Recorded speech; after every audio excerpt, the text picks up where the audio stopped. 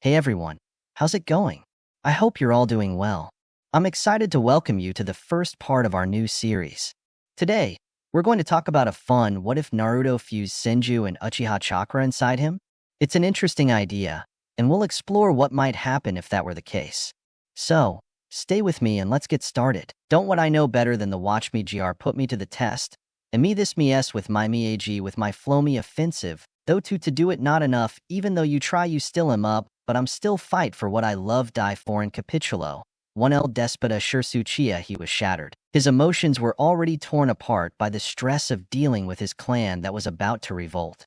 Losing his right eye to Danzo's betrayal was like rubbing salt in the wound. He had intended to use Sukit Matsuki to protect the village, to lead Loja down a path of peace. Now that hope was nearly shattered, he struggled to control the feelings of anger and betrayal that threatened to consume him. He couldn't afford to falter.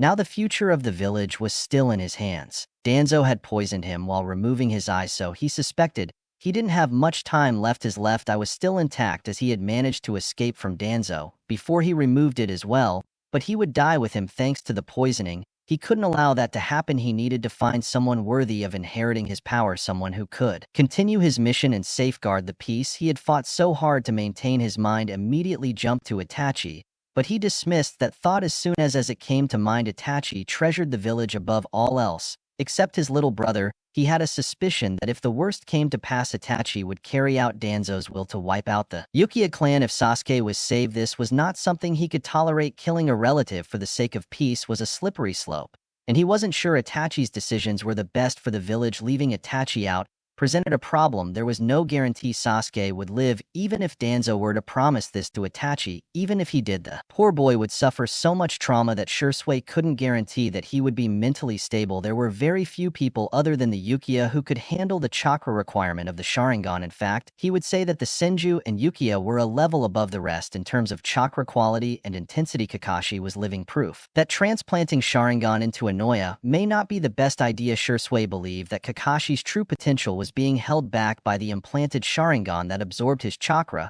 so if he was going to give his Sharingan to Inoya, better have a large amount of high-quality chakra. The Hokage was too old and knew the whereabouts of the loyal Sannin. This left him with only one option: Naruto Uzumaki, who came from a clan related to the Senju and possessed an exceptionally strong chakra, had observed the boy often during his patrols, or as part of his duty, since the Jinchuriki is an asset of great value to the village. Although he suffered a lot hatred by the villagers, Naruto held no grudge against them for this. He still sought to be recognized by those who despised him. As far as Shursui could see, Naruto did not have the ability to hate. This more than anything else made him the ideal candidate in Shursui's plan for his Sharingan. His time was limited. With his mind made up, Shursui headed to Naruto's apartment. There were two ways to give Naruto the Sharingan. If he implanted it, it would be almost impossible for the boy to control it. The other option was transferring to Naruto the special chakra that resided in his brain. This chakra was responsible for converting a normal eye to the Sharingan, and Shursui theorized that transferring that chakra would also transfer to the Keiki Henkai. The only problem was that the transfer would likely cost him his life, and whoever received the transfer would have to be well equipped to handle it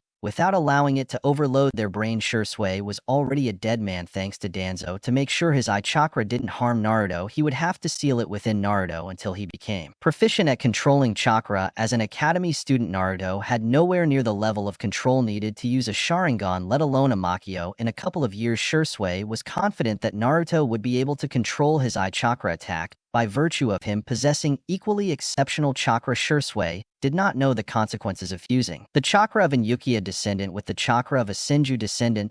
The result of their interference would awaken in Naruto a power that makes even the Makio Sharingan pale in comparison. But this wouldn't happen until several years later. Naruto was falling. Ninjas fall all the time, but they usually have control of their bodies as they do so. The depth of the abyss Naruto was thrown into made it so he couldn't boast of having such control over his body. In fact, he was accelerating rapidly, and everything around him was blurring. I'll kill that perverted sage if he doesn't kill me first. In a fit of desperation, Naruto attempted to grab onto the walls of the ravine, but its speed rendered all his efforts futile. A few years ago, when Shisui Uchiha transferred his eye chakra to Naruto, he kept some safeguards in place to ensure Naruto was protected. First, he conditioned the seal holding his eye chakra to be released only when Naruto reached a specific level of control of his chakra. Would this requirement be relaxed if the seal sensed a life or death situation? Both requirements were met simultaneously. At that moment, Naruto had learned the exercise of walking on water, which gave him the minimum chakra control specified by Shisui.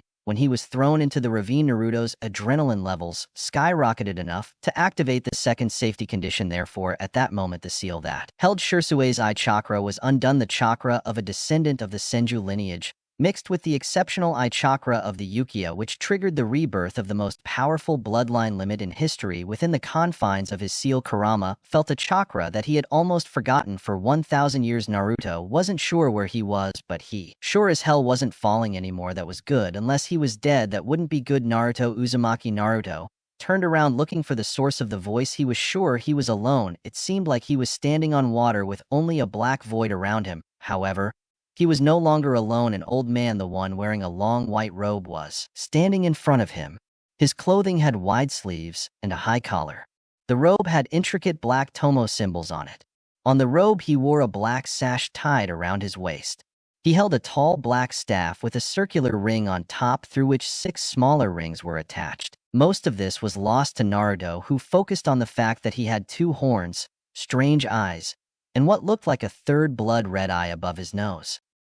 Oni, get away from me. Naruto tried in vain to back away, as the distance between them was still the same. Agoromo Otsutsuki sighed. He had no intention of meeting the descendant of Ajura. So soon. The boy was too young to understand his philosophies or the complicated history of the world. However, Uchiha had caused a complication. Fortunately, this complication was not as serious as what had happened with Madara. I will not hurt you, girl, said Goromo in a low voice. I am not an Oni. I am nothing more than an old man, a hermit who watches over this world. What? Naruto blinked. Why do you have horns? So that's genetic. Think of it as a bloodline limit. Og Goromo sighed. He had gotten a bad rap because of his horns even during his lifetime. Okay, Naruto looked around. Where are we? Who are you guys? And what do you want from me? The simplest explanation I can give you is that we are in your mind, inside your consciousness. My name is Og Goromo Otsutsuki, once known as the Sage of 6 Paths. I lived 1,000 years ago of your time. Certain circumstances have made it appear within your mind. What circumstances? Naruto had no idea what he was talking about. The old man is wait, if we are inside my mind,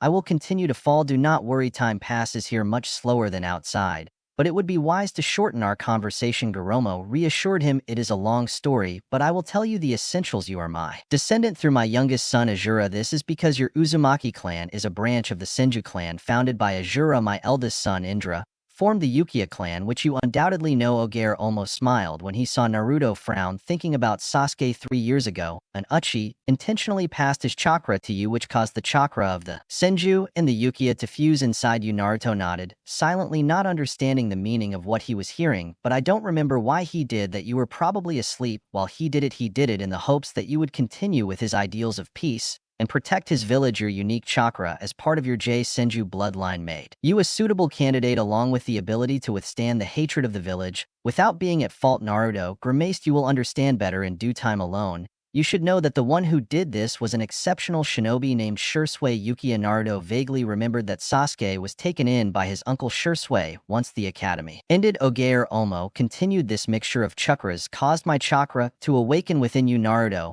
the limit of the Senju bloodline lies in his exceptionally strong chakra that can adapt to any elemental nature. This power is already dormant within you. When the special chakra of the Uchiha was mixed with it, the combination produced my own chakra as a result. This is the reason why I have come here to meet you. Now I will explain to you what it means to exercise my power, and I will give you some suggestions on how to control it. A moment later, Naruto opened his eyes. In the real world, his hand pointed to the ground of his own will. Shinrensei, a power, the supernatural force, surged from his arms and he pushed against the rapidly approaching ground.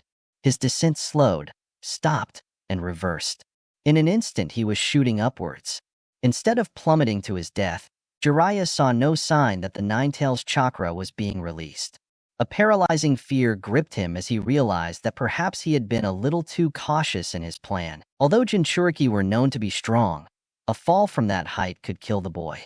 If the Ninetales didn't cooperate, a moment passed, and he saw the object of his concern heading towards him. He barely had a moment to blink like an owl before Naruto's fist collided with his jaw, and he went flying. Ouch, what's your face made of, old man? Naruto complained, holding his broken wrist. Jiraiya got up from his undignified tear, holding his jaw with a pained expression. You're quite a hit, boy, he muttered, trying to shake off the impact, but you might want to work a little more on your technique. It seems you hurt yourself more. You yourself smiled at me. No joke. Naruto glared at his new teacher. You could have stood me up if you didn't love teaching me so much. There's no need to try and get rid of me. Come on, let's go. No pain, no... That's a Rinnegan. Jiraiya gaped with his eyes wide in surprise. In fact, his student's clear cerulean blue eyes were replaced by steel gray sclera and black circles in a wavy pattern similar to his first student's. Yes, he told me that my eyes, they would change, muttered Naruto. Do you have a mirror or something? Jiraiya pulled a mirror out of his pocket, at which Naruto raised a questioning eyebrow. To investigate, Jiraiya smiled and Naruto rolled his eyes before taking the mirror to inspect his new appearance. He studied his reflection, turning his head from side to side. Well, that's something, he said with a mix of curiosity and apprehension in his voice. Did you say something about someone telling you this would happen? Jiraiya asked in an inquisitive tone with a carefree tone inside his mind. I was working 1,000 miles an hour thinking of all the possible explanations for it, but none occurred to me. Naruto's chakra was still practically the same, so that ruled out the possibility that it had been changed by some imposter, and an imposter would not bother to distinguish himself from Naruto's appearance in such a blatant way. I found an old alien sage in my mind as I fell to my death. Naruto snorted and crossed his arms. Talking about that alien sage? Jiraiya frowned. He called himself of the Sage of Six Paths, or something like that. What is someone important? Jiraiya was stunned. Something important? Naruto, the Sage of Six Paths, is the founder of ninjutsu and the ancestor of all shinobi. If you met him, it is the most important event in history, but he lived 1,000 years ago. So I'm not sure how you met him. If you didn't have a Rinnegan right now, I wouldn't even consider what you said to be true. Naruto blinked, processing the information. So this guy is important. Great. What does that mean to me? That depends on what he told you. Jiraiya already fell silent, which led Naruto to explain his situation. Half an hour later, both Jiraiya and Naruto waited patiently, while the third Kage finished smoking 6 pipes in a row after processing the information that had been transmitted to him. While his hands trembled, they searched for the 7th pipe. Naruto cleared his throat impatiently. Forgive me, Naruto. I'm just reflecting on the implications of this revelation, said, embarrassed the third Kage and the third person who holds the title of Shinobi God. What Naruto had revealed to them was information of world-changing importance. Naruto shifted uncomfortably. So what do we do now, old man? The third Kage sighed and put down his pipe. We must be cautious. The power of the Sage of the Six Paths is immense. We need to make sure you can control it and understand its full potential. This is not something we can take lightly. You said the sage passed on some of his knowledge to you. Naruto nodded. Hesitation is hard to explain, but I feel that now I understand this chakra thing much better. He opened his palm and a black rod materialized in it. Is that? Asked the third one Kage in shock. I think it is the release of the yin-yang. Jiraiya breathed reverently. Mr. Fukusaku had mentioned stories that Mr. Gamamaru had told him. It is the truth. You gulped. Can you float? Naruto. Maybe. Naruto tried to emulate what he did during his fall off the cliff. Slowly his figure rose from the ground as if gravity had no importance. He still wobbled, but he had achieved something that the third had only seen Inoki of the hidden stone do, and at his desir the emotion boiled in Huzin's chest. The potential that Naruto was showing was infinite. He thanked Shursui 1,000,000 times for his sacrifice and for strengthening the village. He still bitterly regretted the fate of the Uchiha. Shursui would have hated that his fears had come true. He passed a sheet of paper with chakra from his desk to Naruto. Channels chakra into it. Naruto instructed him to do as he was told. The paper disintegrated. He bowed his head. The reaction was similar in Nagato's case, under Naruto's questioning look. Jiraiya said, I'll tell you about him later. The chakra paper is not designed to withstand such powerful chakra, concluded Yuzin. Maybe he's mimicking the particle release reaction, as it could be the closest known affinity to the yin-yang release of the Six Paths. Yusin's expression became, it would be Jiraiya from this moment on. You must concentrate your efforts on training him. There are only 3 days left for the Chunin exams, which is too little time for you to rebel South Rinnegan. We need to find a way to hide it. Actually, the old alien sage taught me to hide it. Naruto smiled. Suddenly his eyes looked the same as before. He didn't know it was possible to deactivate. Jiraiya was very happy. Many of the headaches associated with the appearance of the Rinnegan were now put until Naruto was ready. They can, but that's not what am I doing, said Naruto a little smugly. He said it's a perception filter or something. Naruto tried hard to explain. It's not a genjutsu. just changes the reflected light from my eyes to make it look like my eyes are normal. However, he said that it may not work completely on exceptionally gifted members of the Yuga clan. Can I disable the Rinnegan? But he said with this, I can still have the advantage of seeing through it, without the others knowing what the third ass stunned. He couldn't see the depth of Naruto's new ability. Somehow I get the feeling I haven't even scratched the surface of the Rinnegan's potential with Nagato. Jiraiya shook his head in wonder. The third considered his options for a moment and faced Naruto. Naruto, for your safety and the safety of our village, do not reveal your Rinnegan until Jiraiya allows you to. This includes your abilities. Any ability that can be explained by an existing jutsu is fine, but the yin-yang release and your ability to float, they should be kept especially secret. The third one sighed. I hope this list expands soon. Hey, then how am I supposed to win against any eye? Old man, you need the most powerful eye technique in existence to take on a Jin and Naruto. If so, I would have to doubt your ability to become a Chunin. Naruto looked like he swallowed a lemon. I guess not. But he also has weird eyes. Well, I'm sure your Rinnegan could show you most of what any eye can see with Sub-Byakugan. He consoled him. Jiraiya, and you'd be training with me, so you really don't have to worry as long as you don't throw me off a cliff again. Naruto muttered. Unfortunately for Jiraiya, the third heard him. You left out something significant in your previous explanation, Jiraiya. The third asked him in a deceptively calm tone. Oh, he, perhaps Naruto, was in a clearing in Training Camp 44, also known as the Forest of Death. The morning sun cast long shadows over the training camp. The third Cage had chosen this place to train as only a few shinobi trained there, and it was easy to prevent anyone from spying on Naruto's training. He even had Jiraiya's Ambu and summons set up a perimeter as they had to be careful of Orochimaru. Naruto felt a mix of excitement and apprehension as he faced Jiraiya. In the third cage, Yu and Sarutobi, the two legendary shinobi, had decided to train him together that day, as they had to make sure Naruto could understand and control the Rinnegan in the shortest time possible. The Okage would leave tomorrow after imparting some basics to him, and Jidai would take over training completely during the remaining 2 days. Naruto suspected that the old man wanted to keep an eye on Jiraiya's training methods. He wasn't too happy to know that Naruto was thrown off a cliff. Naruto, create some shadow clones, Yusin ordered. Naruto nodded and made the familiar signs with his hands. Shadow clone jutsu, he shouted, and several identical copies of him appeared around him. While Naruto staggered a little. What the hell is this? What happened? Jiraiya asked worriedly. I'm seeing double. I can see myself, and both of us from different angles. Naruto fell silent, struggling to explain what he was seeing. Yuzen frowned deep in thought. It seems your connection with the clones has intensified. The influence of the Rinnegan could be enhancing your sensory abilities, allowing you to perceive through your clones with greater acuity. Jiraiya nodded and crossed his arms. That makes sense. Rinnegan grants enhanced perception and abilities. I can already imagine the potential of this technique, but it could also be overwhelming at first. Naruto blinked rapidly, trying to concentrate.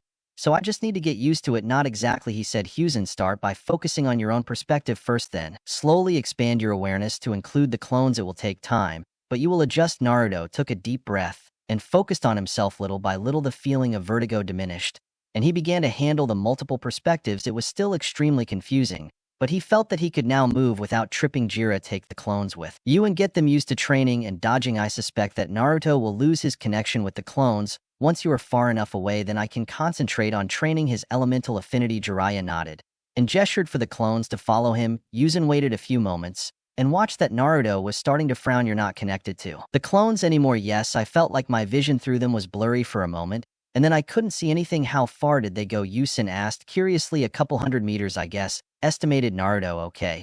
Now we'll begin elemental training. We'll create 8 more clones. Okay, Naruto was confused. Why are we using shadow clones, old man? And what's the point of a perverted sage facing my clones? I'm not even there with them. He stood there, unsure. Silence. Yuzen looked at Naruto in disbelief. Naruto, you haven't realized the unique advantage of your shadow clone jutsu. Naruto blinked, still unsure. What do you mean? You inside? But there was a smile on his face. When your shadow clones disperse, all the experiences and knowledge they gained comes back to you. This means that each clone can train separately, and you will get the benefit of all their training, as if you had done it yourself. Naruto's eyes widened when he realized, oh, then even if I'm not there, I'll learn from everything my clones do. Exactly, confirmed Yusen, who created 2 clones of Sam. Now, let's concentrate. Divide Mam into groups of 3. We will practice 3 elemental affinities simultaneously. It is said that the earth, water, and fire styles are relatively easier to master, and we will start with them. One group will practice the earth style with me, another will work on the water style, and the third on the fire style. The clones nodded in unison, and they split into 3 groups. Yusen led his group, consisting of the original Naruto. To the side of the clearing, Yusen began his lesson. Naruto, controlling earth chakra requires patience, and precision. I believe with Rinnegan, it would help you if you saw me perform some Earth-style techniques that highlight the different applications, understand how normal chakra is converted to achieve the change of nature, and see how hand seals influence this change. This is an unconventional way of teaching this, but it may be more beneficial for you now. Watch carefully. Yuzen performed a series of hand seals with deliberate precision. Earth-style Earth Dragon Bullet. Declared. The ground shook as a huge Earth Dragon emerged. It opened its massive jaws before launching multiple Earth projectiles. Watch how do I convert my chakra into Earth nature. Yusen explained. Hand seals channel and shape chakra, allowing it to transform into Earth nature. The dragon and its projectiles are the result of this precise manipulation. Naruto nodded. Sir Rinnegan sensed the flow of chakra and the subtle changes during each hand seal. I see it the way your chakra changes as you form each seal. I see it changing color or something, and your chakra became much denser, and it spread across the ground through your feet. Yusen smiled. Exactly. Now let's move on to another technique. This one focuses on Earth-style defense. Mud wall quickly formed the necessary seals, and a solid wall of earth rose from the solid and imposing ground. Again, watch the chakra conversion and the difference from my previous attempt. Instructed Yuzen. Feel the stability and strength of the wall. It's about fusing your chakra with the earth. Naruto concentrated. Watching the chakra transformation with his Rinnegan, he could see how it merged with the earth to form a solid barrier. Yin demonstrated a few more each with deliberate precision, as he went into more detail about each jutsu each time, explaining the importance of each seal hand, how chakra can be concentrated or dispersed, how the timing of seals could affect the power and stability of the jutsu, and how different combinations of seals could produce varying effects. He was enjoying resuming his teaching after so long. He was also surprised by some of the knowledge Naruto gained regarding his techniques thanks to his Rinnegan. Now it's time to put it into practice. He tries to create a small mud wall, which is the technique of earth style, easier to learn. Instructed Yusen. Naruto and his clones nodded excitedly at the prospect of finally learning a cool jutsu after the summoning technique. Meanwhile, Jiraiya had already ordered a couple of Naruto clones to concentrate on floating above the ground without moving. He thought this would be a good chakra control exercise which would help Naruto in the long run. He turned to the remaining clones and smiled nicely. Now all of you come at me and try to hit me. No, I'll use my hands in no time. He smiled at Naruto's insulted expression. 3 clones launched themselves at him abruptly, their fists aimed at his cough. Jiraiya dodged effortlessly, using his legs and body to evade their attacks. Come on, that's all you got, Jiraiya mocked with a mocking smile on his face. The clones regrouped and attacked again, this time coordinating their efforts. One aimed high while the other 2 aimed low, trying to corner Jiraiya. He jumped into the air, gave a flip over their heads, and landed gracefully behind them. Nice try, but you'll have to do better, he said, still smiling. The clones were having a hard time absorbing the onslaught of information from multiple perspectives. He could see Jiraiya from 6 different angles, but still couldn't land a hit. It was frustrating to say the least. All right, guys, let's change tactics, he muttered to himself. The designated leader clone of the group spread out, attacking from different angles and using feints to try catching Jiraiya off guard. Despite his improved strategy, Jiraiya continued to dodge their attacks with ease. His experience showed as he took every opportunity to teach Naruto through action. Focus on reading my movements, not just reacting. Anticipate where I'll be, he advised, effortlessly dodging another blow. The clones persisted their movements. They became a little more coordinated and precise with each attempt. Jiraiya had already begun to throw kicks at them slowly enough so that they could barely dodge them. His unpredictable style kept them on their toes, forcing him to anticipate and adapt. Remember, yelled Jiraiya as he backed away from a clone attack. Your enemies will not stand still. You must be prepared for anything. Archaeologist behind him, he was deliberately careful with his taijutsu so that the clones could disperse only after absorbing a significant amount of his teachings. A clone tried to attack him with its legs from behind while another aimed at his abdomen. Jiraiya jumped narrowly, dodged both attacks, and landed with a graceful spin. He was about to offer more advice when a third clone appeared from his blind spot with its fist pointed at his side. Jiraiya smirked, spinning to dodge and counterattack with a gentle tap of his foot on the clone's shoulder. Nice try, but you need to coordinate better and understand exactly when the opponent is off guard. Sneak attacks are good, but doing them frequently will only help your opponent anticipate. The light combat continued for an hour before Jiraiya dispersed the 3 clones with a roundhouse kick after telling them to inform the original to send more. A few disgruntled clones arrived a minute later, fresh and ready to take a beating. I think I've given them enough time to acclimate to their Rinnegan. I'll stop holding back now. So tell the original to keep sending clones every time he attacks one of you. The clones shivered at the expression. Jiraiya was positively cheerful. At the end of the day, Naruto had exhausted all of his chakra reserves by continuously generating clones for Jiraiya to defeat elemental training, had also taken its toll on him as the clones dissipated on their own once they used up the chakra allotted to them on the second day of training. Naruto had made significant progress in earth manipulation, mastering the mud wall and mud river techniques to the point of allowing their use in battle. He had also learned to spit small puffs of fire and to form a small jet of water from his mouth. He was training next to a river, so that training in the aquatic style would be easier. His gravity manipulation ability, or floating ability, as he liked to call it now, allowed him to move short distances in the air. This ability he enhanced the chakra of his clones quite quickly, and Jiraiya decided to put it aside. I heard that now you are good enough with the concepts basics of earth manipulation. Jiraiya began. I will teach you a technique that is a pain for Yuga, since I heard that your first opponent is one. Consider that as an apology for my previous training method. Certainly harsh. Naruto shuddered. Severe was too soft a word, but he refrained from saying anything. After all, he was eager to learn the new jutsu and kick Nijis. As he looks closely, Earth-style swamp of the underworld, instantly a large piece of land around Naruto, it turned into a slimy, sticky node. Naruto tried in vain to stand up on the newly created swamp using chakra, but his efforts were useless. The swamp was too unpredictable, and his chakra could not find a way to stabilize itself on it. It slowly sank, and his movements only made the situation worse. With this, Shin Rensei Naruto expelled himself from the swamp. He smiled and made a face at Jiraiya, who sighed that it's cheating. He muttered, anyway, you can't be sure that the Yuga boy doesn't. I can do that. So as long as you practice this today and tomorrow, there will be very few genin level opponents that you can't seriously take on. Naruto was excited. It seemed like a cool jutsu. Yes, it is a level 1 for a reason. It's my original Hutsu. You know, the only problem is you need a lot of chakra for it to work. And you have to be fast enough to perform it. Chakra won't be a problem for you. Those without elemental Anutsu will have a hard time escaping from this. Let me try it. Earth-style swamp of the underworld, Naruto exclaimed, imitating what he had seen Jiraiya do. A miniature puddle formed in front of him. Naruto cursed out loud. Ha, you'll need a lot more chakra than that, kid. This isn't a river of mud, it's a swamp filled with thick chakra. Earth-style swamp of the underworld, Naruto repeated, accumulating all the chakra he could control. At that moment, Jiraiya quickly jumped back as his immediate surroundings turned into a swamp. Some nearby trees collapsed while the swamp. Naruto felt one more of the familiar swamp sensation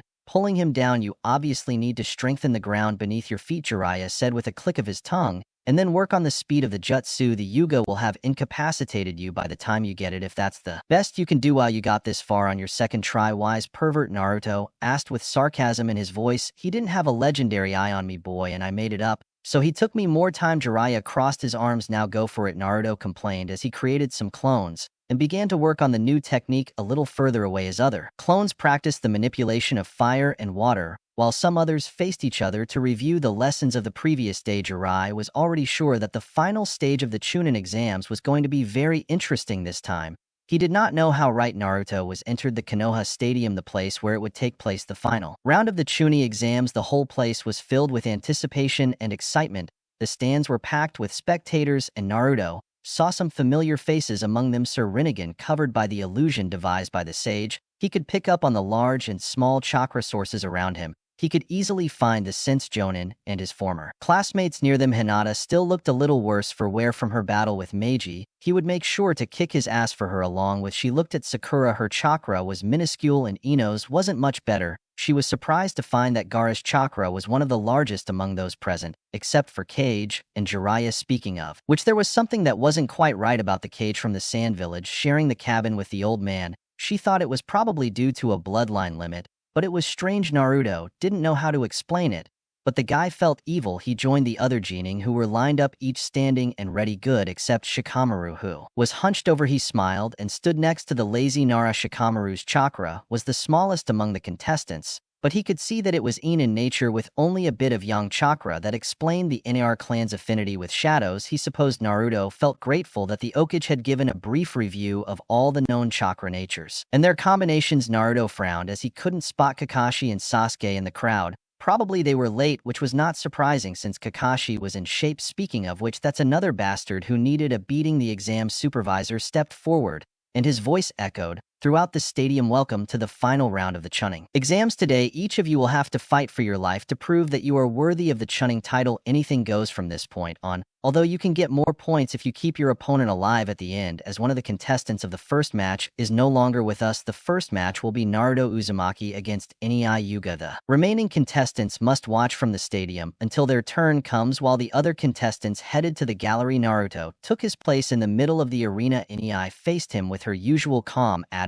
With sub Yugon activated, a tense silence took over the stadium. I see that you have decided to fight against fate and participate in this meaningless battle. You must know that it is useless. Nei. He smiled, knowing his words would irritate his opponent. Naruto took a deep breath to calm himself. If you're so sure of yourself, Neji, let's make a bet. Okay, what do you have that could be useful to me? Neji snorted. You're afraid of losing, I see. Naruto nodded, understandingly. Bet something worthwhile, and maybe he'll accept you. Nilo glared fiercely. Or stop chattering like a child. He's put my forehead protector on, Naruto declared. And you have to stop being mean to Hinata if you lose. Naruto, what are you doing? Sakura yelled from the stands, horrified.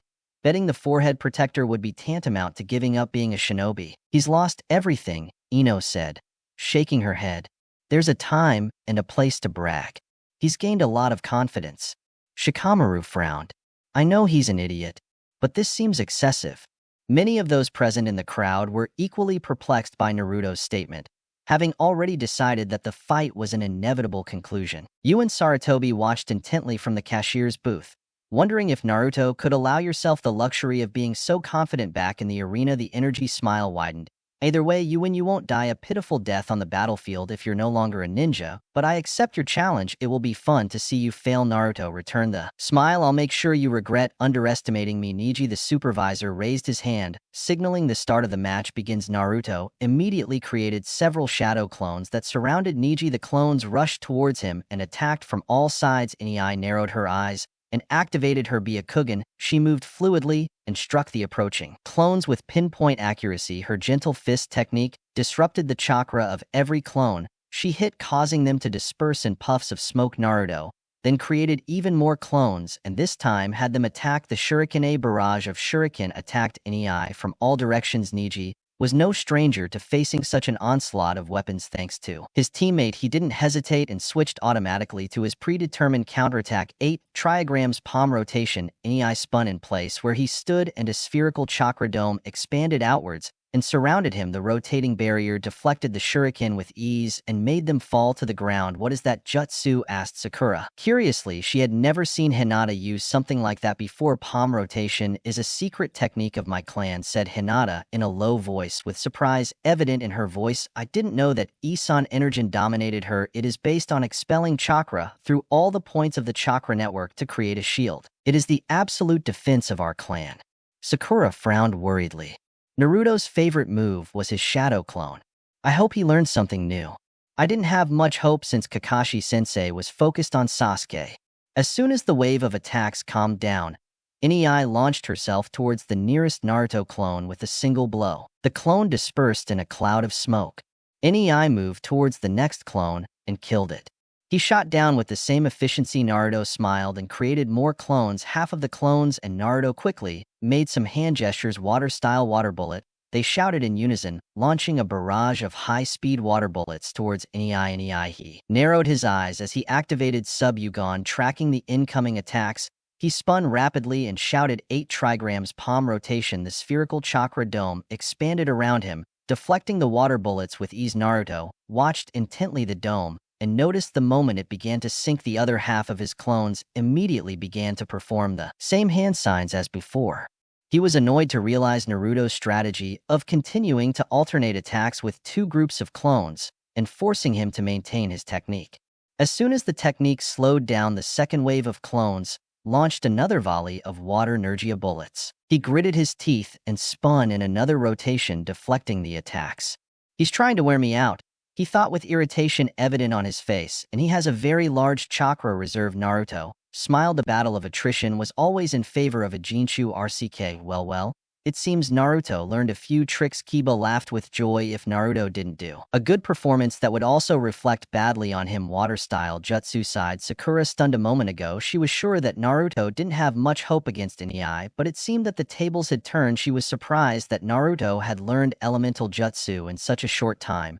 He had begun to feel like he was out of his element since the Forest of Death. That feeling came back with a vengeance, as he realized how much Naruto had improved as the first group of clones began to prepare for another barrage of water bullets.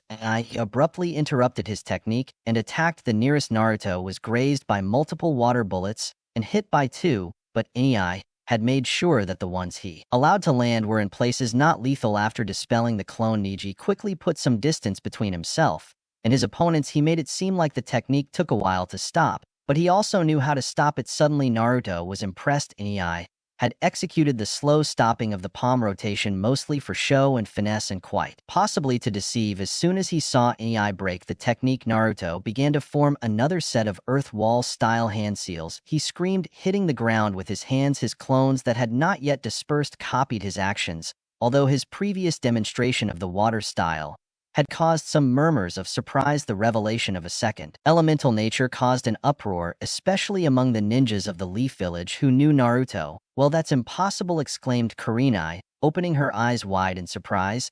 He learned two elemental natures in such a short time. He only used a low-quality taijutsu against Kiba Asuma. He nodded with a serious expression. It seems that Kakashi has been holding back in what he has been teaching Naruto. "I will walk on the trees. I don't care about the Okage." He watched Naruto with interest. It seems that he was able to speed up the jutsu. "As I asked him, soon he will become a formidable ninja." Raza, the castle cage, narrowed his eyes. Something has happened to the Jinchuriki Jirai. He couldn't have taught him so much in such a short time. Even if they exploited the shadow clones to the maximum, the boy had no hope in the forest. The walls of mud blocked their path as Ai rushed to attack Naruto. He jumped and maneuvered between the small obstacles with skill. The fight was taking much longer than he had calculated, and he was exposing most of his techniques. The same could be said of Naruto, but Ai could see that the boy had not exhausted even a fraction of his chakra. He had misjudged him badly. Naruto and his clones were moving too fast, and the terrain was changing along with them. Some clones also harassed him with water bullets to keep him on his toes. "I have to end this now," Neji thought as he dodged another bullet. He jumped into the air and landed on the other side of the stadium. "You are within range of my divination," he announced, changing his stance. Yasi was startled upon recognizing the secret technique of the Yuga clan. "Observe carefully," Anabai ordered him. "It seems that your cousin has learned the most coveted technique of the Yuga clan from the stands." Hinata froze in her seat upon recognizing the technique. "The 64 palms," she whispered. "And now what?" Sakura asked, fearful of the answer. "That is the highest-ranking offensive technique of my clan. The speed of the attacks increases exponentially with each step of the technique. If Naruto-kun is hit, the fight will end," he said sadly. "Come on, more faith in him." Yada shouted Kiba. "Hey Naruto, you better not get your ass kicked." "I didn't plan on doing this, dog breath," Naruto muttered. As he performed another set of hand seals, three of his clones imitated him Earth River style. Mud in an instant, small rivers of mud flowed from each of Naruto's clones, converging towards Ai. For a moment, Ai lost his balance. He quickly adjusted the chakra under his feet and began charging towards Naruto with the intention of finishing his technique.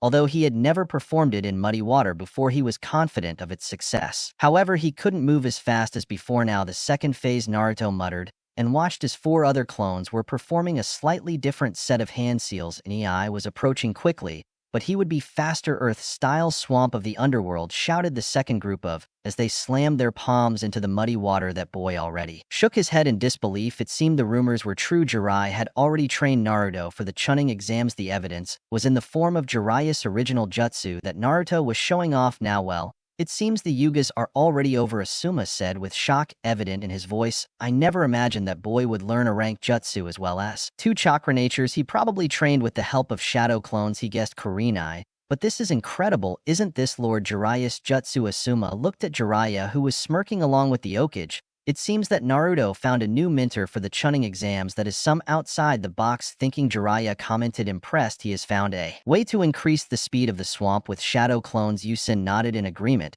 "He set the stage quite well with liberal use of water-style jutsus and shallow rivers of mud." Orochimaru disguised. He looked away to make eye contact with Kabuto, who was disguised as Ambu. Kabuto shifted his stance, slightly understanding the message. Ai had realized the secondary jutsu too late. He had assumed all the clones were doing the same jutsu. However, the chakra spreading through the mud was thicker, and the mud suddenly became much stickier. He could no longer keep his feet on the mud, and each step made him sink. Little by little he tried in vain to jump, but he couldn't get a foothold in the thick swamp. Even expelling chakra from his feet to disperse the mud had little effect. The chakra traveled slowly once it left his feet, and he couldn't impart any strength. Nei's mind raced as he tried to find a way out. I can't let this end like this, he thought as panic set in. As Sub-Yugon focused, scanning the swamp for any weak points or inconsistencies he could exploit, but the swamp was dense and filled with shifting chakra to knock him down wherever he ran from. Nei tried to use his soft fist to push the mud aside, hitting the surface with precise chakra-filled blows. However, the chakra scattered harmlessly through the mud. He then tried to input chakra into his feet in a desperate attempt to create a solid platform to jump off of, but was unable to create a foothold in the ever-shifting swamp.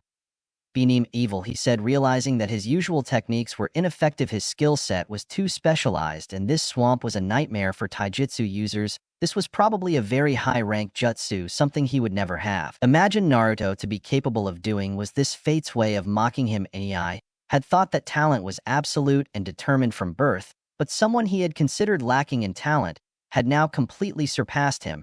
If this were a real fight, he would already be dead. He wouldn't be able to move or dodge effectively, and his rotation it wouldn't work. From the moment he got stuck in the swamp, Naruto and his clones simply had to throw their weapons or techniques at him. There was no way he could deflect them all. How can this be happening? I was born with the Bakugan, the precious bloodline of the Yuga clan. I trained tirelessly to master the gentle fist. You couldn't even properly beat Kiba a month ago. How did you get so much stronger in such a short time? Those eyes of yours, replied Naruto. No matter how good they are, they can't see the destination of no one. They can't see no one's talent. You think you know everything about through your own eyes, but you don't know how hard I've worked, how hard I've fought. Negi's eyes widened slightly as he remembered those words his sensei had repeated. He remembered how he could have hurt Gaara. He had dismissed it because it was ultimately useless, but for that brief moment, it had shone brightly in him. You're saying that hard work can overcome fate, that talents don't matter. What I'm saying is that fate, it's what you make of it. Nothing is set in stone, and no one can just look at you and decide if you have talent or not. At that point, Nei had stopped fighting because he knew it was useless. He was already knee-deep in the swamp for a long time. He believed that he knew the limitations of each person and that his struggles wouldn't change his destiny. Naruto was starting to shake off that belief. Neji sighed. He had a lot to think about. I give up, he announced. It was a formality at this point, since he had no way to escape the Naruto trap. The supervisor stepped forward and raised his hand. Winner Naruto Uzumaki. The stadium erupted in applause. Although Naruto was not well liked in his village, among the crowd were many visitors and ninja from other places. Anyone impartial would be impressed with Naruto's performance. He had also impressed many ninja from Konoha. Well, what do you know, laughed Alma. What a surprise. I'll tell you, Kurenai was equally impressed. He gave a thumbs up to the contestants. Naruto, you have shown the true power of youth through your determination. She turned to Neji with tears running down her face. Neji, you two have grown a lot. Your determination and spirit were magnificent. This is just another step on your way to goals. Yet Naruto walked over to the stands where his fellow rookies were sitting. Hey guys, what did you think? No, it was amazing. Hinata, I told you I would kick your ass. Hinata blushed deeply. I didn't doubt you, Naruto, she said quietly. Naruto felt touched by his vote of confidence. You held me back. Kiba snapped, feeling a little annoyed. What? No, I didn't do it. Naruto held his hands up defensively. So you're telling me you learned all that? Kiba waved his hand at the mess that was the stadium in a month. Naruto smiled sheepishly. Yeah, I kind of know. I'm amazing. Suspicious more like he chimed in. How can he be so good in a month? Why didn't you do it sooner? Naruto scratched the back of his neck. Well, I got some help from the perverted sage, and I used a lot of shadow clones to train myself further. I worked so hard. Believe it. Wait, who is the perverted sage? Sakura cringed at the nickname. That old man over there. Naruto pointed towards Jiraiya's position on the cash register. Jiraiya, who saw him, waved happily. Who is that? I've never seen him before. Shikamaru frowned, trying to identify the old man. I think it's Jiraiya of the legendary Sanin. Shino said quietly. What? Sakura turned her head towards the old man. Naruto had just called a pervert. No way. Oh yeah. Naruto clasped his hands together, remembering finally the name of his master. That was his name after a month. I was embarrassed to ask again. Thank you. Shino the genin simply looked at Naruto in disbelief. A little behind the group, Kabo, disguised as an agent Andu, listened to every part of the conversation. There is something you are not revealing, Naruto, to Lord Orochimaru. Would be very interested to know what that is. Will continue. Musica. Don't what I know better than the watch me gr put me to the test. And me this me s with my Miyagi with my flow me offensive. Though to do it not enough, even though you try you still am up, but I'm still fight for what I love. Die foreign. Capitulo dos. Naruto suspiro con impatience. As he waited for Sasuke and Kakashi-sensei to appear, he could feel the restlessness of the crowd growing with each passing second. All the fights of the first round had ended except for Sasuke's. As Sasuke arrived late, the other fight of the first round had continued as planned, but now the audience was growing more and more impatient for the final match. The most interesting thing so far had been Shikamaru's surprising victory against Temari. Seriously, Naruto thought Shika was finished when he saw the Sandgirl's jutsu. Shika's last-minute victory was nothing short of inspiring. It made up for the pathetic loss of that guy in the sand makeup. Speaking of which, it must be awfully uncomfortable for him to be locked inside that shell and carried around by a puppet. The guy chickened out, but he had a cool jutsu. The supervisor looked at his watch and sighed, raised his hand. The grace period granted to the Uchiha had expired since one of the contestants did not show up. This match is at that precise moment Kakashi and Sasuke materialized on the field in a swirl of wind and ajas. Then what did I miss? Kakashi asked cheerfully as he approached his partner honing. He looked at the Ambu units scattered throughout the stadium. The tension was thick. He was relieved that Loria was present along with the Okage. It was clear that the arena was going to try something. You know, having one of your students taught by a Sannin is something like cheating, said Asuma with a smile. A Sannin, since when? Consider Isu as one. Kakashi asked innocently. Oh, stop acting. There's no way you didn't know that. Kurenai snorted. I'm not responsible, and my student got a lucky break and impressed to sing enough to be trained by him. Kakashi shrugged. A bet, however, it's still a bet, Asuma grunted as he handed some of his money to Kakashi, who took it with glee. Kurenai shook her head. Asuma never learned that betting against Kakashi was a fool's game. Then tell me what had happened exactly. I can see that Naruto doesn't look any worse after his battle, Kakashi observed. Impressed despite himself, he hoped that at least some of his chakra points had been blocked. He had received news that Jiraiya had started training Naruto in summoning techniques about 3 weeks ago, but he hadn't heard of the results of his training. Yes, Nei didn't touch him. He literally laughed in summation. I'm starting to think that the team assignment was ridiculously unfair. Maybe those aren't the skills of a genin who ranks last. Well, people change. I think Lord Jiraiya himself was last in his graduating class, Kakashi replied. And the same goes for Gay. That's right, Kakashi, your student has proven that hard work can make all the difference in the world, Gay said, raising his thumb. Kakashi noticed that the smile didn't convey the usual enthusiasm. Lee's state was overwhelming him. Kakashi looked at Naruto, who was chatting with his friends. It was hard to. He didn't believe that he would have defeated Neji so easily with only a month of training, but he was too embarrassed to ask more at that moment. He could see Jiraiya giving him a "we need to talk" look, so he assumed he would find out soon enough if what the sand and the sound had planned didn't stop him. Something big had happened with Naruto. Naruto watched as Sasuke dodged wave after wave of Gaara's attacks. Gaara hadn't moved from his spot, letting his sand do all the work for him. Sasuke, he has a lot of work ahead of him. Naruto saw that Gaara had enough chakra to do this all day and not get tired. Every time Sasuke tried to close the distance, the sand attacked him from multiple directions. Seeing his rival through the Rinnegan, Naruto couldn't help but feel impressed. Sasuke was very judicious in using his chakra reserves, which weren't small by any means at that moment. He was measuring Gaara's reaction time with well-timed attacks and last-minute evasions. Suddenly, Gaara's voice cut off the air. Sasuke, Uchiha yelled, "You're starting to bore me. Entertain me more, and you'll be able to live a little longer. You'll help me prove my existence." Naruto cringed at the cliche-sounding proclamation. He's in serious trouble. Naruto remembered the way Gaara was acting when Ginsu was saved last week. At the same time, he felt an eerie similarity between Gaara's words and whose both sounded like they didn't really have a reason to live. Sasuke was also eager for some action, and he quickly went over the hand signs for a fire jutsu. Naruto paid close attention to the way Sasuke's chakra moved as he performed the jutsu. The Rinnegan wasn't as good as the Sharingan at copying movements, but it helped Naruto get a better feel for each jutsu. Every time he saw one, he understood the chakra a little more, which helped him improve little by little. The large fireball that Sasuke spat out headed towards Gaara, who smiled. A creepy smile appeared on his face.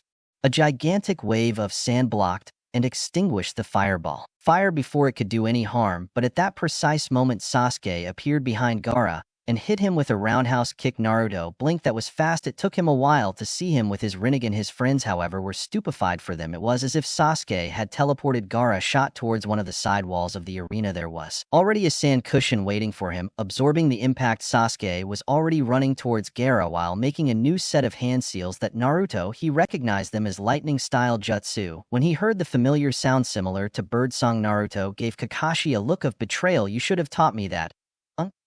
Whatever sand shield Gaara had hastily conjured couldn't stop Sasuke's attack. The Chidori, a mass of sharp screeching lightning bolts, tore through the sand As if it was nothing, Sasuke's hand, crackling with electricity, lunged forward, aiming directly at Gaara. That's the second-rank jutsu shown by a genin today. He complained to Suma's second Lord Jiraiya, taught Naruto the RAS. Kakashi wondered. Suddenly a cry of pain echoed in the sand. My arm, howled Gaara when the Chidori hit his left arm. Although he had managed to avoid the target of the attack, his hand was bleeding from the cut. Reacting quickly, he wrapped himself in a thick shield of sand. At that moment, Naruto could feel that something had changed. He noticed a very thin layer of chakra, almost like a mist, descending on the audience. Suddenly, everyone started to feel drowsy. Recognizing the descending Jin chakra as a Jinjutsu, Naruto quickly waved his chakra. He saw that some of his friends had also fallen victim to the Jinjutsu, and quickly moved to help them. Naruto turned his head when he heard the sound of a high-pitched scream from Sakura. His blood ran cold when he saw that she was now unconscious and being carried by an Ambu agent. He, who was definitely not an Ambu, and did something like that. Hey, why did you attack her? Naruto screamed, creating quickly several clones charged towards the unknown Ambu. Follow me, and maybe you'll find out, said a condescending but familiar voice from under the mask. The Ambu quickly left the stadium with Naruto hot on its heels. That almost sounded like a Kabuto. No, it can't be, Naruto thought, shaking his head as he continued the chase. Naruto Kakashi ran towards his student. Recognizing the Rin's tactic, they were probably trying to incapacitate the Jinchuriki before he became a problem. Before Kakashi could reach Naruto, four sound ninja materialized in front of him and surrounded him. You will stay here, yelled one of them. Reacting quickly, Kakashi uncovered his Sharingan and created a clone. The clone immediately began performing hand seals ninja art. Summoning, yelled the clone, bringing Kakashi's Ninken to track and chase Naruto. Meanwhile, the original Kakashi repeated the hand signs that Sasuke had used moments before. Lightning crackled around his hand while preparing a Chidori, staring at the honing of sound that surrounded him. I'm sorry, gentlemen, but I have a very tight schedule. I will have to interrupt this meeting. Sasuke quickly dispelled the Jinjutsu and scanned the area in search of the source. He saw the chaos that unfolded around him. Sakura being kidnapped, Naruto chasing him, and Kakashi being intercepted. The sensei honing of the sand team appeared in front of Gaara, flanked by his brothers. The supervisor stepped forward, positioning himself in front of Sasuke to face the sand ninja boy. The exams were cancelled. As you probably noticed, Konoha is being attacked by the sand, and the sound follows that classmate of yours who was kidnapped. We will take care of things here, the supervisor said without taking his eyes off his enemy. Sasuke had questions, but it was not the time to ask them. With a last scathing look at Gaara, he left the stadium and followed Sakura and Naruto. Then Lord Kazekage, said Yusin, observing the chaos that surrounded them. He and Jiraiya were now trapped inside a barrier maintained by four unknown sound ninjas. It seems you decided to betray our trust at a surprise attack that targeted him a moment before chaos broke out. That seems to be the case, replied the Kaj with a carefree tone. Yuan immediately went on high alert. This was not the Kaj. How did he not notice before? It seems we are going to have an alumni reunion. Salat 6 Sensei. If only the princess were here. The three of us gathered to see the last moments from his teacher. Don't let your tears come out. Yuan narrowed his eyes. Recognizing the voice beside him, he could feel Jiraiya tense. Orochimaru, indeed, it's been a long time, said Orochimaru, removing his mask to reveal his snake features. I thought it would be fitting for you to witness the end of Konoha at the hands of your former student. I didn't expect my stupid teammate to be present with him trapped here. Who will stop my summons from wreaking havoc outside? Yuan asked, looked gloomy. Jiraiya, you can go out, not with the barrier set up as is, and with the old man with the snake face here, sighed Jiraiya. And I don't want to leave you here to face him. You underestimate me. Jiraiya smiled. Yusin, it seems we will have to finish you off quickly. Orochimaru, Earth-style mud river. Suddenly Orochimaru was pushed into a huge torrent of muddy water that originated without warning under Lode's feet. In an instant, the head of a dragon emerged from the mud and opened its jaw, releasing the Earth Dragon Bullet from the Earth Fire Release Fire Dragon Bomb. Yusin performed two techniques in a row, igniting the stone bullets with explosive firepower and bombarding Orochimaru. Unfortunately, he could see that Orochimaru had already replaced himself with a mud clone. That impatience does not suit him, sensei, said Orochimaru, slowly dodging a punch from Jiraiya. Bending at an unnatural angle, his tongue shot out of his mouth, transforming into the shape of a snake. A sword extended from the snake's mouth, narrowly missing Jiraiya. Orochimaru swung his sword in a wide arc to ward off further attacks, his eyes glistening with sinister delight as he made some hand signs, summoning impure world reincarnation. Orochimaru said, gleefully slamming his palm against a ceiling tile. The ground beneath him glowed ominously as he completed the summoning. Jiraiya cursed as he recognized the technique. He quickly brought his hands together. Fire-style, Hell Wave, Earth-style, Planet Splitter. Yusin immediately responded. Jiraiya's sea of destructive fire surged forward, fusing with Huan's earth-splitting technique to create a destructive field of lava. The combined force of their jutsus crashed into Orochimaru's summoning circle, creating a massive explosion. Dust and debris filled the air, obscuring their vision and sending shockwaves across the battlefield. The ground shook from the impact, and everything was engulfed in a thick cloud of smoke and debris. As the dust began to settle, the silhouettes of 5 coffins became visible through the haze. 2 of the coffins had taken the brunt of the explosion, but 3 of them remained relatively intact, standing eerily amidst the destruction. Orochimaru's voice cut through the settling dust, filled with twisted glee. "I must commend your quick reflexes, but these 3 will be more than enough." The coffin lids creaked open to reveal the silhouettes of 3 shinobi. 2 of them were men and wore ancient armor, while the third was a woman with bright red hair styled in buns with hairpins in them. She had a blue diamond-shaped mark on her forehead. 2 tags hung from her buns. Jiraiya quickly stood next to the Okage and cursed when he saw the summoned shinobi. "Well, this is going to be quite troublesome." He immediately performed a summoning technique. A giant magenta toad had materialized at his side with 2 swords tied to your waist. "You'll have to hold back any attacks for a while, old friend," said Jiraiya, as he put his hands together as if to pray. Gamaken's eyes opened wide as he looked at the opposition. He gulped. "I'll try, but you know I'm you." The third cage was shaking with rage. "You don't even let the dead rest." Orochimaru simply chuckled, enjoying the anger of his master. "Is that you, Yusin Yaira?" asked the woman, tilting her head. She looked around and seemed surprised to see her 2 companions. "You summoned us here because of your technique, dear brother-in-law?" she asked the white-haired man next to her. "It seems," the man replied, although there was a hint of nervousness in his voice. "I never imagined a no," asked the woman in a deceptively calm tone. "I was sure I had warned you against this technique several times. In fact, I warned him too." The third man, who had long black hair, joined in accusingly. "But does he hear us?" "No, of course not. Typical, no matter how funny it is." "See your family reunited." Orochimaru chuckled. "You have a village to destroy and students to kill, specifically your village, and your students is a pipe dream." The woman sighed, making some hand signs. However, she was forced to stop halfway. "Ah, we can't allow that, right, Lady Mito?" "You will do exactly as I tell you," said Orochimaru smugly. "I always knew you were a rotten apple." Orochimaru muttered. "Mito Uzumaki." His face darkened as he recognized the summoner could see that both Senju brothers were also facing similar difficulties in breaking out of the jutsu. It seemed that they were significantly weakened for the jutsu to be able to contain them. This was a good and bad thing at the same time. Senju Shama sighed, abandoning his efforts to escape the jutsu. Feeling his chakra, he felt like he was a teenager again. He couldn't resist when the shinobi named Orochimaru sank a kunai infused with seals into his skull. He could feel his personality silencing, and his will diminished, as if he was observing his body from a distant place. Yuzen quickly controlled his emotions and summoned the Monkey King, preparing for a battle. It would be once the reanimated shinobi came out of their coffins. There was not much he could do to stop the jutsu. All he could do was prepare for the inevitable confrontation. A moment later, chains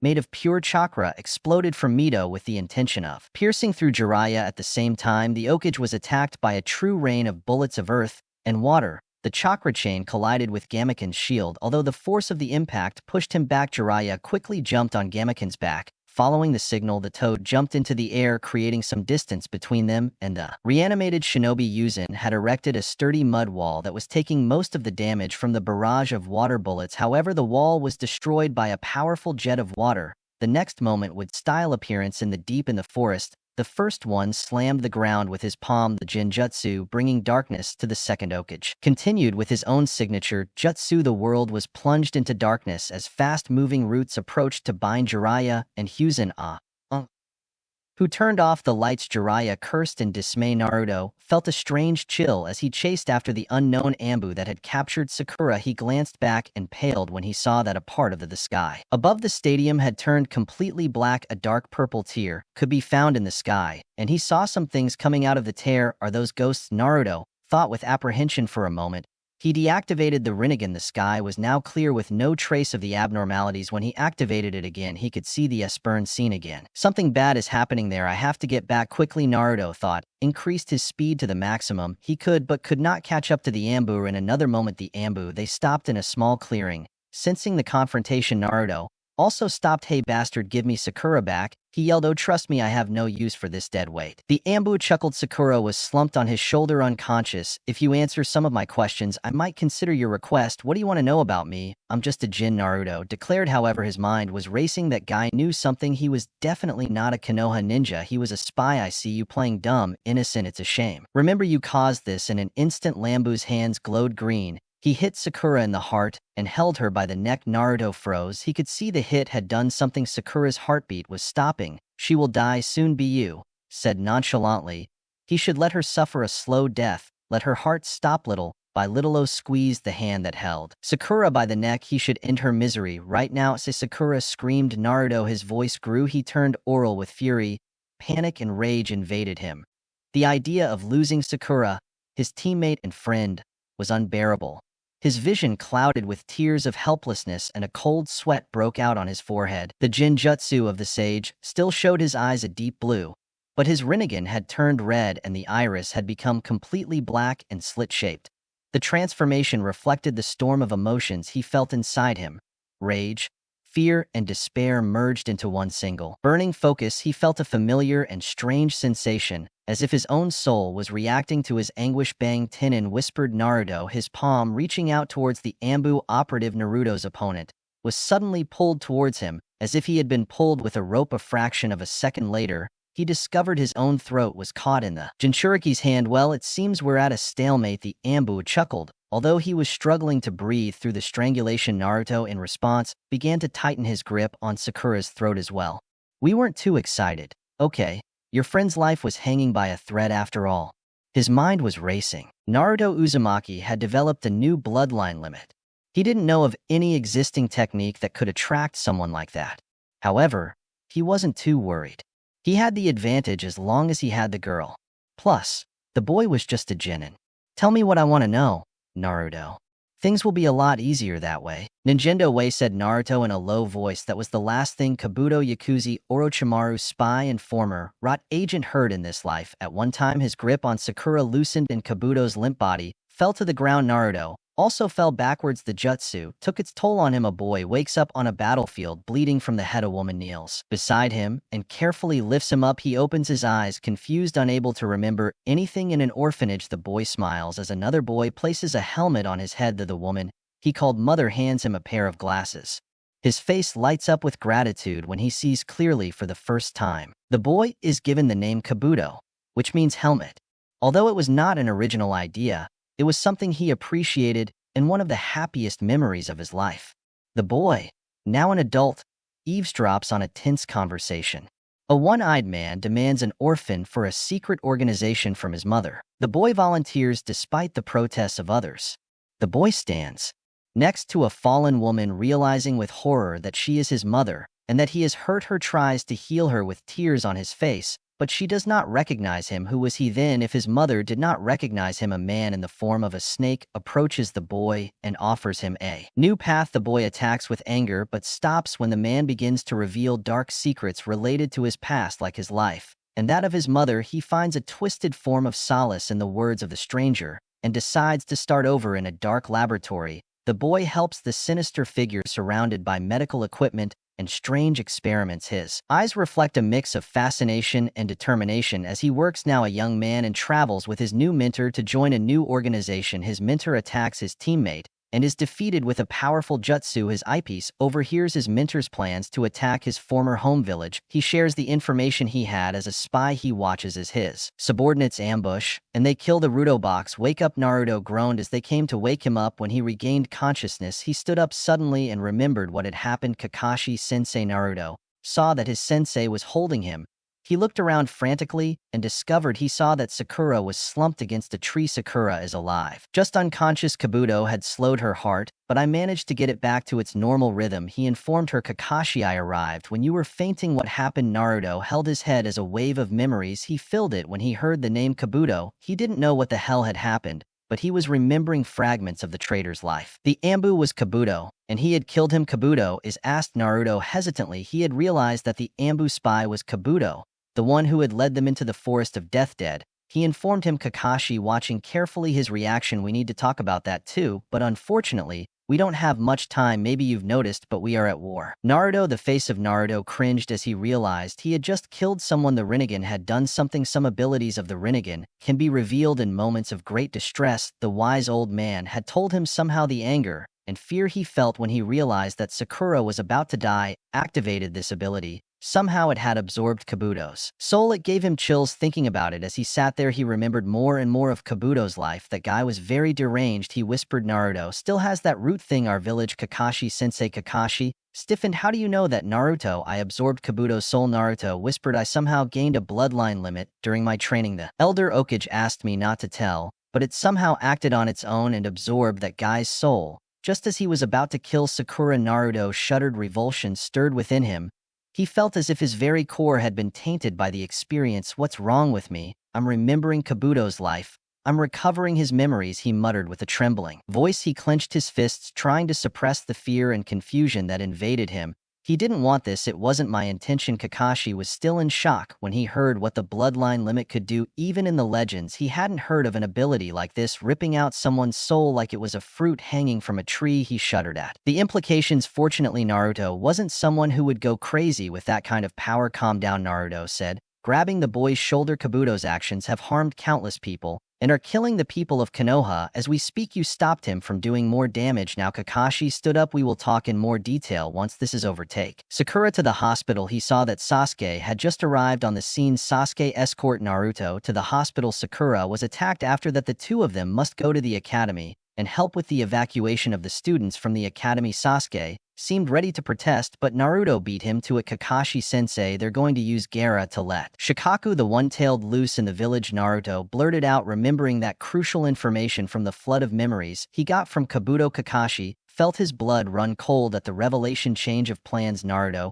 creates some shadow clones. Our clones will take Sakura to the hospital. He created his own clone. The three of us will follow Gaara's team. Sasuke frowned, not knowing how Naruto he had gotten that information. He was probably missing some context, since there was a dead Ambu laying next to Naruto. Should we try and kill the Sannin? He asked Kakashi. Unfortunately, yes. Kakashi sighed. We can't afford to hold back in this situation, especially with Gaara. If he releases the tailed beast, the village would be in serious trouble. Everyone has been very secretive about him. What is his secret? Sasuke asked. Naruto said something about a one-tailed character. Gaara has a tailed beast, a demonic creature, filled with chakra similar to the nine tails sealed inside him. Kakashi explained, it seems they are going to release the beast inside Konoha. And how did you know that? Asked Sasuke, looking at Naruto. The Chico Amble laughed at him before Kakashi-sensei came and finished him off, said Naruto without hesitation. Sasuke wouldn't accept any other answer without question. Sasuke didn't seem entirely convinced, but a look from Kakashi intimidated him and made him subordinate. Paken follows our clones and warn him of any danger, said Kakashi. Naruto watched curiously as a small dog approached and greeted Kakashi. Now Team 7 moved. Kakashi ran towards the direction they had seen Gaara go, with Naruto and Sasuke following close behind as they headed towards Gaara's location. Naruto's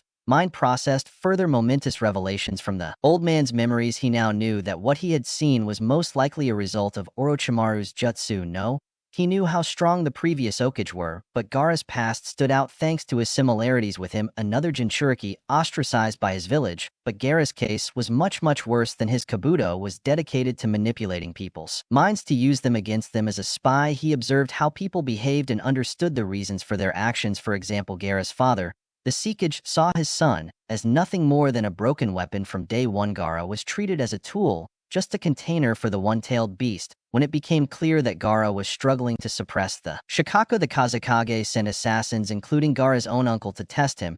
If they killed him, it meant Gaara was a failure. No wonder Gaara was so bad. Naruto wished he could do something to help Gaara, but Kakashi-sensei wanted them to aim for slaughter to minimize casualties. The whole situation was seriously screwed up. To make matters worse, the old man, the third Okage, was facing the Okage's previous wife, and even the wife of the first Kage, who was a Jinchuriki of the Nine Tails like him. Her name was Mido Uzumaki, and she was a powerful kunoichi with incredible chakra abilities, and sealing. Kabuto had always suspected that Naruto was actually from the same clan as her, thinking that Naruto was probably also an Uzumaki. His last name could be a ruse to confuse people, but given the fact that he was a Jinchuriki and had a large amount of chakra, it was possible that he was. However, the problem was that almost all of the Uzumaki had bright red hair. Naruto's hair color actually resembled the Yamanaka, or the late fourth Hokage, but Kabuto had ruled out Naruto being related to the fourth after seeing his performance in the first round of the Chunin exams. Naruto felt deeply insulted. Another big problem that he found out about from Kabuto was within the village itself. It involved a guy named Danzo who was a teammate of the old man. The guy led an Ambu unit, clandestine and suspicious, that did a lot of dirty work. Danzo's methods were brutal and dishonest, training his subordinates to be emotionless tools, and even having them kill each other. Naruto felt that this was something similar to what Gaara's father was doing. It was as if these bastards were having fun making other people suffer. Naruto couldn't believe that the third Kage was letting someone like Danzo run his own secret Ambu. He just didn't have sense. Danzo's ties to Orochimaru made the situation worse. They worked together on some sick experiments on people. The Hokage apparently wasn't aware of how far Danzo had sunk, but Danzo was stabbing the village in the back right now by not lifting a finger while Konoha was under attack. Kabuto suspected the man wanted to be Hokage and was using the invasion as an excuse to get rid of Hyuzen.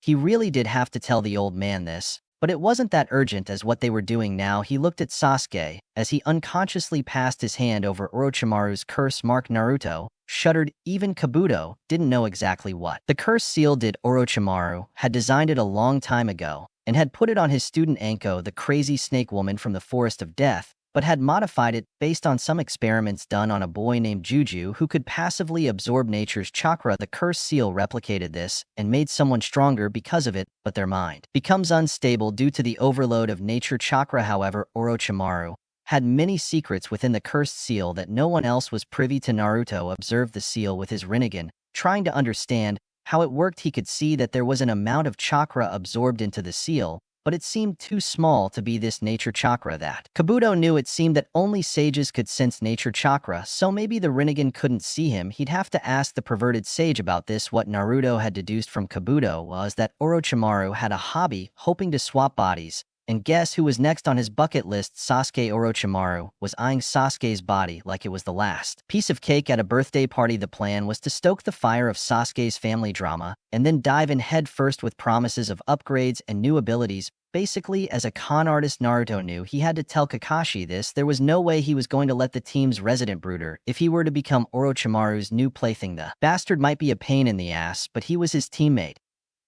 Sasuke gave him a strange look, clearly wondering why Naruto kept staring at him. Naruto quickly looked back at the road, saving his questions for a less threatening time. Talking about Sasuke's brother Itachi took the entire rebel phase to the extreme by wiping out his entire clan, leaving Sasuke alone, and then decided to hang out with a group called the Akatsuki. These guys weren't your typical book club. They weren't a terrorist organization bent on world domination with the goal of siphoning chakra from tailed beasts Jinchuriki like Gaara and Naruto. Now that he was aware of them, Naruto was understandably a little nervous. The gang included a puppet enthusiast named Sasori, the grumpy psychopath Itachi, and a shark guy lover of water named Kisame of the Hidden Mist. Orochimaru knew about the leader of Akatsuki, but Kabuto wasn't told who he was. But all of them were super strong ninjas, while Kakashi's clone and Naruto's clones rushed to leave the unconscious Sakura at the hospital. Kakashi's clone quickly turned to Naruto's clone. "What did you get from Kabuto about the Sound Village plan?" he asked urgently. Naruto's clone scratched his head, remembering the details. Kabuto was going to help summon a group of giant snakes in the village with him out of the picture. The threat of the snakes won't be that bad, sup, but Orochimaru was talking about awakening an old Kage using something called impure world reincarnation. Kakashi's face turned white, resurrecting the Kage from the past. They're going to summon the first, second, and fourth. I think Orochimaru said something about having some trouble getting the fourth, but he planned to summon the first and second Hokage. The first's wife Mito Uzumaki and 2 Kage from other villages.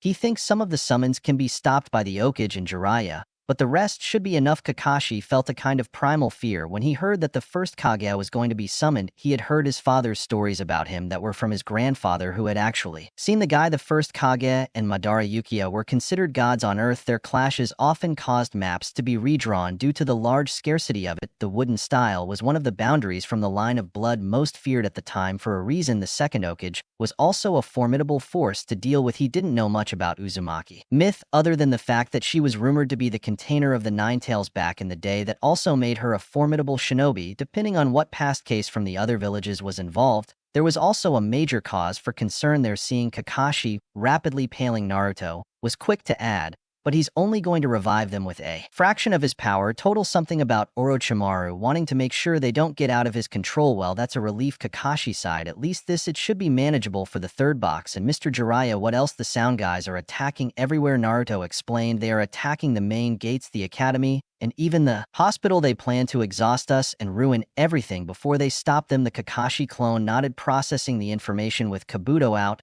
we have cut a good part of his plan, but we can't let our guard down. Orochimaru could be the biggest threat, and the revived Kaj could turn the tide. Luckily, Lord Jirai is already with the Okage. We'll see what we can do once we get Sakura to safety. Kakashi paused, suddenly curious. If you absorb all of Kabuto's memories, do you get any of his abilities? Well, it's complicated. Naruto frowned. Now, I know a lot about medical ninjutsu, but I don't feel like I can do it. Yet my chakra control is very poor due to the huge amount of chakra I have. Although I have learned the water walking exercise and have started learning elemental jutsu, I will need to control it much better to handle medical ninjutsu.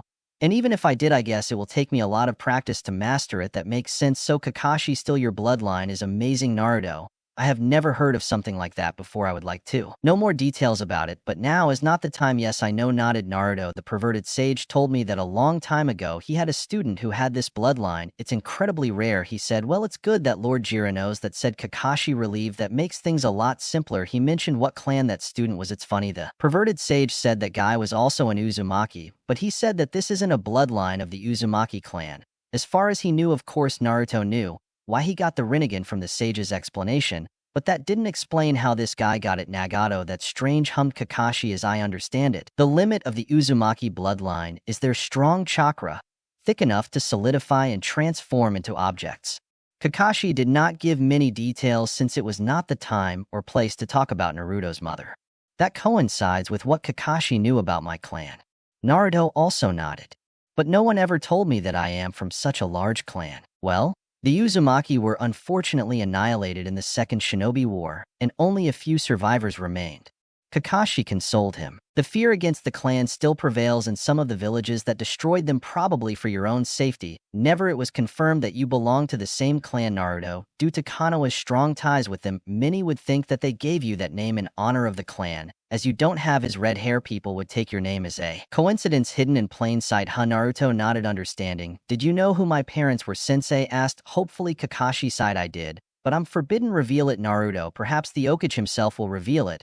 When the time is right. Alone, you must know that they loved you deeply and were heroes of this village. That means a lot, Kakashi. Sensei, said Naruto, quietly trying to absorb the weight of everything. He had just learned. The knowledge of his clan, his parents, and the history behind his lineage was overwhelming. The knowledge filled him with an overwhelming sense of connection, a belonging he had longed for all his life. The most comforting thing of all was the security that his parents had loved him deeply, a stark contrast to Gaara's painful upbringing. This realization that they had truly loved him from the start warmed him up inside, easing some of the old pains in his heart. Jiraiya held onto Gamaken as the toad samurai deftly dodged Mito's chakra chains. Uzumaki was thankful that Gamaken could sense the attacks easily, as toads used nature chakra and their senses were heightened without requiring a special sage mode. Lady Mito was probably using her chakra sensing abilities to guess their position, since Tobirama's technique also stripped his allies of sight. The technique was primarily meant to target the third cage, since his senses weren't as sharp as they were at their prime. Lord Jiraiya, she is persistent, Gamaken commented as two sets of chains flanked them and coiled around them. The toad jumped at the last second, firing a water bullet towards his opponent. Yes, but I'm glad he's nowhere near his full power. Jiraiya shuddered.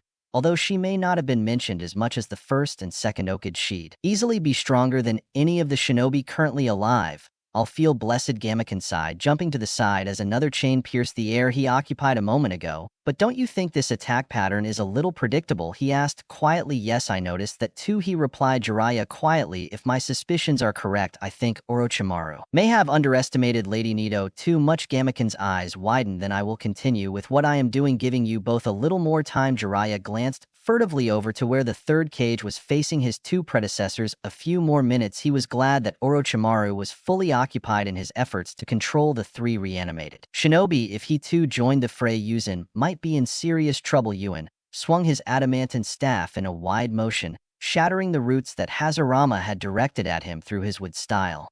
He was thankful that this incarnation of Lord Hazarama was considerably weakened. He would not have been able to take on the full force of such techniques, known to restrain even-tailed beasts. Upon sensing a surge of chakra of an aquatic nature, Yuzin threw his staff at Hazarama, using his body as a pivot to quickly maneuver. Out of the way of the incoming attack, once repositioned, Yuan didn't dare lose momentum.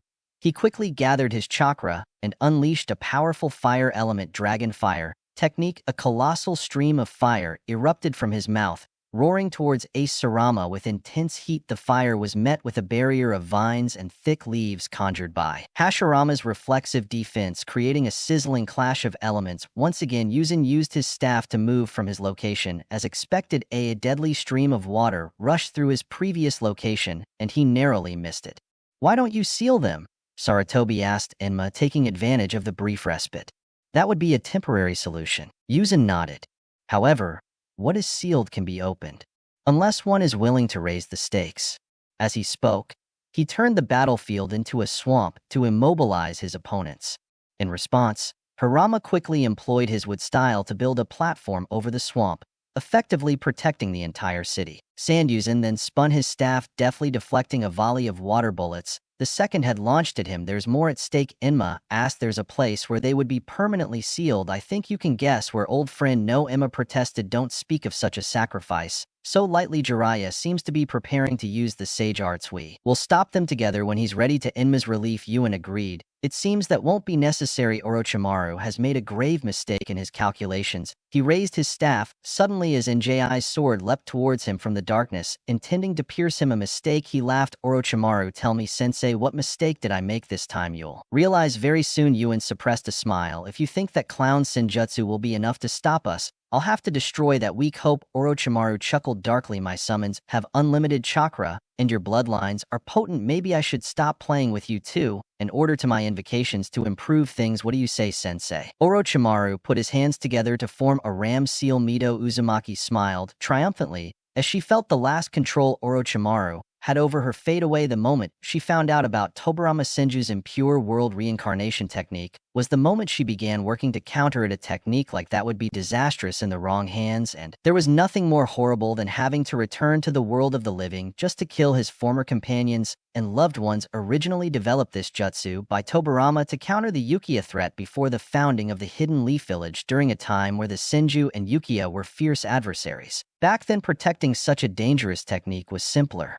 It was trusted only by those within the Senju clan who had a deep vendetta against the Uchiha to ensure that it was kept out of enemy hands. However, the power of the technique somehow had caused Tobirama to become obsessed with it, a technique that should have been forgotten with the era of the warring states. Therefore, it resurfaced in the first Shinobi War with Tobirama, using captured spies to reanimate his enemies to fight against their villages. That technique was a double-edged sword. There was no guarantee that that sword would not point against Konoha. However, Tobirama remained firm in entering it into the Forbidden Scroll of Seals with the intention that it would only be used by his direct successors in the circumstances more extreme. She didn't know how Orochimaru had managed to access that technique, but she had already considered that possibility and had decided to defend herself from being manipulated. She was proud of having reached the pinnacle of the Uzumaki sealing arts thanks to the technique she had developed to counteract the soul seal. A normal seal had to be engraved on a piece of paper or a solid object. Uzumaki had gone a step further and had learned the sealing arts so thoroughly that they could infuse the sealing formula in anything, even in the chakra itself. She had taken the next logical step. The chakra disappeared after death. It merged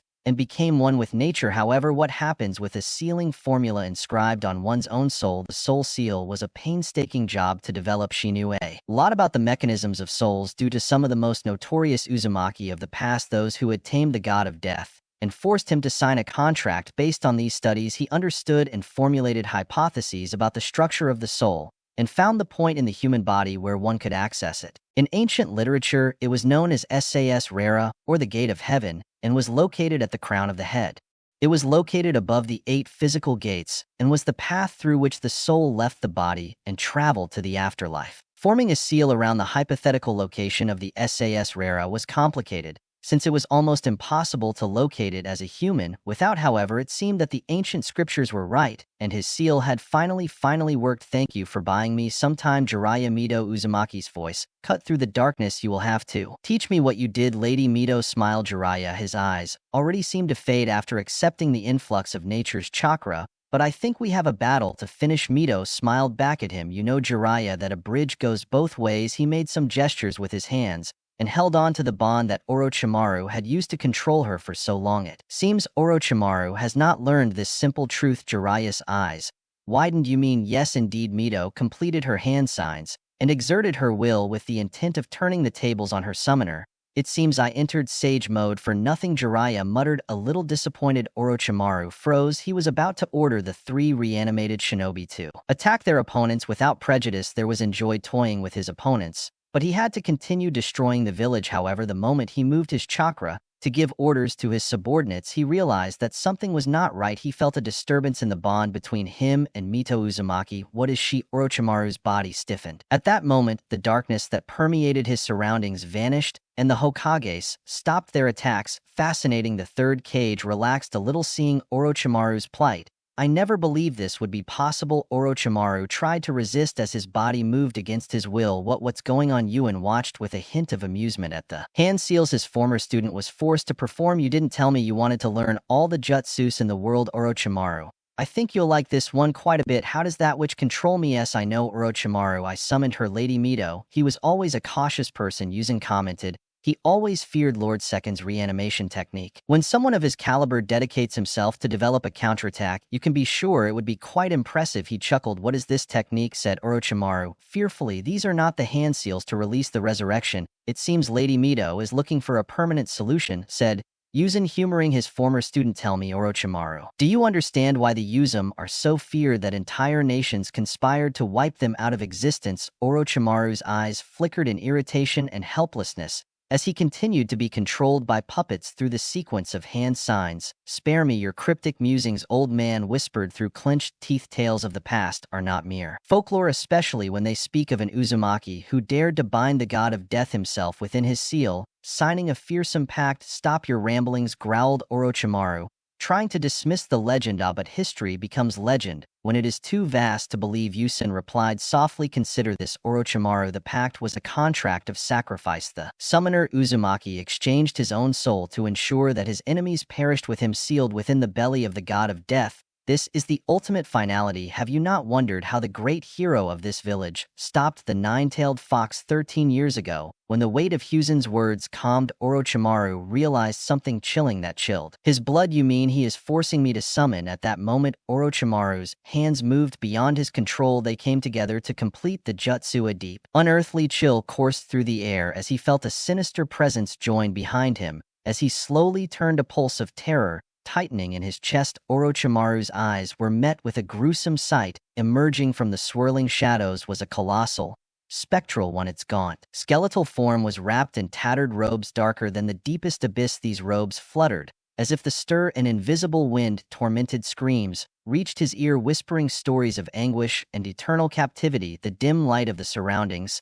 seemed to move away, swallowed by the darkness of his enigmatic Shinigami presence, said Orochimaru. With a hoarse whisper, it was the form of a being that he feared most since the moment he was informed of the death of his parents. Orochimaru felt invaded by a deep terror that he had never experienced before. His search for power and immortality throughout his life was about to culminate in the most absurd way possible, where not only defeat awaited him, but the total annihilation of his soul. Orochimaru's body trembled violently as the god of death began to extract his soul. The cold, inexorable pull felt like hooks tearing at his spirit. Each pull evoked an agony that seemed to erode his very being. Panic gripped him, the primal fear that he might cease to exist, that all his plans and betrayals would end in futility. His eyes wide open, by the raw fear of oblivion, they moved frantically, looking for a way to escape. At that moment, they landed on the sword of Kusanagi, his most prized possession. Orochimaru exerted his overwhelming will to live on the legendary sword, and it responded to his command. In a quick movement, he flew towards Mito Uzumaki, who had her hands clasped in a sign of concentration. Jiraiya, could not react quickly enough. The sword pierced the Uzumaki. Matriarch, momentarily interrupting her concentration, Orochimaru immediately opened the seals to undo the reincarnation of the impure world. Release, Orochimaru ordered. There was a tense pause before lights began to slowly envelop the three reincarnated shinobi, signaling the dissolution of the Hutsu. The technique was interrupted and the Shinigami hesitated for a moment before dissolving into nothingness. Myth turned to the Senju brothers with a resolute expression. I will meet you too. After concluding matters here, he declared. His hands began to weave a new series of intricate seals.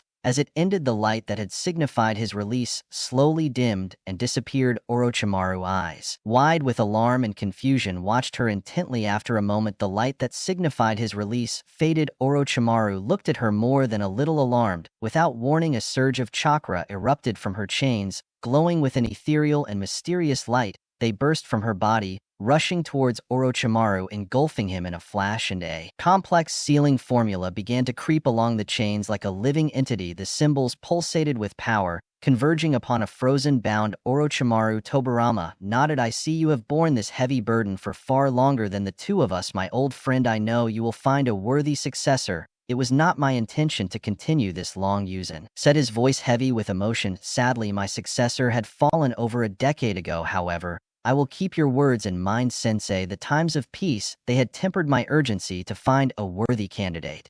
The two former cages smiled and allowed the reanimation to fully release.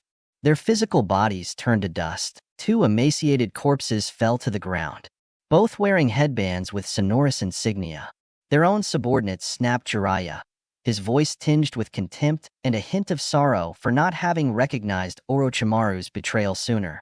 As expected of a man who did not flinch at the thought of killing children, Mito's gaze hardened at the Jiraiya's words. A spark of fury ignited in his eyes. Explain yourself, he demanded in a firm voice, but filled with an icy resolve.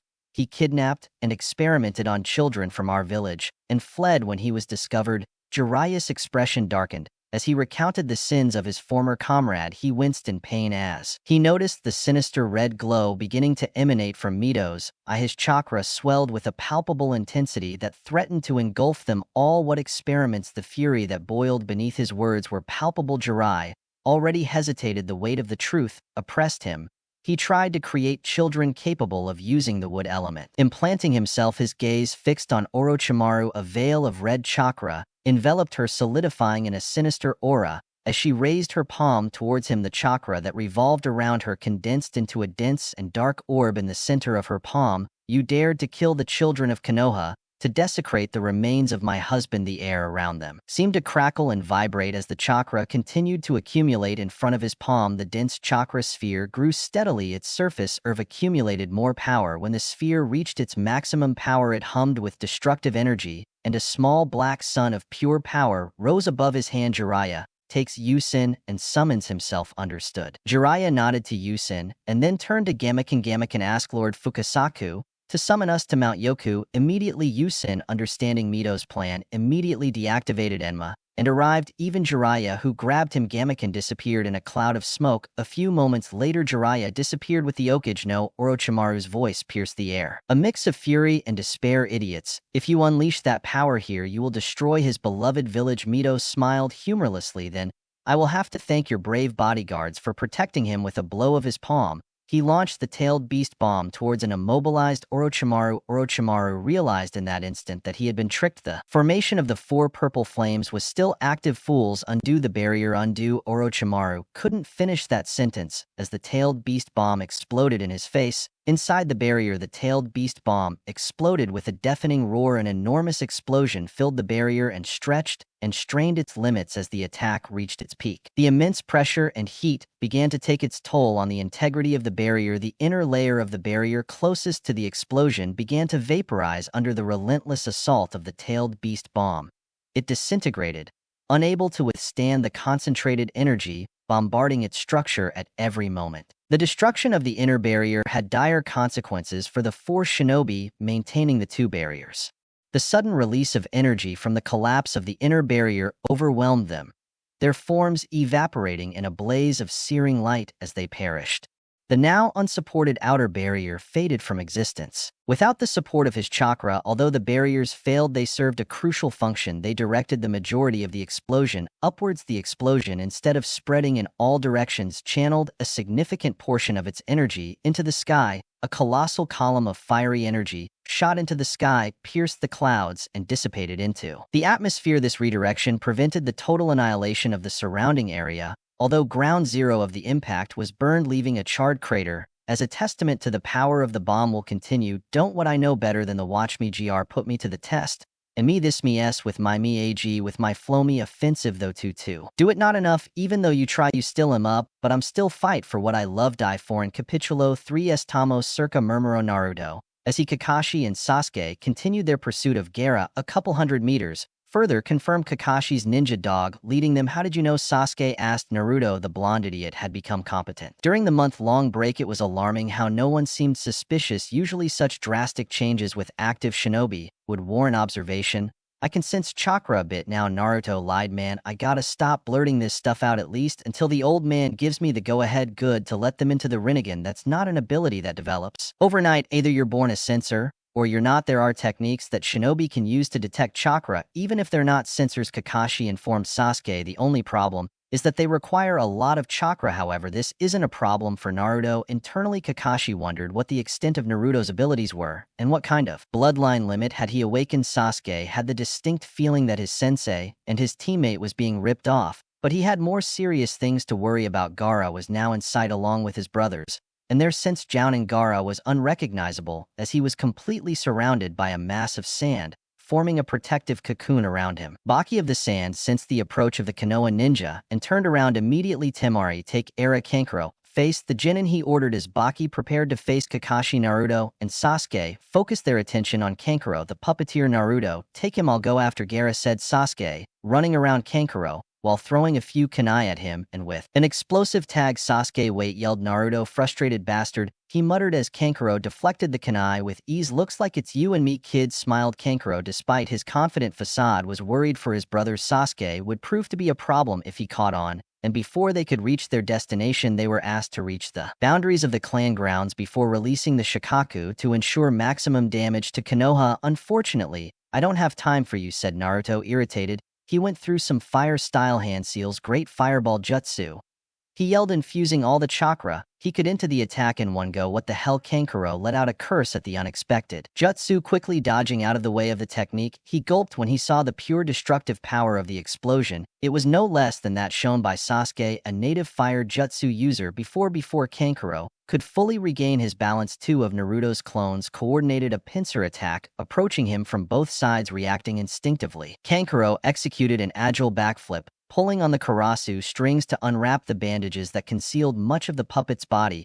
He pulled on some of the numerous hidden strings that connected the puppet, sending out bursts of chakra to signal his attack. Two of the puppet's arms quickly extended to either side with sharp knives glinting menacingly as they pushed towards the clone's position. However, Naruto didn't seem surprised by the hidden weaponry, with one clone dodging the attack and the other jumping away from it. Naruto was exasperated and slightly terrified by the numerous weapons he could see within Karasu. Sir Rinnegan could see the chakra-charged weapons within the puppet and the strings that controlled them. He could see the chakra traveling from Kankuro to the puppet through the strings, and guessed their purpose correctly. Now he knew what to pay attention to. If he tracked which strings carried Kankuro's chakra signal, he could guess which part of the puppet he was about to attack. It also helped that each clone was receiving this information from multiple points of view. Almost as soon as Karasu launched the attack against the two clones, a third clone began to prepare another attack. He fired a burst of water bullets at Kankuro, hoping to take the puppeteer by surprise. This is complicated, muttered Kankuro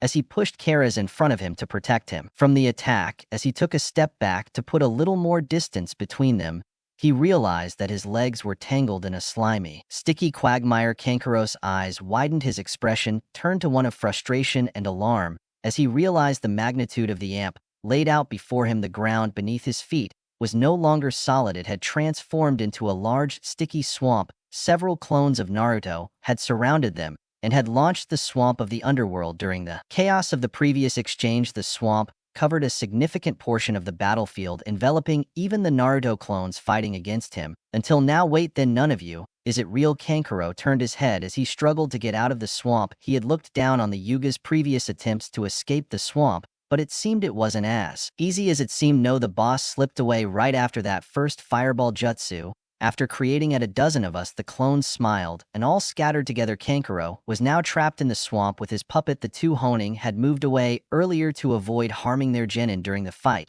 so he couldn't expect help from Bat anytime soon. Naruto smiled as the memories of the clones he had left behind came to him. He was crouching behind a bush, watching Sasuke face Temari. He didn't want to reveal his presence right away. He had created several clones that also they watched the fight from different positions. Temari had not yet resorted to any jutsu since her wind style was counterproductive against Sasuke's fire style. I advise you to take a step back, said Sasuke, looking at Gaara trapped in the sand behind her. And letting you kill my brother, don't even dream of it, replied Temari, standing in front of Gaara to protect him. When your brother is a psychopath who kills everyone, that's the logical thing you should do you? Think he cares if you live or die? You would know a thing or two about psychotic siblings, right? Uchiha, Temari replied. That was the wrong thing to say. Sasuke's Sharingan charged as it began to break through the seals on his first attack. Fire release, great fireball jutsu. Sasuke fired a fireball that expanded as it crossed the distance between him and Temari. Temari swung his fan with precision, taking care not to magnify the fireball, but to redirect it upwards, causing it to explode harmlessly in the sky. The users of the wind style would be slaughtered by the fire style users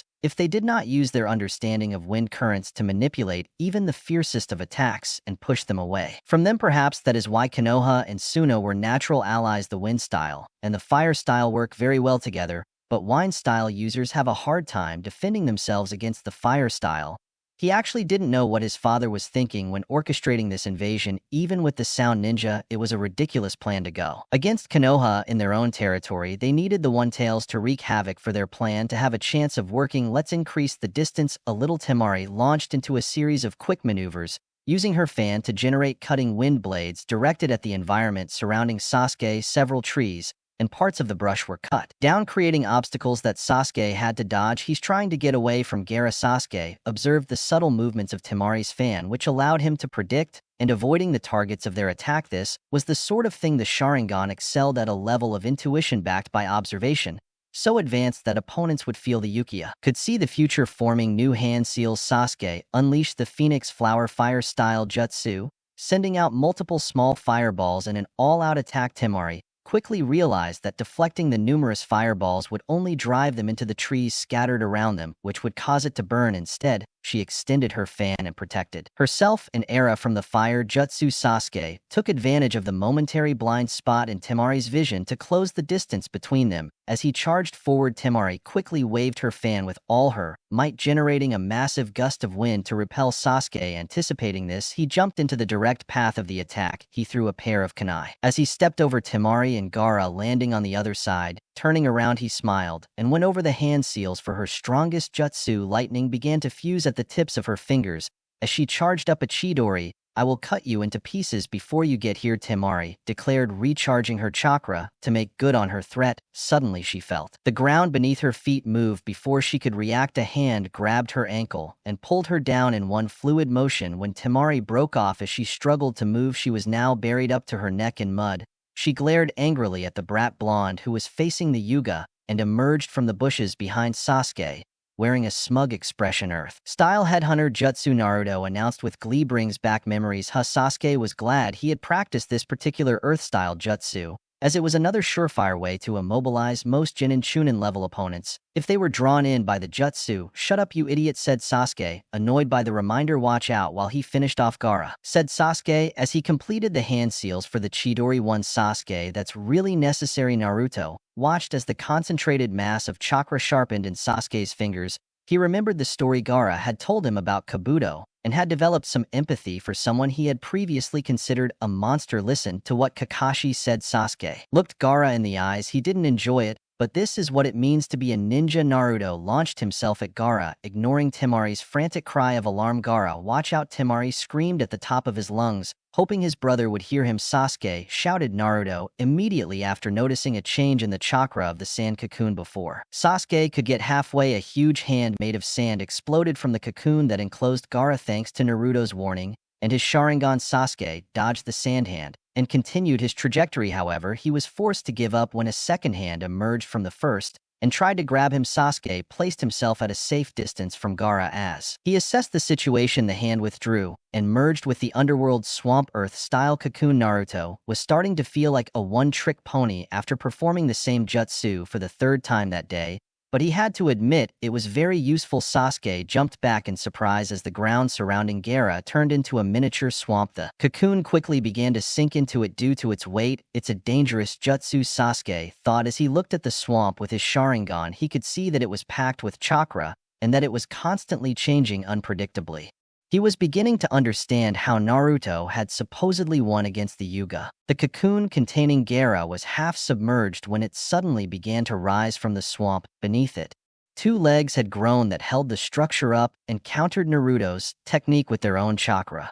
Man, this would have been a lot easier if he could use the Rinnegan's abilities. Naruto groaned internally as he fired a volley of water bullets. The shell remained intact. The sand absorbed the impact of the bullets. He learned two different chakra natures in a month. The suspicion that Sasuke had felt before grew when he saw Naruto's water style technique. It had taken him years to be able to handle two elements. He already knew fire manipulation and had learned Kakashi's lightning style. Training them for the last month, he had the advantage of having a Sharingan and having an affinity for the nature of the lightning. Naruto had learned both in a month. Not even Itachi could learn that fast. Careful, Naruto shouted, urgently interrupting his train of thought. Out of nowhere, a Naruto clone appeared and knocked Sasuke to the ground. Not a moment later, a spike made of sand exploded out of the cocoon and attacked the spot where Sasuke had been. The attack grazed the clone, dissipating. Sasuke was shocked. His Sharingan had seen the attack coming, but it was too late for him to react. But Naruto was able to see it, and the clone hiding behind him had also seen this, evidenced by the fact that he moved to push him away before Naruto's warning. No time for explanations now, we'll talk later. Sasuke's eyes widened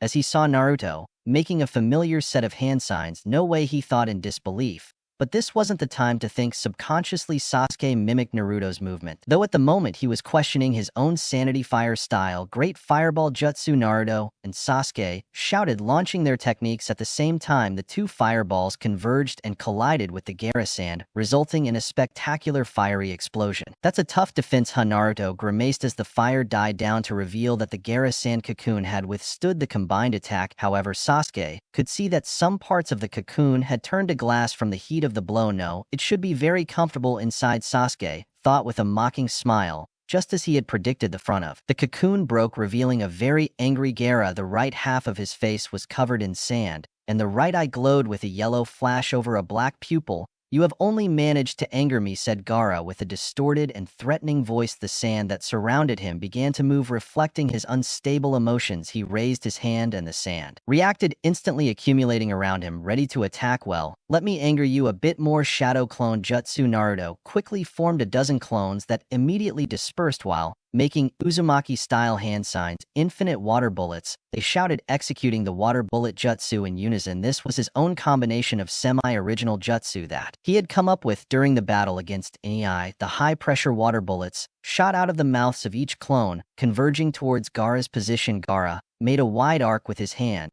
and commanded the sand surrounding him that, intercepting the attack, created a thick, spinning barrier, something similar to Nei's rotation to stop bullets. Unlike Nei, he was able to maintain this for a long time. Due to his chakra reserves, the sand absorbed the impact of the water, but the continuous bombardment began to saturate, making the sand heavier and a bit slower to respond. Gaara frowned in annoyance. His control was beginning to fail due to the weight of the sand. Some pieces of sand began to clump together and drip, showing signs. Gaara gritted his teeth.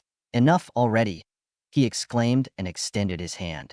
The sand coffin suddenly protected him from the sand, exploded outwards in the form of many hands pointing at the clones surrounding him. As the sand enveloped each clone, they compressed with crushing force, dissipating. Oh, that's brutal, Naruto said, grimacing, feeling echoes of the destruction of the clones. He nimbly dodged when one of the sandy hands launched itself at him. His mocking smile betrayed his satisfaction at the distraction Gaara had created. Focused all of his sand arms on chasing after who he believed to be the ultimate target, the original Naruto. This is the end, He declared it was at that moment a voice was heard behind him. The air crackled with the sharp sound of a screeching. For you, said Gaara. Turned around only to scream in agony as a wave of searing pain overwhelmed him. Naruto let out a sigh of relief when he saw that Sasuke's sneak attack had been successful while Gaara busied himself with tracking down the numerous clones attacking him. Sasuke disappeared in the confusion. Naruto guessed what he was up to, so he kept the momentum of his attacks and forced Gaara to move his sand away from him. He has a layer of sand stuck to his body. The attack didn't do as much damage as he expected. Sasuke grimaced and landed next to Naruto. What is he up to? Naruto asked, suddenly narrowing his eyes in alarm. Sasuke focused his Sharingan on Inara, who had clasped her hands together as if she was praying. You will know. Terror gasped, gritting his teeth in pain. The terror of angering the sand, playing the possum jutsu. At that moment, Naruto felt something had gone very, very wrong. Sasuke backs up, yelled, dragging his partner with him as he kicked the ground to throw himself backwards. What the hell? Naruto exclaimed Sasuke with his eyes still fixed on Gaara, but followed Naruto's lead, allowing Naruto to pull him back as a terrible and eerie silence took over the battlefield. Just a moment later, the sand around Gaara began to churn violently. More and more sand began to rise from the ground and join the newly formed sandstorm. Its size increased second by second. Within moments, the sandstorm grew and shrank as it abruptly collapsed inward. Sasuke and Naruto watched tensely and alertly. After a moment, the sand subtly shifted, then began to bulge and crack as if something inside it was struggling to suddenly break free from the mound. It exploded, and from its center, a monstrous form began to emerge. First, two enormous claws appeared, followed by an equally large animal head. When it emerged from the mound, the shape of the beast vaguely resembled that of a Nookie. An enormous tail moved behind it, knocking down numerous trees with each movement. The Uke, guarding the perimeter of the formation of the four violet flames, had been closely following the battle that was taking place when they began preparations for a beast bomb. With the tail, immediately sprang into action and evacuated the area. The memories of the devastation caused by such an attack 13 years earlier, although redirected out of the village, were still vividly etched in their minds despite the protective barrier. They preferred to err on the side of caution. When the explosion died down, the Ambu gathered around the burnt remains of the battlefield. Their initial task was to search for any trace of Orochimaru or his subordinates, but it seemed that they had all been vaporized by the attack. However, their attention was quickly diverted when they noticed a strange disturbance in the spot where Lady Mito had previously been. Through the thinning smoke, a figure began to slowly materialize. It was Mito Uzumaki, rebuilding herself from the ashes of the explosion, her form regaining substance through the regeneration provided by the reanimation. The Ambu units instinctively adopted a defensive stance as Mito materialized. She snapped in a tone laden with irritation. Using the brain, I am not your enemy, one of the Ambu members replied cautiously with a tone of respect in his voice. Forgive us, Lady Mito, in the absence of Low Cage. We must be prepared for all possibilities. His tone was filled with a mix of reverence and disbelief. It wasn't every day one found oneself speaking with a legend. He was just a child when the news of his death swept through Hoa, a day of mourning that gripped the village as intensely as the death of an acting Okage. Mito rolled his eyes. They should be back shortly. In the meantime, it might be more convenient to deal with them. He pointed to the east where the village gates were infested with huge snakes. We could ask, what do you plan to do? Lady Mito asked. Another Ambu. Mito sighed with a hint of resignation in her voice. Now that I have released the reanimation, I am bound to this world for a while. I need to find my way back. She paused, then pointed to the west. I felt the chakra of a tailed beast in that direction, the one-tailed one. If I don't wrong, I'm going to suppress it. One of you can come if you want to keep an eye on me until the Okage returns. The Ambu exchanged quick, uncertain glances, their immediate concern for the tailed beast overshadowing their initial suspicions about the reanimated shinobi. After a moment of deliberation, the Ambu, wearing a dragon mask, spoke decisively. Cat, accompany her. The rest of us will deal with any remaining rebel elements. As she made her way towards the one-tailed chakra, the female Ambu known as Kar quickly, he stood beside her as they moved. Mito broke the silence with a question. Tell me, is there a Jinchuriki for the Nine Tails? Currently, yes, Your Honor. His name is Naruto Uzumaki, although I'm not sure if he is a member of your clan or not. Cat answered. I see. Mito sensed the chakra that was close to the one-tail's chakra. It was definitely that of an Uzumaki. It reminded her of Sha. She knew he was a Jinchuriki because of his chakra, but she wasn't sure if the Amble knew them. What happened to Kyuzan? Uzumaki had arrived in Konoha shortly before my death, asked Mito, unable to contain his curiosity. He regretted the fact that he had not spent enough time with his brother's granddaughter. He had only met the girl a few days before the transfer of the Nine Tails, I think in a Kuno Chikon that died during the attack of the Nine Tails to the village 13 years ago. The AMB seemed to be connecting the dots. Was she the Jinchuriki that was chasing you, Lady Mito? Yes, answered Mito, with his heart full of sadness upon learning of the death of Kusina. What about Tsunade, my granddaughter? She asked, fearful of the answer. Lady Tsunade is still alive, Kat said hastily, but she has secured an early retirement by express orders of the third cage. We do not know the details. Mito was surprised again. What had happened to Tsuna, and why did he not take care of Naruto if he was really Kusina's son? After all, Kusina was her second cousin. Let's hurry, said Mito, coming out of her thoughts when she felt Lanaka's chakra shoot up. I'm finally free. Shikaku, the one-tailed beast, let out a shrill, joyous cry reverberated through the air. The beast's voice was wild and erratic. Its tone oscillated between glee and pure rage. No more chains, no more cages. I'm the king of the sand, baby Naruto, Sasuke said, fear beginning to creep into his voice.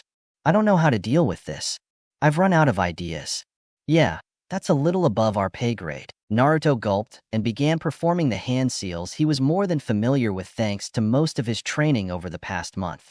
Let's go. Give me a big one. No tails, no tails, he prayed fervently. What are you doing? Do you even have a summoning? Sasuke asked, recognizing that the set of seals was the same one Kakashi had used before. Ninja art. Summoning. Naruto flooded his chakra into his hands, performing the summoning jutsu for the first time since he obtained his Rinnegan. A puff of smoke signified the jutsu was a success. However, Naruto's eye twitched at the size of his summoning. Hey, a small red toad appeared, raising its hands in greeting. He looked at the boy who had summoned him. You're not Jiraiya, you're the new summoner that's been kidnapping the babies of the Toad clan. Naruto blushed, embarrassed. He didn't want your babies. Whatever, why are you here? You don't have anyone big like the ones the perverted sage summons. How rude. The Toad crossed his arms, annoyed. That's no way to talk to your superiors, young man. And how can you get big toads if all you use is a small amount of chakra? Superiors, stammered Naruto. Are they supposed to do as I tell you? Why would we do that? The little toad was very much enjoying raising the new summoner. He understood why his father found it so amusing. We're doing you a favor by being here, boy. If you want us to do something for you, you better make sure you're on our side. And Naruto hissed. Sasuke, what? Naruto snapped, looking at Sasuke. Sasuke simply pointed up. Naruto followed his gaze and found two large malevolent eyes staring back at him. Oh hey, isn't that Shikaka, the one with the one tail? I heard he's a nutcase with a few screws missing, said the little toad, facing the beast that could snort through his nose. Fortunately, it didn't seem like the huge beast had hurt him. Have you ever heard of something called self-preservation? Asked Naruto, starting to sweat under Shikaka's intense gaze. What are you so afraid of? My old man could probably take him away while you're not him. And he's not here. Sasuke finally joined the conversation. I suggest you run and find him if you don't want to get crushed. Sasuke's words hung in the air as everyone tensed, sensing the impending threat. Just then Shikaka's booming voice broke the brief silence. So what's up, people at the party? Shouted Shikaku, and Naruto could feel the sound waves from his voice literally hitting them. That little twig is going to take on me. Hey, I'm a toad, you idiot. You have no eyes. Sasuke's hands abruptly closed around the toad's mouth as he smiled nervously at the beast. He didn't mean it, he said faintly beside him. He could feel Naruto building up chakra at this point. He didn't care that Naruto had somehow surpassed him in a month with the sheer amount of jutsu he had learned. He could easily catch up with him with his Sharingan. He just prayed that the next summoning would be more useful. Ninja art summoning, exclaimed Naruto, this time gathered and infused a much larger amount of chakra into his hand seals than before. He tapped into the deep chakra reserves his jutsu training had unlocked, though his chakra reserve was immense. He could only channel a certain amount at a time. It was quite complicated to get and control that much chakra at once, but he had to make it work somehow. This was the main problem he faced with the underworld swamp technique. He simply wasn't used to gathering as much chakra as was needed to perform the jutsu in one go. Hence the reason he relied on his clones to complete that technique. The ground beneath Naruto trembled slightly. As he hit the ground, Naruto's body slammed into the ground. Naruto and Sasuke pressed the ground with his palm, channeling his intent and chakra into the summoning formula. A much larger cloud of smoke enveloped the area where they were standing. Naruto and Sasuke felt the ground beneath them shift and rise. The sensation was similar to the sudden shaking of the earth during an earthquake, and Naruto channeled chakra into his feet to keep himself stabilized. Naruto finally exclaimed upon seeing the large toad he had summoned was a green toad that was half the size of a, but at least now they had a chance. Oh hey, Uncle Gameo, the little toad that Naruto had summoned earlier slipped out of Sasuke's grasp and landed on the head of the new Gamakichi toad. Where have you been? The boss is looking for you. The now identified Gameo looked up in an attempt to see the little toad sitting on his head.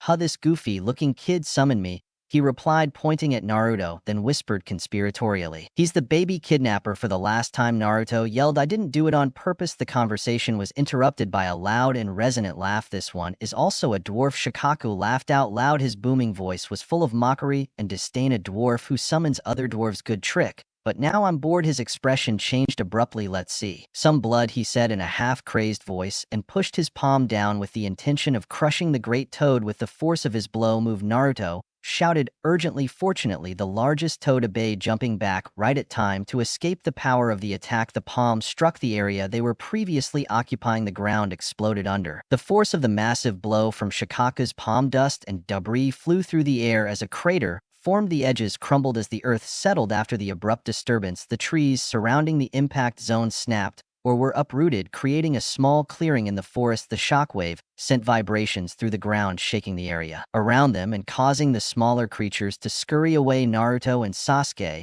now safely on Gameo's back, watched with wide eyes as the dust began to settle. That was close, Naruto muttered, wiping the sweat from his brow. Thanks, Gameo yelled over the ringing in his ears from the impact. Don't even mention it, Gameo replied in a deep, resonant voice. He shifted his massive body, preparing for another possible attack. But that Shikaka thing is not something I can handle. We will need the boss for this. Huh, yeah, that could be a problem. Naruto gulped. I still can't mold that much chakra at once. You're the largest summon I've received so far. You'll need to triple that chakra to catch the boss. Gameo grimaced. I'll try to hold out until reinforcements arrive. Sakaku watched the exchange with a crazed grin. He was already gathering more sand around his fist as he prepared for another attack. His eyes glittered with the thrill of destruction. We have to keep it up busy, or he will wipe out everything that crosses his path, said Sasuke, looking around for some advantage. That Naruto could take advantage of your clones can distract him long enough, so we can think of a plan. Leave it to me, exclaimed Naruto, already forming the seals for the shadow clone jutsu. In an instant, a few dozen Naruto clones appeared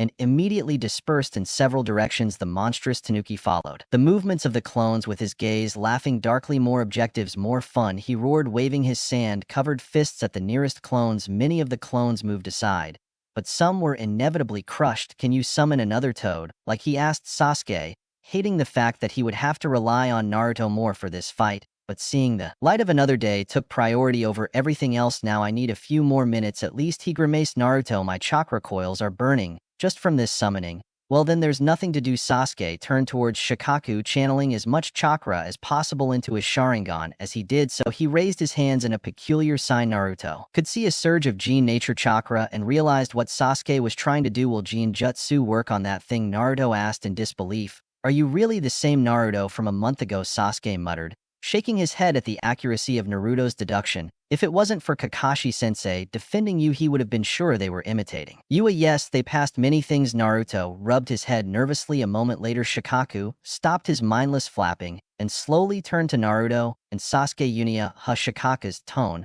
changed from his previous playful mood. His voice now hid a silent anger. He was looking forward to your blood being transmitted to Gaara, but I'll have to do it myself, I guess, he said, slowly advancing towards the duo kids. I think he's getting serious now, Gameo said, preparing himself as the tailed beast advanced towards his position. Yes, don't fuck with me. Naruto swallowed saliva. I guess it didn't work, Sasuke. It's useless, Sasuke cursed. This is much harder than affecting a human. Then I'll just have to do my best, Gameo proclaimed, drawing his twin swords from their sheaths. Hold on tight, as if your life depended on it. Hell yeah, come on, Naruto cheered, glad the toad was finally going to fight. Toad sword style sword dance, Gameo proclaimed, lunging at Shikaku with astonishing speed that belied his enormous size. He swung his sword in a wide bow as it reached Shikaku. The Tanuki immediately raised his arms defensively, although the first attack was blocked. Gameo swung his swords relentlessly, creating a rhythmic pattern of cuts and slashes that gradually wore away Shikaku's sandy armor. Each sword strike sent a cascade of sand particles flying, revealing the great force behind Gameo's attack. Shikaku, growing increasingly irritated by the persistent attack, responded with a ferocious growl. That's all you got, tadpole giant, he taunted, calling upon his power to manipulate the sand around him. He attempted a counterattack, sending waves of sand swirling towards Gameo, aiming to entangle and immobilize him. Gameo, however, anticipated this move with a deft leap. He avoided the approaching sand trap and launched himself back into the fray. Not even close, he shouted, as he prepared his next technique, Toad Sword-style Crescent Moon slash. This time, he executed a series of quick and precise strikes, each targeting different angles to confuse and overcome Shikaku's defenses. The crescent-shaped wind blades that accompanied each slash tore through the air and sliced through the dense sand barriers created by Shikaku. The Tanuki growled as he took several hits, causing him to stagger slightly from the impact. That's all, growled the Tanuki, quickly losing patience. Time to get serious. Say goodbye to your village, you fools. His entire body flashed and chakra began to build up in front of him in a small point. Naruto felt himself. The hairs on his back stood up as he watched that attack. A surge of powerful chakra flowed from Shikaku's body. It swirled through Sir Rinnegan. Naruto could see the intricate layers of chakra condensed into a single point. It was almost blindingly bright. The sphere pulsed. Its surface crackled with raw, untamed energy that sent ripples through the air. Naruto could see the ground beneath it begin to crack, unable to withstand the pressure of the built-up energy. Naruto's heart raced as he realized that the sphere was already in the air. I realized the magnitude of the destruction this attack could unleash. This is bad, he muttered under his breath, feeling a sense of impending doom. He could almost feel the chakra's thirst for destruction, as if it were alive and eager to devour everything in its path. We have to stop this now, Naruto shouted to Sasuke Yamaro, pointing at the threatening sphere. Whatever it is, it will be huge. I'll be honest. Our best option is to retreat, Gameo said in a trembling voice. Even if we attack, the only thing that will change is that we will all die faster than the others. If we run, maybe we'll survive. Yes, unfortunately, that's not an option. You wouldn't be a leaf shinobi if that were the case, replied Gameo with a hint of pride in his voice. Then what do you suggest we do? Naruto, who had been trying to gather chakra for the past few minutes to try to summon the Toad boss, suddenly felt an inspiration. Please trust me, add what I tell you every time I hear that, said Gameo with irony. I know the plan will be stupid or reckless. What is it about? Take me as close as you can to that ball, Gamero sighed, and a deep roar echoed in his throat as he watched the growing sphere of chakra warily. You know, that sounds suspiciously like a suicide mission. Are you sure you're not mixing bravery with madness? Naruto Sasuke searched his teammates' eyes, but could only see steely resolve. You can jump if you're scared, Sasuke snorted, as if someone had to take your corpse back. If there was anything good left, it was a comfortable life. Gamakichi clung to Gamir. Give me a good show, boy. I'll be sure to recommend you to Pop if we survive this. Thanks, Naruto said, smiling, moved by the vote of confidence. Now Gamero gathered his courage and jumped towards the one tiles as his body shot towards the tailed beast bomb, attacking him. He began to feel the intense heat emanating from the attack. Now it's all up to you, boy. When they got less than a dozen meters away, Naruto extended his right palm towards the sky, directing it towards Shikaku. Shin Rensei's face to the incomplete tailed beast bomb, hesitated for a moment before exploding backwards into the gaping maw of a frightened Shikaku. The attack exploded, illuminating the area with a fierce, fiery glow. The explosion shook the surrounding area, sending shockwaves rippling through the air and across the ground. Although the force of the explosion was immense, Naruto's strategic positioning of the momentum directed most of the destructive energy towards Shikaku, preventing the surrounding landscape from taking any serious damage. Enraged, the tailed beast was wrapped in the explosion he had planned for his enemies. He grabbed his head in pain. A roar of pain and rage echoed through the forest. A good part of his head was missing, but somehow the beast was still standing. Naruto was breathing heavily from the effort, while Sasuke watched him in disbelief. He managed to sketch a tired smile. It seems we've gained some time, he said as he watched Shikaku stagger before certain death. He had no choice but to reveal his technique. Sasuke, he watched Naruto's jutsu through his Sharingan, his eyes tracing the patterns of the chakra flow as Naruto performed the jutsu. It was unlike anything he had ever seen before his Sharingan. He couldn't figure out the mechanics or classify the jutsu. It was something similar to what he had felt when he saw Yu's ice style when he first touched his Sharingan, as well as Yu's ice style was not one of the standard chakra natures. The technique Naruto demonstrated was a change of nature. It was not an elemental ninjutsu, although he could find a slight similarity with the earth style. What was that? Sasuke exclaimed, his tone full of surprise and disbelief. That's a new bloodline limit I've awakened. Naruto admitted, the old Okage told me not to share any details unless I've approved it. Sasuke frowned. At least that made sense. But there were still some unanswered questions. It's a dojutsu. What Naruto asked, bewildered. A bloodline related to the Kuais. What makes you think that Naruto stuttered? How had Sasuke realized that so quickly? You knew that Shikaku was going to attack before me, and I have a Sharingan. Sasuke pointed out harshly. Naruto's reaction told him everything he needed to know before. You also sensed how close we were to Gaara. I can't tell you now. Anyone could hear us. Naruto cringed. Although he would eventually have to share his abilities with his teammates, just as Sasuke had informed them about his Sharingan, he couldn't do so without the consent of Okage. Sasuke nodded, understanding the need for secrecy when it came to image limits. But he was curious. He had never heard of a dojutsu that surpassed the Sharingan in predictive ability. Little brat. Shikaku's furious cry cut through their conversation, making the leaves around them tremble and bringing them back into immediate danger. The massive beast had recovered faster than they expected, and its fury was palpable. You think you can play with the big boys? Let's see how you handle this. Shikaku raised his tail, and Naruto could see a torrent of chakra of a wind nature emanating from it. Naruto, Sasuke, and the summoned toads watched in horror as numerous blades of wind began to form and spin around the tail, spinning at high speed and causing a sharp and sinister whistle. I will tear you all to pieces. Haha, exclaimed the beast with maniacal joy,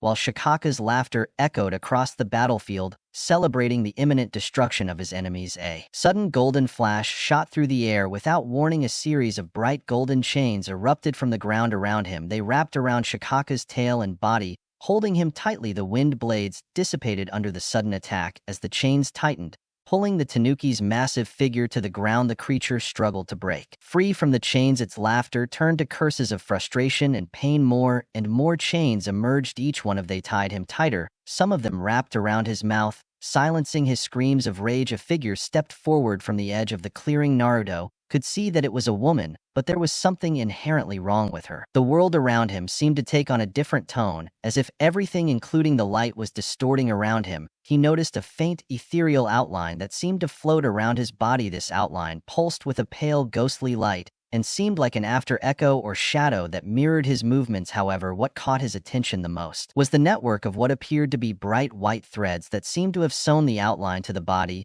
He could see quite clearly that she had no heartbeat, and her chakra itself seemed strange. With a jolt, Naruto realized that he was witnessing the result of the impure world reincarnation technique that Orochimaru had used before. Who are you? Asked Sasuke. Her Sharingan also revealed something slightly abnormal about her Uzumaki myth. He smiled, his face softened as he saw a boy who was undoubtedly the son of Puzina, standing next to an Uchiha boy. I am Mito, Uzumaki said, looking at Naruto with a hint of melancholy. I am a shinobi of the leaf who had left this world decades ago, but an unnatural jutsu brought me back to the world of the living. I have freed myself from the controls of that technique, and I have come here to help Master Shikaku. A jutsu brought you back to life. Sasuke, that's impossible. It's improbable. Mito corrected himself. There is nothing impossible in this world. However, one life must be given in exchange for another, and that exchange always has grave consequences, and I am not truly alive as my soul is simply forced to occupy this earthly vessel by the bonds of this jutsu. And Ambu, with a cat mask, also arrived at her side, slightly out of breath. You have taken care of the beast with Kalola. Lady Mito has been subdued. She nodded and turned her gaze to Naruto. Are we related? Naruto asked with a hopeful note in his voice. I think so, nodded Mito. However, will it be better we talk about this a little later? Naruto smiled. First, we have to take care of Shikaku and stop the invasion. Naruto nodded, quickly rubbing his eyes under the pretext of wiping away the dust, although it was more to hide the tears that had begun to form. Sasuke watched carefully, less suspicious now that an Ambu had arrived to answer for her. He vaguely remembered the name Uzumaki Mito, but couldn't place it. He was sure it was at least mentioned once in his book's story. Mito turned his attention to Shikaku, who was visibly protesting his capture. He felt a pang of regret, but he couldn't let such a beast run around unchecked. In an instant, he moved to stand beside him. He muttered a suppression seal and placed his hands on Shikaku's body. A moment later, Naruto watched as Shikaku's chakra rapidly flowed back into Gaara. Shikaku's form shrinking until Gaara absorbed it completely. When myth's chains they disappeared a moment later, all that could be seen was the bleeding and unconscious form of Gaara. As the Ambu agent stepped forward, Naruto realized the danger. Please don't kill him, he exclaimed urgently. The Ambu looked at Naruto. He wasn't planning on it. If a target is neutralized, the standard procedure is to hand him over to the torture and interrogation unit where he will be held. The Oki will decide what will be done with him. He didn't owe Naruto any explanations, but the boy had shown courage and potential significant in holding off the tailed beast until they arrived, coming from a genin that deserved a minimum of courtesy from her. At least Naruto sighed in relief and turned to Mito. What about the other revived Okage? How is the old man and the perverted sage? He asked, giving free rein to all his pin-up questions. Mito blinked. You are quite well informed, she said. Surprised, Naruto cringed and bit his tongue at the involuntary slip. I was attacked by a Hambu posing as a double. Kakashi sensei managed to get some information out of him. Sasuke showed no reaction to Naruto's blatant lie, but wondered how Naruto had come to know such detailed information. If Kakashi had interrogated the Ambu, why would he share the information with Naruto? Mito nodded, seemingly accepting the explanation. The reanimated Okage left for the pure world after I wrested control of the technique from Orochimaru.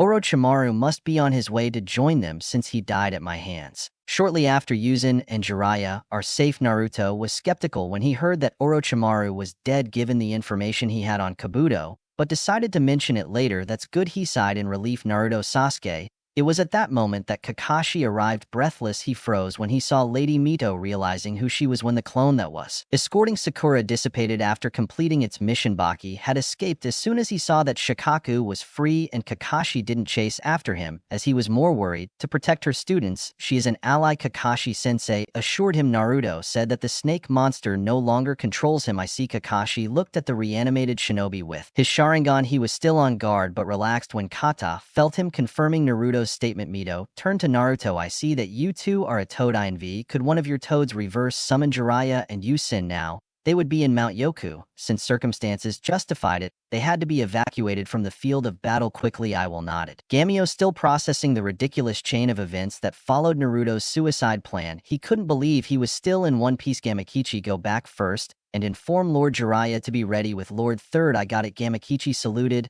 and disappeared after a parting gesture towards Naruto. Can toads summon humans? Naruto asked incredulously. Mito smiled. All those contracts work both ways. Naruto, reverse summoning is a jutsu derived from the original summoning technique. If the summoned is capable of performing ninjutsu, he will be able to call his summoner in times of need. Humans are also obliged to protect their summons in times of need. While talking, Gamero went over the manual signs of the reverse summoning technique and hit the ground with his palm. A brief cloud of smoke arose around his palm, and two figures materialized inside it. Jiraiya and Yusin appeared slightly disoriented, but for the others unharmed. Jiraiya quickly regained his bearings and looked around, assessing the situation. It was a quick trip back, he commented with a wry smile. Yusin, on the other hand, scanned the area more seriously, his eyes falling on Mito with relief. Lady Mito, could you please inform us of the situation? Yusin asked. I believe Orochimaru is dead along with his bodyguards. The O'Neills has been contained largely due to the efforts of these Jinni. She smiled, pointing at Naruto and Sasuke. Naruto, Sasuke, I'm glad you're safe, said Yusin, relieved. He turned to Kakashi. Situation report. Kakashi stood at attention. The hospital and academy have been evacuated to a safe place. Some of Orochimaru's snakes are still wreaking havoc. We have moved on to Phase 3. Yuan nodded. The counterattack had begun. He looked at Gaara and Temari, who were tied by the Ambu, and made a decision. He made some signs with his hands and looked at the sky ninja of the arena and the sound. I am Yusin Saratobi,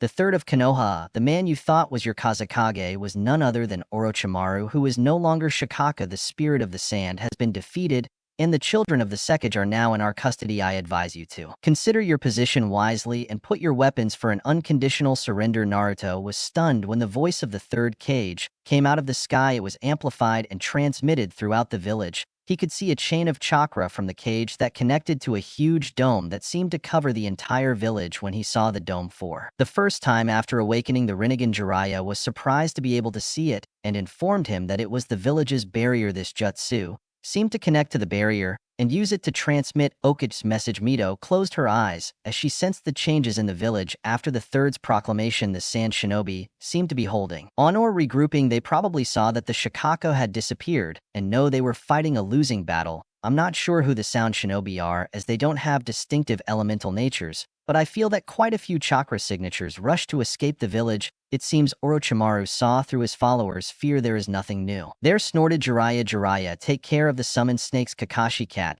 Take the prisoners and accompany me to the command center, ordered Yusin. His voice carried the weight of his authority. Lord Amito, could you accompany Naruto and Sasuke to the fourth safe house? You can help in its defense along with the station. Chun and Mito nodded in recognition before heading to the young ninja. Naruto, Sasuke, come with me, please. Naruto was still worried about Danzo and Rot, but hadn't voiced his concerns to Kakashi. According to Kabuto's information, it seemed Danzo would just sit back and watch the spectacle that was the destruction of the hidden leaf, but you never know what he could be up to. Since the third one survived, hey Gigi, do you think that one-eyed old man hanging around your office is okay? One of my clones saw him sneaking off to water his plants, as if there was no big battle going on the way. Could you have someone check on him? Maybe. Naruto asked, turning to Iruin, just as they were about to leave. With Mito to his credit, neither of the shinobi visibly reacted to his comments. Sasuke rolled his eyes at Naruto's seemingly trivial concern. Yusin looked into his eyes with a hint of surprise in his eyes. I'll check it out, Naruto, I promise. Naruto nodded, looking relieved, and followed Mito and Sasuke. Will continue. Don't what I know better than the watch me gr put me to the test and me this me s with my me ag with my flow me offensive though to do it not enough. Even though you try you still am up, but I'm still fight for what I love, die for and capitulo. For La Cuarta Casa Segura Estaba, located deep within the low cage monument, a secret entrance at the base of the monument led to a labyrinth of rooms and passageways carved into stone. As Naruto, Sasuke, and Mito approached the entrance, a short message sounded over the radio of an ambu stationed outside, alerting those inside of their arrival inside Han Era. If he waited, pacing back and forth, the news of the impending arrival of a reanimated shinobi, accompanying two genin, two strategically important genin could add, had reached his ears just a few moments ago. The brief description of the technique that Orochimaru had used to revive the ancient oaks and the wife of the first had surprised her. She knew that Orochimaru enjoyed learning forbidden jutsus and performing sick experiments, but she did not realize that even reviving the dead was possible with those techniques.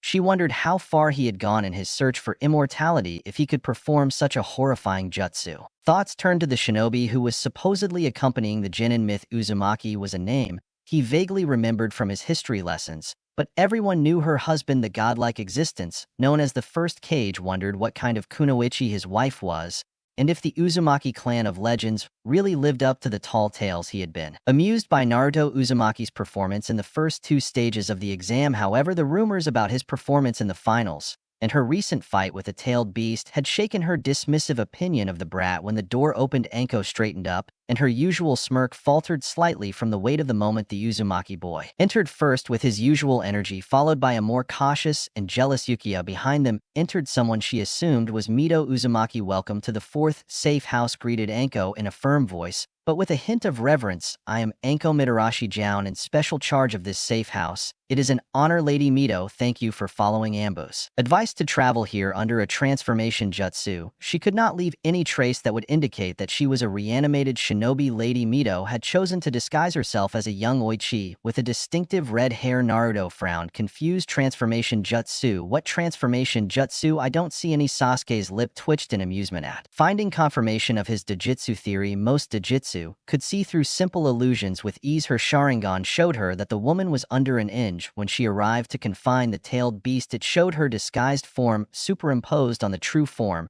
She wondered what Naruto saw. He only saw the true form. This is not my real appearance. Naruto, I used a transformation jutsu to camouflage myself as I left the stadium. Mito smiled, thinking that Naruto had mistaken her for the nondescript red-haired woman, a younger version of herself, that he had modeled his costume on. Naruto nodded, slowly narrowing his eyes in a cute attempt to see through the transformation jutsu. Her face cleared, her eyebrows arched slightly as she nodded. Mito gestured to Anko, who was also amused by the blonde's antics. It's a pleasure to meet you. The Okage has given me some tasks now that I have escorted them here. Hanko shook her head. The Okage has informed us that you can stay here for now, and he will only bother you if there is an urgent problem that requires your attention. He doesn't want the news of your resurrection to spread. Of course, Mito replied understandingly. Anko turned her attention to the genin. Find the Chunin Niru Mino inside. He is coordinating the defense preparations in the unlikely event that this base is attacked. Your teammate is also being treated here, Sakura said. Naruto, with concern evident in his tone. Is he here? How is he? Has woken up? He is just a little in shock. Can you go take a look? Thank you, Miss, nodded Naruto quickly and said as he hurried inside. Sasuke and Mito followed him to a more measured pace. They passed through a narrow tunnel that ended in a large room Some Chunin looked up as they entered, but quickly resumed their work. Naruto. Sasuke called out a familiar voice. Naruto smiled widely as he turned to the owner of the voice, Iruka-sensei. I'm glad you're in one piece. Should I tell you, Brad? Iruka shook his head, proud and exasperated at the same time. I heard you two helped contain the tailed beast, he asked in disbelief. Mostly, Naruto muttered Sasuke, his wounded pride flaring up a bit. Needed some time to process the events of the day. He had faced 3 different opponents. He had left Kankuro in Naruto's hands and gone after Temari. Naruto had easily defeated Kankuro and helped end the fight with Montari with a well-timed sneak attack. He couldn't do anything against Gaara. Once he transformed, if it weren't for the life or death situation, he would have been furious because Naruto didn't trust him to deal with Temari. At least, but strategically I couldn't blame Naruto for acting like that. We kicked the one-tailed's ass, Naruto declared, smiling. And you must be the member of the side corps that helped suppress him. I don't think I know your name, Miss Iruka asked the woman who was following them. For some reason Naruto giggled, while Sasuke suppressed a mocking smile. Call me Tommy, he said, Mito bowing. Iruka quickly imitated her, nervous about his lack of respect towards the powerful shinobi who probably surpassed him in rango. If you don't mind, could you help me check the security seals on this safe house? It's been a while since we last used it, and the last inspection was a few months ago. So of course Mito nodded, eager to settle into something familiar in this changed world. Then Iruka-sensei, where's Sakura? How is she? Interrupted Naruto, made a mental note to ask Mito about the unsealing jutsu, since the Uzumaki were supposed to be very good at it. According to Kabuto, Iruka frowned. She's fine physically, the doctors have her healed, but the surprise attack was a surprise. You can go see her in the 3rd room on the left. He pointed to another hallway at the end of the room as Mito followed Iruka to inspect the barrier seals. Naruto and Sasuke headed towards Sakura's room. Hey Sakura! Naruto burst into the room, his voice echoed with a mix of worry and relief. He suddenly stopped in the doorway, taking in Sakura's appearance. She was sitting on the bed, pale but alert. Sakura turned her head at the sound his name, and a small smile formed on his face as he saw his teammates. Sasuke, Naruto greeted with a weak but warm voice. How are you feeling? Naruto asked, his tone softer than usual. Much better, thanks to the doctors here, Sakura replied, trying to calm him down. I just got scared by the attack, that's all, I guess. Kakashi-sensei saved me, huh? Sasuke watched Naruto's hesitant nod and wondered what role Naruto had played in capturing the Ambu people. It seemed ridiculous, even think about it, but no more ridiculous than facing a crazed tailed beast. Kakashi and Naruto had already arrived when I got there. The Ambu agent was a spy, and he's dead, Sasuke assured him. Sakura turned to Naruto with a questioning look. Sasuke hadn't given her a direct answer. Ha, yes, sensei, that's amazing. It was all over before he could blink. He fell silent, clearly uncomfortable with the subject. Sasuke watched him intently, but chose not to say anything. We had a rough day, Sasuke said, subtly changing the subject. Naruto felt visibly relieved. What happened out there? He asked, curious about their expressions. He decided to press them for details about their capture later, since they were both uncomfortable talking about it. For some reason he had forbidden them since, and talking about it. Naruto and Sasuke exchanged a look, debating how much to tell him about the events, including the appearance of Mito Uzumaki and the battle with Shikaku. So you know, Gaara was always a little crazy. Turns out he had a tailed beast sealed inside him. Naruto began. A tailed beast? Sakura frowned at the unfamiliar word. It's a sentient being made of chakra, like the 9 tails that attacked our village. Gaara had the 1 tail sealed inside him. It's known as Shikaku, the spirit of the sand. He explained they sealed something like that inside him. Sakura looked horrified. No wonder he acted like that. Do you think he was being possessed? I don't think so, Naruto said, somehow uncomfortable with this subject. I also heard from the perverted sage that the sand treated him like he was proud of the plausible excuse for knowing something about Gaara. They tried to kill him so many times to make him stronger or something, so he ended up not trusting anyone and thought everyone was out to get him. Sakura's eyes widened. That's terrible. That explains a lot about his behavior, said Sasuke after staying silent for a moment. If his own village turned against him, no wonder he attacked. Then what happened to him? Asked Sakura. I beat him up, that was all, Naruto exclaimed, eager to look good in front of Sakura. This bastard also helped, and Tomi suppressed him in the end. Sakura frowned in disapproval at the way Naruto addressed Sasuke, but let it go since she was curious to know who this new character was. Tommy is a kunoichi from the unsealed body, said Sasuke, looking at Naruto and hoping he wouldn't spill anything. This information was probably only for those who needed it, and Sakura didn't strictly need to know it. Naruto nodded. Yes, Gaara transformed into Shikaku using a jutsu that made him fall asleep. At least that's what it looked like the moment he fell asleep. The sand around him went crazy and came to life. Shikaku was so big it could have been half the height of the Okage monument, and it was crazy too. Sakura listened in disbelief and looked at Sasuke. Sure, Naruto was exaggerating, but Sasuke just nodded, confirming what Naruto said. I tried this cool summoning jutsu that Jiraiya taught me, but the first time it went wrong. However, on the second try I summoned this amazing toad sword Shin. It really was a success, believe it? Sakura nodded slowly, still trying to assimilate the enormity of Naruto's story. With Sasuke's silent nod in agreement, the story, as incredible as it sounded, had to be true. She vividly remembered the jutsu Naruto had shown in the stadium, but the idea that he could summon giant toads like Jiraiya of the Sannin was almost too much to believe. Jiraiya was a figure legendary who was even the mentor of the fourth Hokage, but it was difficult to comprehend that Naruto had grown so much in a month. How did you learn all this in a month? He asked, unable to contain his curiosity. Well, Naruto hesitated. The shadow clone jutsu can transfer the clone's memory to the user, so it was very useful to train him. Sasuke froze. As he realized the implications, he could see that Sakura understood them too. Given her stunned look, you learn everything your clones learn? Asked Sasuke, unable to contain his disbelief. That's too convenient. Why doesn't everyone do it? Then, well, I have a lot more chakra than the old man. It's a genetic thing, he explained, noticing Sakura's questioning look. That's why I can form so many shadow clones without breaking a sweat. How many could I form? Asked Sasuke. 3, maybe 4 if you stretch it out. What about Kakashi-sensei? Well, it's complicated. He has enough chakra to make 20 or more, but his Sharingan would consume 20 times more chakra. That's why he would make 4 or 5 at best. How many can you make? Sakura asked curiously. I've seen you make more than 20. I can make around 24 normal shadow clones at best, but more than 100 using the multiple shadow clone technique, but they are much less durable and not very useful for learning jutsu. And according to my training, I can't really learn well if there are more than 10 clones. It really messes up and confuses the brain. You learn everything that clones learn? Sasuke asked, still disappointed, because he could only do 3 at most. But I intended to master this jutsu once the invasion was over, or so replied Naruto. It's hard to explain with ninjutsu. If a clone practices, he needs to train twice as long as me, but I can learn things in half the time if I do it myself. With taijutsu, a clone needs to train 3 times as long, or I need 3 clones to learn at once. The perverted sage told me that feedback is a bit inefficient, so not many people train like that. Sasuke's initial excitement subsided, but he vowed to increase his chakra capacity so he could make good use of the technique. How many clones could he make? Sakura asked hesitantly, afraid of the answer. Naruto grimaced. You'll need to triple your chakra capacity to make one, but you have incredible control. Sakura, none of us can control chakra as well. Do you remember the tree climbing exercise?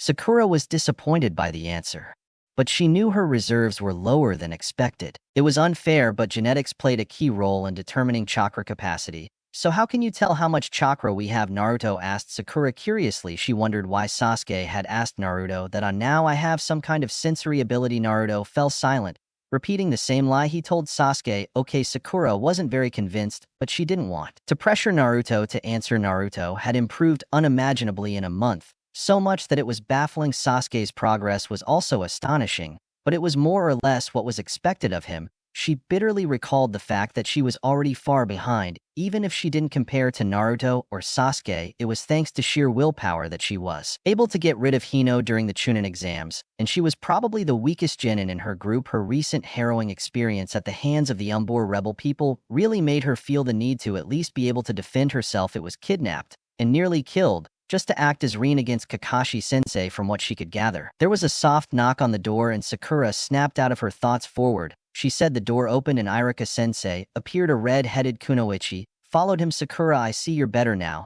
she said Hoka cheerfully. Thank you, sensei, smiled Irika. Had been a great help in getting her out of the kidnapping and near-death experience. She was unconscious for most of the ordeal, but it was terrifying to think that there would be dead before he knew it if the rebel ninja had gotten his way. Sakura, meet Miss Tommy, who helped the village a lot in the war today. She came here to escort Naruto and Sasuke to safety after their mission. Sakura bowed respectfully to the unknown kunoichi. It's an honor to meet you, ma'am. Thank you for saving my teammates. Tommy smiled. The pleasure is mine. Sakura, a Tommy-Nachan. Naruto cringed inwardly as he addressed the much older shinobi with so much familiarity, but he couldn't call grandma as long as she kept her youthful disguise. You could check something for Sasuke. What? Sasuke blurted out, surprised, before realizing Naruto was probably referring to his cursed seal. Is under control. Kakashi handled it, he quickly added with a dismissive tone, as he sought to downplay the problem. Myth's expression changed to concern. What's the problem? Naruto hesitated, then said that snake monster Orochimaru bit him,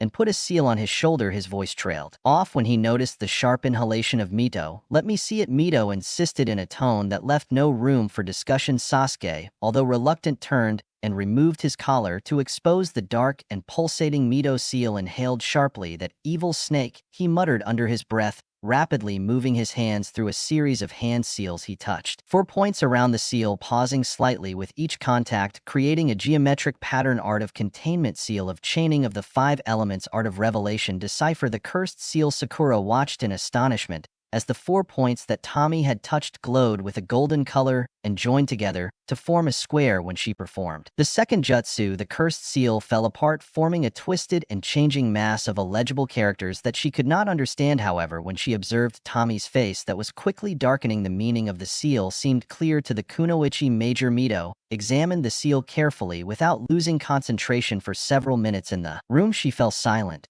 tense. Sakura bit her lip, wanting to ask about Sasuke's condition and if the seal could be removed. But the stern look on Tommy's face suggested that the situation was serious, but not immediately fatal. Finally, Mito broke her concentration. Her face reflected determination. She launched into a new series of hand seals. Her hands radiated golden chakra as she moved. Her long red hair seemed to rise and wave as if stirred by an invisible wind. Even Sakura thought that lacked sensory abilities could feel the formidable energy emanating from her Uzumaki-style deconstruction art. Reverse celestial elemental purification seal, she exclaimed, pressing 3 fingers on the black tomo patterns of the original cursed seal, moved her fingers counterclockwise, tracing a full circle Uzumaki style. Muttered Yuka in shock and understanding, seeing Tommy in a new light. Never imagined that a descendant of the Uzumaki clan, other than maybe Naruto, still lived in Konoha. Maybe she was a Udo agent, one of the village's secret assets. No wonder she was assessing and repairing the safe house's barrier seals like it was child's play. Mito removed her hands from Sasuke's shoulders and watched in satisfaction as her seal devoured Orochimaru's cursed seal. Somehow Orochimaru had gained access to some of the Uzumaki clan's darkest sealing techniques. He had joined forces with 2 forbidden Uzumaki sealing techniques. The first forbidden Uzumaki seal studied by Orochimaru was simple. It filtered nature chakra and injected it into the host's body. Although it significantly strengthened the host, it also drove them insane with power. Hence the reason it was forbidden. The second technique was an even more nefarious technique that sealed a part of someone's existence within another person, transferring their vital chakra and taking control of the possessed body. It was a technique for immortality and was supposedly created at one of the darkest points in Uzumaki history when they were on the brink of annihilation. Orochimaru had stolen the techniques he had modified and combined them to create the monstrosity she saw today.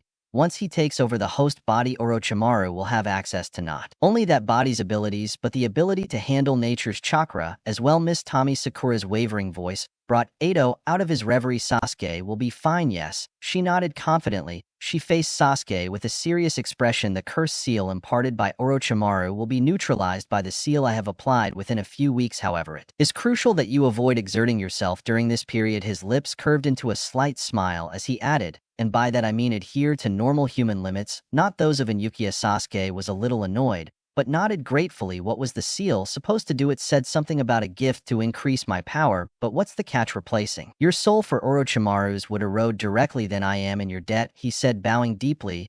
He knew there were no free meals and that Orochimaru would make far more than him with any gift he gave him. "Don't try too hard," he reminded Mito, dismissing the thanks with a wave of his hand. Miss Tomiyuka bowed with a new respect in her voice. "I may be overstepping, but perhaps you could also take a look at a similar seal that Orochimaru placed on one of our jounin. Placed it a long time ago. From what I understand, he placed more myth." He was shocked to hear this and became very worried. This meant that Orochimaru would not be truly dead until all those seals were gone. "Take me to her," he said in an authoritative voice. Once again, Irika hurriedly obeyed and took her out of the room after a farewell gesture to Team 7. "Is she related to you?" Sakura asked in a tone full of curiosity. She had been surprised when she heard that Naruto's last name it was associated with one of the jutsus Tommy used. He vaguely remembered his first-year history lessons at the academy about the Uzumaki clan of Utsui Gakure, famous for their sealing techniques and distinctive red hair. "Yes, he said that we are related, but I don't know the details." Naruto confirmed that he didn't think he'd seen her before. "Her hair is very distinctive," Sakura said thoughtfully. "She hadn't been in Konoha for an extended period of time." Sasuke said vaguely, sparing Naruto an explanation. Ah, I see. Naruto. Do you think I would be willing to give me some advice? Asked Sakura hopefully. She seems like a powerful kunoichi. In fact, she might be the strongest I've seen so far. To think that she was able to destroy the seal made by one of the Sannin. Naruto pondered that it's a great idea, Sakura. I was hoping to learn something from her too, but I don't know how long she'll stay or if she'll have time for us. He fell silent, feeling depressed because he wasn't sure how long a revival jutsu would last. Oh, I guess she'll have important missions that to fulfill. Sakura nodded, hoping that the eldest kunoichi could stay longer for both Naruto's sake and her own. Sasuke took advantage of the pause in the conversation. Can you teach me the shadow clone jutsu? I want to learn it, he said, activating his Sharingan. Didn't Tommy tell you not to try too hard? Naruto asked skeptically. I won't do what you told me I could do, I'll just do one or two. I just want to learn it as quickly as possible to increase the speed of my training. Well, only if you say the magic word, Naruto said smugly. Sakura frowned in disapproval. Sasuke took a deep breath. Please go, then you must really want to learn it. He was shocked. Naruto had never seen the bastard act so arrogant. Maybe the episode with the Shikaku had humiliated him. He wasn't against teaching Sasuke the shadow clone since he knew what kind of monster his brother was. He hadn't realized, but Sasuke had been living with a sword pointed at his throat. He blinks, and you'll miss it. Naruto smiled. Shadow clone jutsu, he shouted, and his identical copy manifested beside him. A second later, the clone performed the same jutsu, creating another clone that performed the jutsu again. That's enough, I get it. Sasuke studied the technique with his Sharingan and nodded confidently. Shadow clone jutsu, another copy of Sasuke manifested beside him. Sasuke grimaced as he felt half of his chakra disappear. That's not fair, Naruto shouted. How come you can copy it so easily? It took me an entire afternoon to turn it on. You have no right to complain, Sasuke and his clone said at the same time. And it's not a particularly difficult jutsu. He finished. The number of bastards has doubled, Naruto lamented. Dramatically, Sakura let out one and relaxed as she watched their interaction. I thought I told you to take it easy, Tommy asked from the doorway, looking at Sasuke with disapproval. I'm not exhausted, Sasuke protested. Seeing Tommy's dangerous look, he hurried to correct himself. I'll stop now. He dismissed the shadow clone and felt the sensation of his clone's memories were merging with his own. He noticed that he had recovered approximately 70% of the chakra he spent to create the clone. How did it go? Did you destroy the Snake Lady seal? Naruto asked curiously. Everything went well. He's recovering, Mito replied with a thoughtful expression as he wondered how Naruto had come to know about Anko's seal. Sakura was hoping you could give him some tips to improve. You was hoping you could teach me a little about sealing. I know it's a lot to ask, he added. Naruto hesitantly. Tommy was taken aback by the request. Sakura, standing a little behind Naruto, looked embarrassed and grateful that he spoke up for her. Miss Tommy, forgive me for being so forward. I would greatly appreciate any help you could give me, even if you don't have time to teach me directly. Sakura bowed, deeply, still sitting on her bed. I foresee that I will be quite busy in the next few days, but I will try to see what I can do for you too. Naruto was planning. I want to talk to you about the Uzumaki clan and our sealing techniques and help you if you wish. He faced Sakura and tilted his head thoughtfully. You can tell me what your strengths are, Sakura, so I can help you better. I have good chakra control, Sakura said with a shrug. That's all. I haven't learned any jutsu other than the ones at the academy yet. But it's very smart. Naruto defended his teammate. He had the best grades in our class. Believe me, Mito nodded. Could you show me your chakra control? She pulled out she took the needle from her bag and handed it to her. Place it on your thumb using only chakra. Make it stand upright, she instructed. Sakura curiously took the needle and placed it flat on her thumb. She tried to channel some chakra into it. It immediately moved away from her thumb and landed on the ground. This is tricky. Sakura took the needle and placed it back on her thumb. This time she was extremely careful with the amount of chakra she used. Slowly the needle rose and stood upright. Mito smiled. Slightly. Now turn the tip of the needle clockwise and make it trace a circle. Sakura frowned. She concentrated harder and did as she was told. Well, Mito placed another needle on top of the first. Sakura quickly extended her chakra to stop the second needle from falling. Now turn the first needle clockwise and the second one counterclockwise. Sakura struggled as she tried to move the two needles that were now precariously stuck together using chakra. After 2 attempts failed, formed a wide circle with both needles stuck together. and spinning clockwise, then tried to move the second needle independently of the first. The needles fell again. Determined, Sakura took the needles again for the next few minutes. Naruto and Sasuke watched in silence as Sakura tried unsuccessfully to make the strange exercise work. After about 10 attempts, she was finally able to do what Mito wanted. Enough said, Mito, to Sakura's great relief. I see you are quite well with control, and you can improve over time with such precise control. Learning medical ninjutsu would be the best way forward for you. Once the invasion is over, I will recommend you to the medical corps. I can also teach you the basics of sealing jutsu along with Naruto. You can choose a path between these two, depending on your attitude. Unfortunately, I couldn't teach you the specific techniques of my clan. Of course, I understand. Sakura bowed deeply. Thank you very much, Lady Tommy. Mito smiled. In the meantime, increase the number of pins as much as you can. I will, said Sakura with determination. How many do you think are possible, Tommy-sensei? Mito said thoughtfully. The possibilities are endless. This is based on one of the guiding principles of the Sunigake, your puppet jutsu. There are shinobi who can control hundreds of puppets, each with many moving parts, but they have several secret techniques and training that allow them to do so. The person who invented this training method, in particular Tsunade, could form a chain of up to 100 pins with independent movements before moving on to this exercise. According to their standards, any shinobi capable of balancing 5 or more pins must be recruited into the medical corps. Without a doubt, I think you can reach this level in a week at most, given how quickly you adapted to this 100, said Sakura, amazed. Lady Tsunade, it's really amazing. You know her personally? Lady Tommy. Naruto and Sasuke exchanged a look and hidden with a smile. Yes, she and I are related. If she ever comes back to Konoha, I will introduce her to you. I will do my best to master this exercise, sensei. Sakura bowed deeply again. Mito nodded in approval. As to the unsealing jutsu, she began. Sasuke hesitantly, might as well include me too when I teach them the basics, your lord. I don't see why not. Mito smiled at Sasuke's overly formal request. Anyone with an attitude for the art is a blessing to Konoha, though I warn you, it's not for everyone. Thanks, Sasuke said sincerely. He fully understood the need for secrecy when it came to clan techniques. Even teaching them the basics was important, since the Uzumaki clan was likely to have incredible insight into the basics. Meanwhile, Naruto had picked up a needle and was trying to see how far he could go with the exercise. He had to try very hard to balance even a single needle on his thumb. Although his chakra control was good, normally it was for a large amount of chakra to be able to manipulate a minuscule amount of chakra to such a level required an enormous amount of control. He remembered that Kabuto trained using the same drill and had managed a chain with a whopping 40 needles. If he could make a chain of at least 10 needles, he would have enough control to perform basic first aid. However, with his level of reserves, it was going to be a huge task. Myth watched in curiosity as Naruto struggled with the needle. For someone with as much chakra as Naruto, this was going to be the hardest thing to do. If one developed their control along with their expanding chakra reserves, it wouldn't be a problem. However, Naruto was just beginning to learn precise control when his chakra levels had reached such vast levels. She was interested to see if she could accomplish it. Naruto, do you have a moment? We can talk now if you have time. Mito's voice pierced the conversation, immediately drawing her attention with an enthusiastic nod and a smile spreading from his face. Naruto apologized to his friends. I'll catch up with them later,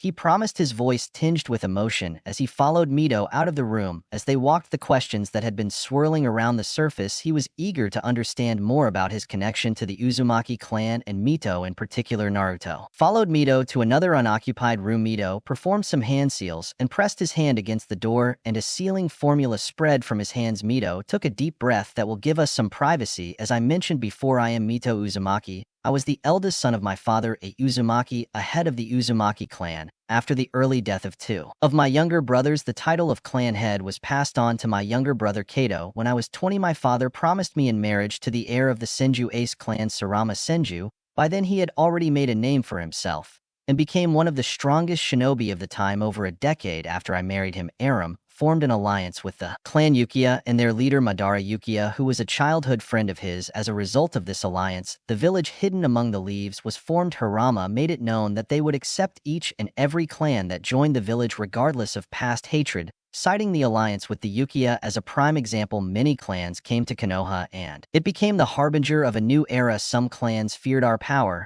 and did not wish to join Konoha. The daimyos of the different lands took advantage of this fear. They imitated the Daima of Fire and formed their own hidden villages, attracting those clans, thus forming the 5 great ninja villages, which marked the end of the era of the warring clans. However, Madara left the village just 5 years after its formation, as he was rejected for the position of Hokage after a voting process. Just over a decade later, Madara returned to the village to challenge Hashirama, this time bringing with him the nine-tailed fox, using it as his personal summon to obtain the advantage against Asama. Naruto paled this. Guy Madara controlled the nine-tails. Mito nodded yes. He used the powers of his Sharingan to trap him in an illusion and make him attack the village. Fortunately, Hashirama's wood-style jutsu was able to suppress it. He defeated Madara and was forced to kill him when he realized that Madara would never stop threatening the village after this. I volunteered to seal the nine tails inside me using my clan's unsealing jutsu, thus becoming the first Jinchuriki of the nine tails. Why didn't the Uzumaki clan join Konoha at this time? Naruto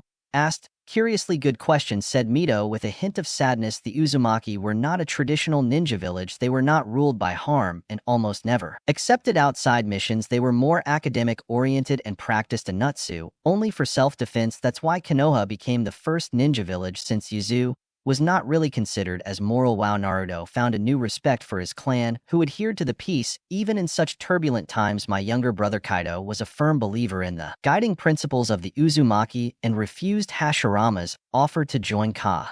He believed that any village that depended on feudal lords for income would always cause conflict.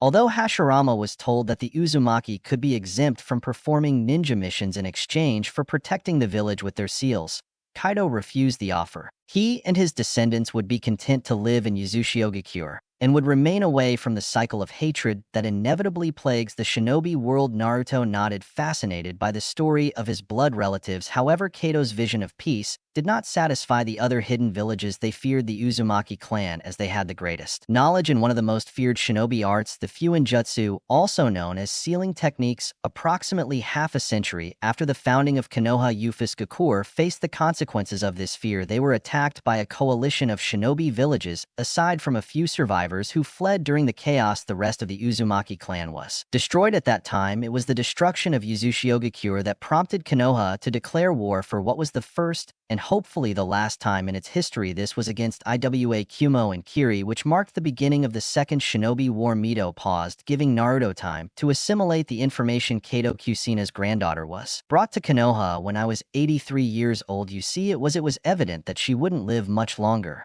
Kushina had especially strong chakra, even among the Uzumaki clan, and had inherited our rare bloodline, the chakra chains that you saw me use against Shikaku. Because of this, it was decided that she would succeed me as the second Jinchuriki of the Kyuubi. Yuzu was destroyed 2 years after Kushina arrived in Konoha. Naruto's mind boggled at the mention of Mito's age. Even the old man he considered an old man was 60 years old. Mito was much older than him. Mito smiled, understanding Naruto's thoughts. Yes, Kushina and I had a large age difference. Even though she is the granddaughter of my younger brother, it had anyway become a concern what would become of the nine tails after my death. The tailed ones don't die, they just reform after a few years. Therefore, the nine tails would be free once again if I were to die with them sealed inside me. Thus, it was decided to seal the nine tails inside Kushina. Naruto nodded, wincing at the terrible fate of the young girl. Began to suspect who was Kushina for him. In a few years, Kushina became the Jinchuriki of the nine tails. Iriki does not survive the extraction of a tailed beast, especially at my age. I am not sure of the details of his future, but I was told that he died during the attack of the Nine Tails 13 years ago. Naruto frowned. Something did not add up, but the Nine Tails was sealed inside her. True. How could he attack the village then? Mito sighed. I can only guess. Had raised the hypothesis that the nine-tails seal could weaken during childbirth, as it is a very chakra-intensive activity for shinobi. After all, the newborn gets chakra from its mother. A woman's control over chakra is also very poor. At the time, I had foreseen this and laid down detailed instructions and procedures to follow so that such a mishap would not happen. I am sure Yuan and the Fourth Hokage took every precaution to avoid such an eventuality. When the ninja are prepared to face something, rarely fails unless something unpredictable happened. Naruto connected the dots. So you're saying, he said in a horrified whisper, she died while giving birth to me? No, he said Mito firmly. As I said, it's highly unlikely that something like that would happen naturally. There are no coincidences. It's likely that the information about her birth was leaked and someone attacked her at that vulnerable moment. But still, if it weren't for me, Naruto said. Mito seriously, if it weren't for you, it would be another baby. The birth of a child is the greatest joy and need for a parent. Never blame yourself for something. So when I had the child in my arms, it was the happiest moment of my life, and that's true for any parent. Okay. Naruto fell silent, still upset at the fact that he lost his mother at birth due to the nine tails. So are you my great aunt? She asked, finally realizing the family connection. Mito smiled softly. Yes, Naruto stepped forward and gave her a gentle hug. Naruto stiffened at the unusual gesture, but slowly he relaxed a little in the hug. Although Mito's hands were cold, Naruto felt a warmth inside him that he had never felt before. Thanks for telling me, Naruto said, sobbing, as he furiously rubbed the tears that stung his eyes. Is there a reason why Jinchuriki are always from our clan? I don't have the chakra chain, but they made me a Jinchuriki too. Mito nodded. Yes, most Uzumaki have exceptionally strong chakra, sometimes even more than our Senju cousins. I can see that you have inherited the strength of chakra. In fact, I think your chakra may be even stronger than hers. Strong chakra is also part of the lineage limit, asked Naruto. Yes. The members of our clan are descendants of the youngest daughter of a great ancestor known as Azura. The descendants of the eldest son of Azura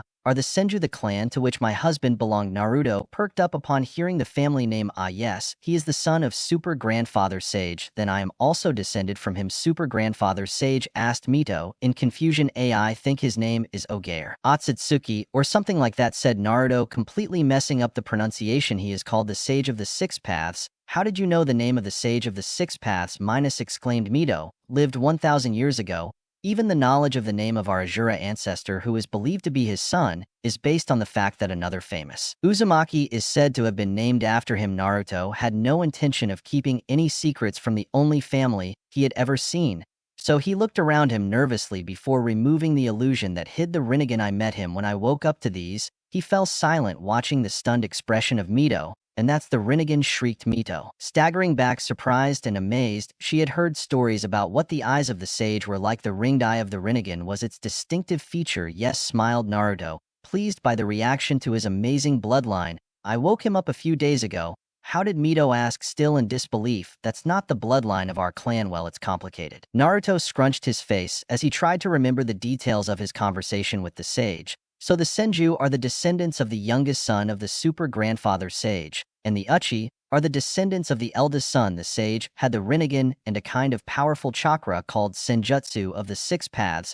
His eldest son Indra inherited a less impressive version of the sage's ocular powers called Mku Sharingan. The youngest son later awakened his body chakra power, or the power of the Sage of Six Paths. The brothers never got along, so neither did their descendants. Myth nodded, following the explanation. So far, this coincided with some of the old legends or folktales about the sage. However, there was a lot of hyperbole and fiction in those stories, so one never knew what the truth was. A few years ago, a guy named Danzo chased after a man named Uchiha Chakra, who possessed a powerful Manjikyu Sharingan. He had already lost an eye, and he was trying to protect the other. He decided that the best thing he could do was to give his ocular superpowers to someone else in secret, but he knew that not everyone can handle their Sharingan since it absorbs a lot of chakra, so for some reason he decided that I would be the best option to give away his powers. So he snuck into my house and transferred his ocular chakra to me. He didn't know that young Shimura had gone rebel. Mito commented sadly as Naruto stopped to take a breath. He was in charge of a division, or separated at the time of my death. Well, that was officially disbanded after the war, but he's been doing a lot of weird stuff in the background, Naruto said, grimacing at Kabuto's memories. The third didn't know much of what he was doing, so he tolerated Danzo as he figured he had the well-being of the village in mind. How are you more informed on this than the Okage? Asked Mito, surprised by Naruto's knowledge. I'll get to that, Naruto promised, grimacing at having to explain his powers to absorb souls. I just found out today. Continue your story, Naruto. Sorry for the interruption. I was in shock from everything that had happened. Naruto nodded in understanding. So when Shursui gave me the special Uchiha Chakra of the Majek Sharingan, it combined with my own chakra, and as a result created the Sage's chakra. He nodded, finally finding a sensible explanation. You said something about having met the Sage, asked Mito, moving on to the most puzzling part of the story. Yes, his chakra is so strong that it remained after his death, and is watching what happens in the shinobi world. When I woke up, the Rinnegan, he appeared in my mind and spoke to me. What he said? Asked Myth. Not believing what I was hearing, he explained to me how I got the Rinnegan and told me a little about its beings. He said I would find out most of it along the way. He taught me this, he said, casually, forming a rod made of chakra, how to float a little, about how to control gravity, and how to interpret what I see with the Rinnegan. He said there is more to the story, but not he wants to bore me with more details right now. Myth stared at the rod in fascination. This is incredible. It is said that the Rinnegan is the original limit of the bloodline, and that it encompasses all bloodlines. It is said to be the eye that allows the bearer to ascend above the karmic cycle of birth and death. To think that it has appeared in this world after so long. Purvis Sage said that another student of his had the Rinnegan. He was an orphan of the Hidden Rain and was probably an Uzumaki judging by his hair, but that was a long time ago. Time that guy Nagato was killed a few years after Jiraiya trained him. Another Uzumaki with the Rinnegan asked Mito with Idad how that happened. He doesn't know how. He said that Nagato died at the hands of Anzo the Salamander, and it was very painful to think about him. Mito nodded. Probably this happened after his death, otherwise he would have found out. Can you tell me what you see through your eyes? He asked curiously. I see the chakra inside each one, and what kind of affinity they have. I can also see how they normally look. It's like Viera, the chakra above normal vision. I can see the 8 internal gates and the chakra network of a person. I can also see quite far depending on the amount of chakra a person has. For example, I could see Gaara from the other end of the village due to the amount of chakra he has. I can see the jutsu barrier that surrounds the village. If I create a shadow clone, I can also see what the clone sees, something like a shared vision. The Rinnegan is very useful to understand how the jutsu works, but it is not broken like the Sharingan that he can copy a jutsu just like that. It's a pretty impressive range of visual abilities. Mito commented. The Rinnegan's abilities seem to be chakra-focused. I can see souls too, Naruto said hesitantly. I hadn't realized what it was until I saw you. Mito's eyes widened in surprise. Could you explain that to me? Naruto said hesitantly. I can see a ghostly outline around you, and I can see a white thread-like thing sewing that outline to your body. Naruto said hesitantly. Mito grimaced at the abnormal state of existence to which Naruto was reduced. Continued, I could see the sky turn black over the stadium and a strange purple crack open above it. I saw how their souls were dragged into the interior of that barrier. It is incredible. Myth. He was stunned once again. The Rinnegan is really in a higher realm. To think that he can see the door to the pure world. Naruto hesitated a while ago. One of Orochimaru's spies named Kabuto had kidnapped Sakura to threaten me. I wanted to answer some questions from you. During the exam, I used both water and earth styles before I couldn't use any elemental jutsu. I figured you wanted to know how I learned all that in a month. He didn't give me much time, and he started squeezing her throat, then hit her with the medical chakra slightly above the death gate in the cardiac nexus that stimulated a state of death by inducing extreme bradycardia. But I thought I was really going to die. Mito felt a little disoriented by Naruto's abrupt jargon.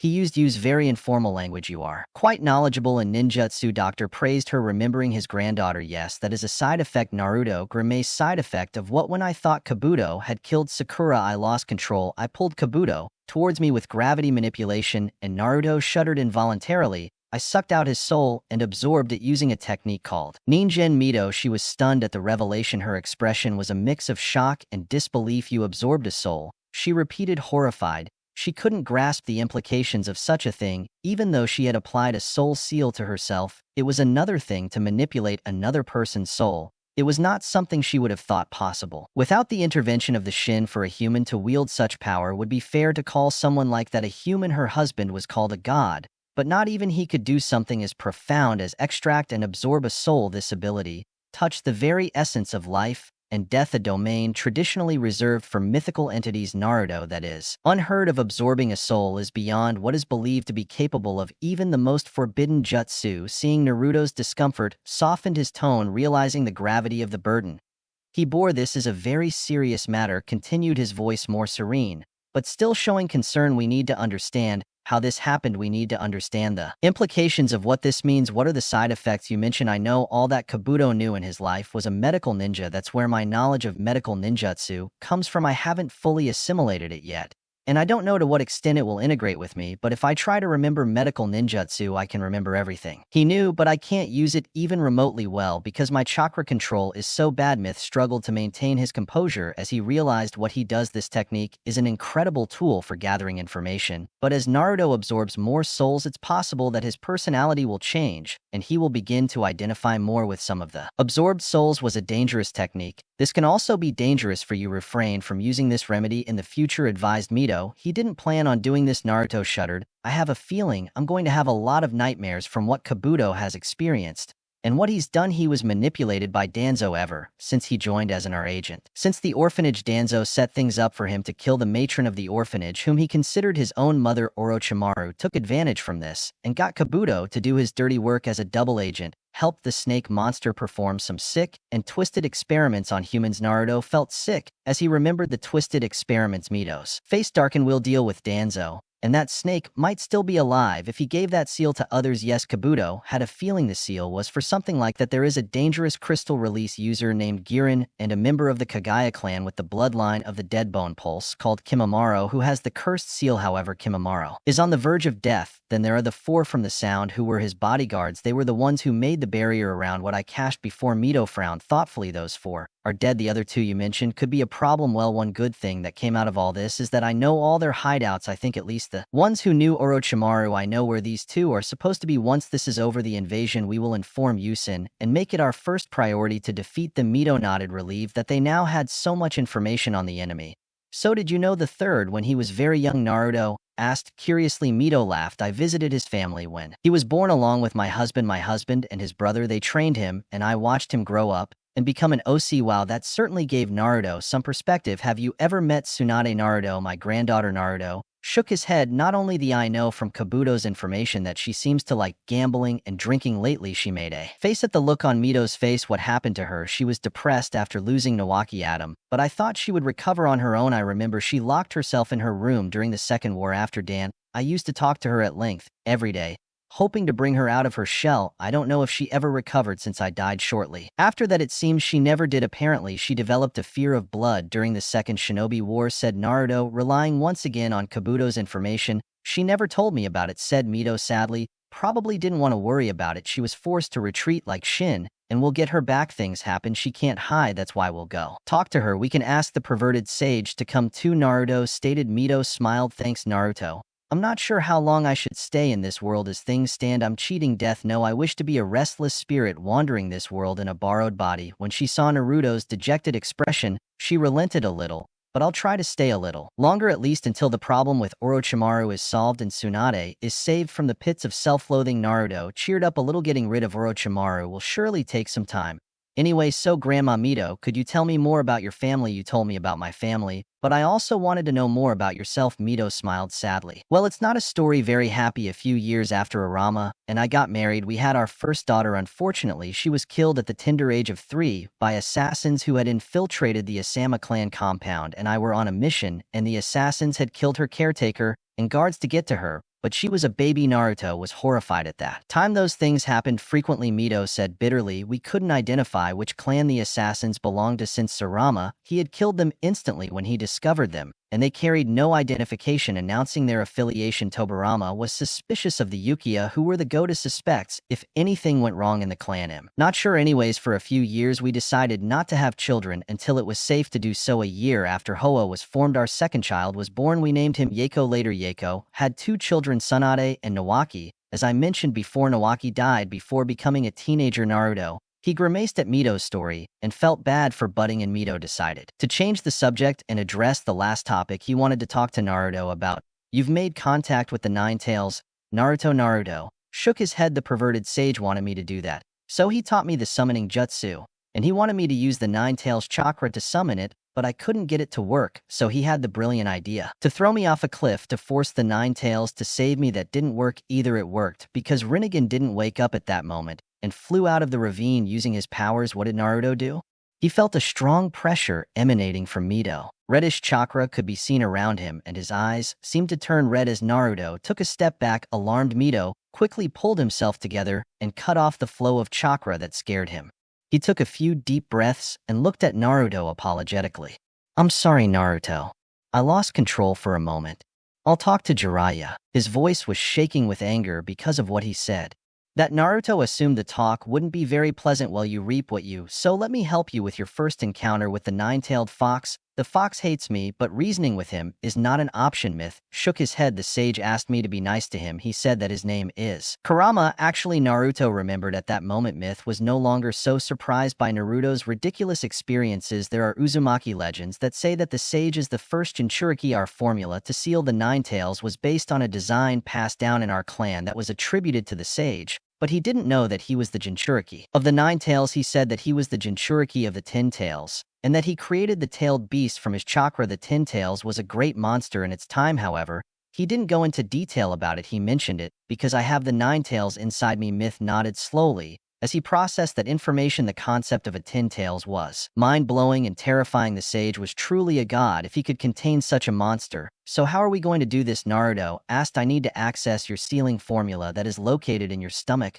I could lift up your shirt to expose it. Of course, Naruto rolled up his shirt to expose his belly. Now that he looked at it closely, he could see what the Rinnegan was talking about. The Rinnegan showed him an extremely complicated and intricate sealing formula around his stomach. He channeled some chakra into his navel and watched fascinated as it flowed through from the seal. Mito placed the palm of his hand on the seal. We will enter your consciousness. Shortly close your eyes and regulate your breathing, he said as he slowly poured his chakra into the seal. Naruto did as he was told. A moment later, Naruto opened his eyes. He was standing on water and seemed to be in a dimly lit tunnel. Mito was standing next to him. His eyes revealed that the water he was seeing was actually chakra. Now he himself was made almost entirely of chakra, and the same was happening to Mito. It's similar to when I met the wise super grandpa, Naruto remembered. But back then I wasn't in a tunnel. This is a representation of your chakra circulatory system, to be exact, explained Mito. The seal allows you to access the nine tails chakra by linking its chakra with your system. Suddenly her head turned to the right. Surprised, it seems we're not alone, she said, smiling. Hello, Kushina. While Naruto's gaze followed Mito's, he noticed two figures approaching through the tunnel. The first was a woman with long hair and red like Mito, and the second was a man with blonde hair like him. By the way, Mito called her. She realized they were her mother and the fourth Okage mom. Hello, Naruto. Kushina's voice was warm and her eyes were shining with tears of joy. She and the man next to her bowed deeply to Mito. Mrs. Mito, said Kushina respectfully. The man next to her also imitated her gesture with reverence. It's been too long. Kushina. Mito's smile was kind. And who is the one who is with you? Is your husband. What, that's the fourth box? Naruto blurted out. It wasn't possible that it was his father, or yes, both are right. I'm Minato Namek, the fourth Okage. I'm Kushina's husband. And your father, Naruto. Naruto felt as if someone had punched him in the stomach. He felt weak in the knees as he looked at the man who had just claimed to be his father, the man who could be the only one responsible for turning his life into hell. Even the tears that had started to flow when he saw his mother seemed to have frozen in their cheeks. Minato watched as Naruto struggled with his emotions. He could see many emotions on his son's face, but surprisingly, there was no hatred. Why? Naruto whispered after a long pause. Minato sighed. I could have stopped the nine tails seal completely inside me as I was about to die. Anyway, the physical consequences wouldn't have mattered, however. That would have left you powerless to fight the impending evil. Naruto didn't know at the time that you would awaken the Rinnegan, that it was the only power I could entrust to you as a father to fight the enemy. Naruto asked weakly, slowly recovering from the shock. The night of your birth, we were attacked by a shinobi we believe to be Madara Uchiha. That's impossible, Mito said automatically. Unless he's a reanimated shinobi. Like me, Tobirama was quite thorough in disposing of Madara's body. He made sure every cell in his body was burned to ashes and sealed the ashes in a different dimension just in case there would be. It was quite difficult to recover even his genetic sample to resurrect him. Naruto was dumbfounded at Mito's incredible description of the lengths. The second Oki went to even Kushina, an archaeologist with his Sharingan, also has a strange space-time jutsu that allows him to slip through objects and teleport at will. It was very complicated to land a hit on him, although I finally managed it. Minato explained. The last power you described was not something Madara had in life, he informed the Mito. And if you really had fought against a reanimated Madara, the village would not have survived. I do not mean to discredit fourth or Kajin anyway, but only my husband could stop him. Even Tobirama heard we would die pretty quickly if we fought. But then who among the Uchiha had the power to control the nine tails? The man's appearance did not match that of any Uchiha he knew. Maybe he could be an Uchiha that could have disappeared during one of the great wars. He is probably an imposter, but I don't think anyone within the Uchiha clan had the ability to control a tailed beast at that time. Nor did they have a reason to do so. It was an enemy with immense power and a dangerous ideology. I don't understand how Hirama could have survived. I was pretty sure that they didn't trick him. Either way, the opponent you described seems pretty dangerous. So that's why you sealed the nine tails inside me? Naruto asked. Minato nodded. That was the main reason. From my perspective as a father, as an Okage, I also see myself forced to think about the balance of power between nations. If Konoha loses the nine tails, the hidden stone, and the lightning will take that opportunity to destroy us. A world torn by war is a hellish place to grow up in. I had no options when it came to choosing a Jinchuriki, as it must be done at a young age. How could I ask others when my own son, who acclimated to the nine tails chakra by growing inside Kushina's womb, was not chosen? He said bitterly. At his side, he could feel the displeasure of Kushina, but it was directed at this cursed world of shinobi. Instead of him, Naruto took a deep breath. As he processed that information objectively, he knew that his father was absolutely right. Unlike Gaara's father, who simply wanted a weapon, his father wanted to equip him to defend himself. Although it was the biggest burden, it was also his greatest asset. This also ensured that the village would protect him at all costs. He just had to put aside the unnecessary doubts and misgivings he had due to being exposed to Gaara and Kabuto's past. "I understand, Dad," he said quietly. He couldn't detect any lies in his father's tone. "I guess that's what it means to be an Okage, to treat the entire village like your family." Naruto Kushina took a step towards her son after allowing her husband to explain his actions. "I know it hurts, but like Lady Mito once told me, the only way to get over it is to fill your heart with an emotion stronger than the hatred directed at you. Fill your heart with love." She opened her arms wide, smiling at him. Naruto didn't hesitate and launched himself into the arms of his mother. "Group hug," announced Kushina, and pulled Minato towards her. She looked hopefully at Mito, who joined them with an amused smile. "Thank you," said Naruto through tears, overwhelmed with emotion for the first time in his life. He had a family. "We don't have much time," Naruto said. Minato in an apologetic tone, "The chakra that we could infuse into the seal is weak. It will fade in a few minutes. I had planned it so that I would appear if the seal needed repair, and Kushina would appear if she wanted to suppress the Nine Tails. But she was destined to do something in one go. We chose to appear now since Lady Mito could handle both." "What didn't?" Naruto exclaimed in dismay. "You have to stay longer. You have to do it." Desperate, Naruto looked at his parents' chakra. He could see that it was becoming less prominent over time.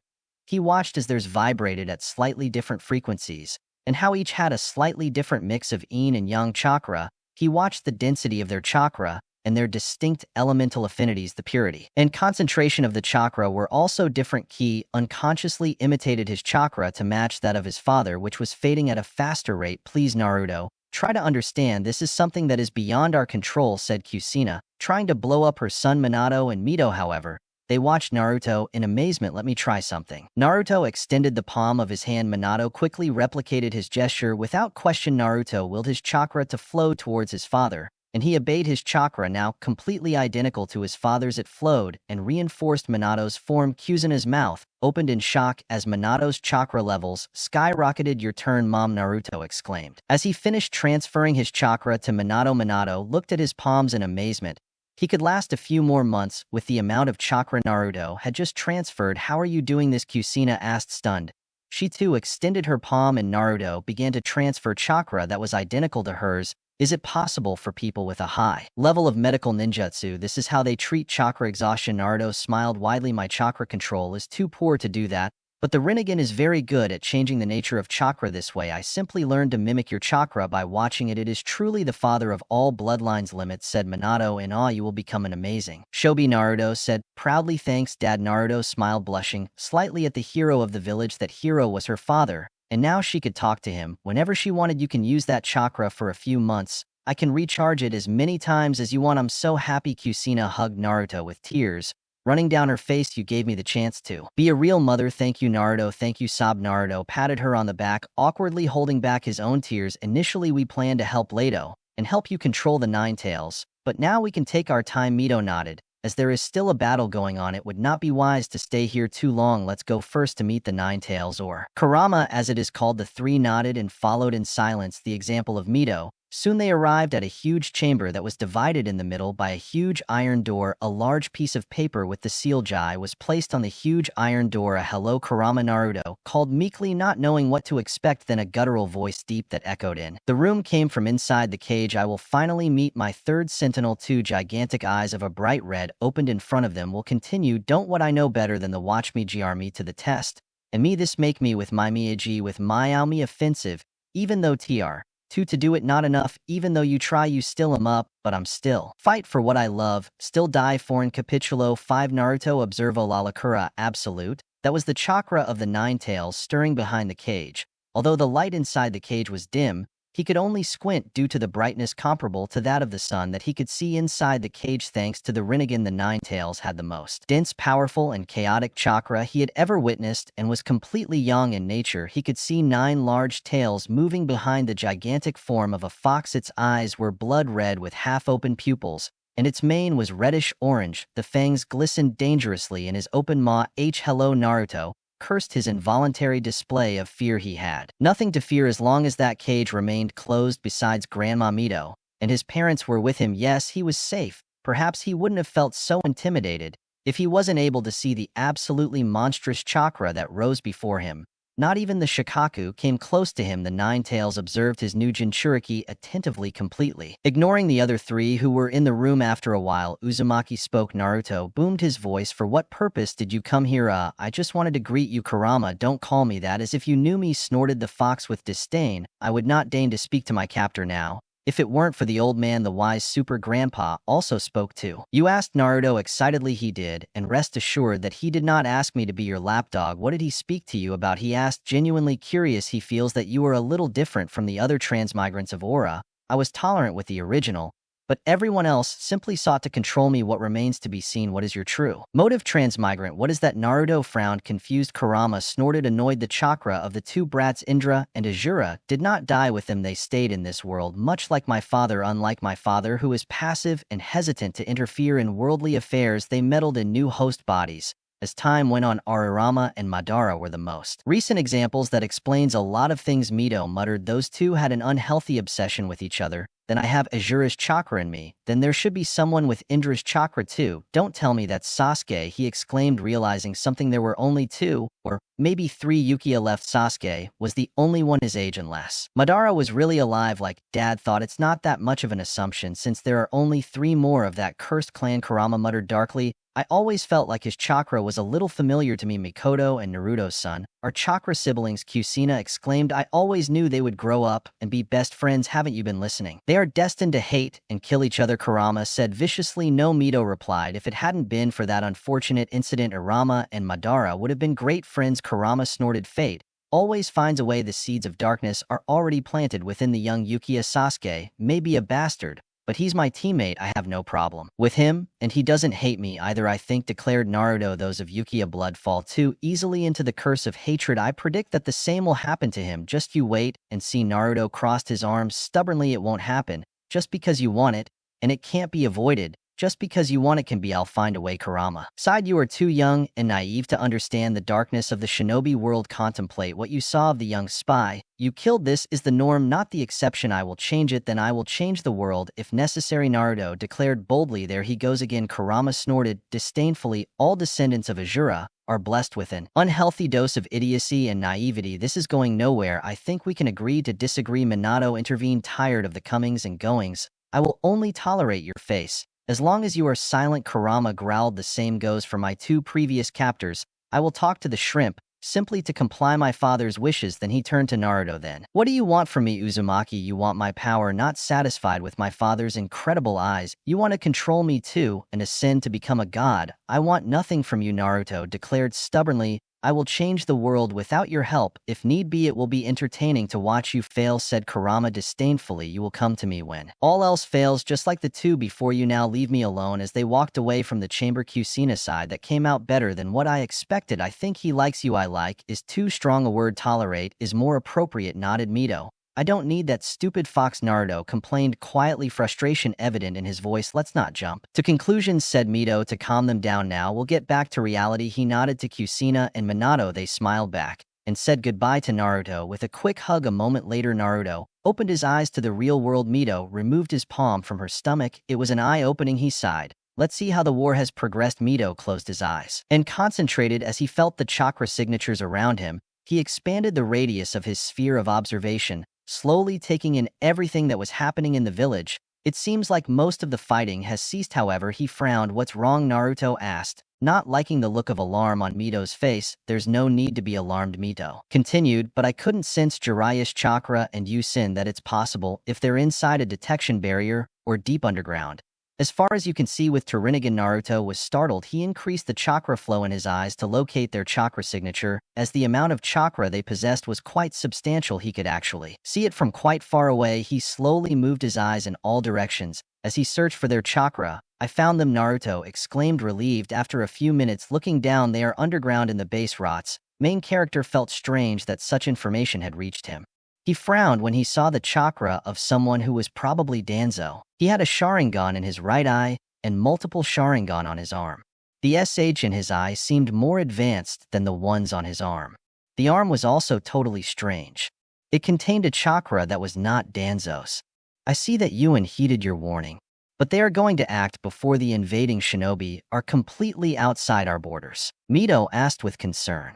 Why would the Okage kick up a fuss at this hour, or isn't he better than the invaders, said Naruto. Angrily, Orochimaru had some understanding with Danzo. Anzo wouldn't interfere with the invasion if Orochimaru left after killing the third Kage, was super proud of the way he indirectly pointed out to the old man Danzo's lack of interference. Mito's eyes were burning with fury. That's high treason to think he would stoop so low to be Okage. I can't believe I'm saying this, but he seems to be even worse than Madara. Naruto. Is Naruto startled hearing his father's voice in his head? You can create a shadow clone while mimicking my chakra. Okay, Naruto, said confused shadow clone. Jutsu. A puff of smoke arose as the jutsu took effect. Instead of a typical clone, Naruto's eyes widened in shock as his father's figure materialized beside him. What do you think that worked? Minato smiled, looking at his corporeal body. I'll have to avoid getting critical hits, but this will work just fine. Time to give it a go. Hand to Jiraiya Sense2. Lord Okage. Thanks, Naruto. See you later. And with that he disappeared as if he had never been there. What just happened? Mito asked, not believing what he saw. Well, to summarize, I guess my father is back in action. Naruto smiled this time, imitating Kuzuna's chakra, as he created a clone jutsu of shadow clone that Minato. Kusina appeared, shaking his head. Fondly a genius if there ever was one. I won't be much help in this situation, so I'll stay with you. Naruto. Mom, how come Dad disappeared? So is that the flying thunder god jutsu I've heard about? Naruto was thankful for Kabuto's information on the most feared technique in recent shinobi history. That's right, Kusina smiled. You should learn it. You know, I wasn't fast enough to use it in battle. Not that I needed to, since others used to run when I went into battle, she bragged. It seems to be a lot faster than Tobirama's. She mused. Mito, it would be a good idea for Naruto to learn it since our enemy also has advanced space-time ninjutsu. Jiraiya watched Danzo as he listened to a report from his subordinate detailing the progress of the war. By his body language, Danzo didn't seem too happy with Konoha's easy victory. You may withdraw, ordered Danzo. And our agent disappeared. It seems we'll have to wait. We shouldn't attack now, while the village is still recovering. Lord Anzo, the Okage is probably tired and injured, and I can get rid of the Sannin using my insects. A masked Ambu voiced his opinion. This is the danger of thinking about yourself. Toryun. Danzo shook his head in disapproval. Don't underestimate Jiraiya. If he fell into a trap like that, he would be long dead. And we're not sure of the situation with Iron. It's unknown what happened inside the barrier since none of our agents could get close to her without raising suspicion. Thanks for the compliment, you old fool, Jiraiya said, leaning casually against the far wall of Danzo's room. As it appeared now, why don't you give up if you are judged for your betrayal? Danzo stiffened as he noticed the intrusion at his side. Fu and Toryun sprang into action and aimed at the Sannin. They didn't take into account the fact that Jiraiya looked a little different than usual and had two small frogs perched on his shoulders. Sage art boiling oil bath. Jiraiya sprayed a large amount of oil at the two shinobi, synchronizing with their movements. A small wrinkled toad spat out a steam of pressurized wind from his left shoulder. From his right shoulder, another old toad with purple hair, cut in half, spat out a huge torrent of flames. The three attacks Eren to form an explosion of superheated fire that engulfed the two Adzo shinobi standing behind him. The entire room was soon engulfed in a roaring torrent of flames. Jiraiya stood impassive in the middle, covering his body with water chakra enhanced by Sage to cool himself. The fire died out, revealing two charred corpses. Danzo stood in his previous position, watching Jiraiya intently. You two have decided to betray Jiraiya the village and join your teammates in their desertion, Danzo asked coldly. He didn't seem affected by the deaths of his soldiers. You are the one who stabbed us in the back, Danzo. I heard everything you said, Jiraiya replied. Danzo didn't flinch. Then you've started imagining things, he said, already thinking of a way to escape. You don't give me much credit, old friend. Another voice joined the room. Its tone was full of chilling fury. Sarutobi acknowledged Danzo without showing any change in his composure. I see you have defeated Orochimaru. Please educate your other students. As well, as soon as he saw the Okage, Danzo began to channel chakra into his right eye. He needed a minute at most, and the Okage would become his puppet. It would be suspicious, of course, but he had no other choice. Your games end here, Shimura said. Yusin, I heard the last word. What a pity, Danzo commented. He raised a hand to signal his subordinates to attack, but frowning at the lack of reaction. Route ordered this time. Urgently. Jiraiya had an expression of absolute disbelief That's impossible. He felt the world spinning as he perceived a chakra he hadn't felt in 13 years, fluttering throughout the network of rooms that make up the ROT headquarters. In a matter of seconds, the dozens of ROT agents who were at the base seemed to have fallen unconscious. What happened? The third asked, worried about his student's rapid paleness. Even Danzo seemed increasingly alarmed to see that his calls to his subordinates were not receiving a response. At that moment, someone suddenly appeared in front of Danzo. He did not even have time to blink when he felt a palm pressed against his stomach. He felt a sealing formula spread in his stomach, and his chakra abruptly stopped. Hearing it when his vision darkened, he recognized the face of the fourth Uchiha. Danzo choked himself, falling into unconsciousness. As he felt his chakra flow stop completely, Minato turned to the two stunned spectators as Danzo's unconscious body fell to the ground. Sensei, sir, third long time no see. Minato smiled as the third clutched his heart in shock and seeing nearly fainted. Nato. Jiraiya's high-pitched voice echoed off the walls of the room. The third cage watched as his successor and predecessor arrived and easily dealt with Danzo. Yuan never imagined that he would again witness Minato's signature technique, the Irisin, a jutsu of remarkable complexity that only a prodigy like the fourth could Minato master. He had to simplify the technique into 3 components to teach his bodyguards, but even then it took years of dedicated practice for them to master it. The man before him was unmistakably Minato Namek, whose soul was known to dwell within the belly of the god of death. This was not a reanimated shinobi, nor was it possible to summon a captive soul. The clarity and mischief in the fourth's eyes confirmed it. How the hell had Minato returned to the world of the living? Minato, what? How she heard Jiraiya croak beside her. For the sage, it really is him, said astonished the old toad Fukusaku. But how Shima rubbed her eyes, unable to believe what she saw. Although her eyes deceived her, her senses sharpened by the art of wisdom could not be fooled. This was indeed Minato Namek, but he possessed very little chakra, almost as if he were a shadow clone. Well, to summarize the story, said Minato, after confirming that there was no other shinobi nearby, it is thanks to Naruto's Rinnegan. He can revive the dead. Jiraiya, he was already speechless. Surely, not even the sage could do that, right? No, I explained myself. Well, my chakra along with Puzina's were inside Naruto to help him if the seal ever weakened and guide him to gain control of the Nine Tails. When Lady Mito took him inside her consciousness to meet the Nine Tails, we decided to meet him. Our chakra was not destined to remain for a long time after the encounter, but Naruto was stubborn. He used his Rinnegan to limit our chakra and reinforce it with yours. I realized that if I made a shadow clone with my chakra, my consciousness could connect with it and manifest physically, Minato explained.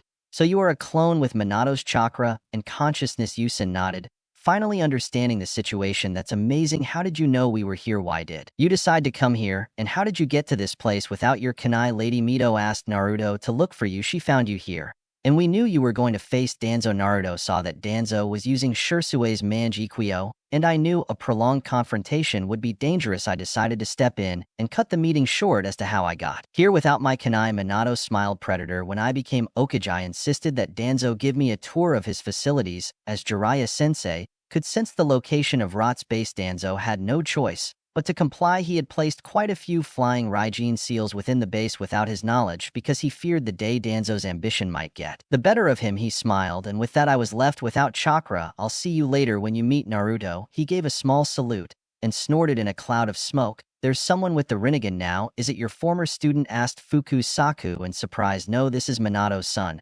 He woke up the Rinnegan due to some circumstances. Later I will give more details. Thanks for all your help, Mom, Dad. You don't have to thank us, boy. Jiraiya. Shima patted Jiraiya's head affectionately. Come have dinner with us. We almost never see you, Jiraiya. He already turned green at the mention of dinner with the toads. You know how busy we are. I will visit you soon. We will make you fulfill your duty, smiled Fukusaku. And the older toads disappeared. The third and Yuzin were now alone in the room. Then Jiraiya turned to Yuzin. That happened. Yuzin took out his pipe silently and lit it. I'm afraid this is going to be a long day, he said, looking at Danzo, who was immobilized. The third cage watched as his teammates that he had once trusted writhed under the weight of his gaze. He was sitting in the office, had finally dealt with the invasion, and had received reports from several jounin, now needed to deal with the aftermath of Danzo's actions. Danzo, bound and unconscious, was placed in front of his desk. Kor and Amura stared in disbelief at his exposed right arm. And right eye, to think he would go this far, Karu muttered, shaking her head. This begs the question, who implanted that Sharingan into his arm? His right arm looked unnatural. Omura was horrified at the level Danzo had gone to. He had mutilated his body in pursuit of power. I think we all know the answer to that question. Ewan glared intently at his teammates. Danzo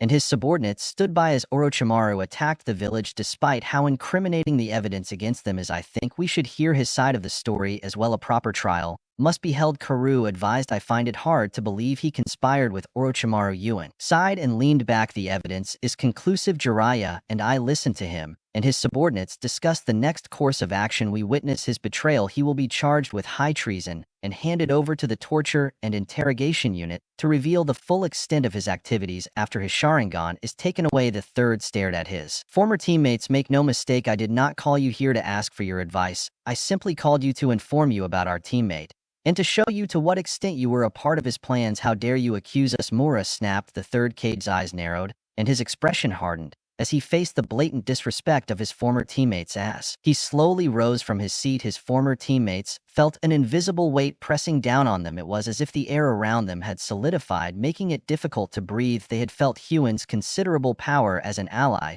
but had never been on the receiving end of his wrath. You outrage does not change the fact. Yuen's voice was calm but with a firm resolve. I do not take these decisions lightly. My duty is to the village above all personal connections, even those forged in battle alongside each one of you. I have led Konoha through challenges that would have broken lesser shinobi, always with the best interest of the village at heart. You stand in my office questioning my authority, but you forget that trust is not given but earned. Your unwavering support for Danzo over the past few years, especially during the Uchiha massacre from which he so clearly benefited, clearly calls into question your loyalty.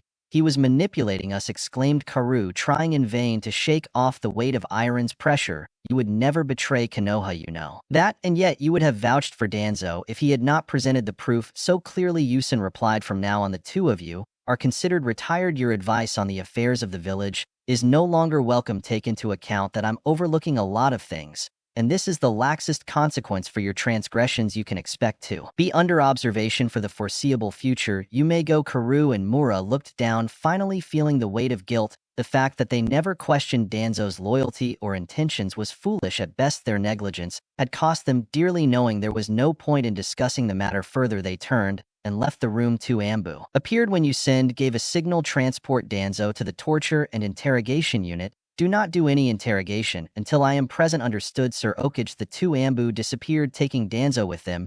You had to make some difficult decisions, said Jiraiya as he entered the office through the window. Today I saw twice what had led me to be Okage. First with Orochimaru, and then with Danzo. I am no longer in a position to continue with my duties as Okage. He looked at Jiraiya with seriously pleased. Jiraiya, I ask you once again, lead this village. You know I'm not fit for such a stifling place, Jur said, shaking his head. If she were the princess, she would be perfect, although Tsunade considered it. What good would an Okage be if he fears blood? Yuen rubbed his temples in frustration. How long do you think it would take for Naruto to reach the level of a Jounin? He asked jokingly, but he really wanted to know the answer. It's hard to predict, Jiraiya said, shrugging. If he keeps this pace up, and there's no distractions, a year at most will take. Time to acquire will be the mentality and the experience in combat, not the power. What do you think of Kakashi as an Okage? Would be ideal, nodded Jiraiya. The only problem is that his Sharingan is more of a disadvantage than a blessing for him. If it weren't for that, he could have already reached the level of a Kage in terms of chakra and power. Yusen nodded his head. We don't have viable candidates that can compete with characters like Aoki. I wish Minato had really returned instead of as a clone. I understand your pain, but why are you in such a hurry to retreat? No one could know what Danzo had become, and I am equally responsible for what happened to Orochimaru. It's because of what the previous Okage told you. This question has been on my mind for a while, and this unexpected war has really made me feel the need to do it. What my predecessors said was simply reflecting my thoughts. Their conversation was interrupted by a blow from the front. I'm afraid that you're not the only one who can help me. Yes, Sir Okage. Kakashi Itake is here to help me. See him along with Uzumaki. Naruto, send them in, ordered Yusen. The door immediately opened and Naruto and Kakashi entered. Kakashi, we couldn't update you on some important developments regarding Naruto, began the third box. Kakashi nodded. It's probably about Naruto's soul absorption limit. Before that, Naruto, we need to summon Lady Mito, said the third, turning to Naruto. Miss Mito, said Kakashi, surprised. Lady Mito was summoned by Orochimaru along with the previous Okage, using the forbidden reanimation technique. Fortunately, Lady Mito managed to break free from Orochimaru's control and killed him, explained Yusen. She is still with us, and her presence will be a considerable blessing in stabilizing Konoha. As they spoke, Naruto unrolled a scroll he carried with him and channeled his chakra into a sealing formula engraved on it. An explosion of smoke broke out and Mito Uzumaki materialized before them. Lady Mito, the third box, stood up and bowed. Allow me to thank you for the invaluable service you have rendered to the village by getting rid of my disobedient student. It is too soon to celebrate, said Mito. As he sat in front of the Okage, he indicated to Naruto, already and almost bewildered. See, to do the same we should celebrate, began Mito with a serious tone. I have examined the cursed seals of Sasuke Yankka Mitarashi.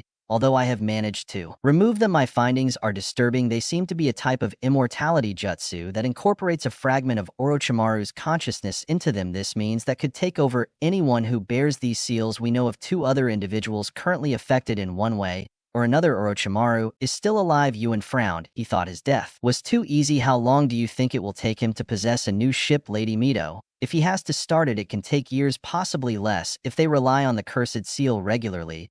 But if one of the vessels sacrifices themselves willingly, he could recover a body in a single day. We can't rule out that possibility. Orochimaru lures the desperate and brainwashes them into loyalty, Jiraiya said. Luckily, Naruto now knows the location of almost all of Orochimaru's hideouts, and possibly information on who might have the curse marks, doesn't he? Kakashi looked at Naruto. Kabuto was probably a close confidant of Orochimaru. He was relieved that Sasuke's curse marks were no longer a problem due to the legendary shinobi now sitting next to them. Naruto nodded to the surprise of the third Kage and Jiraiya. Let me guess, more Rinnegan nonsense. Jiraiya sighed. The one. Kakashi turned his head to Naruto. Naruto smiled and dispelled the illusion surrounding the Rinnegan terror. Kakashi stared into Naruto's eyes, which were no longer the usual bright blue. His eyes were now purple with a wave pattern that is certainly new. Kakashi said lightly, his bloodline is a dojutsu, and that is the Rinnegan. That Rinnegan? He asked out loud. He didn't see any visible change in Naruto's eyes. It was activated to will like the Sharingan. The one and only. Jiraiya confirmed. If Sakura had awakened the Byakugan, we would have the complete set, joked. Kakashi was still stunned with disbelief. Maybe the unusual humor in him was a defense mechanism. So how did the sage's eyes end up in Naruto? Asked Kakashi. Well, it turns out he is my great-great-grandfather, explained Naruto. Uzumaki and Senju are descendants of the sage's youngest son, while the Uchiha are the descendants of the eldest son, he clarified. Myth, I see. Kakashi frowned. We know why Naruto woke him up, and not any of his other descendants. Well, that's where things get a little complicated, Naruto said. Sighing, Kakashi's head swam from the momentous revelations that had been shared with him over the past half hour. Naruto told them about his encounter with the sage, his wide array of new abilities, how he and Sasuke handled the one-tailed, how Myth helped them, how the cursed seal was removed from Sasuke Yanko, his encounter with the nine-tailed, and his meeting with his parents inside his seal well. That's quite an adventure. Kakashi laughed weakly. Some other amazing revelation? Naruto asked jokingly. Just one more, smiled Naruto. Shadow clone jutsu. Shadow clone jutsu. Oh, Kakashi looked at his sense and his wife, both smiling warmly at him. Hi sensei, Miss Kusina, he said dazedly. Hi, Kakashi smiled. Minato. So is this other power of the Rinnegan? Kakashi asked weakly. His eyes really do preside over life and death. First it extracts someone's soul, and then brings them back to life. No, Kakashi sensei, well, in a way it is, but it didn't bring them back to life. I was able to mimic their chakra when they appeared inside my seal. I transferred a good portion of my chakra to them, so they wouldn't disappear quickly. Then Dad had this amazing idea. If I created a clone while mimicking their chakra, they could transfer their consciousness to it. I see. Kakashi didn't really understand, but I had a feeling that when it came to the legendary eyes that gave rise to all bloodlines, it was good to lock sanity in a drawer and throw away the key. Then Mr. Third Minato asked his predecessor indifferently, who had the brilliant idea to reveal Naruto's status as a Jinchuriki to the entire world. He had been eager to ask that question the moment he obtained a physical body. The third side I had nothing to do with. That the culprit is probably Danzo. He probably leaked the information, so the other villages would know that the Nine-Tails Jinchuriki was still in Konoha's possession. It was unnecessary and uncalled for, as no village would believe the popular narrative that a tactical genius like you had killed him. I thought so. Minato nodded. Kusina was breathing deeply, trying to calm down. She didn't want to dispel the clone that had given her substance, wasting chakra unnecessarily out of a tantrum. But it was difficult when I interrogated Shimura. Take me with you, said Mito coldly. I can make him talk, of course, Lady Mito, said Huzen, grateful. The truth is I was nervous, because having to use a member of the Yamanaka clan for the job, who knows what traps Danzo hid inside his body. Mito could probably extract all the information Danzo had. If he set his mind to it, Naruto, said Jiraiya, taking advantage of the pause in the conversation. I want you to tell us everything you learned from Kabuto. If it's exhausting, we can sit in several sessions. But we must make sure that nothing is omitted. First, let's go over the most crucial information. The third Hokage sat in the meeting room of the Hokage Tower and watched as the Jounin commander, Commander Ambu, and the heads of the various military divisions and clans would take seats. Such meetings were infrequent and usually only occurred during the build-up to or aftermath of a war. You can notice 3 people are missing. The Hokage began. Danzo Shimura, Kuru Yudata, and Iwai Omura. My headdress. Yes, his absence is curious, especially since Ra did not participate in the efforts to counter the invasion, said Shika Kuner. Indeed, sighed the Hokage. Danzo Shimura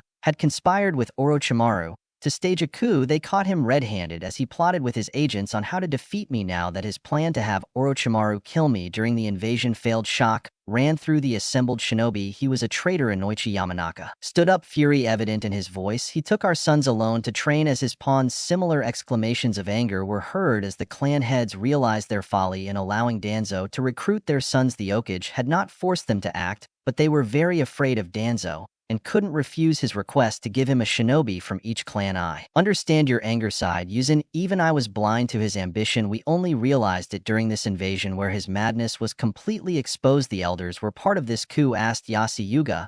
I'm not sure to what extent they knew of his plans, but I believe they knew nothing about his attempt to help Orochimaru defeat me. Either way, you have been dishonorably dismissed from your duties and will be under observation for the foreseeable future. As for Danzo, he will receive his punishment after information is extracted from him. I will be at your service, Sir Hokage. Inoichi offered. I appreciated Inoichi, however.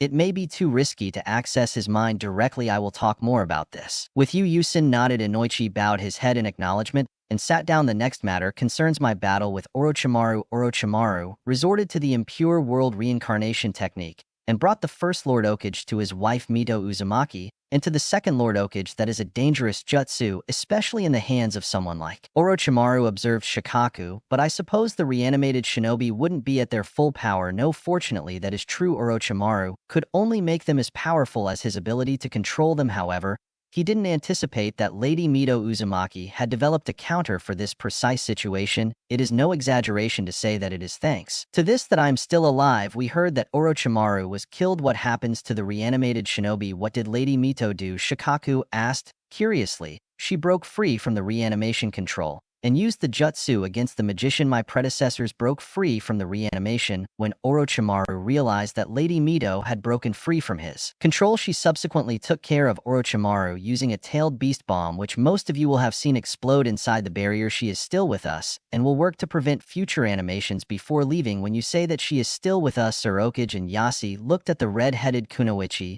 sitting near Jiraiya, looking completely bored with the proceedings. Exactly, Madam Mito. If only the Hokage smiled. Mito waved his hand, dispelling the disguise. And it is her, your lordship. Many of the older shinobi suddenly stood up, recognizing the legendary figure from the vague memories of their childhood. However, her form was not that of the old woman they were used to. It was Mito Uzumaki, in her prime, with her youthful face and blood-red hair. Only her eyes revealed the fact that she was not truly alive. Calm down, sighed Mito. I appreciate your enthusiasm, but we have urgent matters to attend to. Indeed, sighed Yuan, the first of which is the fact that Orochimaru is still a threat. He has the means to resurrect. This was the main reason why she had to reveal Mito's existence, at least to the higher-ups. They needed to fabricate an identity so that she could move freely through the village. The room abruptly dissolved into chaos as the day after the invasion dawned. Naruto opened his eyes, and his face lit up with a wide smile. He had talked at length with his parents the day before and had come to know what kind of wonderful people they were. No, he hadn't felt this happy upon waking up in a long time. The nightmares of Kabuto's past no longer haunted him, as he had feared meeting his parents. He had mastered all other fears and misgivings that he had in his mind, and had protected him against those negative thoughts. Naruto surveyed his new surroundings and noticed that he was away from his apartment at Mito's request, and with Okage's approval, he had moved into the Senju clan compound. Time and conflict had reduced the once bustling complex to a handful of deserted houses. The 3 shinobi wars had claimed a disproportionately large number of Senju lives. Mito explained that it seemed that death stalked any Senju who ventured beyond the walls of Konoha. Although many whispered suspicions of targeted killings, no evidence definitively proved a campaign of systematic genocide. Out of fear, some abandoned the Senju name and the clan altogether Tsunade was the only survivor of all 3 wars who still remains. To this day, although her survival had been aided by a few escapes narrowly during these times of war, the unoccupied tracts of Senju lands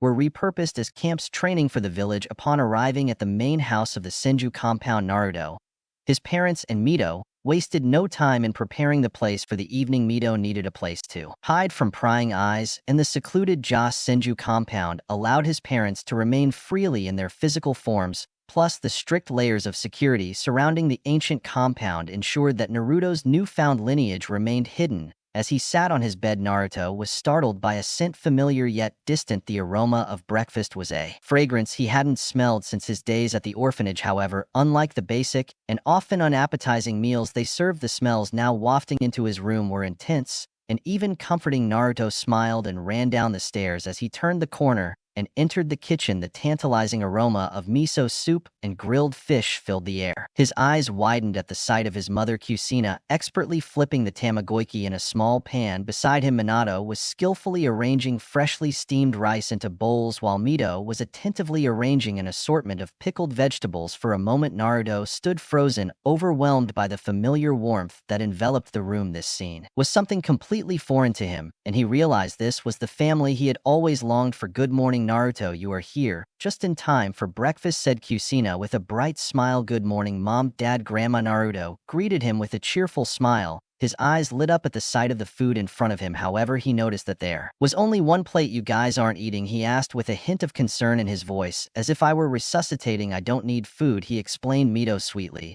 "And your parents, being shadow clones, don't need to eat either." Naruto's smile faltered slightly. "Then I have to eat alone, huh?" he muttered with disappointment in his tone. Kushina, who quickly perceived his dismay, he immediately replied, "Of course no, Naruto. We will sit at the table with you and share the food we have prepared. Enough." After all, he threw a meaningful look at Minato and Mito, which led them to nod in agreement and gather around the table. "Your food is great, Mom. I can't believe I'm saying this, but it's even better than Ichiraka's ramen." "There's nothing better than ramen," said Kushina automatically. "But we must respect the food of the gods, and only in moderation." Minato nodded sagely. "Very true." Mito shook his head. He wasn't unsure what all the fuss was about, since she had never tried that food called ramen. Maybe she should try it someday. While they enjoyed their meal, Naruto looked curiously at Minato. "Dad, are you going to be Hokage again?" He knew it was a long shot, but pure curiosity got the better of him. Minato shook his head with a small smile. How can I protect the village as a shadow clone? A large amount of chakra has already been used to give a shadow clone a solid form. The remaining chakra is not enough for a serious fight. Plus, I've already served my time as an Hokage. Now my duty is to you." Naruto's eyes lit up. "That means you're going to train me?" "Exactly," Minato replied with a smile growing wider. "We'll come up with a training plan once I assess your current abilities." "Great." Naruto punched the air in excitement.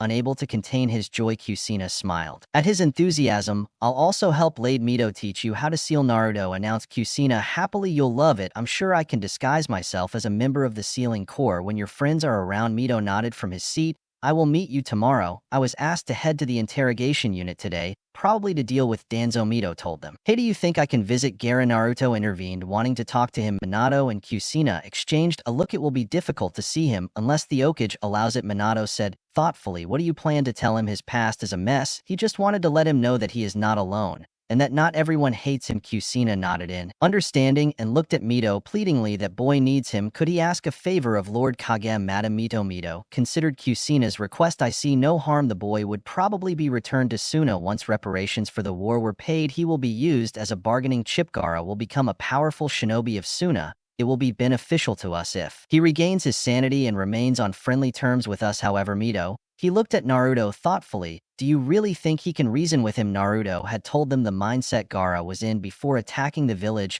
It seemed the Jinchuriki had completely given in to his inner demon. "I'll try," Naruto said confidently. "It's the least I can do." Mito nodded, understanding Naruto's empathy. "Konoha has no other important allies, and even if they betray us once, Suna will probably get a second chance. Before that happens, we should add some precautions to the seal of the Shikaku, so that Suna does not use it against us again. Send me a clone when I visit the box." Grateful for the opportunity, Naruto smiled gratefully, began to eat with renewed urgency, eager to prepare. Kushina, disguised as a young brown-haired woman, accompanied one of Naruto's clones to the meeting point of the Team S. As Sakura did not suffer any injuries, she was discharged yesterday. Kakashi had called his first team meeting after the war, and she decided to replace Mito and teach them some of the basics of sealing. She would be kidnapping Kakashi's students, but he would surely understand anyway. He was a lazy teacher. Kusina smiled as she saw Makoto's son and Sakura waiting for them, and Kakashi was quite proud of the shape distortion seal she had applied to hide her most distinctive features. A normal Ung would be instantly seen through with Sasuke's Sharingan, so she had resorted to more drastic measures to hide her appearance. How is everything? Kusina greeted the two confused Genin cheerfully. I'm your unsealed body boy today. I will teach you the basics of sealing as Leto has some urgent matters to attend to. Sasuke looked up. A glint of interest appeared in his eyes. Then will be in your care, he said, bowing. Lev Sakura quickly imitated her teammate. Sasuke-kun is so polite, she squealed internally. She hadn't seen this side of Sasuke. Maybe she hadn't felt the need with Kakashi. What a gentleman. So polite. Kusina smiled. You must be Sasuke. And you are Sakura. She smiled at the two genin who nodded in response. Kusina looked at the tree behind them and raised an eyebrow. You feeling a little shy? Kakashi asked with a hint of mischief in his tone. With a shy smile, Kakashi emerged from behind the tree, causing a surprised Sakura and Sasuke to turn their heads towards him. Naruto chuckled at their expense. The world held no secrets for him. You always hid there. Making us wait? Sasuke asked, honing with disbelief. He noticed that Naruto wasn't surprised. Maybe the kunoichi had told him, or Naruto's dojutsu had revealed to Kak, so he didn't see any visible signs of a dojutsu in Naruto's eyes. But he was almost certain of his hypothesis. It seemed like he wouldn't get the chance to ask Naruto about it today, since it seemed like his boy would be with them all day. They couldn't discuss Naruto's secrets when a stranger was present. Well, sometimes I do. Kakashi shrugged. It's entertaining to hear your opinions on me. Sakura cringed at that confession, while Sasuke squirmed in annoyance. He really needed to improve his situational awareness. Then Kakashi said, Kusina smiling, I'll borrow your genin for a while. You can go report to Okage. I'm sure he has no shortage of missions to assign you. Of course, his boy senpai. Kakashi nodded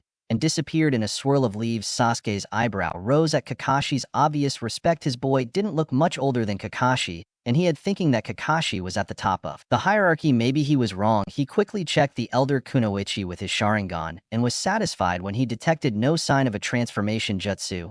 Oh, you have the Sharingan, he observed Kusina, but it is best not to use it while mastering the basics. It takes all the fun out of learning. He looked at Naruto, who was smirking at Sasuke's situation, and there are no shadow clones. Either you both are free to use your techniques outside of my lessons, but here I want you to listen, watch, and understand. Sasuke's expression turned into a frown, but he silently nodded in relief that she hadn't questioned his use of the Sharingan. After witnessing Leto's disguise, he was feeling a little too cautious. Without his Sharingan, he wouldn't have been able to tell it was a disguise. Naruto grimaced, considering the restraints were a little harsh. Kusina sat down on the grassy ground and gestured for the three genin to sit. Gather together today.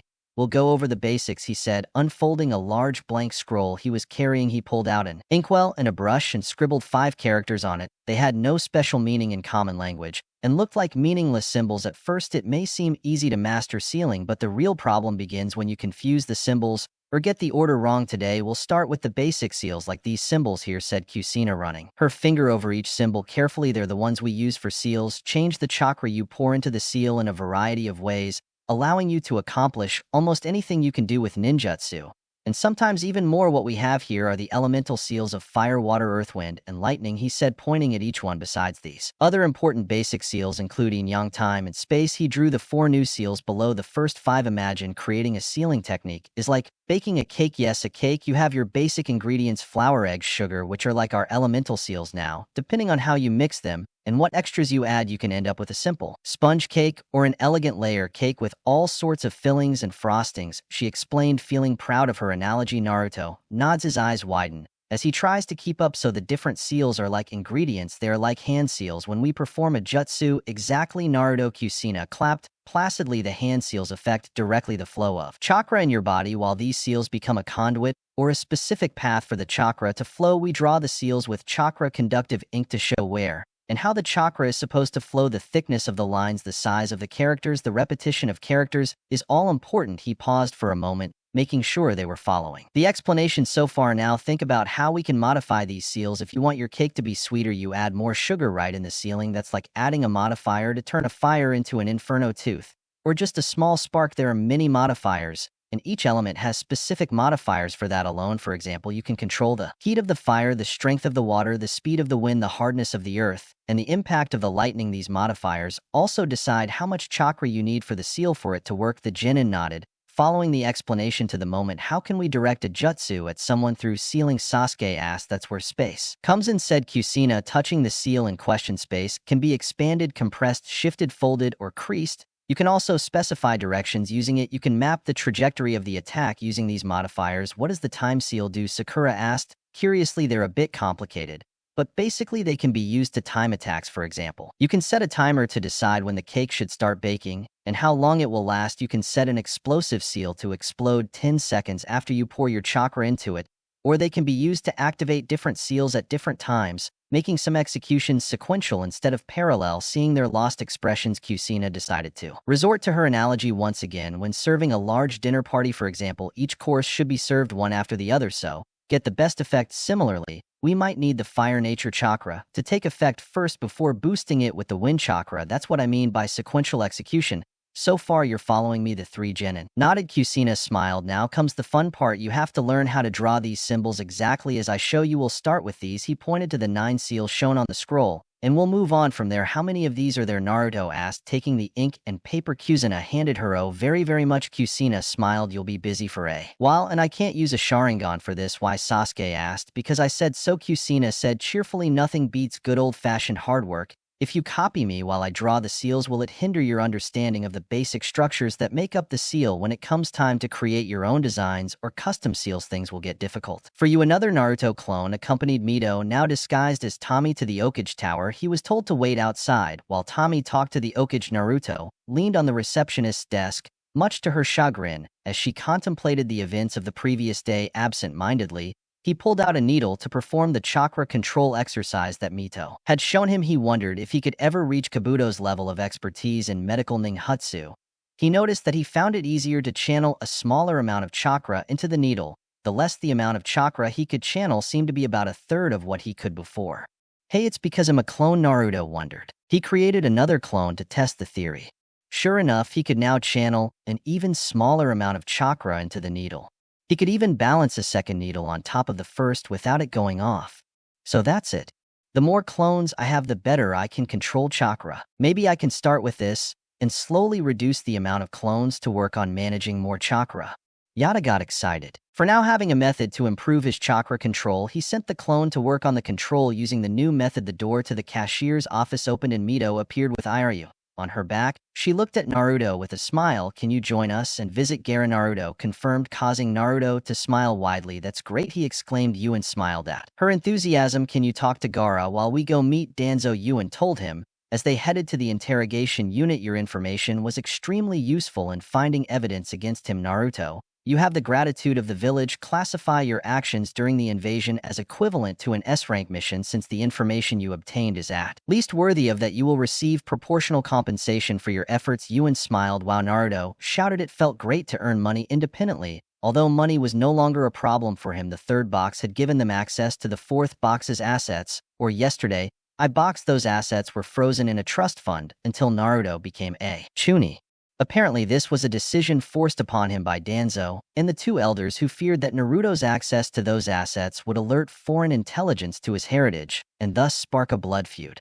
The third Kage had agreed to cleave to them after deciding that he would be allotted a monthly stipend for his expenses. The stipend was always sufficient for his expenses, but there was made mistakes several times by going overboard with his pranks more, and having to pay heavy fines as a result. Now, since the true owner of all that money, Minato, was back in action, although as clone he could access the assets with the elders out of the picture, Yuan could give them access without anyone noticing. Naruto nearly fainted when he found out the ridiculous amount of money his father had earned included the bounty from the countless shinobi he defeated, the missions he had completed, and the salary she had accumulated, as her mother had also earned quite well, but was rarely sent on missions. Soon they arrived at the interrogation unit. Naruto noticed that the place was under heavy security. He could see at least 4 dozen Ambu patrolling the area. Perhaps they were expecting an attack from the Rot agents who returned from various missions, only to realize that their leader had been captured. Luckily, Jiraiya was already busy tracking down the shinobi of the currently rebelling organization. The two Hambu, standing at the entrance, bowed deeply upon seeing Okage.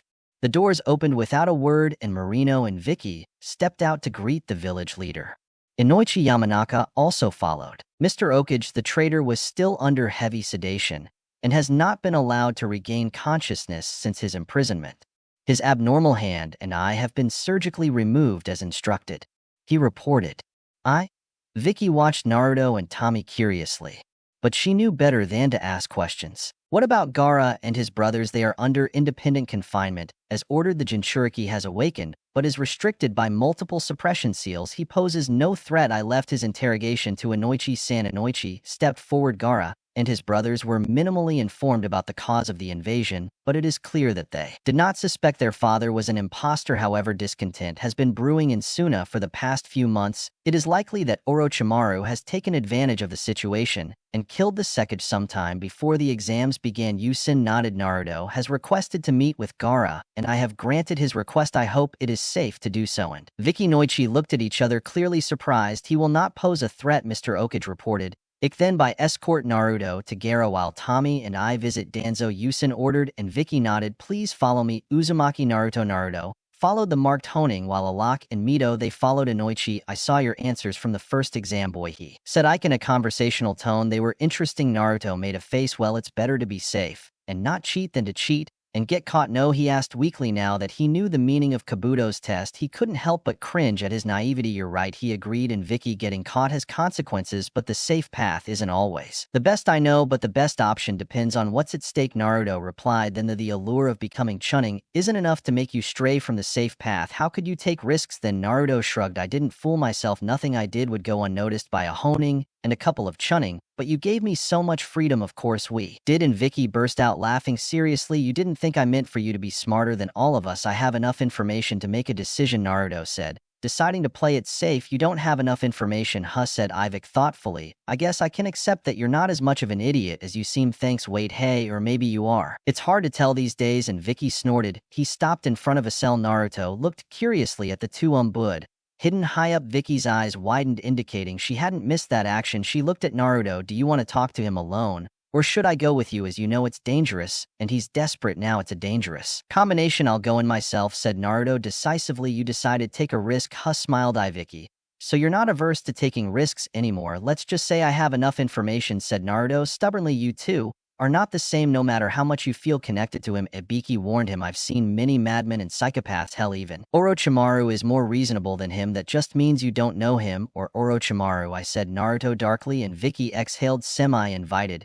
She concentrated a trace of chakra on the door seal and watched it pulse, briefly retrieving a key. She opened the door and gestured for Naruto to follow him inside. Once Naruto entered, Vicky quickly closed it. The door behind them, which glowed momentarily under the influence of her seals up ahead, was a more formidable door marked with a complex series of seals that pulsed rhythmically. Ivia placed her hand against the heavy door, causing it to swing open without a hitch. It's all yours, boy. We'll secure the door from the outside once you enter. Just as a precaution, she indicated to him, when you're done, just press the button on the other side of this door. Naruto nodded and entered the room. As the door closed behind him, he saw that the room he was in was divided in two by a heavy glass barrier. He could see another large array of glowing seals all over the surface of the glass. On the other side, he could see the form of Gaara. The Jinchuriki was sitting with his face buried in his knees, almost curled up in a fetal position. Naruto saw a speaker with a red button attached to it. Crystal barrier, took a deep breath and pressed it down. Sure, they don't want to take any chances. I thought I'd run into him straight away. He thought. A shrill alarm sounded inside the room and Gaara snapped his head up. His gaze went to Naruto with a mix of surprise and irritation on his face at the unexpected intrusion. You're probably wondering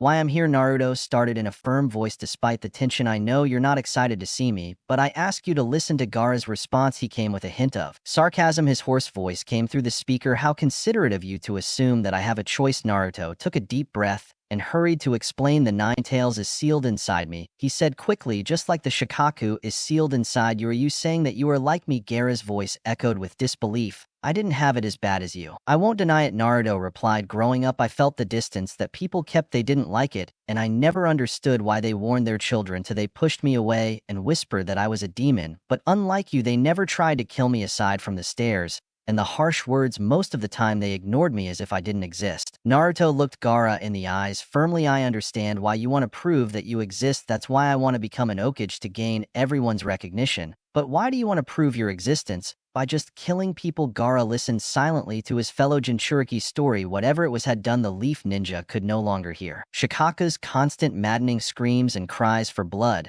He had slept deeply yesterday for the first time in a long time. He had never had the peace of mind to think clearly as he only heard Shikaka's senseless blood cries. Why he sought to kill people was an interesting question to consider. The first answer was that it was to appease the beast and keep it silent for some time. However, he also had another reason. When I kill them, they can't hurt you anymore, Gaara replied. Honestly, then there will be someone else trying to hurt you. When you kill people, more and more people will hate you. Music. Naruto, my father would never let me live in peace. Suna, it's not like Konoha, and isolation is the worst thing you can face, Gaara said grimly. Your father is dead, Naruto revealed. Much to Gaara's shock, he was killed weeks ago by Orochimaru, and he disguised himself as the cat cage during the invasion. You're not lying. Gaara grabbed his head, unable to comprehend that his worst nightmare no longer exists. You're just here to play with me, to give me hope. You'll see for yourself when you return to your home, Naruto told him.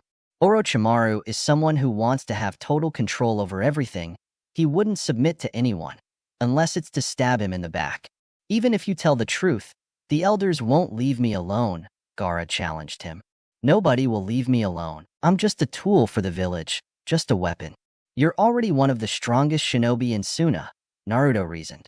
You can become a Honin. In no time, without the Kage, no one will be able to control you. Concentrate on getting stronger and protecting your precious people. You might even be Sekage someday, Gaara snorted with a mocking laugh. Valuable people? I have none, only those who fear me. People fear you because you kill people for looking at you wrong, Naruto said. Clearly your brothers protect you, and so does your sensei. I saw it with my own eyes. Please, Gaara, give them a chance. Give this world another chance. Gaara looked at Naruto as if he was seeing a strange animal. You are foolish and naive, Naruto. Uzumaki, you underestimate the darkness of this world. Naruto sighed with his eyebrows gone. This is the only chance you'll have to change. If you continue the same way, the elders will think that they can't control you. Then they'll try to kill you for real, even though your father was a piece of He didn't send his most elite shinobi to kill you, as he saw it as an opportunity for you to become stronger. If I survived, you can't expect that leniency from others, so it will be better for your future if you don't continue like you were before. If you can promise me that you will try to improve, I will ask the sealing core member who held you back to place a seal on yours, so that Shikaku will stop tormenting you. Gaara's eyes widened at the offer. Killing people was one of the ways that Pacific Shikaku could have some peace of mind for a while. If Naruto could just find a way to stop that, then there might be some hope. If that is what you ask, it may not be impossible, Gaara said softly, contemplating his future. Thank you, that's all I ask, Naruto said, giving a sigh of relief. What do you gain from this? Asked Gaara. What does Konoha gain from this? I don't know about Konoha, but I wanted to meet you because you reminded me of myself when I left the orphanage and started living alone. I saw how cruel people can be, except when I met Okage Sano Min-chan. Nobody looked me in the eyes. It was as if I didn't exist. It was maddening. I know what it feels like, at least. That's why I don't want that to happen, not even to someone who was an enemy. Gaara looked at Naruto, still deep in thought. Then you have my thanks, Naruto. Uzumaki, if everything you say is true, you're welcome, Gaara said. Naruto with a radiant smile. I wish you the best. I hope that when you are the Sea Cage and I am the Okage, we can talk to each other again. And with that, he nodded and turned around. Gaara watched Naruto walk away and closed his eyes to reevaluate his worldview. Will continue. Don't what I know better than the watch me gr me to the test.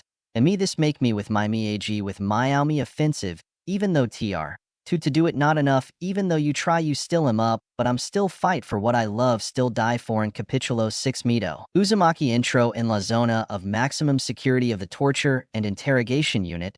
Along with the third cage, his disguise was automatically removed upon entering thanks to one of the seals he had placed there a long time ago. Danzo lay in his cell, forced to remain unconscious. Since the day he was captured, Yuan took out a three-pronged kunai and threw it to the ground after injecting some of his chakra into it. A moment later, a Minato M-Cus clone appeared. So how are we going to do this? Asked Minato, turning to Danzo. I have something. Forget the information he has said, Mito, but first I want to hear his excuse.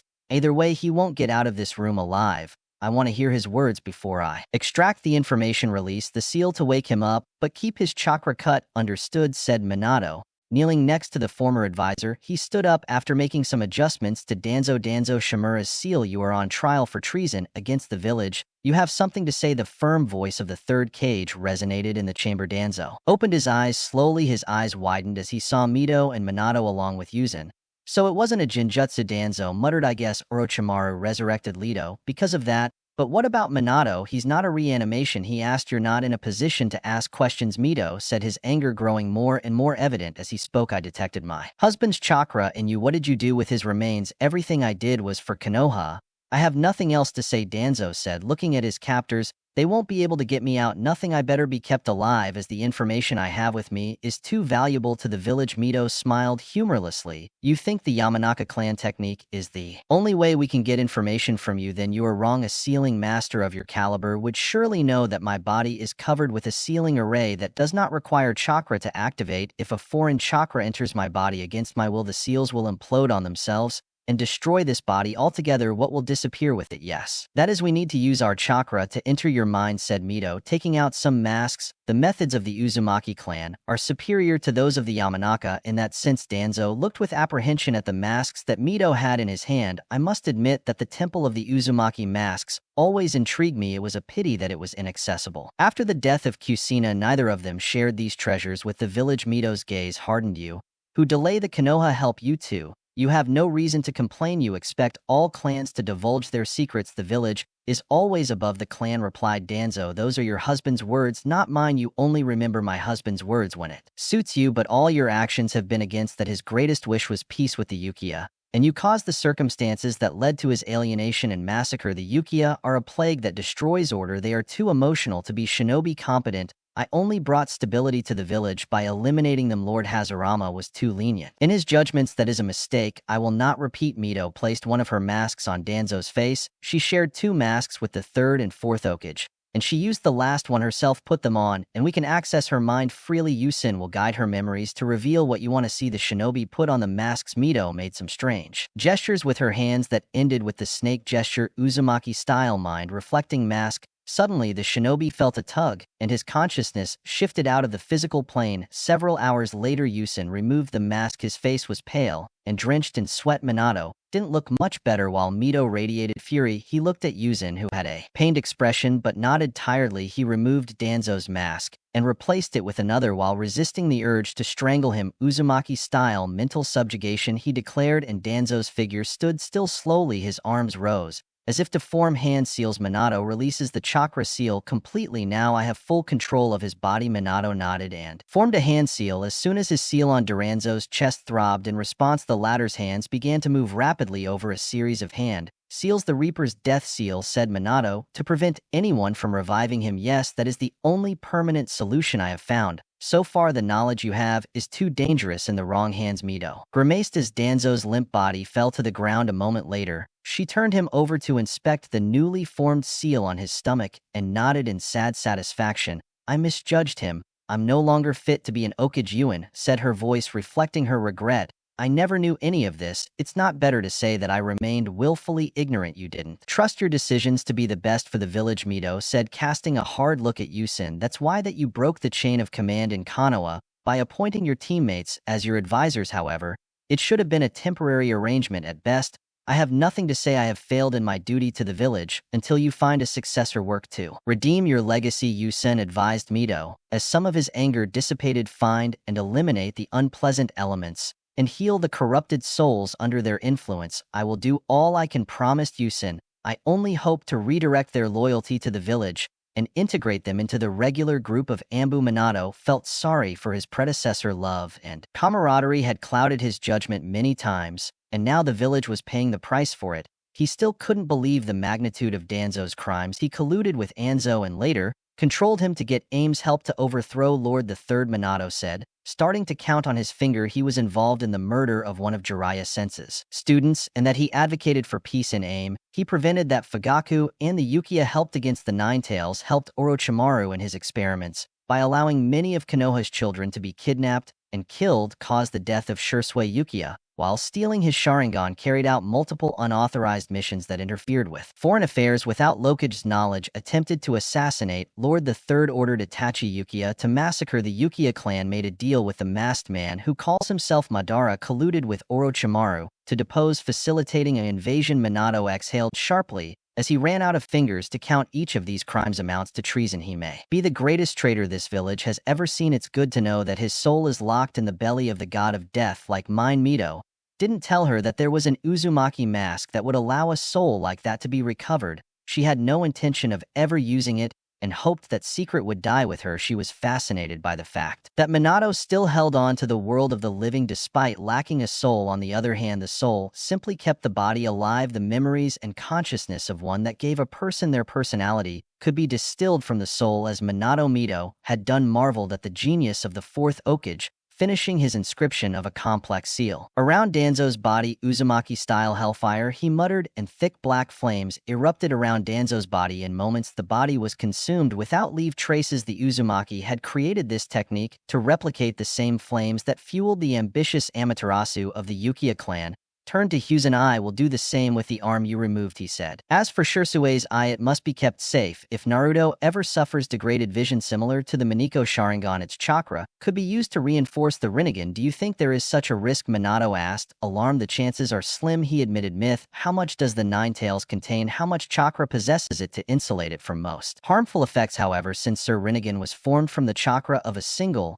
eye, we cannot rule out that possibility. Thank you for your wisdom, Lady Mito. Minato bowed. Deeply grateful for your knowledge. You have no need to thank me, Minato. We are family. Mito smiled warmly. Yusen called out to one of his Ambu who was at his side. The masked agent handed him a scroll, which Yusen then passed to Mito. I will entrust you to keep Shirsue's eye safe until necessary. Mito nodded and sealed the scroll containing Shirsue's eye. Now, what matter should we address first? The other boy with the Rinnegan, Nagato, said Minato thoughtfully. The information Danzo received from Anzo indicated that he killed everyone present there after Anzo caused Yako's death. All of Danzo's agents present there died, so Anzo was the only source of information. Danzo stopped receiving information from Anzo about a year after this incident. This means that either Anzo cut ties with Danzo or Anzo died, possibly at the hands of Nagato. If the latter is true, the information Jiraiya received about the death of his students may have been false. Another wielder of the Rinnegan, said Mito with some apprehension, and one who had time to hone his skills for approximately 3 decades. Someone like that would be incomparably strong if he were alive today. Minato nodded gravely. The organization that Yako founded is called Akatsuki. Since that organization is still thriving and can keep so many powerful shinobi under its control, it is likely that Nagato is behind it. The Katsuki that Yako imagined was always peaceful. They changed their minds after Yako was killed at the hands of Anzo. It is possible that they are aware of Danzo's role in this,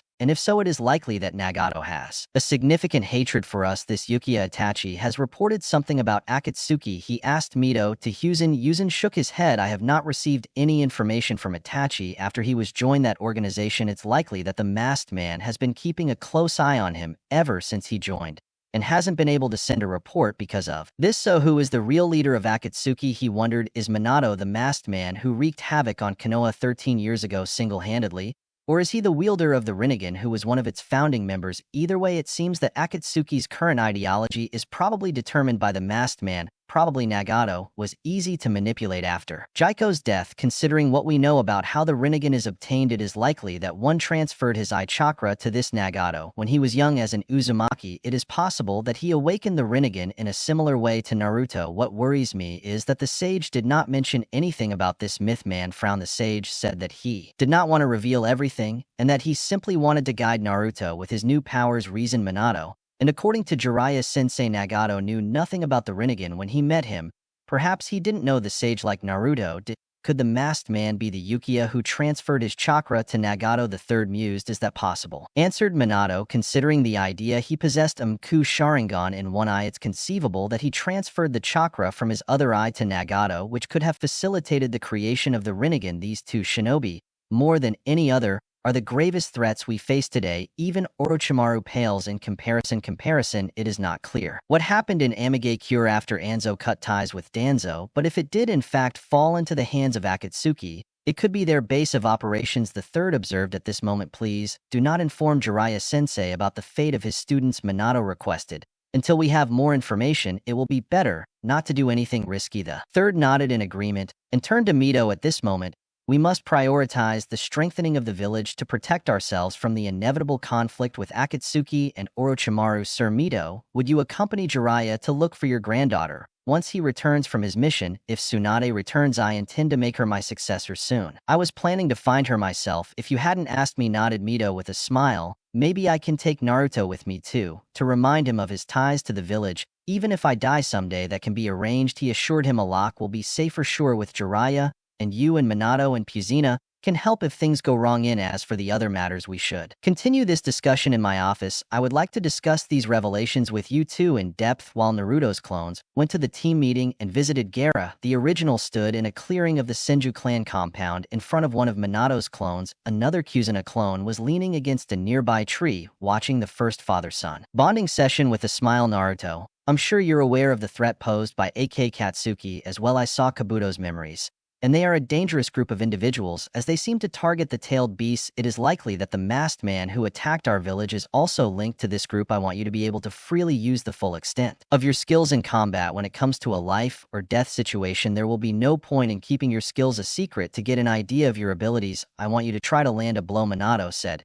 He took out a dozen kuna and threw them around the whole training camp. Is a piece of cake, Naruto said confidently. Van Sotenin said, pointing with his palm towards an empty space. Too slow, Minato said from behind, patting him on the head. Try again. Naruto turned around, but Minato had disappeared once again. Well, that's an annoying jutsu, but I have one that's even more annoying, Naruto declared. Shadow clone jutsu. In an instant, a dozen shadow clones formed and surrounded Minato. Not a moment later, they dispersed. This is fun, Minato. He smiled, staying relaxed in his initial position. I couldn't see you move, Naruto exclaimed. What kind of axe jutsu is this? You have to train your brain better. The Rinnegan is probably able to see my movements, but you're not thinking fast enough, Minato explained. Sharingan users can see me move, although they can't do anything about it. I don't see why not. It would be possible with the Rinnegan. Naruto strained his eyes to watch Minato closely as he channeled more chakra into them. He could already see that the Minato's hands had over 1,000 micro-seals inscribed on them with symbols similar to the ones he could see on the kunai scattered all over the battlefield.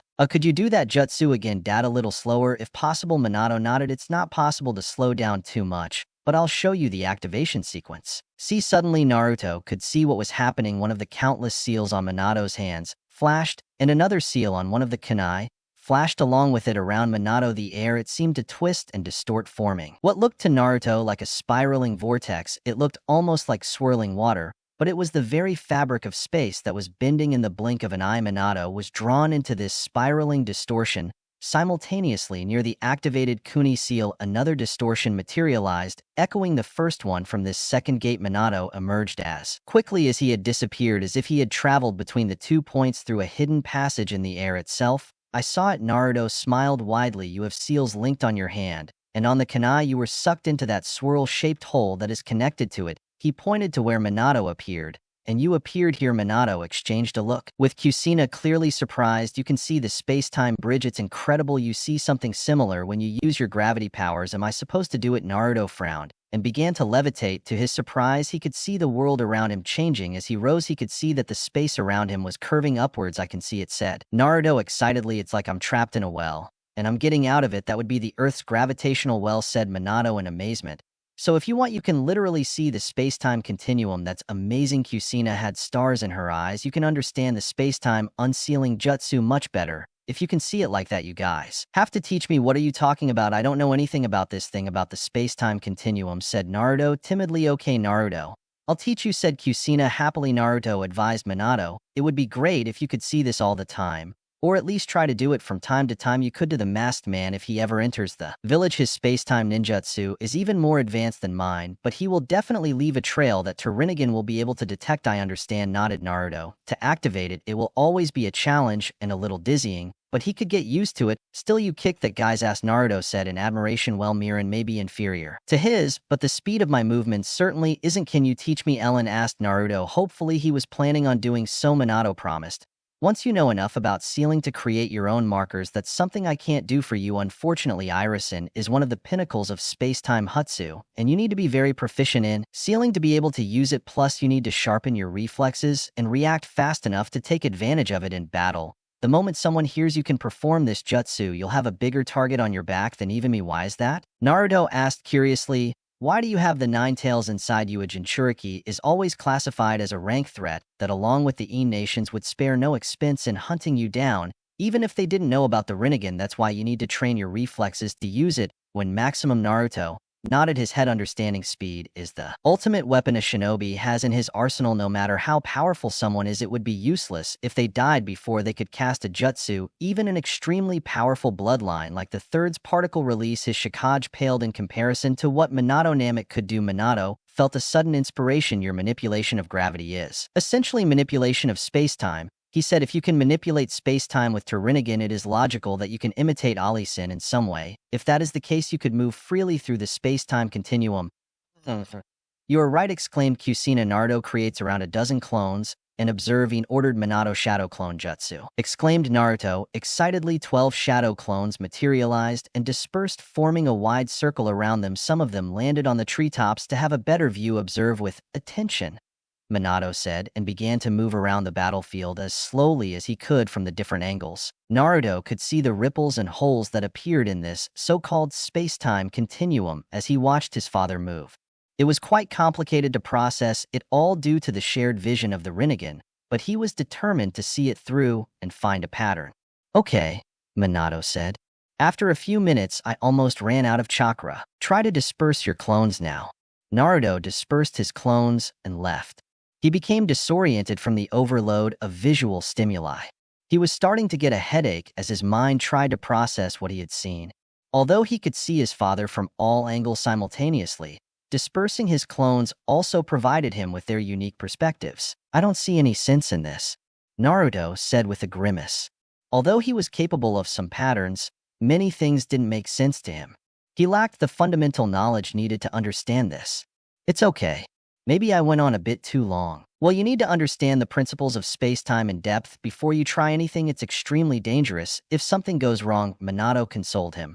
We'll go over the theory later, and once you understand it, we can start experimenting with creating space-time bridges and sending objects or clones through them. For now, come with me. Listen once and try to understand the inside perspective as well. Okay, Naruto was excited. Minato put his hand on Naruto's shoulder and connected his chakra. Naruto felt a tug as he stared at the vortex that was pulling him, and he felt a sensation similar to falling but reappeared disoriented. Somewhere else to his eyes, it was as if he had been crushed in a tube and had come out the other end. That happened too fast, said Naruto, but I saw a glimpse of what happens inside. I don't know if I can create something like that yet. Once you understand the theory, you'll have a better idea of how to proceed, Minato advised him. In the meantime, there was something else I wanted you to try. You can put some more chakra into my clone like you did inside your mind. Sure, Naruto said, confused on where this was going. He placed his soul on Minato's stomach and pushed his modified chakra towards Minato's clone. Great, Minato smiled. Now, get some of that chakra back. What am I just trying to do something? Just like you expelled your chakra, throw it back in. Naruto did as he was told carefully. He felt some of the chakra he had transferred return to his system. Do you realize what this is? He asked. Minato smirked. Chakra absorption ability, asked Naruto, finally realizing the importance. How that guy cried. And who fought Sasuke exactly? Minato smirked. Although you have a lot of chakra, it's a good technique to weaken the opponent if you can drain their chakra fast enough. I just have to make sure I don't accidentally rip their soul out too, Naruto joked. Although he felt sick to his stomach at the thought. I'm sure that won't happen unless you specifically want it, he said. Minato paling a little at the thought. This ability could also have another application. Kusina, create some water please. Sure, water. Release puddle of water. She slammed her palms against the ground. Naruto's sweat dropped as a small puddle of water formed in front of him, wondering what that technique would be used for. You can drink directly from it, Minato said,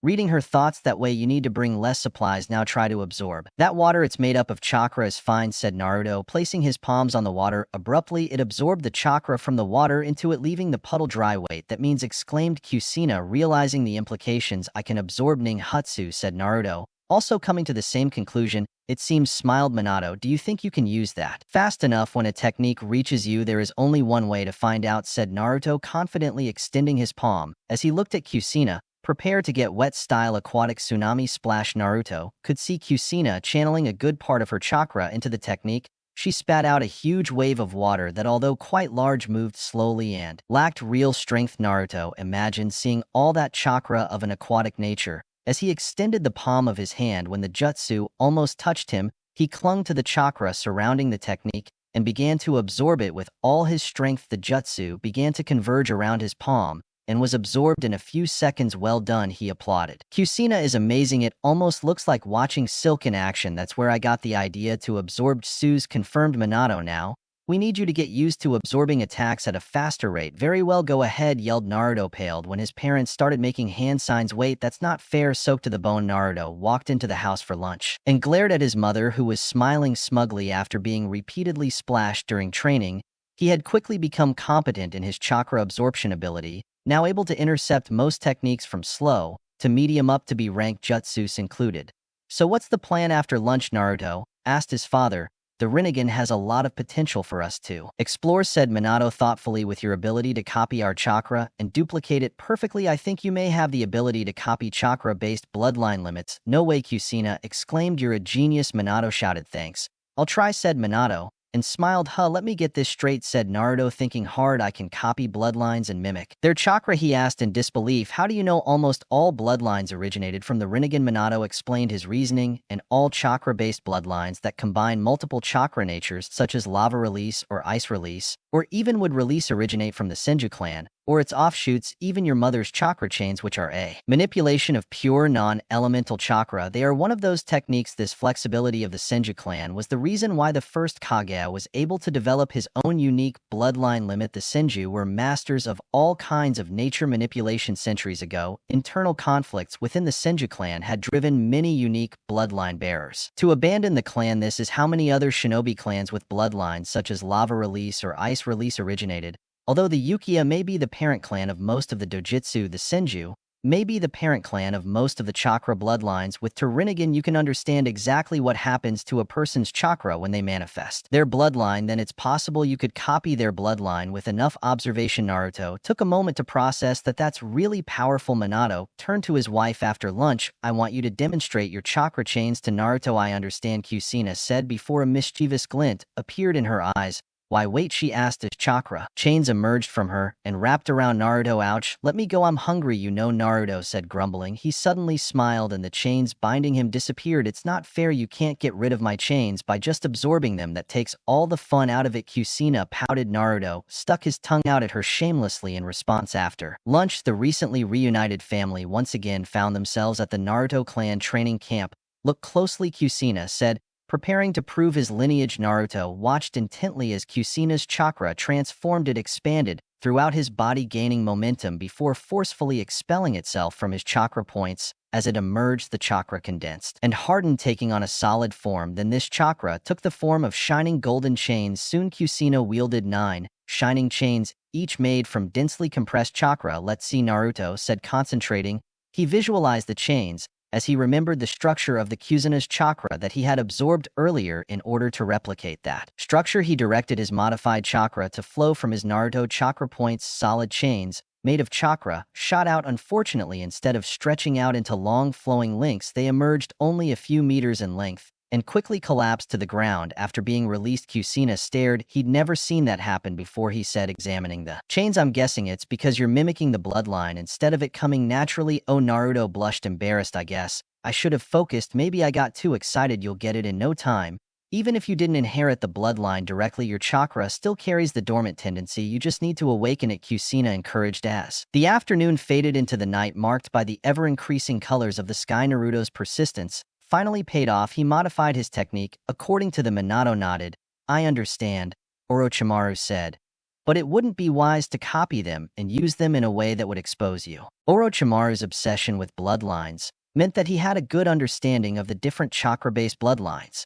This should help him much to replicate bloodlines. By the way, Mom turned to her mother. Kabuto had information about a kunoichi named Karen who had participated in the Chunin exams this year in Kusagaku Uzumaki. Karen emphasized. Kusina's eyes, they opened wide. How did I miss that? Kusina slapped herself on the head with the palm of her hand. While she had been passively aware of how Kabuto's memories were merging with Naruto's, they had not assimilated with her at the same level as with Naruto. Therefore, there was overlooked this vital information until Naruto reminded him of it. We will ask Lokage if something can be done about her. She is an Uzumaki and one of Konoha's allied clans. Kusagaku may be tempted to hand her over if adequate compensation is offered, said Minato thoughtfully. The question is, will the Kage Lord be willing to negotiate with them on this matter? Konoha had started a war over the Uzumaki, said Kusina fiercely. It will be better if Kusa hands her over. I'm sure they will be reasonable, Minato reassured her. However, even if she joins Konoha, it will be a while before the village can trust her. It would be too risky to reveal our existence to her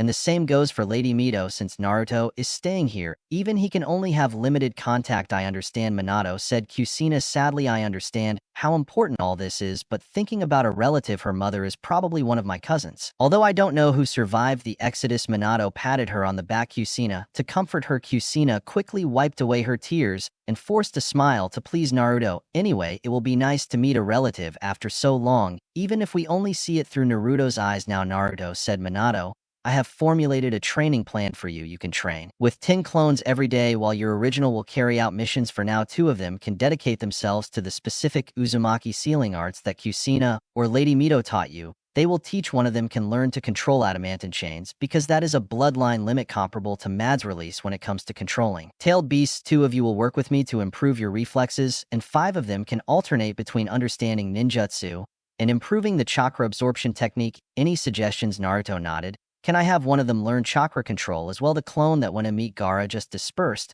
and he as an idea came up to train chakra control. Since each clone only has a small portion of my usual chakra, it will be easier for them to train chakra control. Minato nodded. That's a good idea. We can do it by assigning one of the 5 clones that focus on ninjutsu to work on it. I'll tell you something, I'll also teach you a jutsu to improve chakra control. He smiled and opened his palm. Slowly, a spiral ball of chakra formed on it. Wow, is that the Rasengan? The Naruto's eyes widened as he realized what exactly was going on inside that little ball of chakra. How the hell can you spin chakra so fast? He exclaimed. Like I said, you have to improve your control. He smiled. Minato, let's see if you can copy this. I'm warning you, not even the Sharingan managed to copy this. Naruto held out his palm, accepting the challenge. He expelled chakra from his palm and willed it to form a ball. However, all he achieved was a vortex of unstable and formless chakra that spun at 1/10 of the real speed. Man, my control is terrible, pouted Naruto, but I'll get it in a jiffy. Believe it, I believe it, Naruto. Minato smiled warmly. We believe in you, nodded. Kusina ruffled his son's hair fondly. Naruto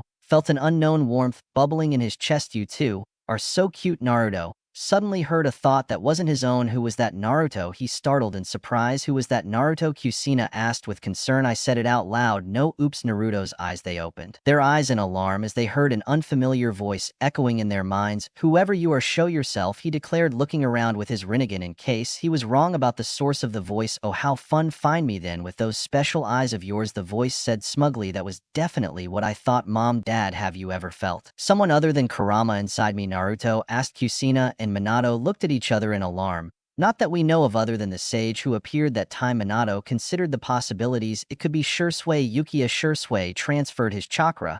Maybe he did something similar to me when he did it. Another possibility is Azura's Senju the Nine. Tails said that you are a transmigrant of the son of the sage Otsutsuki. He automatically corrected his voice. It's Azura, said Naruto, amazed. Wait, then he's inside me too? He asked, half hysterical. Let's get into your mind, Naruto, said Minato, dispersing. Kusina did the same, and Naruto closed his eyes to concentrate as he tried to get in his mental landscape. In particular, he focused on finding the source of the voice. When Naruto opened his eyes, he saw that he was in the same place where he had met the sage. His parents materialized at his side. It's okay, get out. Naruto's eyes scanned the surroundings, waiting for another apparition like that of the sage. You should learn to respect others. Young man, said a mocking voice behind him. Naruto turned around and saw a newcomer wearing clothes similar to the sage, but was much younger and had a more human appearance. Hello, descendant. The man greeted the trio with a smile, raising one of his hands in a friendly gesture. Minato looked at the man in surprise. This is the son of the Sage of the Six Paths. Hey, why don't you believe it? asked Azura indignantly. Yes, I am your great ancestor. The great, the magnificent Azura Otsutsuki opened his arms at the dramatic proclamation. It's incredible, declared Kusina with her eyes wide open in admiration. That's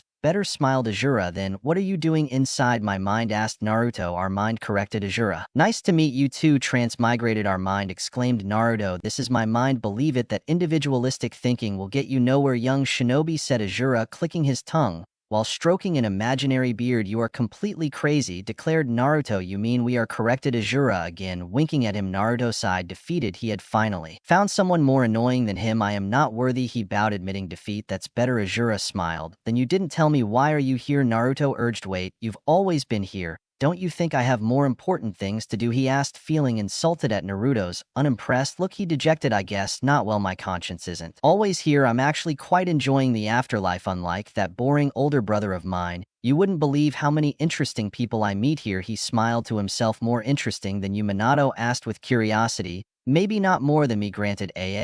I'm pretty impressive, it's hard to top, no, but almost as much. And then there's the CI. Although technically they're not people who would have said it. And all my life, I was an atheist. Meeting Amaterasu for the first time was embarrassing. Let me tell you, Naruto wasn't sure if the man was bragging or not, but at that moment he had other more important questions. You still haven't answered my question. What question? Ajura asked, absent-mindedly, seeing Naruto's hands beginning to shake violently. Finally remembered. That's right, why am I here? To cheer you up, more or less. I saw what you did for that Gaara boy. Well done you. I mean me. Whatever. He gave the blonde Uzumaki a thumbs up. When you inevitably die, that will positively pile up on your bed. That's all you wanted to tell me? Naruto asked incredulously. I guess so, said Ajura, frowning. I could have sworn there was something more. That's right, Granny. Granny nodded. Ajura sagely, watch out for Granny. The way you are now, she's going to beat you up. Always remember that cooperation is key and prevention is better than cure. Can you please say something sensible? Begged Naruto. Kuzuna seemed torn between amusement, hero worship, and anger for her son. Minato had a serious expression, trying to understand what Ajura was saying. Granny, you no, the big horned rabbit girl wants to enslave all of humanity. That doesn't ring a bell, Naruto said. Clearly, what's the last part? Enslave humanity? Ajura frowned. Maybe I shouldn't have told you that. Tat-chan will complain. He made a face. It took me a while to convince him to tell you this. Tat-chan, Kusina asked curiously. Taten, no, Kodo, goddess of fate. I guess you haven't heard of her. It's irrelevant. Just like that. Oops, my ear. No, my ear, sorry. Okay, stop eavesdropping, you crazy bitch. With that, aura disappeared from Naruto's mind. Naruto looked at his parents, who were still processing what happened. Minato, that really happened? I think, Minato said, equally baffled. Unless that we are all in a genjutsu. But who would come up with something like that? I would like to retract my previous statement. Ajura's voice suddenly resonated again. Tatami is a wonderful woman, and in fact she is. Not crazy, ready? I said it happily. Hey, you promised me. Once again her voice suddenly stopped. So that means the kami exist? Naruto asked his parents. Ninjas in general tended to avoid any religious thoughts due to the nature of their jobs, probably, said Kusina. Likewise, confused. The Shinigami definitely exists, so it stands to reason that there are others. But I've never heard of the one he mentioned, said Kusina, being careful with her words, so as not to invoke Tatama's wrath. Apparently quick-tempered. That shouldn't be a huge headache, said Minato thoughtfully. Even if they do exist, they seem reluctant to meddle in our affairs, as evidenced by the fact that Ajura was prevented from revealing more details about this character. The grandmother, however, from what Ajura said, the grandmother may be a problem. Is her paternal or maternal grandmother? Or is she really her grandmother? Wondered Kusina. Probably on her father's side, said Naruto. The sage grandfather had a very strange appearance, but Aura seems like a normal guy from what we know. The sage's name is Goromo Otsutsuki, said Minato. I guess that could also be the sage's mother's last name. If she's supposed to be so powerful, maybe she had some kind of fight with her. Ajura seemed to think that she's still a problem and that it's better to be safe than sorry. If she's not dead, maybe she got locked up somewhere and he wants to stop her from being released somehow. Or maybe there's someone who's her transmigrant. He said cooperation is key. That could mean you might need to get help from others if you have to face her, but normal shinobi wouldn't help. Maybe you need someone similar to you, someone like Sasuke. Naruto exclaimed, he's Indra's transmigrant or whatever. But how did you figure all that out? That was unbelievable. At this point, it's all still mere conjecture. Maybe I'm wrong, Minato said apologetically. As I was wrong in assuming the masked man was Madara, Kusina said, you've been right many times, most of the time. In fact, I have a knack for guessing things. Minato smiled sheepishly. So it's safe to assume that Kaguya is very powerful. If it took the Sage of Six Paths to stop her, she didn't stop the Ten-Tailed One too. Naruto said in amazement. I wonder. Minato's eyes widened. Could this grandmother and I be related? The Ten Tails. What do you think? His mother is actually the Ten Tails, said Naruto skeptically. He didn't want to doubt his father, but that seemed far-fetched. Yeah, that's very strange, laughed Minato. It's probably something else then. But he said that she wants to enslave all of humanity. If this woman was at least as strong as the sage who prevented her from succeeding before the sage gained power. He called her Bunny Girl, said Kusina thoughtfully. Do you think it has something to do with the legend of the rabbit goddess? What Naruto asked me. Neither. I've heard of that. Minato narrowed his gaze. But it's very likely that that legend is relevant. Can you tell us what it's about? It's just a folk song. I've heard. Maybe they don't know it outside my clan. I always thought it was a meaningless Kuna song. My great-grandfather Sina, who was also the father of Myth Sama, used to sing it to her. With silver hair and eyes so clear she touched the earth under the soft moonlight. Long was her hair white, her eyes pale, was her skin a disturbing look. Her horns, they resembled rabbit ears. Known as a goddess through the years, she met a king so wise and true, their hearts intertwined like vines that grew. They dreamed of ruling hand in hand, bringing peace to all lands. But the shadows grew and wars began. She was left alone to save her kin with great powers. She faced the fight to protect her love, to bring the light. The king who was so dear to her heart scorned her love and left her in fear with rage. She fought, her spirit torn from light to shadow. She was reborn. Kusina sighed. Unfortunately, that's all she remembered. She was 108 years old at that time. She lived that long? Naruto asked in amazement. Have you seen Grandma Mito's father? Yes, Kusina nodded. Uzumaki normally lives a long time. Now that I think about it, Lady Mito might know more about this song. Wow. So this rabbit goddess of being the mother of the Azura sage mentioned the horns. Minato guessed. And it seems that she came from the sky. Minato said, bewildered. She was an alien, I guess. So he said. Naruto, equally confused. First the kami, then the aliens. White were their eyes, mused Minato. The first thing that comes to mind is the Byakugan of the Yuga. I have heard that the Sharingan and the Byakugan are related in some way. It may be that the elders and Hyugas know something about this, but they are notoriously secretive. Do you think Hinata knows? Asked Naruto, remembering his white-eyed companion. It is unlikely to be public knowledge. If the children knew, everyone in Konoha would know this. This is the first time I've heard of this, and I know every bit of information about the village. And it's shinobi that isn't considered top secret by the clans. Yas might know, but the Yuga won't reveal such secrets easily without revealing a significant portion of what we know, for which we'll need to reveal Naruto's Rinnegan. It would be hard to get any information out of them, said Minato. Well, I guess Azura isn't coming back. We should go back outside, suggested Kusina, looking around. Okay. She nodded. Naruto and reconnected with reality. Outside of his mind, his eyes widened when he saw that Mito was now standing near him with an amused smile. She was accompanied by a Minato clone, who probably teleported her here. Never do that on the battlefield, Mito said with a hint of humor in the voice. Call your parents. This clone is almost out of chakra. Naruto nodded and quickly created shadow clones of his parents. As soon as they materialized, the clone accompanying Mito dispersed. Minato grimaced as he absorbed her memories. What an unpleasant job, he muttered. As he processed the myth's revelations, he nodded sadly, and Naruto was wise enough not to ask them to explain further. He didn't want to know what else Danzo had been doing. His mind was already tainted enough by Kabuto. Lady Myth asked Kusina, this may be a bad time, but do you remember the legend of the rabbit goddess? I had only heard of it until the rabbit goddess was reborn. The old song of Kuna of Yuzu. I don't actually remember. The lyrics were too small when I heard it. I think there was something about her children challenging Ola and the gods turning her into the moon. The song never made sense to me. Mito fell silent, confused. Well, that gives us something to work with, said Minato, considering some of this may be hyperbole, considering it's a Kuna song. What happened? Mito asked. What's so relevant about that story? Well, the son of the Azura Sabi appeared in Naruto's mind and told him to have beware of a grandmother who he also called Bunny Girl. Kusina, he cringed as he said the last part.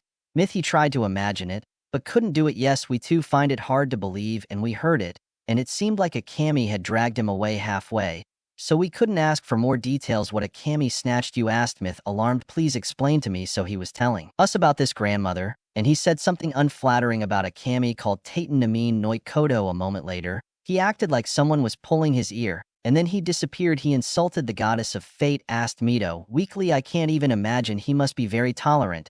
And all he did was interrupt your connection. He called her Tada-chan. So maybe your friends? Naruto intervened. Friends with a kami? Asked Mito incredulously. It seems like a crazy idea, but maybe someone as extraordinary as him could do it. He explained something else to you. Know, Naruto shook his head like Mom said. They took him crawling right after he mentioned this grandmother. If only I could check the old records of the clan heads usually have access to a lot of information that is not known to others, said Myth, thinking hard. It is possible that we can access them, and we entered the ancient ruins of Yuzu. From what I have heard, the invaders had not managed to access the innermost vaults. This must be true, since they needed the blood and chakra of the clan head's family to access them. There is no way to do it by the brute force. I will talk to Yuzin about authorizing a mission after we get Tsunade back. Are you going to bring back Lady Tsunade? Kusina asked excitedly. That's great. When are you leaving? I'm planning on leaving once Jiraiya gets back. Mito said. I was hoping Naruto could come. What are we going to do about his massive gambling debt? Naruto made a face. It's about 125 million Ryo. If I remember correctly. What? Mito looked at Naruto in shock. It's almost as bad as Ace Sarama in the game. Almost. Naruto was afraid to ask what the former's debt was, as Sarama earned a lot more as a ninja than he lost as a gambler, so it was okay. Mito rubbed his temples in frustration. If he took the role of Okage, he could make about 24 million a year. Minato pointed out helpfully. I'm tempted to bring her back right now, complained Mito.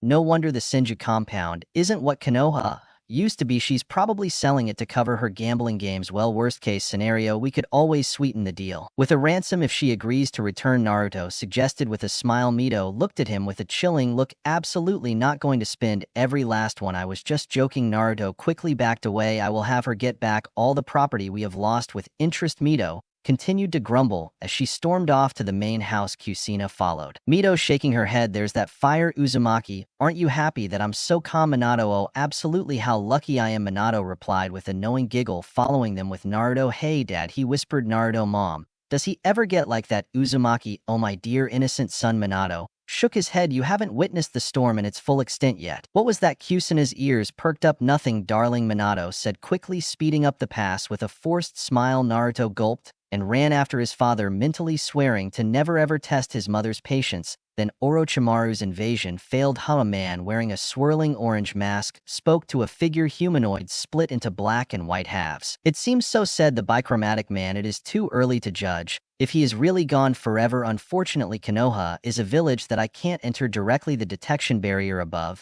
and the Hashirama wooden barrier below make it very difficult to enter without being detected. I wouldn't count on the snake dying. It is as tough as a cockroach, said the man with disdain, but that is not our immediate concern. What is the situation of the Jinchuriki after the War of Whispers between the Konoha ninja who were on various missions? I heard that the nine-tailed container defeated the Sand Jinchuriki in battle.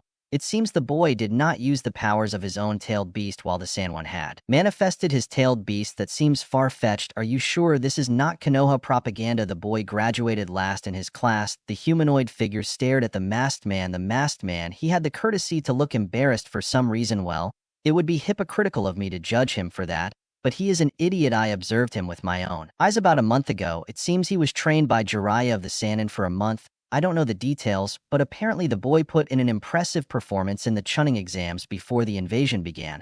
So it might be worth looking into. The man in the mask said thoughtfully. I will ask Itachi and Kisame to test him. Itachi, you know I wouldn't try. Why not another team? If you're serious about this, collecting the nine tails can wait. We can't seal it yet, and we can't afford to have all of Konoha's attention focused on us now. This way the old Okage will think he has some semblance of control, as he won't consider Itachi a true threat. Everyone will get what they want. We will get the information. The Okage can be accommodating about the boy's safety, and Itachi can hold up his end of the deal as long as he doesn't threaten. Let's go straight to the village. Well, you're the boss, said the two-colored man, shrugging. I also heard that there's a new Uzumaki who helped subdue the tailed beast. A new Uzumaki? What else have you heard about them? This is a woman and apparently subdued the beast with chains made of chakra. She has red hair and everything. I see. I've never heard of such a person in Konoha, and my predecessor was very interested in ensuring the disappearance of that particular bloodline. Along with the Inju investigate, she might as well become a pain in the ass. If this is true, we will put an internal bounty on her. As well as you wish. The bichromatic humanoid sank into the ground, leaving the orange man alone in the room. The cold glow of many crystals illuminated a hidden chamber. Deep within the rice land, a pale, grotesque figure that looked like a man was imprisoned within the chamber walls. Eyes were scattered across its body like a twisted mosaic, each one of them a Sharingan glowing faintly in the dim light. The figure moved, his movements restricted by the crystalline bonds that held him captive. His eyes focused on the far wall of the cave, which he knew was the only entrance to the chamber. Just as he had predicted, the wall slid open, revealing the figure of a tall, blue-haired woman. The pale man's numerous eyes followed her movements as she walked towards him. The time has finally come for you to put yourself to good use, Shin, announced the woman, walking around him and turning your back. At last your body will serve its intended purpose in the end. Orochimaru bit him. The pale man laughed grimly. A lesser being like him should have known his limits. Big talk from someone who will cease to exist very soon. For such a superior being, you didn't even manage to escape us. The woman snorted, her fingers glowing with chakra.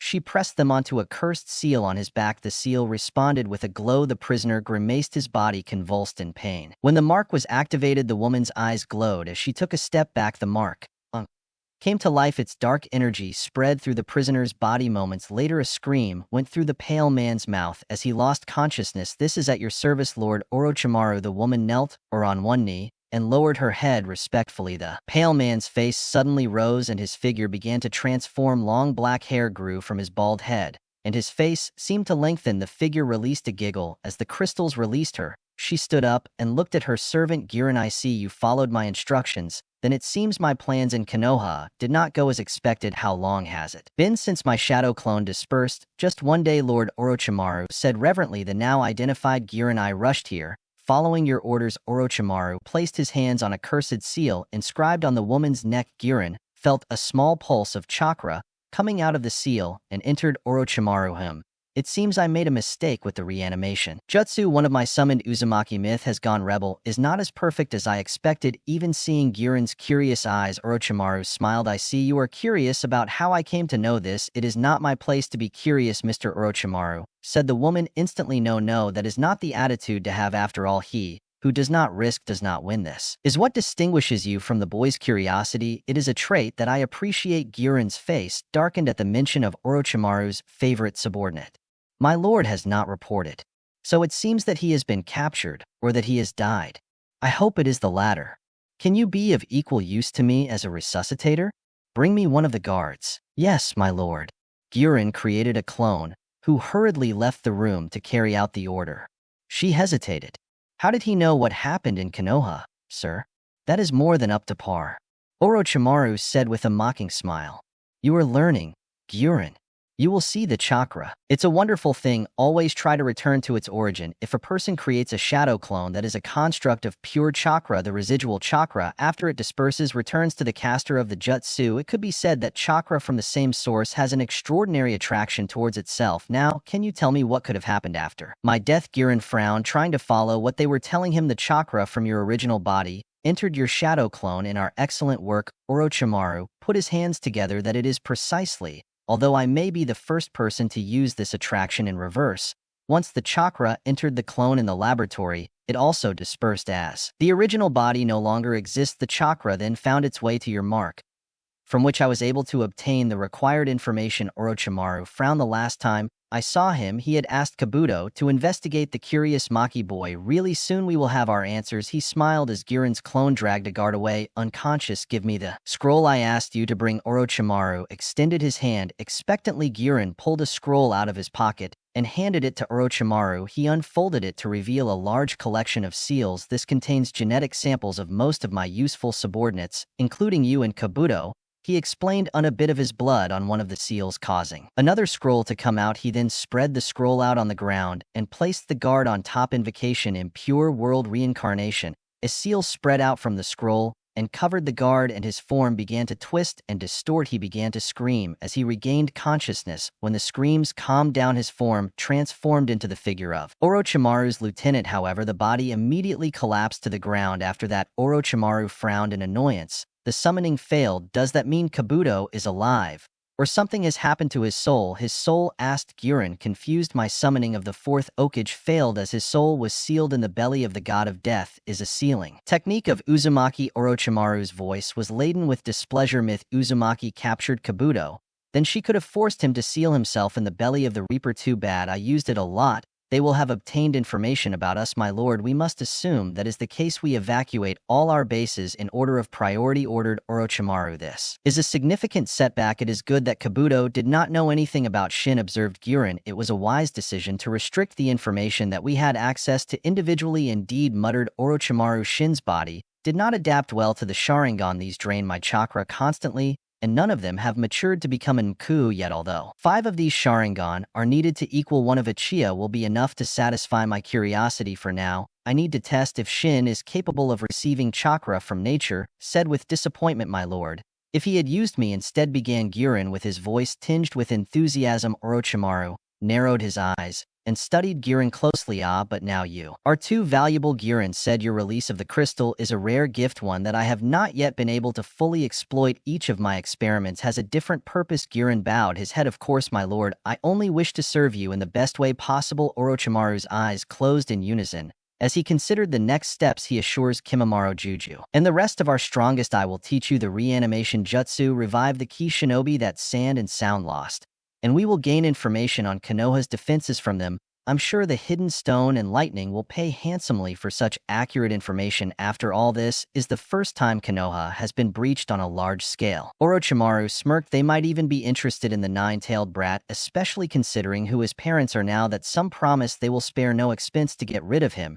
If this eventually sparks a war that would make things easier for Katsuki asked Buren yes, and no, the chaos benefits them since they will receive missions if the war breaks out. However, the Jinchuriki will be heavily guarded during those times, which will make them less accessible to Katsuki. Some could even die in the conflict, which would hinder his plans. We could consider the possibility of renting reanimated shinobi to the villages to counteract what Akatsuki offers in the war. Then I will begin with the preparations, said Jinin with a deep bow. Will continue. Don't what I know better than the watch me G army to the test. And me this make me with my me ag with my army offensive, even though to do it not enough, even though you try you still am up, but I'm still fight for what I love, still die for and capitulo es paso una semana en unabrir. Why the genin saw little of their sense jonin, who were busy with missions brought on by the recent chaos.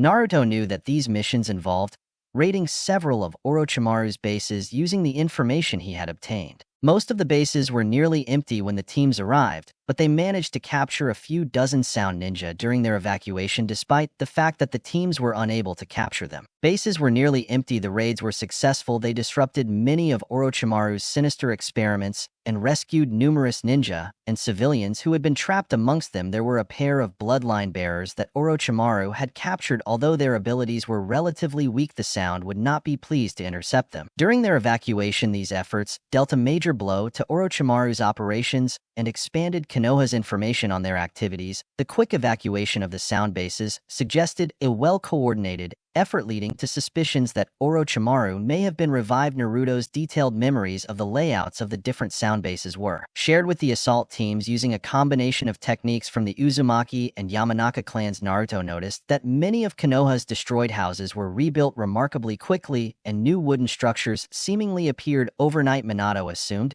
was the work of the wood-style user he had learned about during Danzo's interrogation. The layout of the village changed significantly. New alleys were formed, and old buildings disappeared. Konoha took the opportunity to improve its security by altering the layout to confuse future invaders.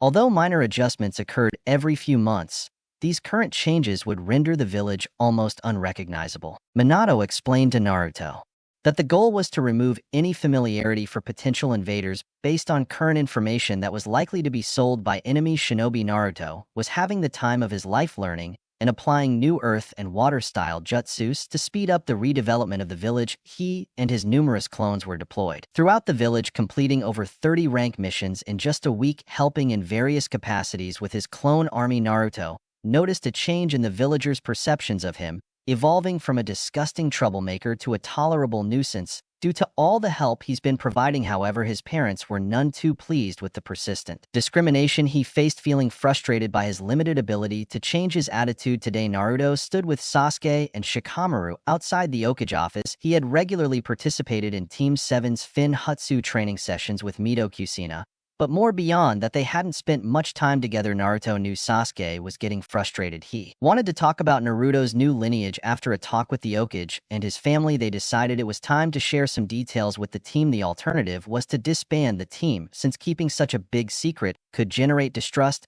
and separate them. Naruto was vehemently against disbanding the team, so sharing some information seemed like the only option. Hide the Rinnegan for it was always not practical. Naruto might need to use it in a critical situation like an Akatsuki ambush, and he might have to reveal it anyway. Waiting too long might make Sasuke even more suspicious. Naruto wanted to be a good friend and knew being secretive wouldn't help. Minato agreed, remembering Azura's advice about the need for cooperation. They can enter now, the Lokage secretary indicated to the trio, waking Naruto from his thoughts. Naruto, Sasuke, and Shikamaru exchanged glances before entering the third cashier's office. Naruto greeted Irika, who was sitting near the mission desk where he often helped Okage, sword in hand in missions. Kakashi Yasumo was standing in front of the Okage's desk, and the third Okage himself was sitting behind him. The Okage looked up as the three entered. He gave them a warm smile and gestured for them to stand in front of him. I have called you here to share some important news regarding your progress as a ninja in the service of Konoha. It began. The examining panel for the Chunin exam has reviewed your performances and has unanimously recommended that all three of you be promoted to the rank of Chunin. Congratulations.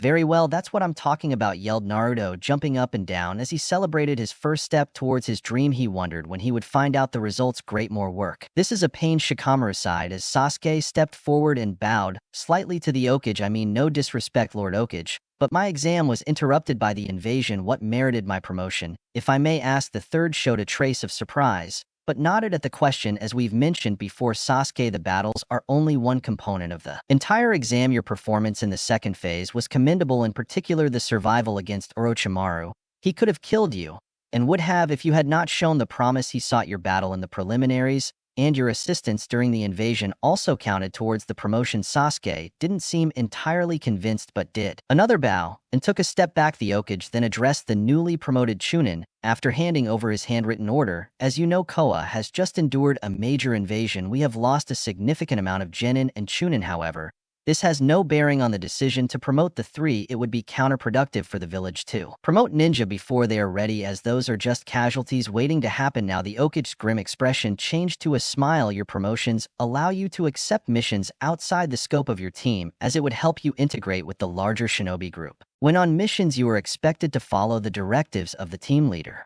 even if he may be of the same rank as you. Depending on your progress, the village may eventually trust you to lead your own missions with members of the Genin Corps. You are entitled to receive the standard Chunin battle gear from the Shinobi Supply Quartermaster at no cost. However, if it becomes damaged, replacements will need to be paid. If you wish, you can apply for an apprenticeship in one of Konoha's military divisions, such as the Intelligence Division, the Sealing Corps, the Jutsu Research Wing, the Training Corps, etc. I wish you all the best in your future endeavors. Goodbye. Yes, sir. The three new Chunin said. They bowed and turned to leave. As they passed Irika's desk, the Chunin smiled with pride. Congratulations to all three of you. I am very proud of you to be promoted to Chunin so fast. It's no small feat. Thanks, Irika-sensei. I bet you didn't expect it. Laughed. Naruto's treating you tonight well. I'll be glad if I'm not the one paying for it this time, Hoka replied, smiling. Shikamaru and Asuma left the group after a farewell gesture, and Kakashi finally addressed his students. I'm proud of you too, for leaving the nest. As soon as he wiped an imaginary tear from his eye, I'm sure Sakura will be happy too. We should celebrate then. Would you like extend that offer of a gift to us as well? Naruto rolled his eyes stingily. He accused, anyway, I was going to call everyone to my new home. Come to the Senju clan main house at night.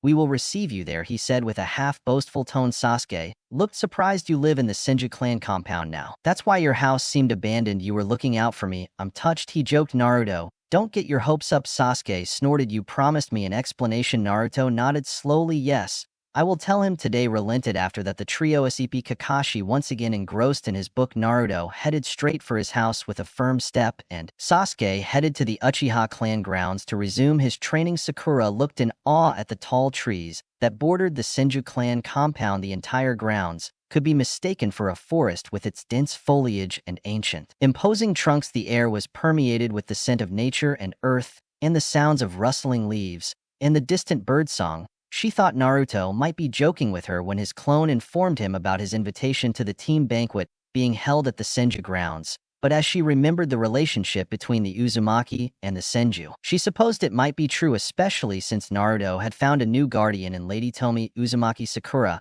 had to admit it wasn't surprising that she was the only one on her team who didn't make it to Chunin. She knew she was the worst of the rookie genin who didn't make it transferred into the genin body, but this fact pained her a little. She was beginning to realize how woefully unprepared she was for the life of a shinobi. She had seen all the glamour, but none of the danger. When she first fell in love with it, it was the cool thing to do, and the propaganda spread among civilians never allowed them to hear the dark and cruel reality of the shinobi world. She had realized some truths after joining the academy, so she had dedicated herself to over-academically. However, being textbook smart just wasn't enough, as she had realized during the bacchanals in the Forest of Death. Sasuke wasn't a surprise, but watching Naruto and Shikamaru grow stronger and surpass her in months had been a bitter pill to swallow. The two worst performers in the class had become Chunin before she felt that Naruto's loud proclamations of becoming an Hokage were no longer a pipe dream. Sakura was currently focused on improving in two aspects: Fuinjutsu, the art of sealing, and Irin Ninjutsu,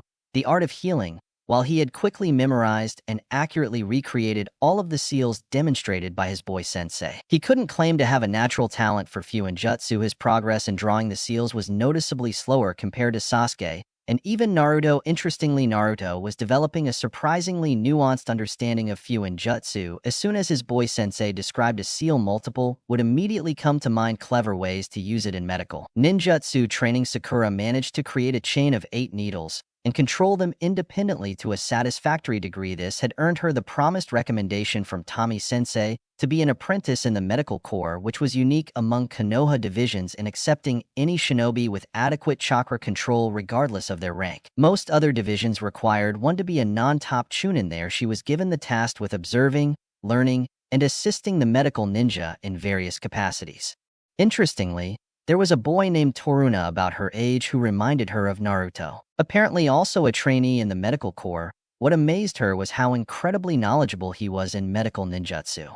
Although his chakra control was ridiculous by the division standards, he was out and about helping diagnose and treat victims of the invasion, often judging problems by a simple glance or feeling their pulse. Although he could not treat them, he overheard the superiors of the corps comparing their skills in diagnosis to that of Lady Tsunade Tuna, had become an invaluable mentor to Sakura as she accompanied him to learn the art of diagnosis. Even though Toruna listed all the symptoms he noticed and explained his thought process for each diagnosis, Sakura still could not learn how he determined the ailment. Within seconds of looking at a patient, the shinobi were affected by a multitude of poisons during the invasion, each of which displayed slightly different symptoms. However, Truna not only grasped all the symptoms, but also knew the correct antidote without consulting the medical reference compendium. Prepared by Tsunade, she would often suggest remedies for unknown poisons not listed in any reference, and these worked reliably when the supervising medical ninja tested them for lack of better options. Sakura snapped out of her reverie and walked through the entrance of the Senju complex. I was impressed by the harmonious blend of nature and architecture. Intricately carved wooden buildings that blended seamlessly into the landscape dotted the area. Vines climbed the walls and moss-covered stone paths meandered through lush gardens filled with vibrant flowers and small, tranquil ponds. Naruto emerged from one of the buildings, waving briskly. "Sakura, I'm glad you could come. Welcome to the Senju complex." Sakura smiled and nodded. She bowed politely. "Thank you for inviting me, Naruto. This place is amazing. It's like a hidden paradise." Naruto smiled, clearly proud of his new home. "Yeah, it's great. No, let's go. I'll show you around." The others should arrive. Soon as they walked, Sakura marveled at the rich history that seemed to seep through every corner of the complex. The complex was likely created by the first Kage himself, the legendary leader, who is hailed as the one who brought peace to the earth and established the Hidden Leaf Village. The complex truly lived up to the village's name, with vegetation so thick it was actually hidden amongst the leaves. After a short tour, Naruto led Sakura into a large central courtyard where a few familiar faces had gathered. Irika looked around in amazement, and Sakura was glad she wasn't alone in her amazement. Sasuke had arrived with another Naruto clone, followed surprisingly by Kakashi, who arrived on time for once. Lady Tommy greeted the guests warmly, accompanied by her boy Sensei. As they settled in, Lady Tommy began to pour tea while her boy Sensei handed out plates of delicious food. The group chatted and laughed, enjoying the quiet evening. Even Kakashi seemed genuinely pleased to be there, putting his book aside for a moment to strike up a conversation with his boy Sensei. The interaction between them was warm and affectionate, giving Sakura the vibes of an older sister caring for her younger brother. Her boy Sensei playfully brushed Kakashi's hair away, and he bombarded him with a barrage of personal questions which elicited a rare blush of embarrassment from the normally composed Honing. Irika had started a conversation with Tommy about the art of sealing, which was something they had a mutual interest in. As the night approached, Yuka finally stood up with a warm smile on her face. "Should I go now? Thanks for inviting me, Naruto, and I'm proud of all of you. Sakura, I'm hearing good things about your skills from my friends in the medical corps. I think you'll make a very good medical ninja someday," Sakura said, snorting at the praise, but nodding in thanks for the encouraging words. As Uka left, her boyfriend followed him, and Mito began organizing the dishes to take inside. She vehemently protested the others' attempts to help her, advising them to continue their conversations and leave the remaining tasks to her. Naruto saw this as a sign for the long-awaited team conversation. Kusina had left to allow him to be alone with his team, since her presence as a supposed outsider at a team meeting might raise suspicions. Then Sasuke, "Sakura had planned to talk to you guys." She finally began. Sasuke put his hands together and activated his Sharingan. "Show it to me." "Show it?" asked Sakura, confused. Looking at Naruto, she gasped and took a step back when she saw her teammates' eyes tear. Naruto spread his arms as he revealed Surin to his teammates. "That's a jutsu!" Sakura exclaimed in shock. "You have a bloodline limit. I didn't know there was dojutsu other than the Sharingan and the Bakugan. You know what that is?" Sasuke stood rooted to the spot, his eyes wide comically and his breathing ragged seeing what he possessed. Naruto opened his mouth to say something, but words seemed to fail him as he processed the madness he was witnessing. I guess you were right, Dad. It seems Sasuke recognized the Rinnegan, Naruto thought. But how Kusina responded in amazement now back inside his mind. How would he know he's not the head of the clan, or anything? The concept of the three great dojutsu is no big secret to those with a shinobi background. Most have at least heard of the Rinnegan. It is not surprising that the Uchiha might have a vague idea of what it looks like, as their clan is intimately related to it. Minato explained his reasoning. Sasuke asked Naruto, tentatively wondering if he would have to snap his partner out of his stupor. The Rinnegan, whispered Sasuke. His voice sounded weak and feeble. His strength seemed to have failed him as he saw eyes even larger than his of Itachi in possession of the village idiot, the sacred eyes of the great sage. One said to be able to fully decipher the secrets of the Uchiha tablet. The eyes looked exactly as described on the tablet, which luckily was one of the ant that had managed to decipher how Sasuke demanded to know, taking a deep breath to calm himself. Well, would you believe me if I told you I woke him up when Jiraiya threw me into a ravine? Which Sakura looked horrified at. Why? Well, you know how the saying goes, if not you enter the tiger's cave, he won't catch his cubit. Turns out he really believes in that, Naruto said jokingly. But how did it manifest in you in the first place? Sasuke asked. I don't know much about it, but somehow it's related to the Sharingan. I've never heard of it being a trait passed down in any clan, let alone the Uzumaki. In fact, aren't chakra chains the limit of the Uzumaki bloodline? Wow, he's really done his research, Naruto said with a drop of sweat. Yes, that's true. Tommy told me that the Rinnegan is a common ancestor of almost all bloodlines. The Senju and the Uchiha are the two bloodlines that descend from him, and the Uzumaki are cousins of the Senju. Then the eyes of the sage appeared on you. Why not on any other Senju? Why not on the first one, for example? It hasn't been seen in 1 year. Well, what matters is what matters, thought Naruto. There's no point in not telling them about Shirsu Uchiha's plight. Sasuke seemed extremely melted when he heard the story. My brother was under suspicion by the clan for having murdered Shirsu Uchiha. He even told me that he was the one who did it. I'm pretty sure it was this Danzo guy who killed him, or at least caused his death, said Naruto softly. Minato, who was listening, had a gloomy expression on his face. He hadn't revealed the true cause of the massacre of the Uchiha to Naruto, and it seemed that Itachi was destined to be hated by his village, and his brother not forever. I wouldn't have been surprised if he found an injured Shisui and killed him when he saw the chance, Sasuke said with a somber tone. After all, he was looking for the forbidden power of the Uchiha. The Mao guessed. Naruto. Sasuke's eyes turned to Naruto in surprise. How did you know that? Once again, Lady Tony said Naruto with a meaningful look. Oh, Sasuke opened his eyes wide, remembering who Tommy really was. Right, I'm lost, said Sakura, looking at her two teammates and Kakashi-sensei, who was simply observing. What's so special about this Rinnegan and this Manjikyu? The Manjikyu is an advanced level of the Sharingan, said Sasuke, refusing to give more details, and the Rinnegan is the dojutsu that was said to belong to the Sage of the Six Paths, the ancestor of all shinobi and the creator of ninjutsu. Sakura's eyes opened wide in surprise. Now she understood Naruto's reaction, finally understanding the whole conversation from a new perspective. So what does it do? From what I know so far, I now have powers. Gravity, said Naruto. This was something Sasuke had seen before. He slowly rose from the ground and floated a few feet above them. Sakura's mouth dropped open as Naruto floated in front of her with nothing holding him down. Reminded her of history lessons about the handful of Yagik shinobi who could fly. This is what you used against the Shikaku, asked Sasuke, remembering Naruto's attack that caused the One-Tail's attack to backfire. Yes, Naruto smiled and held out his palms to pointing at his teammates against their will. They too began to float, and he shouted, Sakura, put me down, put me down, put me. Sasuke strained his Sharingan to see what was going on, but he couldn't get anything. He didn't see any hand signals, which in itself was strange. Naruto's chakra was being used, and as a result nature was somehow bending to his will. He couldn't find an easy way to escape this control. Don't worry, Yesh, Naruto pouted and placed his teammates of equipment back on the ground. I can also see chakra, and that helps me understand ninjutsu, Naruto explained as he descended, and allows me to learn all the elemental jutsu forms. What? Sakura said weakly. All yes, sure, nodded Naruto.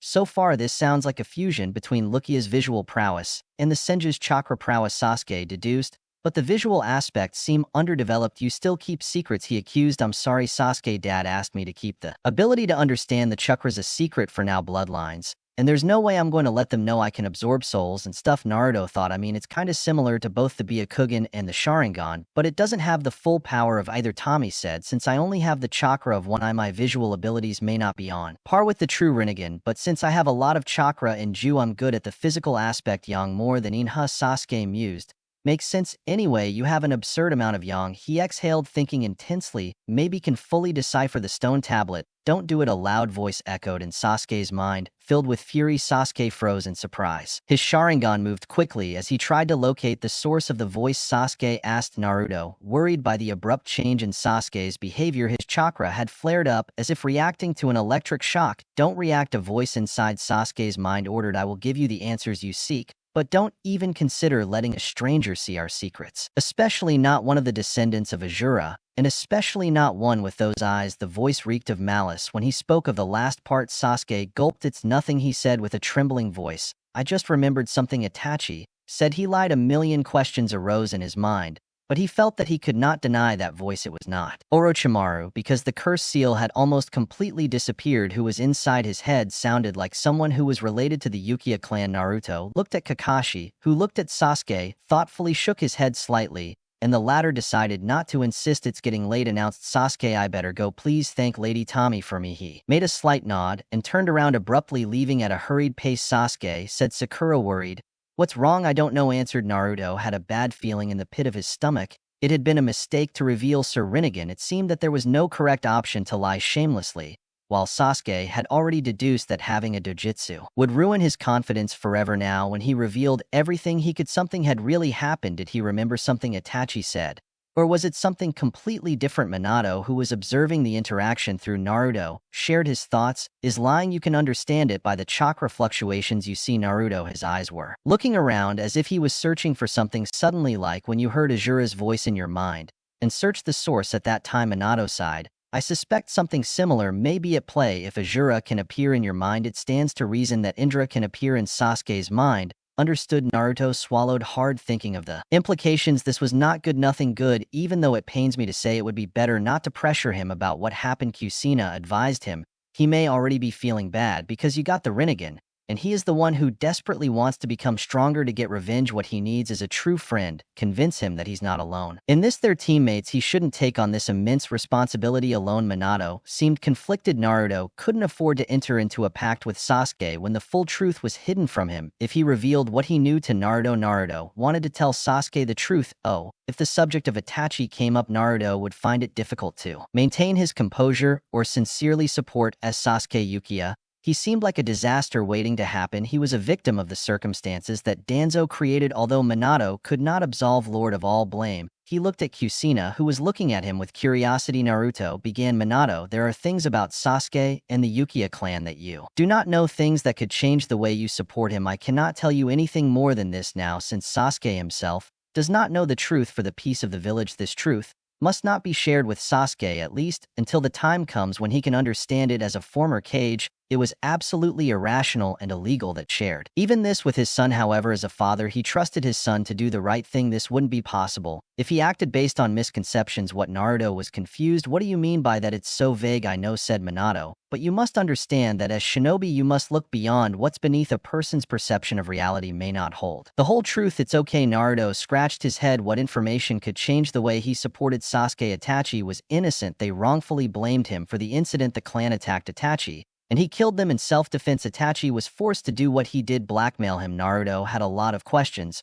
but it seemed like this was the best his father could tell him without making him in on the secret. Maybe Itachi was forced in some way because Naruto couldn't see why the secret couldn't be shared with Sasuke if he was truly innocent. Plus, it seemed like Itachi even talked to Sasuke after the fact. Now that he knew, I think, why kill everyone but spare Sasuke? Naruto, said Sakura hesitantly. What are you thinking? Oh, nothing. Sakura. Naruto shook his head to get out of his thoughts. I was wondering what was wrong with Sasuke. You better not push him. Kakashi unknowingly repeated Kushina's advice. It seemed like he needed some time to think. It's okay, sensei nodded. Naruto. Sakura frowned, but also agreed. Sasuke Uchiha stood in front of the Uchiha stone tablet inside the Uchiha clan's Naka shrine. It's okay. I'm here now. Who are you, and why can't I see you? Close your eyes and concentrate on locating me inside your mind, instructed the voice inside my mind. Is this a technique similar to that of the Yamanaka? Sasuke asked himself, and did as he was told. Barely a moment later, his vision went dark and he passed out in front of the monument. Sasuke woke up suddenly. His Sharingan lit up as he looked around his surroundings. It was total darkness, and he could see nothing but a formless void. Sasuke Uchiha, the voice from before, echoed around him. Sasuke, He looked around frantically as he assumed a defensive stance. He suddenly saw a bright light in front of him that materialized into a corporeal entity. "I wish you no harm." A young man with dark brown hair materialized in front of him. His clothing was strange, as was his way of speaking. Sasuke was surprised to see a red eye resembling the Sharingan with a star shape in his eyes. This was the Majek Sharingan, but it differed in pattern from his brother's. "I am Indra Tsutsukakushi, creator of ninjutsu, the ancestor of the Uchiha clan, and the true heir to my father, the sage of the six paths," declared the man archaeologist. Sasuke, standing upright, gritting his teeth against the intense pressure. "You doubt my words?" Indra's voice was cold and authoritative. "You do not recognize the power that stands before you." Sasuke struggled to keep his balance and looked Indra in the eyes challengingly. "Power alone does not make what you say true," he replied. "Why should I believe you?" Indra's mouth twitched slightly upward, and his eyes held a hint of approval. "You are cautious, and with good reason. Well, I will prove it to you." Then his eyes opened and he whispered the words that Sasuke had come to associate with his nightmares. Tsukuyami. Sasuke's surroundings abruptly changed, and he began to see a cascade of memories. The first memory showed an old man with horns, stern face, and Rinnegan eyes. This man was apparently Indra's father. In another memory, he recognized Indra as a small child training with his younger brother Azura. Indra easily defeated Azura in every fight. Although his father disapproved of constant fighting, the old man preached peace and promoted Sun Ninu as a path to achieve it, clearly hoping that his children would continue his legacy. At first, Indra was fascinated by the Ninu, but soon saw its limitations. He quickly realized the infinite potential of chakra and began to mold it to create various techniques. He called this improved version of his father's teachings ninjutsu. Sasuke watched as Indra invented the hand seals that they would become the foundation of the shinobi world, and developed the fundamental jutsu that was taught at the academy. As Indra's talent shone brighter, Sasuke saw Azura struggle to keep up and often needed help to complete even the simplest of tasks. Eventually, Sasuke witnessed the sage's ultimate test, in the shocking moment when the elder declared Azura no Indra as his successor and heir to the Ninu. This sparked a serious conflict between the brothers. After the sage, by then Indra had gathered a significant group of followers and called them Uchiha. Azura, he named his friends and students Senju as a response. Then Indra asked when the memories stopped, "What do you think?" "I suppose this is enough proof," said Sasuke slowly. "It was unlikely that such a flood of memories was false." "How are you still alive?" "I'm not alive," Indra replied. "The conflict between my brother and I fueled the endless feud between the Uchiha clan and the Sin clan. However, I knew I could not trust in which my men will carry out my will without guide, so I anchored my chakra to this land and allowed it to find worthy hosts every century or so to carry out my will. You are the current host, and the host before you he was sending Uchiha." Sasuke's eyes widened at the mention of his famous ancestor, the most powerful Uchiha to ever exist. Although the Uchiha liked to pretend they didn't exist, he was a name well known enough to disappear from history. However, Indra's explanation opened a new Pandora's box. Sasuke narrowed his eyes in suspicion. "How did you make sure your will was done?" "You're controlling me." "No, and this isn't a form of possession. Either I'm not controlling your actions, rather it's likely our thought process is similar due to the influence of my chakra. I wanted my ideals to endure through the generations. In fact, I haven't actively shown myself to any of your predecessors before this. Why are you showing yourself now?" he asked Sasuke. "It's because of Naruto's Rinnegan." Indra frowned. "That had a lot to do with it. Another reason is that I realized that aura directly interfered with its host in some way. Aura's host is Naruto. He also used a similar technique as yours to convey his ideals. Yes, it is. Our chakra was meant to stay there for a long time, as it was extremely strong." Indra explained. "What I did was make sure that some of my consciousness also stayed along with it. I'm not sure what it did." "Azura, but now I know that he appeared in this Naruto Uzumaki. And how did you come to know?" "This is not relevant. I have my sources," answered Indra, downplaying the question. "The fact is that his descendants are getting stronger and mine have practically become extinct. This deserved my intervention." "Why did the sage choose Azura as his successor?" "You are the oldest, and you are much better than him." Sasuke frowned. "That young Uchiha," said Indra, "it is a question that has tormented me for millennia. I can only think that my father had either lost his mind or he envied me for my unlimited potential." Sasuke nodded, slowly, not sure what the real reason was. Of course, Indra should have been the sage's successor. However, the old man had favored his weaker son for some unknown reason.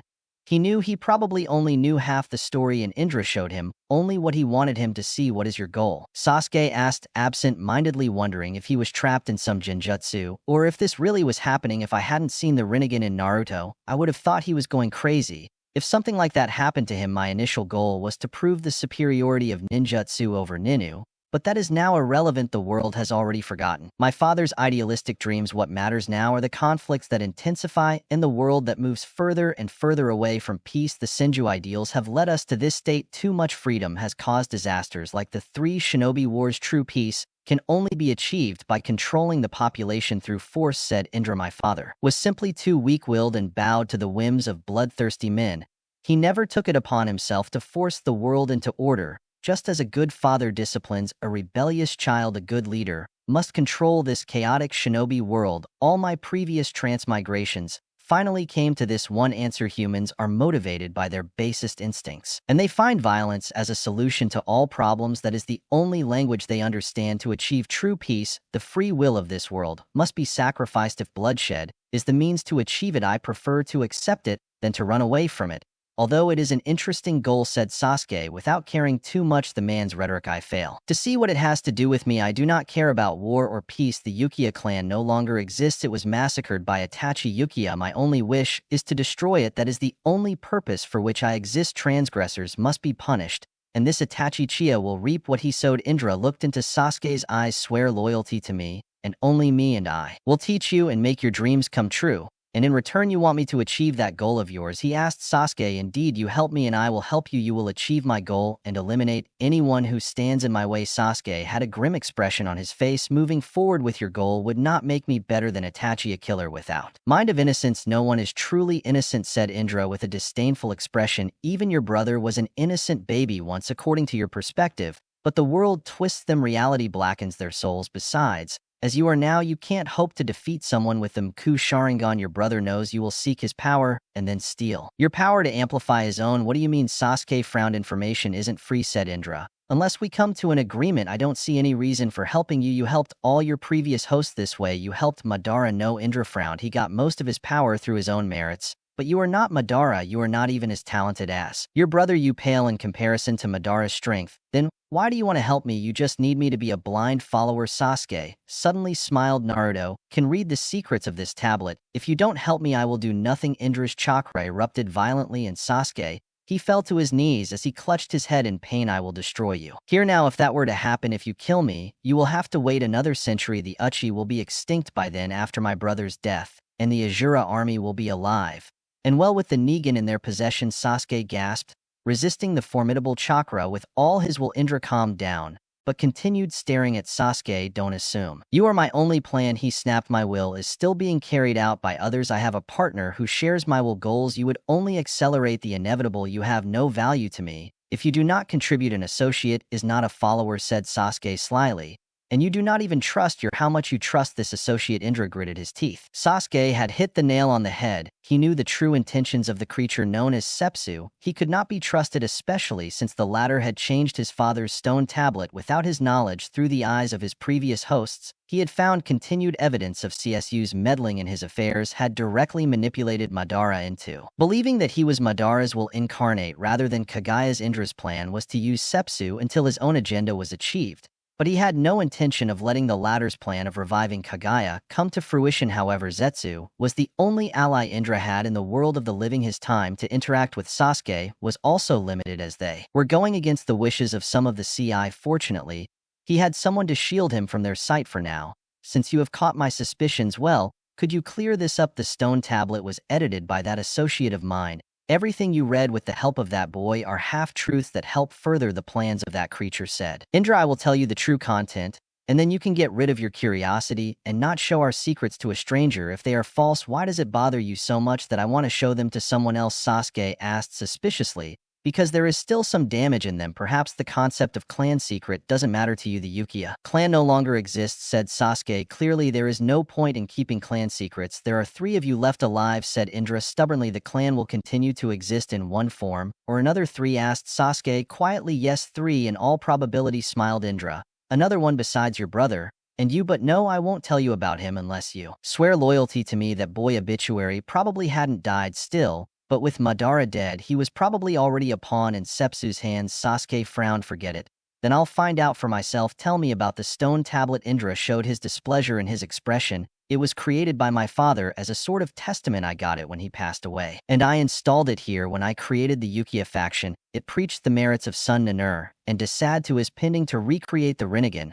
Although he hated the Ninu, he agreed that the Rinnegan was unnecessary. An uninformed user of the Rinnegan is a great risk. My father's sacrifice would be undone, and a new variable would come into play. I believed that these warnings should be known by the Uchiha, and therefore I chose to install it in the clan. What else did Sasuke ask, taking note to also ask about the sacrifice and the risk of the Rinnegan? The circumstances in which the Sharingan and the Mku Sharingan are awakened are detailed. The awakening is linked to the emotions of the specific bearer. Intense feeling of loss is associated with each transformation. By example, the first time the Sharingan was awakened was when a brother's betrayal was discovered. What Sasuke was shocked. I awakened the Sharingan during my battle with Aku. That was when you came to the two. Tomo explained. Indra, you had suppressed the memories of your due to the trauma. Then what about the Mag Q? Asked Sasuke. Itachi said the only way to awaken it was to kill my best friend. That's the easiest way. Indra tilted her head. Though I see you've been careful not to form close bonds. Even that Naruto could be considered your best friend, but a simple acquaintance wasn't going to give Itachi what he wanted, said Sasuke stubbornly. If I don't have anyone to kill, he won't have the satisfaction of seeing me follow his path. You will always be weak, snorted Indra. The chances of you getting an Mku are really low, but they have to die naturally in front of you, or you have to kill them yourself. I can get stronger even without their power, said Sasuke, crossing his arms. What else is written on the tablet? Indra sighed, exasperated. It talks about my grandmother Kagaya Otsutsuki, of the birth of the 10 tails of the divine tree, and of Kagaya of the Ad of the 10 tails, and the creation of the tailed beasts by my father. As I mentioned before, the one who calls himself CSU has modified some of the parts of the tablet. Tell me everything, said Sasuke. It's okay. If that prevents you, seek the help of the host of Azura, exhaled Indra. I don't have much time, so I will simply transfer these memories to you as a gift. I will also share some of my knowledge about the chakra to give you an idea of what you can achieve if you decide to serve me. With that, Indra's eyes connected with Sasuke's, and his Sharingan began to spin rapidly. Instantly, Sasuke felt a surge of information flooding his mind. Images flashed before his eyes, scenes of ancient battles, the divine tree, the arrival of Kagaya Otsutsuki, and the birth of the monstrous 10 tails. He saw the great battle between the 10 tails and Kagaya's children, followed by the sealing of the 10 tails and the birth of the 9-tailed beast's tails. Also caught a glimpse of Indra's encounters with the enigmatic CSU and their tentative alliance, where each used the other to further their own goals. He also absorbed some of Indra's findings on chakra and the Sharingan. Each little bit of knowledge answered the many questions he had about ninjutsu and chakra. He realized that his use of the Sharingan was primitive and lacked understanding. With the knowledge he now inherited from Indra, he felt as if he had been opened up before him, a new world of possibilities. The techniques he had previously fought with now seemed to be within his reach, and the true potential of his abilities was becoming clear. Sasuke breathed heavily, considering whether it was really worth selling his soul to Indra to get his revenge. Indra saw that Sasuke was starting to feel tempted. He decided to sweeten the deal. He could offer him something the boy couldn't refuse. The Rinnegan can revive the dead. He revealed that you heard me right. The power of the Rhine allows one rise beyond the cycle of life and death and bring back a soul from the world of the dead. The creation of all things, a technique of my father, allows you to create a vessel for that soul. When combined, it can be used to revive those who have passed away. Naruto can do that, Sasuke asked in shock. He has become a god. Hard. Does Azura's current host have what it takes? Indra frowned. Usually such a process also requires the sacrifice of a life, because one has to pay the price for recovering a life with another. Is an advanced technique that might be out of reach for someone with a wrong moral compass. However, that boy is not the only wielder of the Rinnegan in the current era. What else? Smiled Indra. And his Rinnegan, it should be stronger than your friends. Your dream is to restore the right Uchiha clan. Don't joke with, growled Sasuke. They all died a long time ago. If there was a shinobi capable of performing such a miracle, he would reign over this world as a god. I'm not joking, said Indra, looking at Sasuke with coldness. As I said, we will have to prepare an equivalent sacrifice, and his chakra will have to be strengthened considerably to attempt it, since the souls have long since left the world of the living. And he will help me with my goal, asked Sasuke, with his heart racing. The question of the sacrifice bothered him, but he could always find criminals and bandits who would fulfill that function. Help? Indra snorted. Think like a boy. You will control him, and you will get what you want, whether it is this man or the other boy Uzumaki. Get control of any of them, and that can help you get your family back. It would be better to go with the eldest, since South Rinnegan is more complete. Sasuke clenched his fist as he reflected on that ability. He won't resist my Jinjutsu with his Rinnegan. That Rinnegan doesn't belong to him. It was implanted by Madara in front of the true power of the Sharingan that I will teach you to handle its resistance. Collapse. Sasuke looked down. His mind was a whirlwind of emotions. Indra was basically saying that his life could be right again. If he listened to him, his parents would return. Itachi would be dead. Why then was I hesitating? Will you ask me to kill my friends? Indra pondered about it. What if your friends hinder your goals? Why would they? If they do, I will control them with my eyes, like you just suggested. Indra smiled. Now you have started to think like an Uchiha. All right, I see you are motivated. I don't need your oath anymore. We have a common path to our goals. Once you obtain the strength, first you can use the Rinnegan carrier to revive your loved ones, dear ones, and then you must fulfill my plan. Sasuke closed his eyes. The time had come to decide. He had fought for years. His goal was always out of reach. Even now Naruto had received the greatest power in this world on a silver platter, but he was still weak. Why should he continue to be weak when an opportunity like this was presented to him? Controlling people did not sound as bad as killing them directly. He knew that to achieve something, sacrifices had to be made. I'm sorry, Naruto. Kakashi Sensei. Sakura, never. They will understand the pain I suffer every day. This is my only salvation. What do I have to do? Music. Don't what I know better than the watch me gr me to the test. And me this make me with my Miyagi with Miami offensive, even though TR2 to do it not enough, even though you try you still am up, but I'm still fight for what I love, still die for. And capitulo 8 por segunda vez desde KSE became a ninja. Naruto left the walls of Konoha ready for his first official A-rank mission. Although this mission was far beyond his usual clearance level, he was allowed to participate due to the presence of two officially S-rank shinobi. Jiraiya was leading the mission while Tom was second in command. Naruto was the third and final member of this team. The mission itself was not particularly dangerous. His job was to retrieve Tsunade, a relatively simple task given that Mito was a censor exceptionally skilled. However, the importance of the mission was heightened by the recent Battle of Konoha and the potential threat of Orochimaru interfering, as he knew Mito might try to bring Tsunade back. While Naruto's role in the mission was not crucial, Mito wanted to include him to remind Suna of the family ties that still remained in Konoha. This would be Naruto's first mission as a Chunin, and it was an understatement to say he was excited about it. Very well, Naruto shouted. We'll get this over with in record time. No, if you keep screaming like that, you won't. Jiraiya snorted. We have to catch her before she runs away from wherever she's hiding. Tsunade isn't exactly known for staying in one place for too long, especially when she senses trouble approaching. He gave Naruto a stern look, although you could tell he was amused. So calm down, kid. We're on a mission, not a field trip. It's okay.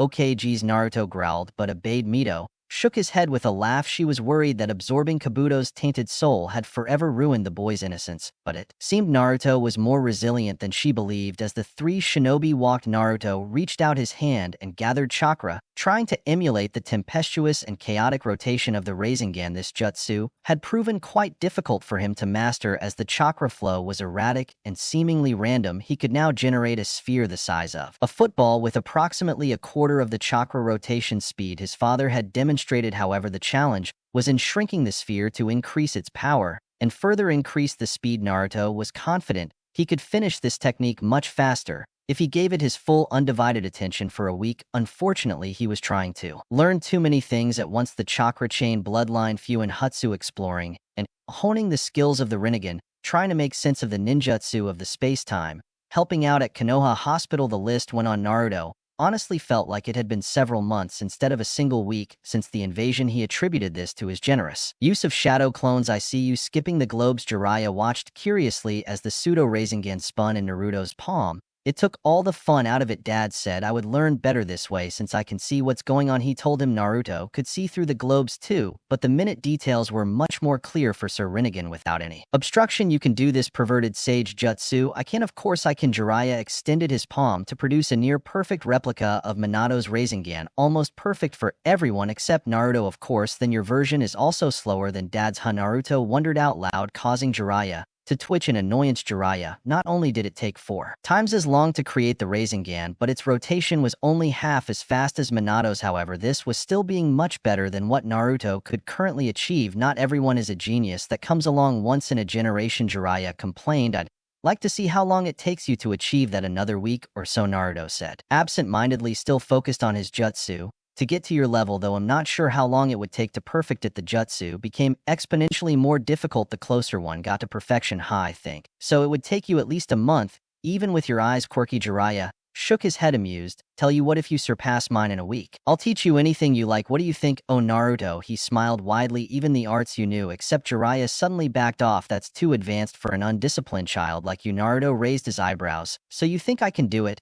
And you don't want to risk losing the title of being one of the few senjutsu experts in the world, right? Now, like, yes, Jiraiya snorted. Okay, I'll even allow the senjutsu if the toads think you're ready, if you master it beyond my level in a week, and if I win I want you to teach me that unique transformation jutsu of yours. Jiraiya smiled pervertedly at that. Of course, I'll have to study it in detail. Mom wants to talk to you, Naruto said quickly, not wanting Jiraiya to finish that sentence. Jiraiya gasped in surprise when he felt Kusuna's killing intent heading towards him through Naruto. I was just joking, haha. You can't just accept a joke. Jiraiya started sweating profusely when he saw that even Tommy was giving him dirty looks, having deduced that Jiraiya was up to something perverted. How about this? You'll have to walk around Konoha without a costume, with a sign hanging around your neck that says, I tried to surpass the legendary Jiraiya and lost. Is that doable? Naruto cringed internally at the utter humiliation and vowed to master the jutsu in record time.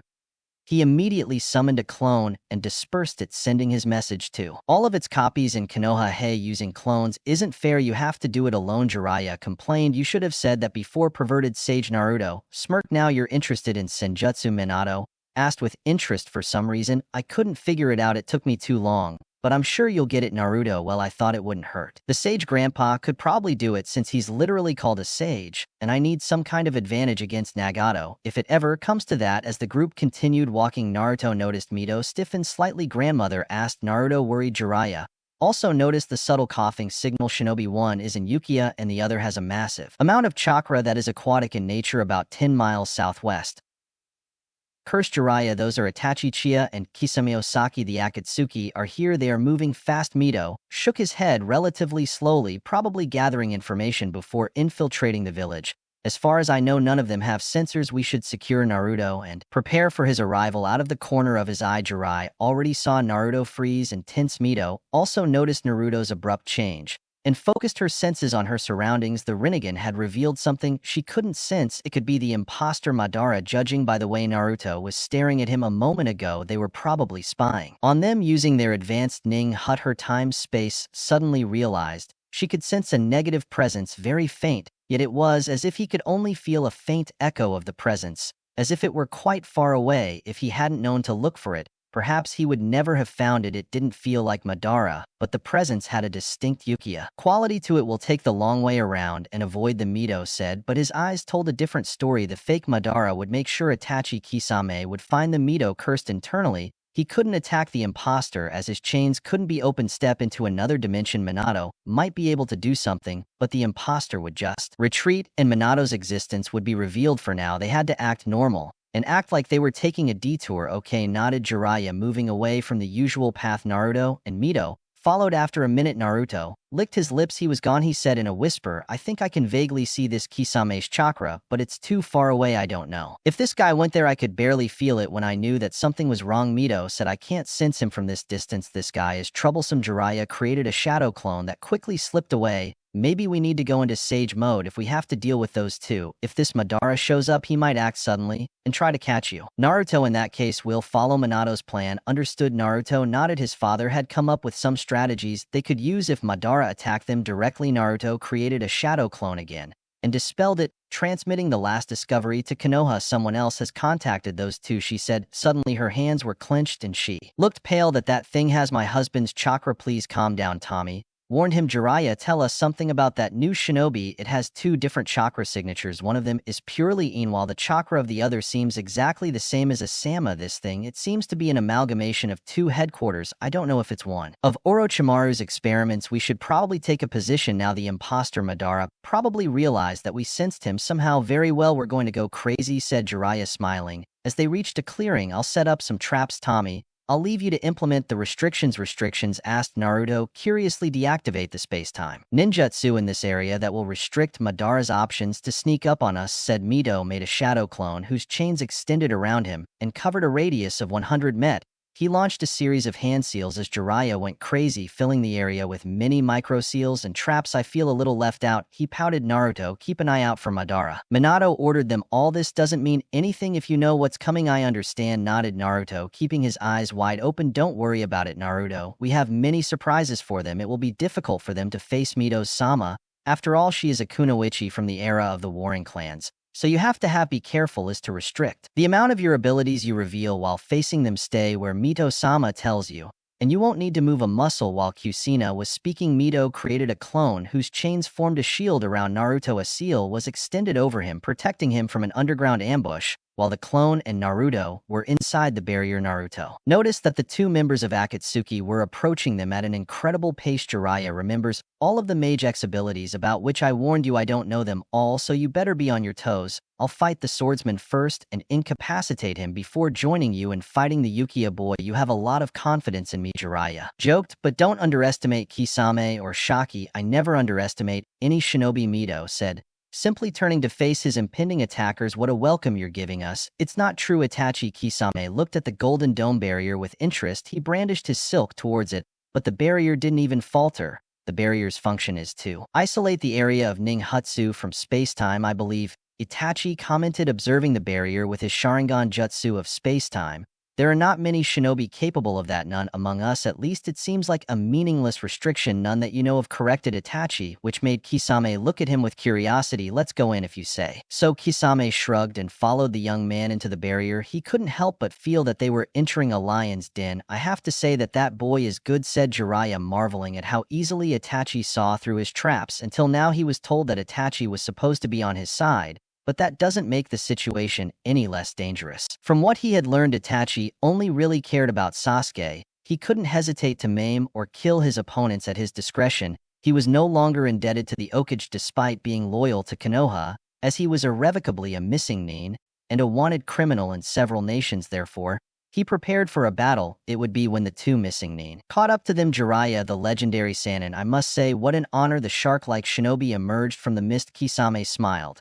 And you must be the new Uzumaki. I've heard of the one who apparently subdued the one-tailed one. He turned to Tommy and paid attention to him. Why are you here? Jiraiya asked as Mito reached out his hand and pressed his right thumb onto a seal inscribed on his left hand. The seal glowed slightly, and he released a sword following a cloud of smoke. I think you know the reason, said Itachi, observing the barrier that contained Uzumaki. Naruto, his eyes opened wide as he recognized the sword that the Uzumaki shinobi was holding. Kusanagi Tsurugi, said Kisame with interest. Recognizing the sword, I always wanted to test its strength, so Orochimaru has lost his precious toy. In fact, I will grant your wish, said Tommy, advancing to face Kisame. The shark ninja laughed, liking the confidence of the apparently young Uzumaki woman. You should stick to what you know best. That's not a toy, you know, Kisame said, amused. He lifted his silk and threw it to the ground, causing it to crumble under his weight. However, if you're still determined to fight me, I'll be happy to oblige. He smiled widely, showing his sharp teeth. I'm Kisame Osaki. What's your name, if I may ask? Tommy. Uzumaki. Tommy smiled back with an equally cruel smile. A chain emerged from it and wrapped around the sword, causing Kisame to enter. Close your eyes. Don't underestimate her, Itachi said quietly to his partner. He looked away at Jiraiya, whose eyes were now avoiding his Makio Sharingan, suddenly activating the chain, and the sword shot forward, almost impaling Kisame when he jumped back to avoid it. The chain abruptly changed target and cut the nearby Itachi, but only hit a clone made of illusory crows.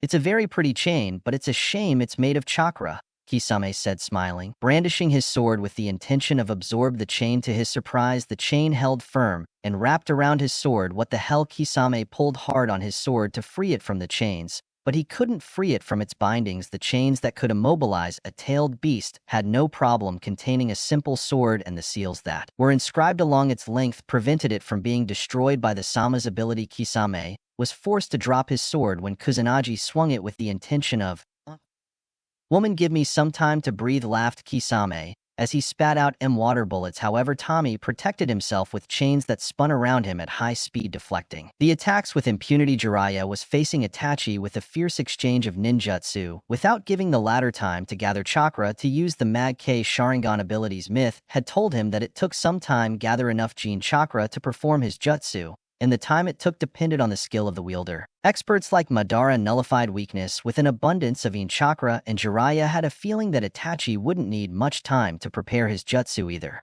Darkness or Jin was the foundation of the MQ's strengths, and Itachi had plenty of it. Ein would naturally meet with greater darkness, and Itachi had accumulated a lot of it from the murder of his family and clan, even though the rational part of Jiraiya already knew that. He knew what Itachi had sacrificed for the village and peace. He still questioned the mentality and wondered if Itachi was as mentally sound as he hoped. Hyuzen Jiraiya suddenly felt an influx of strange chakra into his body and cursed himself for being distracted by his thoughts. Although he had not met the gaze of the Sharingan, it seemed that the Uchiha protege was also skilled enough in non-visual genjutsu. Jiraiya violently interrupted his chakra flow, but was shocked to realizing that the illusion had at least 5 layers. It was well known that traditional methods failed when it came to genjutsu beyond 3 layers. Luckily, he had prepared a backup plan for this occasion. Even this genjutsu couldn't survive an influx of nature chakra. Itachi watched as Jiraiya's face took on toad-like markings and braced himself. The fight was about to seraph. He would go into sage mode. It is an honor for me to witness it. In return, let me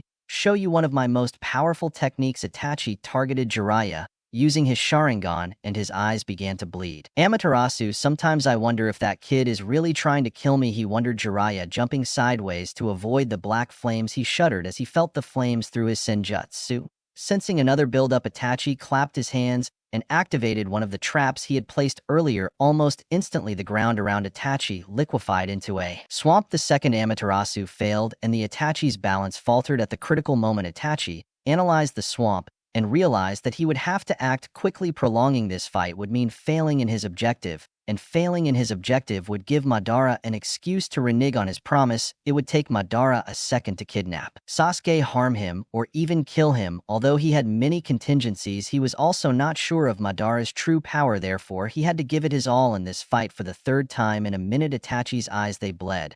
His vision blurred from the incredible strain being placed on his Sharingan, and an ethereal light briefly surrounded him. Itachi's ultimate defense materialized around him, and he emerged from the swamp with ease. The Susanu's right hand extended into the sky, and a gourd materialized inside it. He waved the gourd at the chains protecting Naruto. An ethereal liquid poured out of the gourd and took the form of a sword. "This is bad," he said in alarm. "The clone of myth Naruto, get out of here. I'm already on it." Naruto had already started weaving Signs Earth-style technique of hiding like a mole. The myth clone dissipated as the sword cut through his chains. Luckily, Naruto had escaped just in time, making his way through a tunnel to get out of the impact zone of the sword. Itachi raised his sword, again hardening them as he swung his sword down. It was intercepted by an equally gigantic blade. The impact sent shock waves across the battlefield. "Good sword yours," said Jiraiya. Standing about Gamaba, the toad boss growled as he used his strength to force Susanoo back. His sword, Itachi's eyes narrowed, recognizing the challenge before him. He altered the form of his sword again. Milik went to activate its sealing property. His sword is drawing mine, and it's some kind of unsealing jutsu, Bunta shouted. As he struggled to hold onto his sword, the toad boss saw something shining behind Susanoo and smirked as he released his sword. Barely a second later, golden chains flew out of the way. They wrapped around the Susanoo's sword hand and pulled it back, forcing the sword to strike the skeletal armor. Itachi abruptly canceled his Susanoo when he realized that the Totsuka sword had begun to absorb his Susanoo. His eyes focused on the Uzumaki shinobi, who had turned her attention to him. Itachi's eyes widened when he saw that Kisame was bound by the Uzumaki chains and was grabbing his right hand, or what used to be his right hand looked like one of Kisame's blows. Myth had hit the mark, and as a result, Kisame had lost his arm. That would explain why he didn't feel any massive jutsu from Kisame. Itachi dissolved into a flock of crows as Ria appeared next to him and punched him with a punch. He reappeared behind Kisame. He grabbed him and blocked Tommy's sword with his kunai. Kusunagi's sword drew back and slashed again, and Tommy knew something was wrong when it cleanly cut Itachi. Kisame. They both disappeared in a puff of smoke where Naruto yelled Jiraiya urgently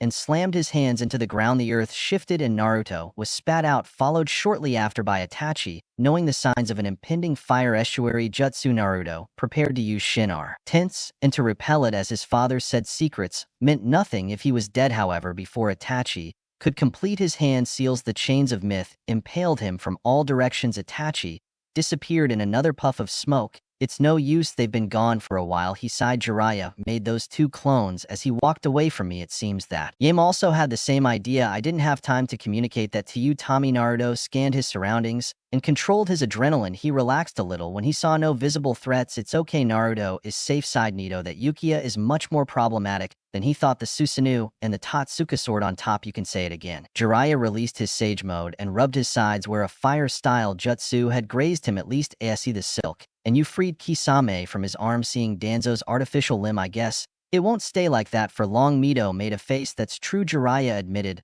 Let's take a little breath. But we have to start moving soon. Itachi looked at Madara. His face did not betray any emotion. His Sharingans moved in sync and Madara nodded after a long pause. The only thing you've learned about the boy is that he can use Earth-style jutsus, Madara said with disdain. I must say, Itachi, that I expected more from the pride of the Uchiha clan. You saw the battle, Itachi said. Simply, what would you have done differently? Between Jiraiya and Uzumaki, there were two very capable shinobi who could sense us a mile away. Your Amaterasu could have targeted the boy and the battle would have been over. You wanted the Jinchuriki alive. I know you can control him, so he doesn't die, Madara said disdainfully. We both know the real reason for your hesitation. You are lucky that I prefer to have a disobedient but competent subordinate instead of an obedient but incompetent one. Itachi remained in silence, so Madara took it upon himself to continue the conversation. The Uzumaki was an unexpected surprise, and not a welcome surprise, said Madara thoughtfully. It is quite strange that a shinobi of that caliber was unknown even to the former Ambu captain of the Leaf. His chain is similar to that of the late Kusina. Uzumaki offered, and Madara snorted.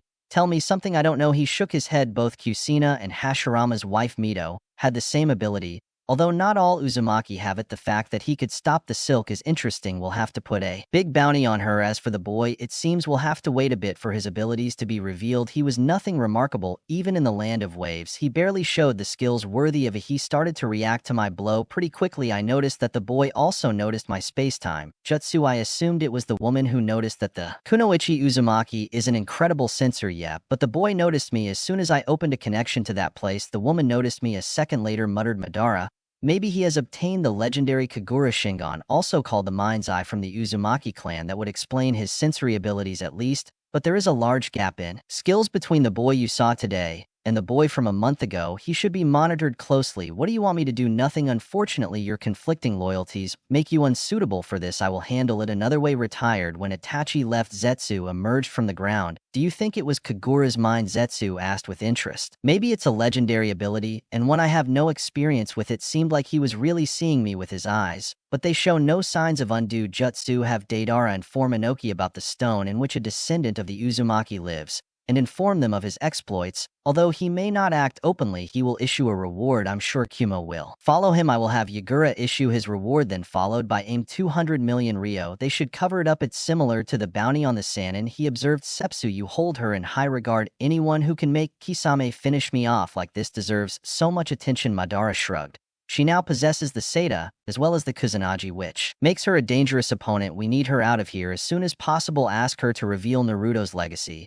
As well, I'm sure the hidden stone wouldn't take kindly to the fact that Minato has a half Uzumaki son, who could become a threat that wouldn't kill him. That could be a setback to our plans. I'm sure the boy won't be left unprotected. If the current mission is any indication, if Jiraiya or this Tommy dies while protecting him, it'll be much better for us. If it's the boy that dies, it would be a small setback, but the Nine Tails will be much easier to capture.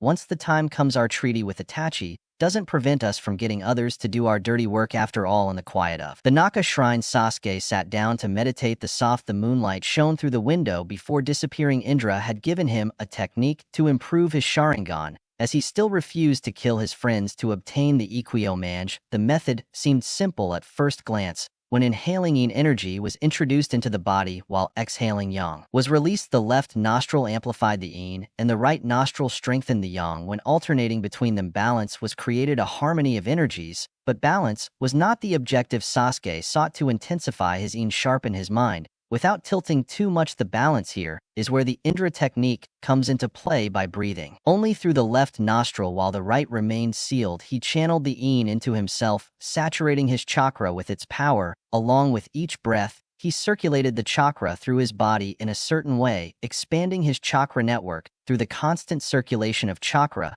the darkness of the night only deepened its effects with each breath. He went deeper into the flow of yin, allowing it to merge with his chakra. The shrine around him seemed to fade away, leaving only the sensation of the weak pulse of energy. Sasuke knew the dangers of this technique. The yin represented the mind, the very core of the strength of the Uchiha. That is why his genjutsu had so much influence, manipulating the perceptions of those who crossed his path. Fire and lightning, the favorite elements of the Uchiha, had a large amount of yin chakra. However, when one synchronizes with the yin, their emotions strengthened and gained power, could cloud the mind, distort perception, and warp reality. The same force that granted the Uchiha their mastery over genjutsu also had the potential to trap them in illusions of their own creation. The mind immersed in yin could become a mirror that only reflected darkness, amplifying fears, doubts, and resentments. In pursuing the improvement of his genes, Sasuke knew he was walking a dangerous line. He had to maintain a delicate balance to prevent the power he sought. Control would control him. The further he ventured into yin, the more he could begin to fray the outside world, and the boundaries between truth and illusion grew ever thinner. This was the reason for what was termed the Uchiha madness. The Manaku would awaken when an Uchiha's yin chakra would soar to uncharted levels. Uchiha's eye chakra would be significantly strengthened by this sudden influx of yin chakra, causing him to evolve into the Manaku Sharingan. The abilities of the Majek would always they took a toll on the user's yin chakra, and that's why they would go blind after constant use. What he needed to do then was amplify his yin chakra while keeping the ratio of yin to yang at a sustainable level. This was a simple and effective solution to the Uchiha's madness. Absent-mindedly, Sasuke wondered if this madness was the reason for his brother's actions. It didn't excuse his actions, certainly, but it would explain them. Following the yin breathing would naturally increase the yin chakra, thus improving the quality of his energy. His abilities on the negative side, he would have to let go of the subconscious suppression of the memory he had imposed after the trauma of his massacre.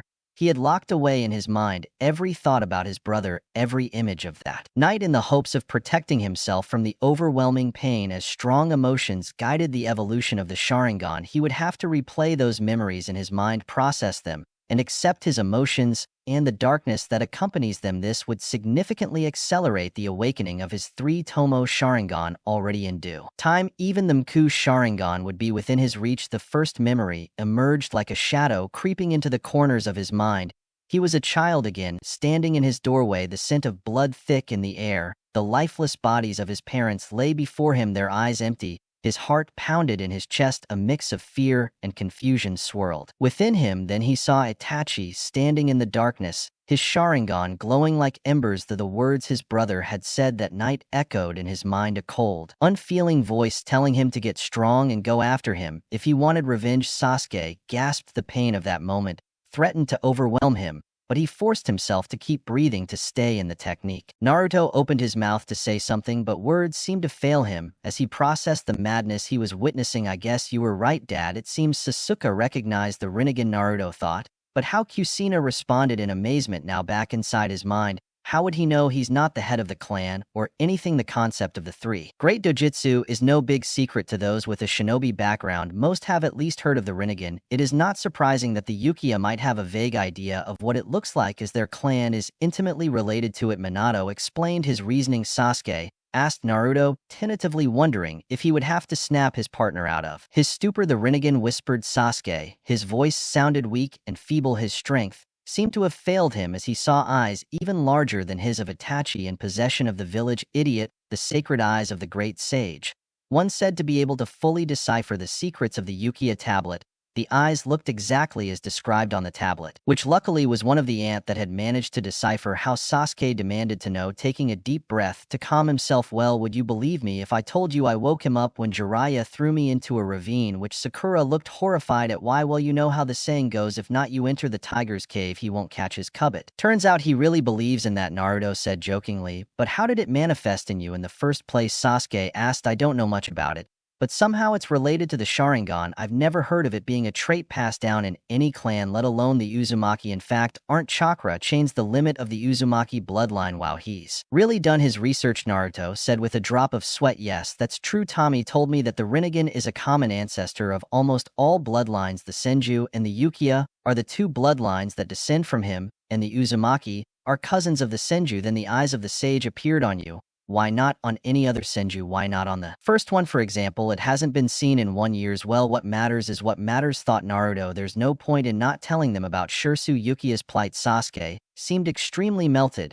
when he heard the story. My brother was under suspicion by the clan for having murdered Shirsu Yukiya. He even told me that he was the one who did it. I'm pretty sure it was this Danzo guy who killed him, or at least caused his death, said Naruto softly. Minato, who was listening, had a gloomy expression on his face. He hadn't revealed the true cause of the massacre of the Uchiha to Naruto, and it seemed that Itachi was destined to be hated by his village, and his brother not forever. I wouldn't have been surprised if he found an injured Shisui and killed him when he saw the chance, Sasuke said with a somber tone. After all, he was looking for the forbidden power of the Uchiha. The Mao guessed Naruto. Sasuke's eyes turned to Naruto in surprise. How did you know that? Once again, Lady Tony said Naruto with a meaningful look. Oh, Sasuke opened his eyes wide, remembering who Tommy really was. Right, I'm lost, said Sakura, looking at her two teammates and Kakashi-sensei, who was simply observing. What's so special about this Rinnegan and this Manjikyu? The Manjikyu is an advanced level of the Sharingan, said Sasuke, refusing to give more details, and the Rinnegan is the dojutsu that was said to belong to the Sage of the Six Paths, the ancestor of all shinobi and the creator of ninjutsu. Sakura's eyes opened wide in surprise. Now she understood Naruto's reaction, finally understanding the whole conversation from a new perspective. So what does it do? From what I know so far, I now have powers. Gravity, said Naruto. This was something Sasuke had seen before. He slowly rose from the ground and floated a few feet above them. Sakura's mouth dropped open as Naruto floated in front of her with nothing holding him down. Reminded her of history lessons about the handful of Yagik shinobi who could fly. This is what you used against the Shikaku, asked Sasuke, remembering Naruto's attack that caused the One-Tail's attack to backfire. Yes, Naruto smiled and held out his palms to pointing at his teammates against their will. They too began to float, and he shouted, Sakura, put me down, put me down, put me. Sasuke strained his Sharingan to see what was going on, but he couldn't get anything. He didn't see any hand signals, which in itself was strange. Naruto's chakra was being used, and as a result nature was somehow bending to his will. He couldn't find an easy way to escape this control. Don't worry, Yesh, Naruto pouted and placed his teammates of equipment back on the ground. I can also see chakra, and that helps me understand ninjutsu, Naruto explained as he descended, and allows me to learn all the elemental jutsu forms. What? Sakura said weakly. All yes, sure, nodded Naruto.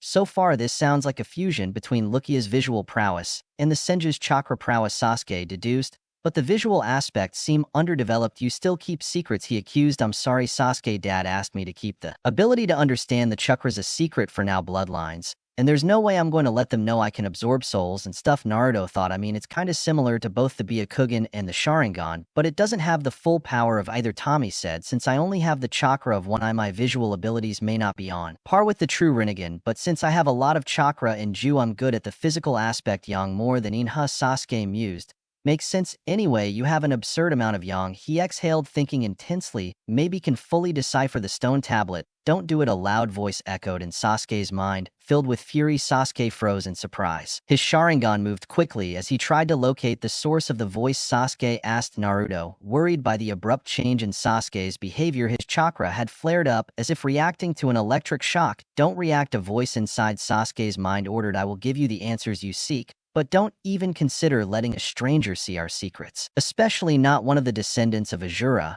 and especially not one with those eyes. The voice reeked of malice when he spoke of the last part. Sasuke gulped. It's nothing, he said with a trembling voice. I just remembered something. Itachi said he lied. A million questions arose in his mind, but he felt that he could not deny that voice. It was not Orochimaru, because the curse seal had almost completely disappeared. Who was inside his head sounded like someone who was related to the Uchiha clan. Naruto looked at Kakashi, who looked at Sasuke, thoughtfully shook his head slightly, and the latter decided not to insist. It's getting late, announced Sasuke. I better go. Please thank Lady Tommy for me. He made a slight nod and turned around abruptly, leaving at a hurried pace. Sasuke said, Sakura worried. What's wrong? I don't know, answered Naruto. Had a bad feeling in the pit of his stomach. It had been a mistake to reveal Sir Rinnegan. It seemed that there was no correct option to lie shamelessly, while Sasuke had already deduced that having a dojutsu would ruin his confidence forever. Now, when he revealed everything he could, something had really happened. Did he remember something Itachi said? Or was it something completely different? Minato, who was observing the interaction through Naruto, shared his thoughts. Is lying? You can understand it by the chakra fluctuations you see. Naruto, his eyes were looking around as if he was searching for something. Suddenly, like when you heard Azura's voice in your mind and searched the source at that time. Minato sighed. I suspect something similar may be at play. If Azura can appear in your mind, it stands to reason that Indra can appear in Sasuke's mind. Understood. Naruto swallowed hard, thinking of the implications. This was not good, nothing good, even though it pains me to say it would be better not to pressure him about what happened. Kusina advised him. He may already be feeling bad because you got the Rinnegan, and he is the one who desperately wants to become stronger to get revenge. What he needs is a true friend. Convince him that he's not alone. In this, their teammates, he shouldn't take on this immense responsibility alone. Minato seemed conflicted. Naruto couldn't afford to enter into a pact with Sasuke when the full truth was hidden from him. If he revealed what he knew to Naruto, Naruto wanted to tell Sasuke the truth. Oh, if the subject of Itachi came up, Naruto would find it difficult to maintain his composure or sincerely support as Sasuke Uchiha. He seemed like a disaster waiting to happen. He was a victim of the circumstances that Danzo created. Although Minato could not absolve Lord of all blame, he looked at Kusina, who was looking at him with curiosity. Naruto began. Minato, there are things about Sasuke and the Uchiha clan that you do not know, things that could change the way you support him. I cannot tell you anything more than this now, since Sasuke himself does not know the truth for the peace of the village. This truth must not be shared with Sasuke, at least until the time comes when he can understand it. As a former Kage, it was absolutely irrational and illegal that shared even this with his son. However, as a father, he trusted his son to do the right thing. This wouldn't be possible if he acted based on misconceptions. What? Naruto was confused. What do you mean by that? It's so vague. I know, said Minato, but you must understand that as shinobi you must look beyond what's beneath. A person's perception of reality may not hold the whole truth. It's okay. Naruto scratched his head. What information could change the way he supported Sasuke? Itachi was innocent. They wrongfully blamed him for the incident. The clan attacked Itachi, and he killed them in self-defense. Itachi was forced to do what he did, blackmail him. Naruto had a lot of questions, but it seemed like this was the best his father could tell him without making him in on the secret. Maybe Itachi was forced in some way, because Naruto couldn't see why the secret couldn't be shared with Sasuke if he was truly innocent. Plus, it seemed like Itachi even talked to Sasuke after the fact. Now that he knew, I think, why kill everyone but spare Sasuke? Naruto, said Sakura hesitantly. What are you thinking? Oh, nothing. Sakura. Naruto shook his head to get out of his thoughts. I was wondering what was wrong with Sasuke. You better not push him. Kakashi unknowingly repeated Kusina's advice. It seemed like he needed some time to think. It's okay, sensei nodded. Naruto. Sakura frowned, but also agreed. Sasuke Uchiha stood in front of the Uchiha stone tablet inside the Uchiha clan's Naka shrine. It's okay. I'm here now. Who are you, and why can't I see you? Close your eyes and concentrate on locating me inside your mind, instructed the voice inside my mind. Is this a technique similar to that of the Yamanaka? Sasuke asked himself, and did as he was told. Barely a moment later, his vision went dark and he passed out in front of the monument. Sasuke woke up suddenly. His Sharingan lit up. As he looked around his surroundings, it was total darkness, and he could see nothing but a formless void. Sasuke Uchiha, the voice from before, echoed around him. Sasuke. He looked around frantically as he assumed a defensive stance. He suddenly saw a bright light in front of him that materialized into a corporeal entity. I wish you no harm. A young man with dark brown hair materialized in front of him. His clothing was strange, as was his way of speaking. Sasuke was surprised to see a red eye resembling the Sharingan with a star shape in his eyes. This was the Magex Sharingan, but it differed in pattern from his brother's. I am injured. Satsuka Kushi, creator of ninjutsu, the ancestor of the Uchiha clan, and the true heir to my father, the sage of the six paths, declared the man archaeologist. Sasuke, standing upright, gritting his teeth against the intense pressure. You doubt my words? Indra's voice was cold and authoritative. You do not recognize the power that stands before you. Sasuke struggled to keep his balance and looked Indra in the eyes challengingly. Power alone does not make what you say true, he replied. Why should I believe you? Indra's mouth twitched slightly upward, and his eyes held a hint of approval. You are cautious, and with good reason. Well, I will prove it to you. Then his eyes opened and he whispered the words that Sasuke had come to associate with his nightmares. Tsukuyami. Sasuke's surroundings abruptly changed, and he began to see a cascade of memories. The first memory showed an old man with horns, stern face, and Rinnegan eyes. This man was apparently Indra's father. In another memory, he recognized Indra as a small child training with his younger brother Azura. Indra easily defeated Azura in every fight. Although his father disapproved of constant fighting, the old man preached peace and promoted son Ninu as a path to achieve it, clearly hoping that his children would continue his legacy. At first, Indra was fascinated by the Ninu, but soon saw its limitations. He quickly realized the infinite potential of chakra and began to mold it to create various techniques. He called this improved version of his father's teachings ninjutsu. Sasuke watched as Indra invented the hand seals that they would become the foundation of the shinobi world, and developed the fundamental jutsu that was taught at the academy as Indra's talent shone. Brighter Sasuke saw Azura struggle to keep up and often needed help to complete even the simplest of tasks. Eventually, Sasuke witnessed the sage's ultimate test, in the shocking moment when the elder declared Azura no Indra as his successor and heir to the Ninu. This sparked a serious conflict between the brothers after the sage, by then Indra, had gathered a significant group of followers and called them Uchiha Azura. He named his friends and students Senju as a response. Then Indra asked when the memories stopped, "What do you think? I suppose this is enough proof," said Sasuke slowly.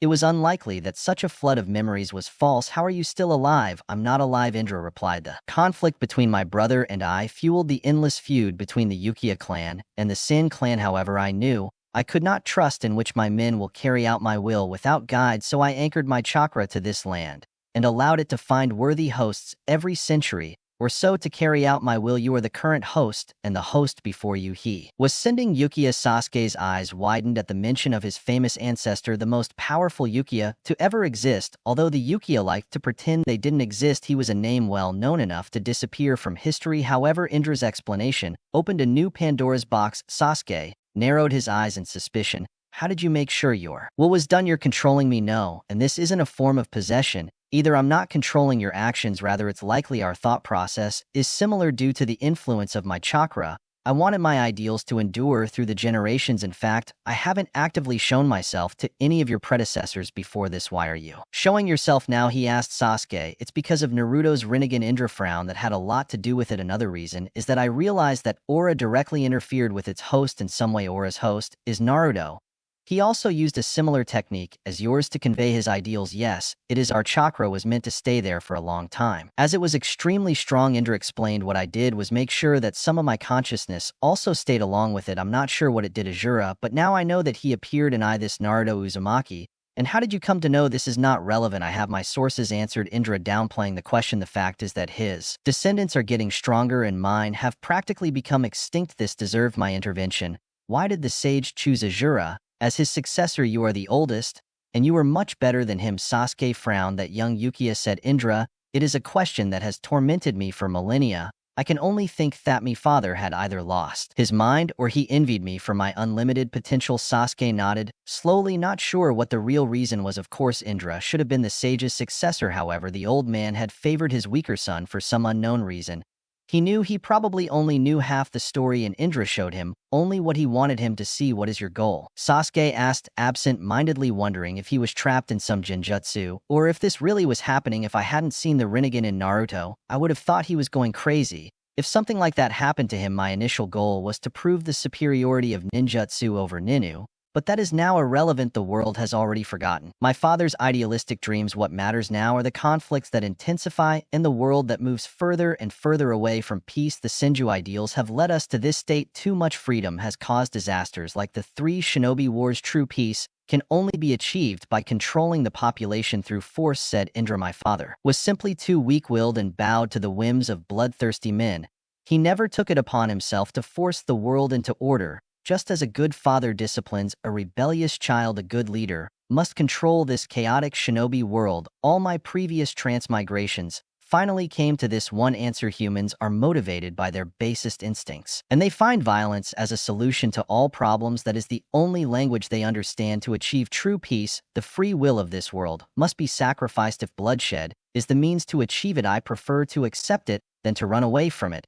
Although it is an interesting goal," said Sasuke without caring too much the man's rhetoric. "I fail to see what it has to do with me. I do not care about war or peace. The Uchiha clan no longer exists. It was massacred by Itachi Uchiha. My only wish is to destroy it. That is the only purpose for which I exist. Transgressors must be punished, and this Itachi Uchiha will reap what he sowed." Indra looked into Sasuke's eyes. "Swear loyalty to me, and only me, and I will teach you and make your dreams come true. And in return, you want me to achieve that goal of yours?" he asked Sasuke. "Indeed, you help me and I will help you. You will achieve my goal and eliminate anyone who stands in my way." Sasuke had a grim expression on his face. "Moving forward with your goal would not make me better than Itachi, a killer without mind of innocence." "No one is truly innocent," said Indra with a disdainful expression. "Even your brother was an innocent baby once, according to your perspective. But the world twists them. Reality blackens their souls. Besides, As you are now, you can't hope to defeat someone with the Mku Sharingan. Your brother knows you will seek his power and then steal your power to amplify his own. What do you mean? Sasuke frowned. Information isn't free, said Indra.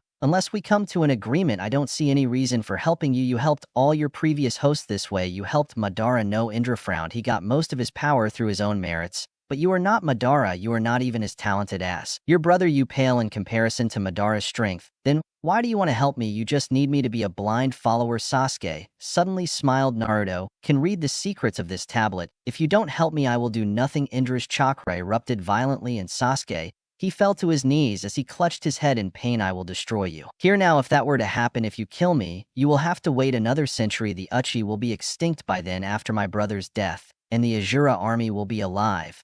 And well, with the Negan in their possession, Sasuke gasped, resisting the formidable chakra with all his will. Indra calmed down, but continued staring at Sasuke. Don't assume you are my only plan, he snapped. My will is still being carried out by others. I have a partner who shares my will goals. You would only accelerate the inevitable. You have no value to me. If you do not contribute, an associate is not a follower, said Sasuke slyly. And you do not even trust how much you trust this associate. Indra gritted his teeth. Sasuke had hit the nail on the head. He knew the true intentions of the creature known as Sepsu. He could not be trusted, especially since the latter had changed his father's stone tablet without his knowledge. Through the eyes of his previous hosts, he had found continued evidence of CSU's meddling in his affairs, had directly manipulated Madara into believing that he was Madara's will incarnate rather than Kagaya's. Indra's plan was to use Sepsu until his own agenda was achieved. But he had no intention of letting the latter's plan of reviving Kagaya come to fruition. However, Zetsu was the only ally Indra had in the world of the living. His time to interact with Sasuke was also limited, as they were going against the wishes of some of the CI. Fortunately, he had someone to shield him from their sight for now. Since you have caught my suspicions, well, could you clear this up? The stone tablet was edited by that associate of mine. Everything you read with the help of that boy are half-truths that help further the plans of that creature, said Indra. I will tell you the true content, and then you can get rid of your curiosity and not show our secrets to a stranger. If they are false, why does it bother you so much that I want to show them to someone else? Sasuke asked suspiciously. Because there is still some damage in them. Perhaps the concept of clan secret doesn't matter to you. The Uchiha clan no longer exists, said Sasuke. Clearly, there is no point in keeping clan secrets. There are 3 of you left alive, said Indra stubbornly. The clan will continue to exist in one form or another. 3 asked Sasuke quietly. Yes, 3 in all probability, smiled Indra. Another one besides your brother and you, but no, I won't tell you about him unless you swear loyalty to me. That boy obituary probably hadn't died still. But with Madara dead, he was probably already a pawn in Sepsu's hands. Sasuke frowned. Forget it. Then I'll find out for myself. Tell me about the stone tablet. Indra showed his displeasure in his expression. It was created by my father as a sort of testament. I got it when he passed away, and I installed it here when I created the Uchiha faction. It preached the merits of Sun Ninur and Desad to his pending to recreate the Rinnegan. Although he hated the Ninu, he agreed that the Rinnegan was unnecessary. An uninformed user of the Rinnegan is a great risk. My father's sacrifice would be undone, and a new variable would come into play. I believed that these warnings should be known by the Uchiha, and therefore I chose to install it in the clan. What else did Sasuke ask, taking note to also ask about the sacrifice and the risk of the Rinnegan? The circumstances in which the Sharingan and the Mku Sharingan are awakened are detailed. The awakening is linked to the emotions of the specific bearer. Intense feeling of loss is associated with each transformation. By example, the first time the Sharingan was awakened was when a brother's betrayal was discovered. What? Sasuke was shocked. I awakened the Sharingan during my battle with Aku. That was when you came to the two. Tomo explained. Indra, you had suppressed the memories of your due to the trauma. Then what about the Mag Q? Asked Sasuke. Itachi said the only way to awaken it was to kill my best friend. That's the easiest way. Indra tilted her head. Though I see you've been careful not to form close bonds. Even that Naruto could be considered your best friend, but a simple acquaintance wasn't going to give Itachi what he wanted, said Sasuke stubbornly. If I don't have anyone to kill, he won't have the satisfaction of seeing me follow his path. You will always be weak, snorted Indra. The chances of you getting an Mku are really low, but they have to die naturally in front of you, or you have to kill them yourself. I can get stronger even without their power, said Sasuke, crossing his arms. What else is written on the tablet? Indra sighed, exasperated. It talks about my grandmother Kagaya Otsutsuki, of the birth of the 10 tails of the divine tree, and of Kagaya of the Ad of the 10 tails, and the creation of the tailed beasts by my father. As I mentioned before, the one who calls himself CSU has modified some of the parts of the tablet. Tell me everything, said Sasuke. It's okay. If that prevents you, seek the help of the host of Azura, exhaled Indra. I don't have much time. So I will simply transfer these memories to you as a gift. I will also share some of my knowledge about the chakra to give you an idea of what you can achieve if you decide to serve me with that Indra's eyes connected with. Sasuke's and his Sharingan began to spin rapidly. Instantly, Sasuke felt a surge of information flooding his mind. Images flashed before his eyes, scenes of ancient battles, the divine tree, the arrival of Kagaya Otsutsuki, and the birth of the monstrous Ten Tails. He saw the great battle between the Ten Tails and Kagaya's children, followed by the sealing of the Ten Tails and the birth of the Nine-Tailed Beast's tails. Also caught a glimpse of Indra's encounters with the enigmatic CSU and their tentative alliance, where each used the other to further their own goals. He also absorbed some of Indra's findings on chakra and the Sharingan. Each little bit of knowledge answered the many questions he had about ninjutsu and chakra. He realized that his use of the Sharingan was primitive and lacked understanding. With the knowledge he now inherited from Indra, he felt as if he had been opened up. Before him, a new world of possibilities. The techniques he had previously fought with now seemed to be within his reach, and the true potential of his abilities was becoming clear. Sasuke breathed heavily, considering whether it was really worth selling his soul to Indra to get his revenge. Indra saw that Sasuke was starting to feel tempted. He decided to sweeten the deal. He could offer him something the boy couldn't refuse. The Rinnegan can revive the dead. He revealed that you heard me right. The power of the Rhine allows one rise beyond the cycle of life and death and bring back a soul from the world of the dead. The creation of all things, a technique of my father, allows you to create a vessel for that soul. When combined, it can be used to revive those who have passed away. Naruto can do that? Sasuke asked in shock. He has become a god. Hard. Does Azura's current host have what it takes? Indra frowned. Usually such a process also requires the sacrifice of a life, because one has to pay the price for recovering a life with another. Is an advanced technique that might be out of reach for someone with a wrong moral compass. However, that boy is not the only wielder of the Rinnegan in the current era. What else? Smiled Indra.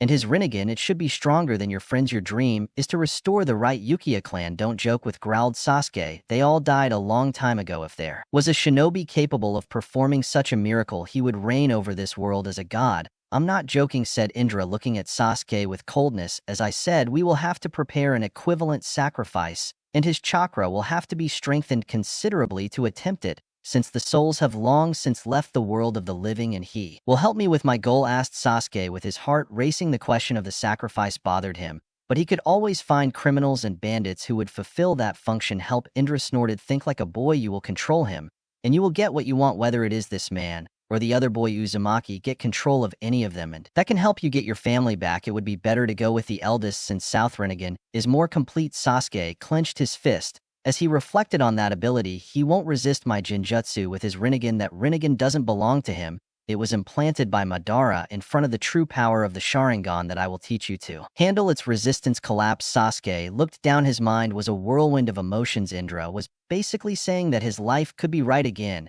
If he listened to him, his parents would return. Itachi would be dead. Why then was I hesitating? Will you ask me to kill my friends? Indra pondered about it. What if your friends hinder your goals? Why would they? If they do, I will control them with my eyes, like you just suggested. Indra smiled. Now you have started to think like an Uchiha. All right, I see you are motivated. I don't need your oath anymore. We have a common path to our goals. Once you obtain the strength, first you can use the Rinnegan carrier to revive your loved ones, dear ones, and then you must fulfill my plan. Sasuke closed his eyes. The time had come to decide. He had fought for years. His goal was always out of reach. Even now, Naruto had received the greatest power in this world on a silver platter, but he was still weak. Why should he continue to be weak when an opportunity like this was presented to him? Controlling people did not sound as bad as killing them directly. He knew that to achieve something, sacrifices had to be made. I'm sorry, Naruto, Kakashi Sensei, Sakura. Never. They will understand the pain I suffer every day. This is my only salvation. What do I have to do? Music. Don't what I know better than the watch me gr me to the test? And me this make me with my Miyagi with Miami offensive, even though TR2 to do it not enough, even though you try you still am up, but I'm still fight for what I love, still die for. And capitulo 8 por segunda vez desde KSE became a ninja. Naruto left the walls of Konoha ready for his first official A-rank mission. Although this mission was far beyond his usual clearance level, he was allowed to participate due to the presence of two officially S-rank shinobi. Jiraiya was leading the mission while Tom was second in command. Naruto was the third and final member of this team. The mission itself was not particularly dangerous. His job was to retrieve Tsunade, a relatively simple task given that Mito was a censor exceptionally skilled. However, the importance of the mission was heightened by the recent Battle of Konoha and the potential threat of Orochimaru interfering, as he knew Mito might try to bring Tsunade back. While Naruto's role in the mission was not crucial, Mito wanted to include him to remind Suna of the family ties that still remained in Konoha. This would be Naruto's first mission as a Chunin, and it was an understatement to say he was excited about it. Very well, Naruto shouted. We'll get this over with in record time. No, if you keep screaming like that, you won't. Jiraiya snorted. We have to catch her before she runs away from wherever she's hiding. Tsunade isn't exactly known for staying in one place for too long, especially when she senses trouble approaching. He gave Naruto a stern look, although you could tell he was amused. So calm down, kid, we're on a mission, not a field trip. It's okay. Okay, geez, Naruto growled, but obeyed. Mito shook his head with a laugh. She was worried that absorbing Kabuto's tainted soul had forever ruined the boy's innocence, but it seemed Naruto was more resilient than she believed. As the three shinobi walked, Naruto reached out his hand and gathered chakra, trying to emulate the tempestuous and chaotic rotation of the Rasengan. This jutsu had proven quite difficult for him to master, as the chakra flow was erratic and seemingly random. He could now generate a sphere the size of a football with approximately a quarter of the chakra rotation speed his father had demonstrated. However, the challenge was in shrinking the sphere to increase its power and further increase the speed. Naruto was confident he could finish this technique much faster if he gave it his full undivided attention for a week. Unfortunately, he was trying to learn too many things at once: the chakra chain, bloodline, Fu and Hutsu, exploring and honing the skills of the Rinnegan, trying to make sense of the ninjutsu of the space-time, helping out at Konoha Hospital. The list went on. Naruto honestly felt like it had been several months instead of a single week since the invasion. He attributed this to his generous use of shadow clones. I see you skipping the globes. Jiraiya watched curiously as the pseudo Rasengan spun in Naruto's palm. It took all the fun out of it. Dad said I would learn better this way since I can see what's going on. He told him Naruto could see through the globes too, but the minute details were much more clear for Sir Rinnegan. Without any obstruction, you can do this perverted sage jutsu. I can, of course I can. Jiraiya extended his palm to produce a near-perfect replica of Minato's Rasengan, almost perfect for everyone except Naruto, of course. Then your version is also slower than Dad's, huh? Naruto wondered out loud, causing Jiraiya to twitch in annoyance. Jiraiya, not only did it take 4 times as long to create the Rasengan, but its rotation was only half as fast as Minato's. However, this was still being much better than what Naruto could currently achieve. Not everyone is a genius that comes along once in a generation, Jiraiya complained. I'd like to see how long it takes you to achieve that. Another week or so, Naruto said, absent-mindedly, still focused on his jutsu. To get to your level, though, I'm not sure how long it would take to perfect it. The jutsu became exponentially more difficult the closer one got to perfection. I think so it would take you at least a month, even with your eyes quirky. Jiraiya shook his head, amused. Tell you what, if you surpass mine in a week, I'll teach you anything you like. What do you think? Oh, Naruto, he smiled widely. Even the arts you knew, except Jiraiya suddenly backed off. That's too advanced for an undisciplined child like you. Naruto raised his eyebrows. So you think I can do it? And you don't want to risk losing the title of being one of the few senjutsu experts in the world, right? Now, like, yes, Jiraiya snorted. Okay, I'll even allow the senjutsu if the toads think you're ready, if you master it beyond my level in a week. And if I win, I want you to teach me that unique transformation jutsu of yours. Jiraiya smiled pervertedly at that. Of course, I'll have to study it in detail. Mom wants to talk to you, Naruto said quickly, not wanting Jiraiya to finish that sentence. Jiraiya gasped in surprise when he felt Kusuna's killing intent heading towards him through Naruto. I was just joking, haha. You can't just accept a joke. Jiraiya started sweating profusely when he saw that even Tommy was giving him dirty looks, having deduced that Jiraiya was up to something perverted. How about this? You'll have to walk around Konoha without a costume, with a sign hanging around your neck that says I tried to surpass the legendary Jiraiya and lost. Is that doable? Naruto cringed internally at the utter humiliation and vowed to master the jutsu in record time. He immediately summoned a clone and dispersed it, sending his message to all of its copies in Konoha. Hey, using clones isn't fair. You have to do it alone, Jiraiya complained. You should have said that before, perverted sage. Naruto smirked. Now you're interested in senjutsu? Minato asked with interest. For some reason, I couldn't figure it out. It took me too long. But I'm sure you'll get it, Naruto. Well, I thought it wouldn't hurt. The sage grandpa could probably do it since he's literally called a sage, and I need some kind of advantage against Nagato, if it ever comes to that. As the group continued walking, Naruto noticed Mito stiffen slightly. Grandmother asked. Naruto worried. Jiraiya also noticed the subtle coughing signal. Shinobi 1 is in Uchiha and the other has a massive amount of chakra that is aquatic in nature, about 10 miles southwest.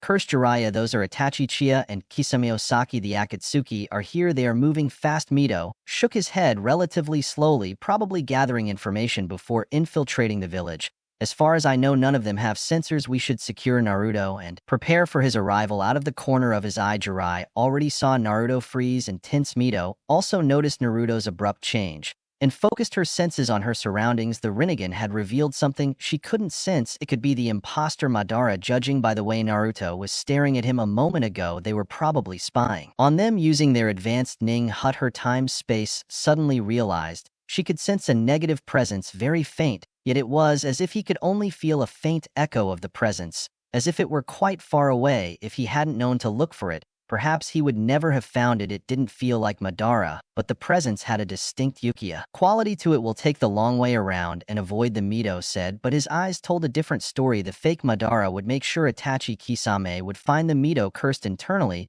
He couldn't attack the imposter as his chains couldn't be opened. Step into another dimension. Minato might be able to do something, but the imposter would just retreat and Minato's existence would be revealed. For now, they had to act normal and act like they were taking a detour. Okay, nodded Jiraiya, moving away from the usual path. Naruto and Mito followed after a minute. Naruto licked his lips. He was gone. He said in a whisper, I think I can vaguely see this Kisame's chakra, but it's too far away. I don't know if this guy went there. I could barely feel it when I knew that something was wrong. Mito said, I can't sense him from this distance. This guy is troublesome. Jiraiya created a shadow clone that quickly slipped away. Maybe we need to go into sage mode if we have to deal with those two. If this Madara shows up, he might act suddenly and try to catch you. Naruto, in that case, will follow Minato's plan. Understood. Naruto nodded. His father had come up with some strategies they could use if Madara attacked them directly. Naruto created a shadow clone again and dispelled it, transmitting the last discovery to Konoha. Someone else has contacted those two, she said. Suddenly her hands were clenched and she looked pale. That thing has my husband's chakra. Please calm down, Tommy warned him. Jiraiya, tell us something about that new shinobi. It has two different chakra signatures. One of them is purely Yin, while the chakra of the other seems exactly the same as a Sama. This thing, it seems to be an amalgamation of two headquarters. I don't know if it's one of Orochimaru's experiments. We should probably take a position now. The imposter Madara probably realized that we sensed him somehow. Very well, we're going to go crazy, said Jiraiya, smiling. As they reached a clearing, I'll set up some traps, Tommy. I'll leave you to implement the restrictions. Restrictions? Asked Naruto, curiously. Deactivate the space-time ninjutsu in this area that will restrict Madara's options to sneak up on us, said Mito. Made a shadow clone whose chains extended around him and covered a radius of 100 met. He launched a series of hand seals as Jiraiya went crazy, filling the area with mini micro seals and traps. I feel a little left out, he pouted. Naruto, keep an eye out for Madara. Minato ordered them. All this doesn't mean anything if you know what's coming. I understand, nodded Naruto, keeping his eyes wide open. Don't worry about it, Naruto. We have many surprises for them. It will be difficult for them to face Mito's Sama.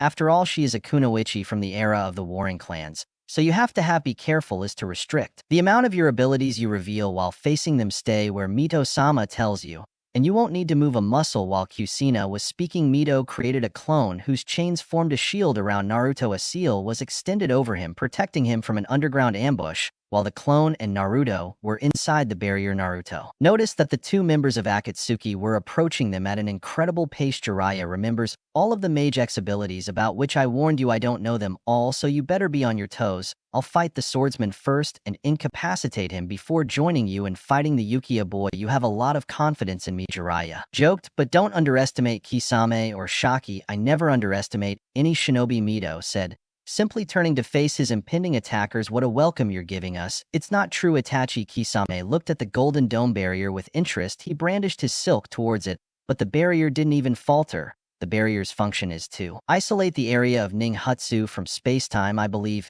Itachi commented, observing the barrier with his Sharingan jutsu of space-time. There are not many shinobi capable of that, none among us. At least it seems like a meaningless restriction, none that you know of, corrected Itachi, which made Kisame look at him with curiosity. Let's go in if you say so. Kisame shrugged and followed the young man into the barrier. He couldn't help but feel that they were entering a lion's den. I have to say that boy is good, said Jiraiya, marveling at how easily Itachi saw through his traps. Until now he was told that Itachi was supposed to be on his side, but that doesn't make the situation any less dangerous. From what he had learned, Itachi only really cared about Sasuke. He couldn't hesitate to maim or kill his opponents at his discretion. He was no longer indebted to the Okage despite being loyal to Konoha, as he was irrevocably a missing nin and a wanted criminal in several nations. Therefore, he prepared for a battle. It would be when the two missing nin caught up to them. Jiraiya, the legendary Sannin, I must say, what an honor. The shark-like shinobi emerged from the mist. Kisame smiled. And you must be the new Uzumaki. I've heard of the one who apparently subdued the one-tailed one. He turned to Tommy and paid attention to him. Why are you here? Jiraiya asked as Mito reached out his hand and pressed his right thumb onto a seal inscribed on his left hand. The seal glowed slightly, and he released a sword following a cloud of smoke. I think you know the reason, said Itachi, observing the barrier that contained Uzumaki Naruto. His eyes opened wide as he recognized the sword that the Uzumaki shinobi was holding. I Kusanagi Tsurugi, said Kisame with interest. Recognizing the sword, I always wanted to test its strength, so Orochimaru has lost his precious toy. In fact, I will grant your wish, said Tommy, advancing to face Kisame. The shark ninja laughed, liking the confidence of the apparently young Uzumaki woman. You should stick to what you know best. That's not a toy, you know, Kisame said, amused. He lifted his silk and threw it to the ground, causing it to crumble under his weight. However, if you're still determined to fight me, I'll be happy to oblige. He smiled widely, showing his sharp teeth. I'm Kisame Osaki. What's your name, if I may ask? Tommy. Uzumaki. Tommy smiled back with an equally cruel smile. A chain emerged from it and wrapped around the sword, causing Kisame to enter. Close your eyes. Don't underestimate her, Itachi said quietly to his partner. He looked away at Jiraiya, whose eyes were now avoiding his Makio Sharingan, suddenly activating the chain, and the sword shot forward, almost impaling Kisame when he jumped back to avoid it. The chain abruptly changed target and cut the nearby Itachi, but only hit a clone made of illusory crows. It's a very pretty chain, but it's a shame it's made of chakra, Kisame said, smiling, brandishing his sword with the intention of absorb the chain. To his surprise, the chain held firm and wrapped around his sword. What the hell? Kisame pulled hard on his sword to free it from the chains, but he couldn't free it from its bindings. The chains that could immobilize a tailed beast had no problem containing a simple sword, and the seals that were inscribed along its length prevented it from being destroyed by the Sama's ability. Kisame was forced to drop his sword when Kusanagi swung it with the intention of woman, give me some time to breathe, laughed Kisame as he spat out water bullets. However, Tommy protected himself with chains that spun around him at high speed, deflecting the attacks with impunity. Jiraiya was facing Itachi with a fierce exchange of ninjutsu, without giving the latter time to gather chakra to use the Mag K Sharingan abilities. Myth had told him that it took some time gather enough gene chakra to perform his jutsu, and the time it took depended on the skill of the wielder. Experts like Madara nullified weakness with an abundance of chakra, and Jiraiya had a feeling that Itachi wouldn't need much time to prepare his jutsu either. Darkness or Gene was the foundation of the MQ's strengths, and Itachi had plenty of it. Een would naturally meet with greater darkness, and Itachi had accumulated a lot of it from the murder of his family and clan, even though the rational part of Jiraiya already knew that. He knew what Itachi had sacrificed for the village and peace. He still questioned the mentality and wondered if Itachi was as mentally sound as he hoped. Hyuzen. Jiraiya suddenly felt an influx of strange chakra into his body and cursed himself for being distracted by his thoughts. Although he had not met the gaze of the Sharingan, it seemed that the Uchiha protege was also skilled enough in non-visual genjutsu. Jiraiya violently interrupted his chakra flow, but was shocked to realizing that the illusion had at least 5 layers. It was well known that traditional methods failed when it came to genjutsu beyond 3 layers. Luckily, he had prepared a backup plan for this occasion. Even this genjutsu couldn't survive an influx of nature chakra. Itachi watched as Jiraiya's face took on toad-like markings and braced himself. The fight was about to seraph. He would go into sage mode. It is an honor for me to witness it. In return, let me show you one of my most powerful techniques. Itachi targeted Jiraiya using his Sharingan, and his eyes began to bleed. Amaterasu, sometimes I wonder if that kid is really trying to kill me, he wondered. Jiraiya jumping sideways to avoid the black flames. He shuddered as he felt the flames through his senjutsu. Sensing another build-up, Itachi clapped his hands and activated one of the traps he had placed earlier. Almost instantly, the ground around Itachi liquefied into a swamp. The second Amaterasu failed, and the Itachi's balance faltered at the critical moment. Itachi analyzed the swamp and realized that he would have to act quickly. Prolonging this fight would mean failing in his objective, and failing in his objective would give Madara an excuse to renege on his promise. It would take Madara a second to kidnap Sasuke, harm him, or even kill him. Although he had many contingencies, he was also not sure of Madara's true power. Therefore, he had to give it his all in this fight. For the 3rd time in a minute, Itachi's eyes, they bled. His vision blurred from the incredible strain being placed on his Sharingan, and an ethereal light briefly surrounded him. Itachi's ultimate defense materialized around him, and he emerged from the swamp with ease.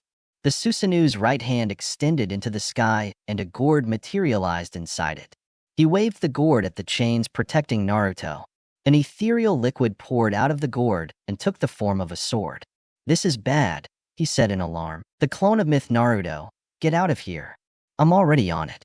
Naruto had already started weaving Sign's Earth-style technique of hiding like a mole. The myth clone dissipated as the sword cut through his chains. Luckily, Naruto had escaped just in time, making his way through a tunnel to get out of the impact zone of the sword. Itachi raised his sword, again hardening them as he swung his sword down. It was intercepted by an equally gigantic blade. The impact sent shock waves across the battlefield. "Good sword yours," said Jiraiya. Standing about Gamaba, the toad boss growled as he used his strength to force Susanoo back. His sword. Itachi's eyes narrowed, recognizing the challenge before him. He altered the form of his sword again. Milik went to activate its sealing property. His sword is drawing mine and it's some kind of unsealing jutsu, Bunta shouted. As he struggled to hold onto his sword, the toad boss saw something shining behind Susanoo and smirked as he released his sword. Barely a second later, golden chains flew out of the way. They wrapped around the Susanoo's sword hand and pulled it back, forcing the sword to strike the skeletal armor. Itachi abruptly canceled his Susanoo when he realized that the Totsuka sword had begun to absorb his Susanoo. His eyes focused on the Uzumaki shinobi, who had turned her attention to him. Itachi's eyes widened when he saw that Kisame was bound by the Uzumaki chains and was grabbing his right hand, or what used to be his right hand looked like one of Kisame's blows. Myth had hit the mark, and as a result, Kisame had lost his arm. That would explain why he didn't feel any massive jutsu from Kisame. Itachi dissolved into a flock of crows as Ria appeared next to him and punched him with a punch. He reappeared behind Kisame. He grabbed him and blocked Tommy's sword with his kunai. Kusunagi's sword drew back and slashed again, and Tommy knew something was wrong when it cleanly cut Itachi. Kisame. They both disappeared in a puff of smoke where Naruto yelled Jiraiya urgently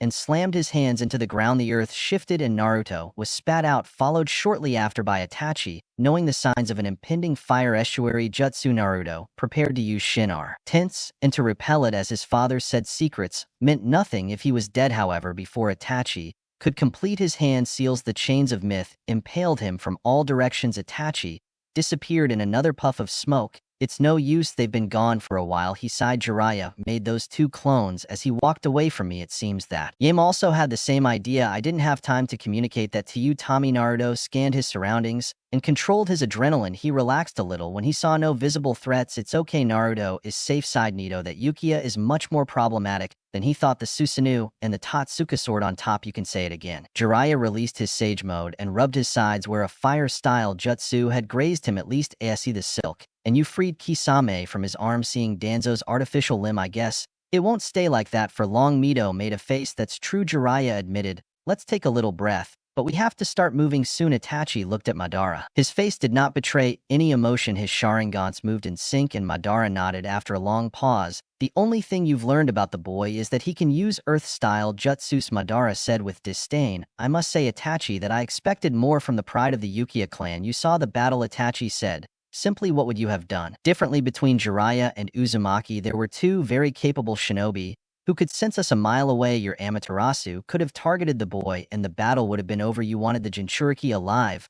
I know you can control him, so he doesn't die," Madara said disdainfully. "We both know the real reason for your hesitation. You are lucky that I prefer to have a disobedient but competent subordinate instead of an obedient but incompetent one." Itachi remained in silence, so Madara took it upon himself to continue the conversation. "The Uzumaki was an unexpected surprise, and not a welcome surprise," said Madara thoughtfully. "It is quite strange that a shinobi of that caliber was unknown even to the former Ambu captain of the Leaf. His chain is similar to that of the late Kusina." Uzumaki offered, and Madara snorted. "Tell me something I don't know." He shook his head. Both Kusina and Hashirama's wife Mito had the same ability, although not all Uzumaki have it. The fact that he could stop the silk is interesting. We'll have to put a big bounty on her. As for the boy, it seems we'll have to wait a bit for his abilities to be revealed. He was nothing remarkable, even in the land of waves. He barely showed the skills worthy of a he. Started to react to my blow pretty quickly. I noticed that the boy also noticed my space-time jutsu. I assumed it was the woman who noticed that the Kunoichi. Uzumaki is an incredible sensor, yeah, but the boy noticed me as soon as I opened a connection to that place. The woman noticed me a second later, muttered Madara.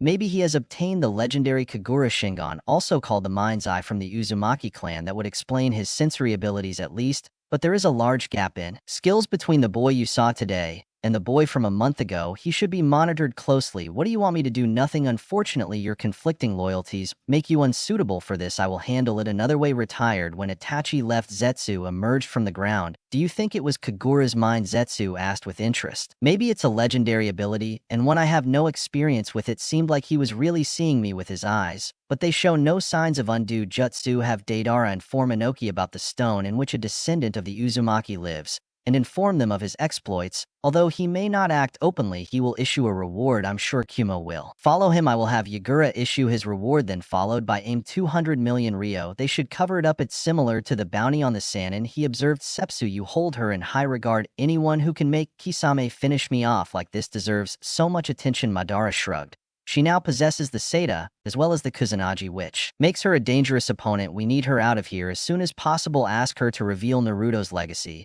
As well, I'm sure the hidden stone wouldn't take kindly to the fact that Minato has a half Uzumaki son, who could become a threat that wouldn't kill him. That could be a setback to our plans. I'm sure the boy won't be left unprotected if the current mission is any indication. If Jiraiya or this Tommy dies while protecting him, it'll be much better for us. If it's the boy that dies, it would be a small setback, but the Nine Tails will be much easier to capture.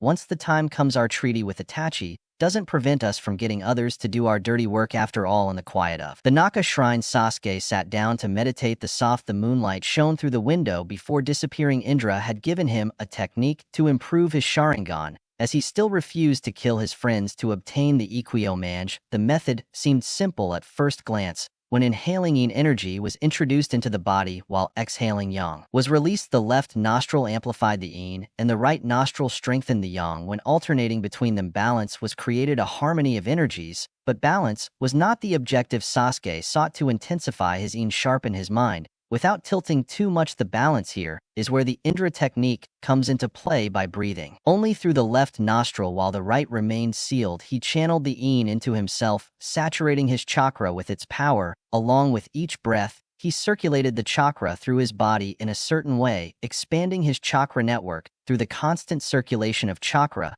the darkness of the night only deepened its effects. With each breath, he went deeper into the flow of yin, allowing it to merge with his chakra. The shrine around him seemed to fade away, leaving only the sensation of the weak pulse of energy. Sasuke knew the dangers of this technique. The yin represented the mind, the very core of the strength of the Uchiha. That is why his genjutsu had so much influence, manipulating the perceptions of those who crossed his path. Fire and lightning, the favorite elements of the Uchiha, had a large amount of yin chakra. However, when one synchronizes with the yin, their emotions strengthened and gained power, could cloud the mind, distort perception, and warp reality. The same force that granted the Uchiha their mastery over genjutsu also had the potential to trap them in illusions of their own creation. The mind immersed in yin could become a mirror that only reflected darkness, amplifying fears, doubts, and resentments. In pursuing the improvement of his genes, Sasuke knew he was walking a dangerous line. He had to maintain a delicate balance to prevent the power he sought. Control would control him. The further he ventured into yin, the more he could begin to fray the outside world, and the boundaries between truth and illusion grew ever thinner. This was the reason for what was termed the Uchiha madness. The Manaku would awaken when an Uchiha's yin chakra would soar to uncharted levels. Uchiha's eye chakra would be significantly strengthened by this sudden influx of yin chakra, causing him to evolve into the Manaku Sharingan. The abilities of the Majek would always they took a toll on the user's yin chakra, and that's why they would go blind after constant use. What he needed to do then was amplify his yin chakra while keeping the ratio of yin to yang at a sustainable level. This was a simple and effective solution to the Uchiha's madness. Absent-mindedly, Sasuke wondered if this madness was the reason for his brother's actions. It didn't excuse his actions, certainly, but it would explain them. Following the yin breathing would naturally increase the yin chakra, thus improving the quality of his energy. His abilities on the negative side, he would have to let go of the subconscious suppression of the memory he had imposed after the trauma of his massacre. He had locked away in his mind every thought about his brother, every image of that night, in the hopes of protecting himself from the overwhelming pain. As strong emotions guided the evolution of the Sharingan, he would have to replay those memories in his mind, process them, and accept his emotions and the darkness that accompanies them. This would significantly accelerate the awakening of his three-tomo Sharingan already in due time. Even the Mku Sharingan would be within his reach. The first memory emerged like a shadow, creeping into the corners of his mind.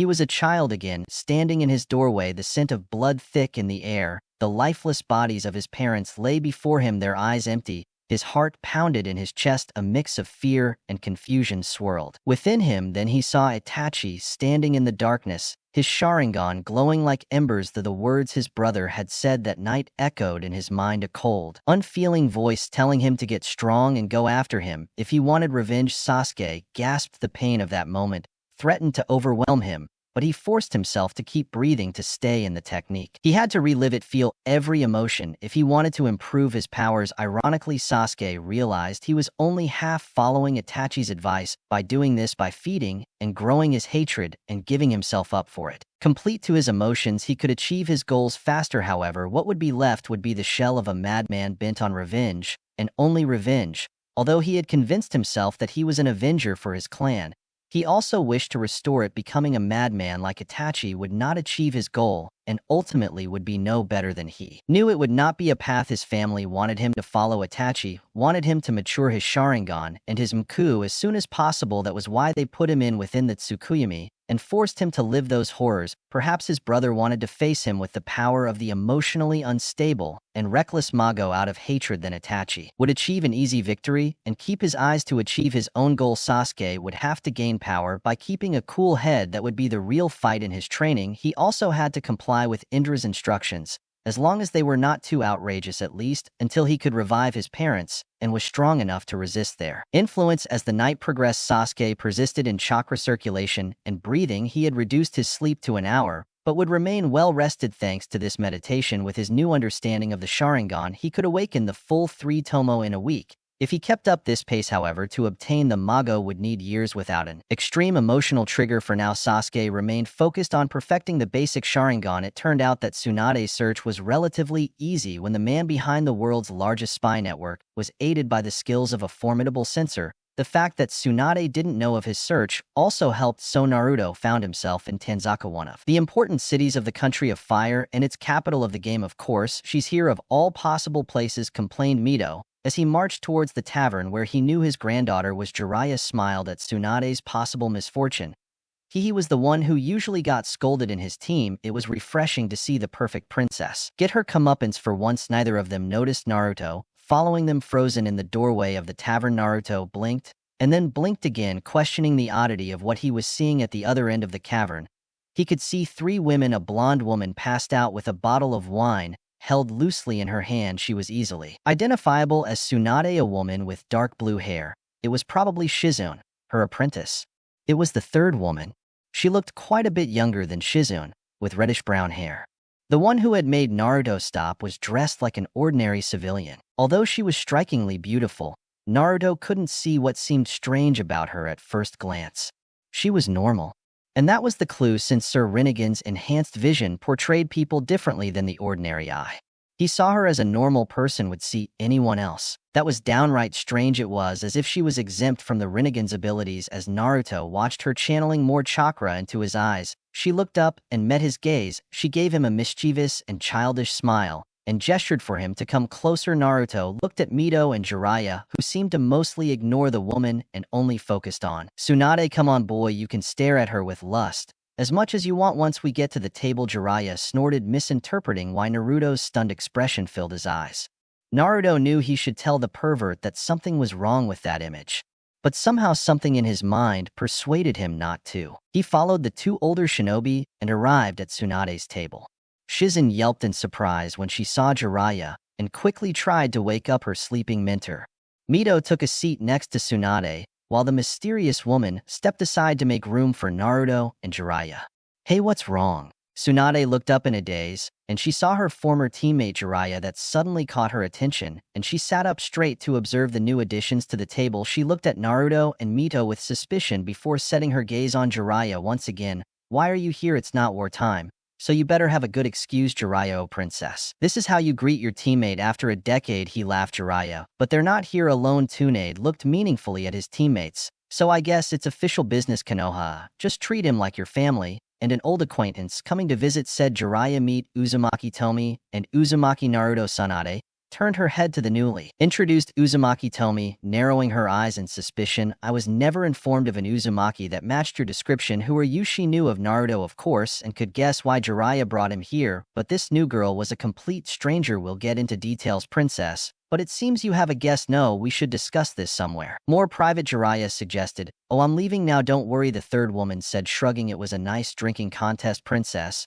but now you owe me 10,000. Tsunade's eyes widened. She drank more than me. She looked at Shizune for confirmation, and unfortunately, yes, sure, so admitted Shizune. You were pretty drunk when you accepted the challenge, and I warned you not to accept it. Tsunade frowns irritably, while Tommy was developing a noticeable irritated tick on his eyebrows. I'll give it back to you later. I'll see what you want from me first. Of course, the woman smiled, bowed, and left, but gave Naruto a look as she walked out. She actually said, Naruto, do you mind if I go out too? Well, I can keep watch if you want. Claw myth. He hurriedly left the group. He saw that his target had already left the establishment and hurried to follow her. Naruto went out to the street and took a look around to locate the strange woman. He found her almost immediately leaning against a tree close to the other side of the street. Naruto, be careful, Minato's voice told him. I know, but I don't think she's an enemy in any way. Don't let your guard down, he advised. Kusina, call us if things go wrong. When Naruto approached the woman, he felt a hint of uneasiness. She looked at him as if she knew him. She had the walk of a civilian, but her eyes told another story. She was definitely not an ordinary woman. Naruto, Uzumaki, said the woman, smiling. We finally meet. I'm sorry, but who are you? Asked Naruto with tiredness. It's a complicated question, but I guess the simplest answer is this: you know me like the crazy bitch, she said with a hint of amusement in her voice. Naruto looked at her strangely for a moment, then clicked. Me, observed the shinobi, who paled quickly with a hint of amusement. She rarely entered the mortal world since it was not a good place for her. Whenever she came here, she saw the intricate threads of destiny that surrounded each and every individual. She knew their past, their present, and the infinite possible futures, some more likely than others. He knew of the good and evil in them. He knew when they were born and when they could die. As goddess of destiny, the human world sometimes seemed overwhelming to him. At that moment, he was contemplating one of the golden threads of the great fabric of destiny, one of the possible saviors of this war-torn world, just as Goromo and Azura had been in their time. But each of these saviors left only the smallest of footprints on the vast tapestry of humanity. Even OG Goromo, whose mind altered the world, failed to bring lasting peace. He knew it was impossible to do so, but he had to give them credit for trying. You have no reason to be afraid, Naruto. Come sit down. The now identified Tatami was sitting on a wooden bench and gestured for Naruto to do the same. Naruto sat next to him, stunned by the abrupt change in reality. That bench hadn't been there a moment ago. Then Naruto gulped with the G sings, somewhat dry. This was an existence beyond of any other he had seen so far, and that included the damn sage of the six paths. He could feel that his parents were just as scared as he was when they realized the true nature of the girl. Why are you here? Tatama leaned back and looked at the stars and the night sky. That is a question that I still ask myself. I suppose there are two reasons. Azura's insistence is the first reason, and soon you will know. Naruto looked at her strangely. So are you friends with Azura? Or something like that? Tatami smiled, amused. Yes, I suppose so. You could say that's a friend. Naruto realized that this was an opportunity. A literal god was sitting next to him, someone who probably knew everything so about Kagaya. Tatami snorted at the less than subtle attempt to probe for information. Then you figured out the main plot? Tatami shook his head, smiling at a secret joke. Never mind, you want to know about Kagaya, but it's a little early to worry about her. And anyway, you'll know a lot in due time. Is there some reason why you wanted Azura to tell me about her? Naruto tried again. There's something called predictability. Tatami sighed. Imagine you're sewing a nice tsorniki. Suddenly someone comes in with a knife and cuts it. Would that bother you? Yes, I guess I'd get mad, Naruto replied, not knowing where he was going. This, well, that's what Azura did with the fate of this world. Tatami raised his hands in frustration. Oh, let's give them a clue. I'm sure the world will be at peace faster that way. Or I'm sure nothing will go wrong, or I'm sure that Indra wouldn't notice. He slapped his forehead in frustration. That complete idiot. And I was an even bigger idiot for listening to him. To some extent I knew what would happen, and yet I allowed it anyway. Then Indra spoke to Sasuke, confirmed Naruto, realizing that his fears were founded. But they don't need the permission of the CI. Unfortunately, the afterlife is a bit more complicated than that. We don't monitor every soul after it has passed from the mortal world. Although we do restrict those from the pure world to interfere with the mortal world, the ninja have invented multiple ways to circumvent these restrictions, and we do not actively stop them from doing so. However, each of those intrusions comes with a price, such as your reanimation technique, which requires a sacrifice. That technique is a negotiation between the summoner and the Shinigami, Just like your clan's Reaper death seal, as another example, your father was able to separate the consciousness from the soul and seal his and your mother's consciousness within you. The fact that we did not stop this should tell you that the supposed rules regarding this are pretty lax. Naruto fidgeted at the mention of his parents. He calmed down when it became apparent that Tanami wouldn't suddenly take them away. The restrictions for interference apply to those from the pure world. They can't just suddenly decide to come back and meddle in the mortal world. You can only imagine the kind of chaos that would create. However, if someone from the mortal world starts something, we tend not to enter. Ajura, who resides in the pure world, had that he seek my help in communicating with you for this reason. The same is true for Goromo Indra. However, he began to play with the fate of this world long before his brother. Instead of dying like normal sensible people, he went ahead and anchored his soul chakra and consciousness to the mortal realm. And not just for a few decades, or not, he decided to stay for as long as it took to mold the world to his liking. To Tani's side again, then you see why we had to send Ajura back. If Indra was to stay only in this world, his wishes would soon come true. He was exerting his will over his transmigrants, very lightly taking them along the same path he had traveled. Ajura argued that this was not fair, and that was why we allowed Ajura's chakra to remain in the material world as well. Until now, Indra had not directly interfered with his transmigrants, but things changed when Ajura appeared inside your mind. Somehow Indra found out about this and could no longer be content with letting things happen naturally and decided to directly exert his will on the mortal world. But you can't stop it. You're a CI. Tatanami shook her head. If we interfere directly, then there's no point in free. Well, isn't there? Izanagi-sama and Izanami-sama wanted the world to be free. The Kami followed that creed. They almost never interfered, at least most of us did. Humans could do what they wanted, but the consequences could come and bite them in due time. The most of you, I'm starting to suspect that Indra has an ally among the Kami. I have a good idea who it could be, but I can't accuse without proof. And even for us, each other's actions could be hidden at times. Because of this reason, I'm not sure to what extent he interfered with your friend. I'm not sure what he revealed and what path he set the boy on. Then it wouldn't be fair to tell me everything too. Naruto tried again. Tatami shook his head. You may think that, but not the path you're walking now. Although it is dangerous, it can lead you to success. However, if I reveal everything, your decisions will change and other parties could get more involved. For now, I think it is prudent to work with what you know. You said there were 2 reasons for your visit. Naruto insisted on the second reason. Tatami looked at the full moon and smiled sarcastically with a challenging tone in his voice. Indra appeared to Sasuke when Ajura appeared to you. Now, as I myself have revealed this secret to you, I wonder if the great being that acts behind Indra will now reveal himself to Sasuke. The moon remained in the sky, casting a cold, silver light over the landscape. Tatami's gaze lingered on it, a flash of something unreadable in his eyes. This moon, he said quietly, it has watched countless generations. It has seen the rise and fall of empires, the triumphs and tragedies of mortals. Yet it remained seemingly silent, offering no guidance or warning. It simply watched as it should. It paused, its voice slowing down. But perhaps even the most distant observer has understood a role to play, whether we see it or not. Naruto shifted restlessly, catching the undertone of her words. Tatani's gaze remained fixed on the moon with a hint of a smile on his lips. We are all being watched, even when the watcher is hiding in plain sight. Indra's allies may be hidden, but they are not out of reach. The challenge is to find the truth before they act again. Naruto felt as if he was in the middle of some sort of invisible power play. Apart from a slight chill in his air that he attributed to the approaching night, he found no difference in the sky, the stars, or the moon. Absent-mindedly, he imagined a large eye on the surface of the moon, watching his every move, weighing his options. The thought sent a chill down his spine, although he quickly dismissed it as if his imagination had run wild. However, the thought persisted, eating away at the edges of his mind. It was only the moon, the same moon he had seen every night of his life. However, now under Tatanami's words, seemed more alive, more determined. She shook her head, trying to dismiss the strange feeling.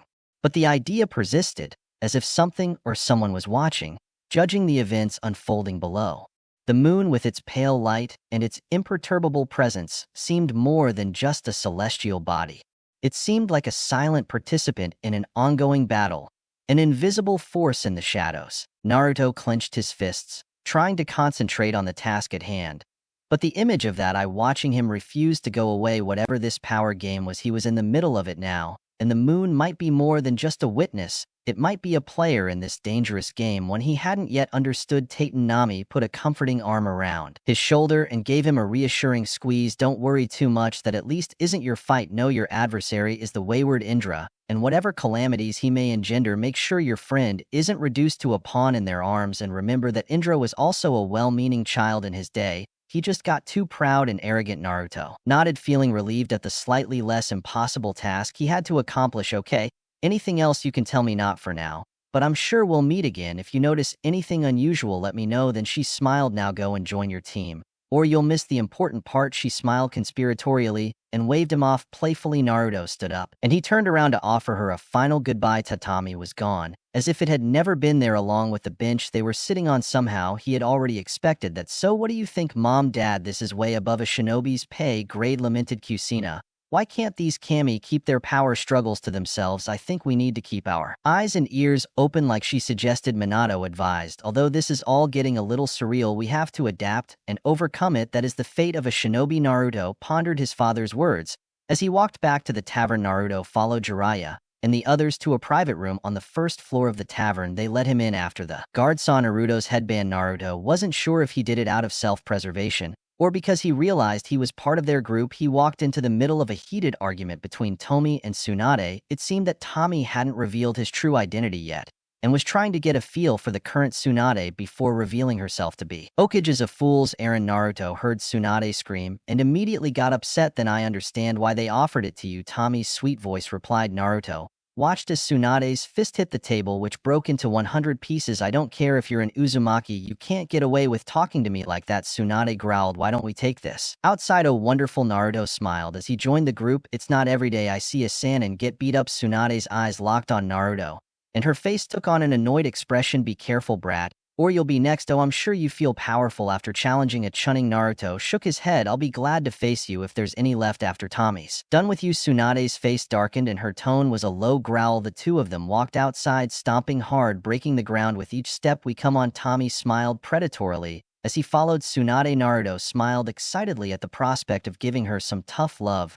Realistically, he didn't stand a chance, but as a support to Myth, he had a very good chance of taking her on. Your new girlfriend, she's already dumped you, Jiraiya joked as they followed Tommy. Between us, I'm not the one who repels women, Naruto said flatly. I had a nice chat with her, but I had other work to do. Sure boy, whatever you say, Jiraiya, he chuckled. Naruto ignored him. The group came to a clearing behind the tavern. Tsunade was standing with his hands crossed in front of the young Kunoichi Uzumaki and the blonde brat who had offended her. You are Jonin and Chunin, right? I will only use taiju. I won't even use weapons. Come at me with everything you have. How about we make a bet? If you win, we leave you alone. If we win, you follow us without asking questions. Tommy challenged her. I don't see any benefit in that bet. Tsunade smiled. You should keep your money where your mouth is. Tommy's face turned. He blushed in anger and took a deep breath to calm himself. 100,000 laughed. If you win, Naruto declared bravely.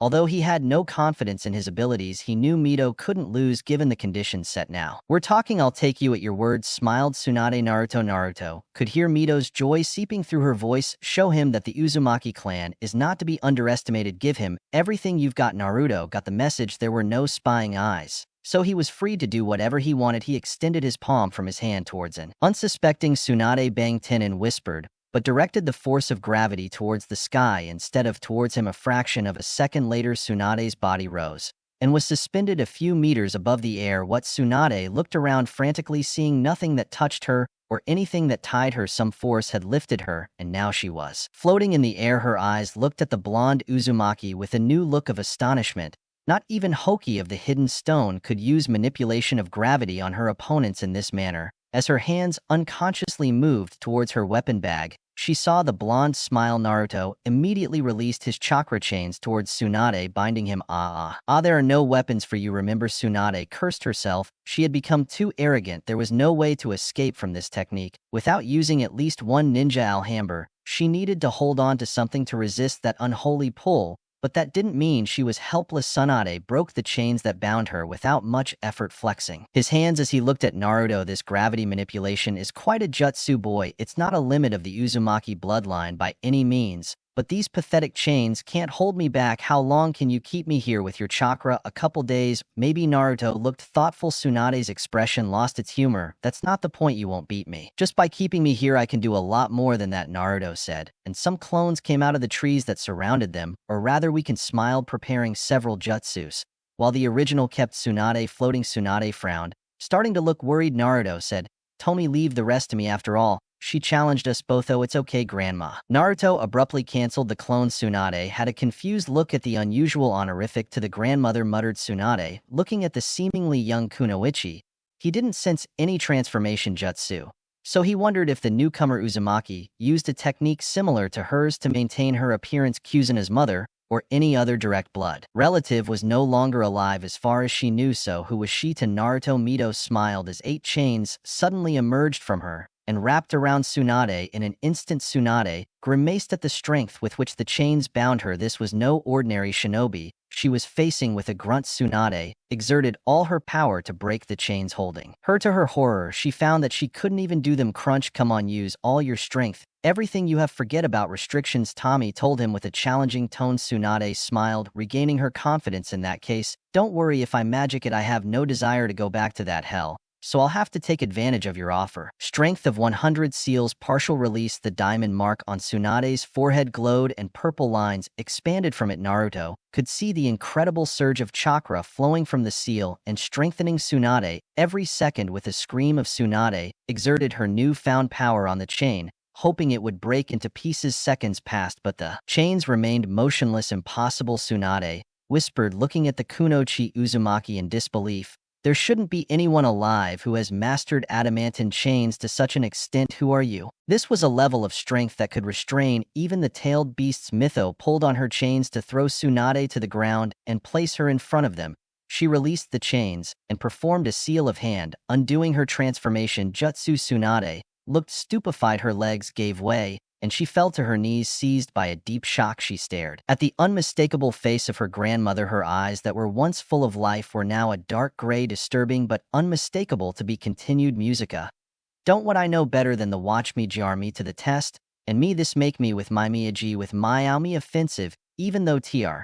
To do it not enough, even though you try you still am up, but I'm still fight for what I love, still die for. In capitulo, 9 nuevos miembros de la familia. Tsunade sat in the dimly lit tavern, still reeling from the bomb that had just been dropped on her. She couldn't decide whether to strangle Orochimaru for bringing her grandmother out of her well-deserved rest, or thank him for reuniting her with the woman she had lost so long ago. A mother figure she had clung to after the early death of her own mother. Having Mito back felt like a dream too good to be true, but the moment the shock faded, Tsunade threw herself into the Mito's arms, sobbing in a way she hadn't allowed herself for years. Mito simply held her tight, as he always had, his presence silently soothing the wounds that not even time could heal. Tsunade's gaze shifted to Naruto, who attacked the food as if it would disappear at any moment. His energy was almost contagious, and yet it was the second momentous surprise of the day. Agreeing to return to Kono had been an easy choice, if only to stay close to her resurrected grandmother, but the thought of becoming an Hokage still weighed on her. A responsibility she wasn't ready to accept. At least she agreed to help out at the Konoha hospital, a commitment Mito had subtly pushed her into another step towards facing her crippling fear of blood, a fear Mito insisted she conquer before even considering the title of Hokage. Once that was settled, Jiraiya brought her up to speed on the latest village gossip, casually dropping the bombshell about Naruto's newfound power, a legendary bloodline that somehow it had surfaced in another of her students. Even after seeing the unmistakable ringed pattern of the Rinnegan in Naruto's eyes, it was still hard to believe that the power of the legendary sage had manifested in the young Uzumaki. Jiraiya, she had once told him about her former student Nagato, but the abilities Naruto had revealed far exceeded anything they knew about the dojutsu. The thought of what could come, wars waged to control or destroy this bloodline, made her stomach tighten with fear. She was making a mistake by returning to Konoha and becoming attached to Naruto. The lingering fear that she might meet the same tragic end as her brother and loomed before her.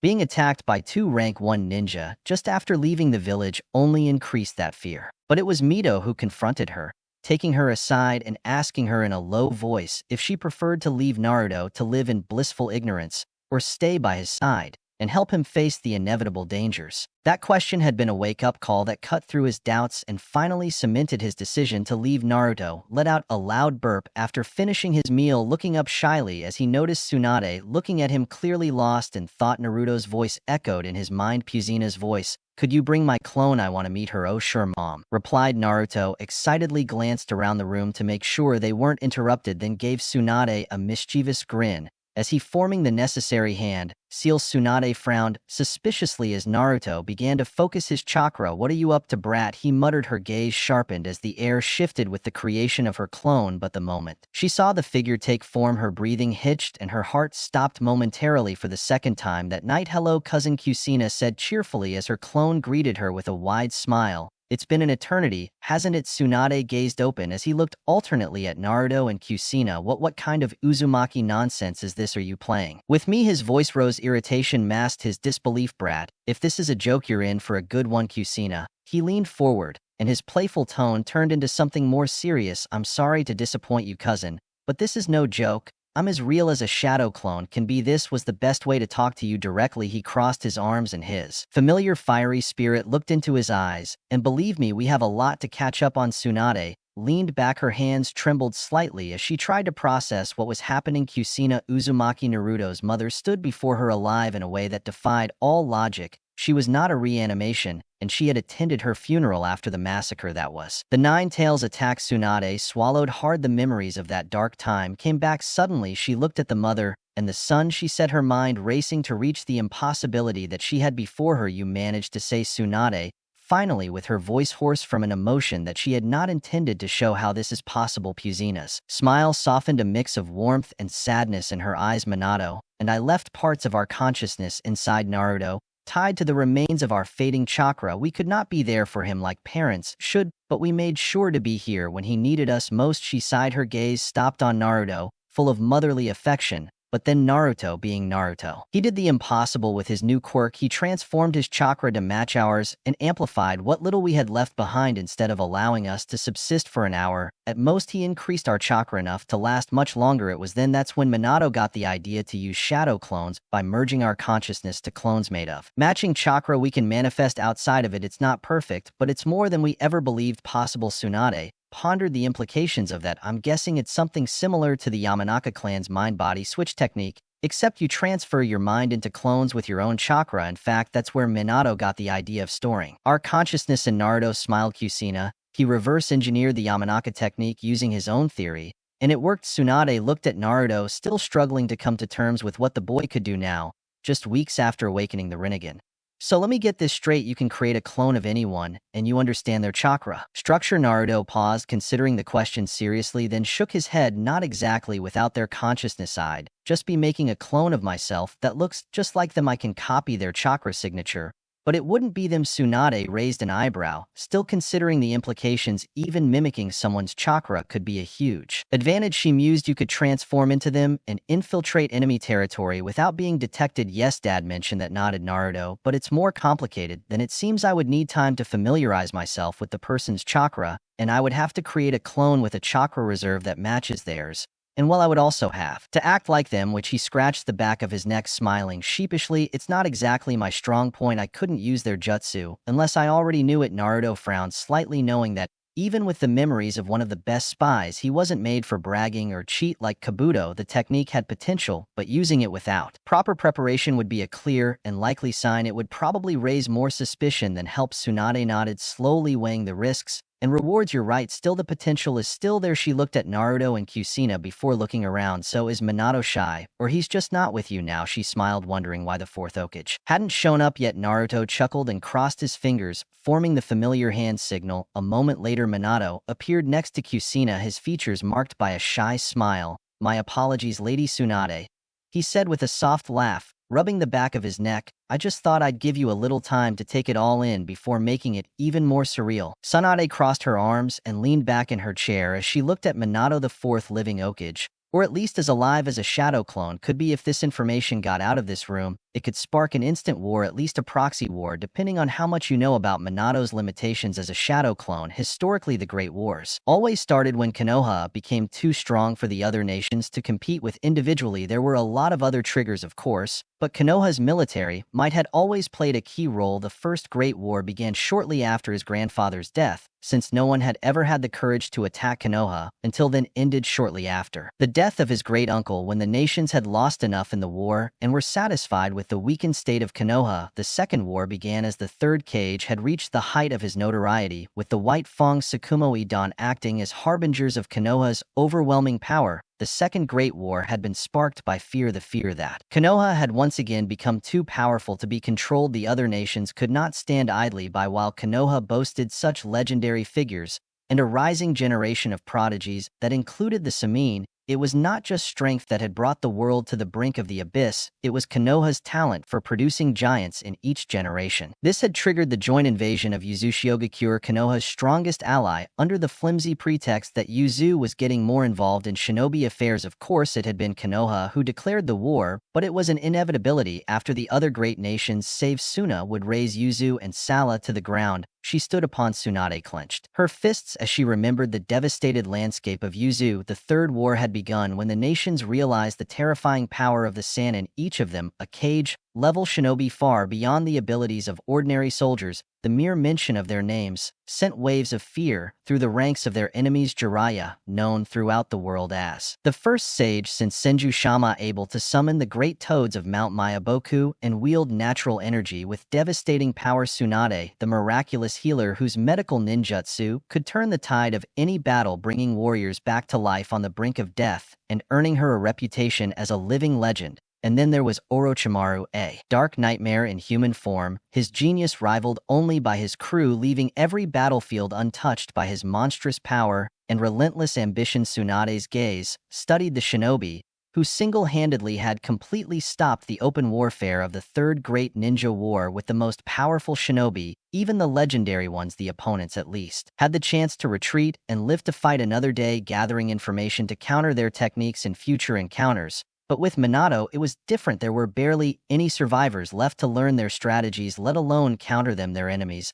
often they didn't live long enough to comprehend what had hit them, let alone describe it. A sensor with the ability to teleport across great distances in the blink of an eye, combined with his unmatched reflexes, made Minato a force beyond comprehension. By the time his opponents realized they were under attack, it was too late. Entire battlefields seemed to disappear in minutes, as if they had been wiped out by a natural disaster. He not only dominated his enemies, he erased them before they had a chance to react. No one could outspeed him, no one could outmaneuver him, and few could even fathom the extent of his abilities. Kiro and Senko, the Yellow Flash, had become the nightmare of the other nations. It was not only his strength, but the terror that came with knowing that once Minato was on the battlefield, the outcome was already decided. The moment his signature three-pronged kunai appeared, the enemies scattered in blind panic, often in vain. Kono's enemies had tried in vain to counter his flying thunder god technique, which put him at the top of every nation's hit list, but attacking Minato was like trying to catch the wind. No matter their efforts, he was an elusive force perpetually out of reach. He had single-handedly turned the tide of the war in Konoha's favor. His presence alone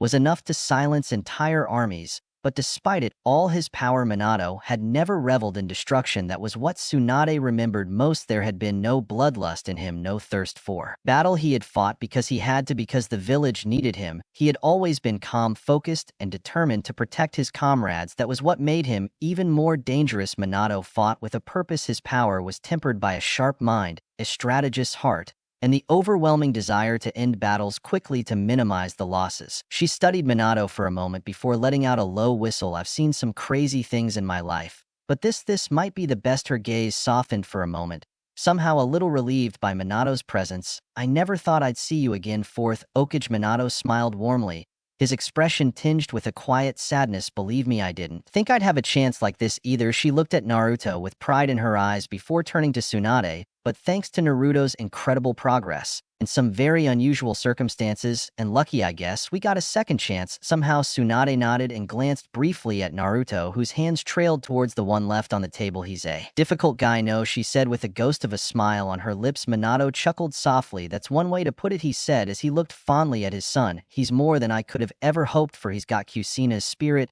and more of my stubbornness than I'd like to admit. Tsunade's smile grew more broad. Stubbornness? Huh, that's going to make my hair gray, you know, but your hair is already gray. Kusuna intervened with a whisper, much to Tsunade's disgust. Minato slightly and shook her head at the impudence. Kusuna was showing she was the only person she knew who wasn't afraid of Tsunade's temper. I know what you mean, she said to Tsunade. Her tone became more serious. But you can see it, isn't it? Miss Tsunade, he is special not just because of the Rinnegan or anything like that. He has something that can't be taught or transmitted. Tsunade.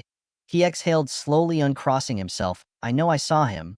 Once I looked at him, he has that spark, the same one that Nawaki and Dan had, reminds me of them, but even more than that, reminds me of my grandfather. He lowered his voice, heavy with memories in which he tried not to stop. But that's what scares me, Minato. Those with too much potential tend to burn out too soon. The flight was an exception, of course, but not everyone has that kind of strength. Minato's expression turned grim as he understood the weight of his words. I know you lost people you cared about, she said sweetly, but Naruto is different. He has us by his side, taking care of him.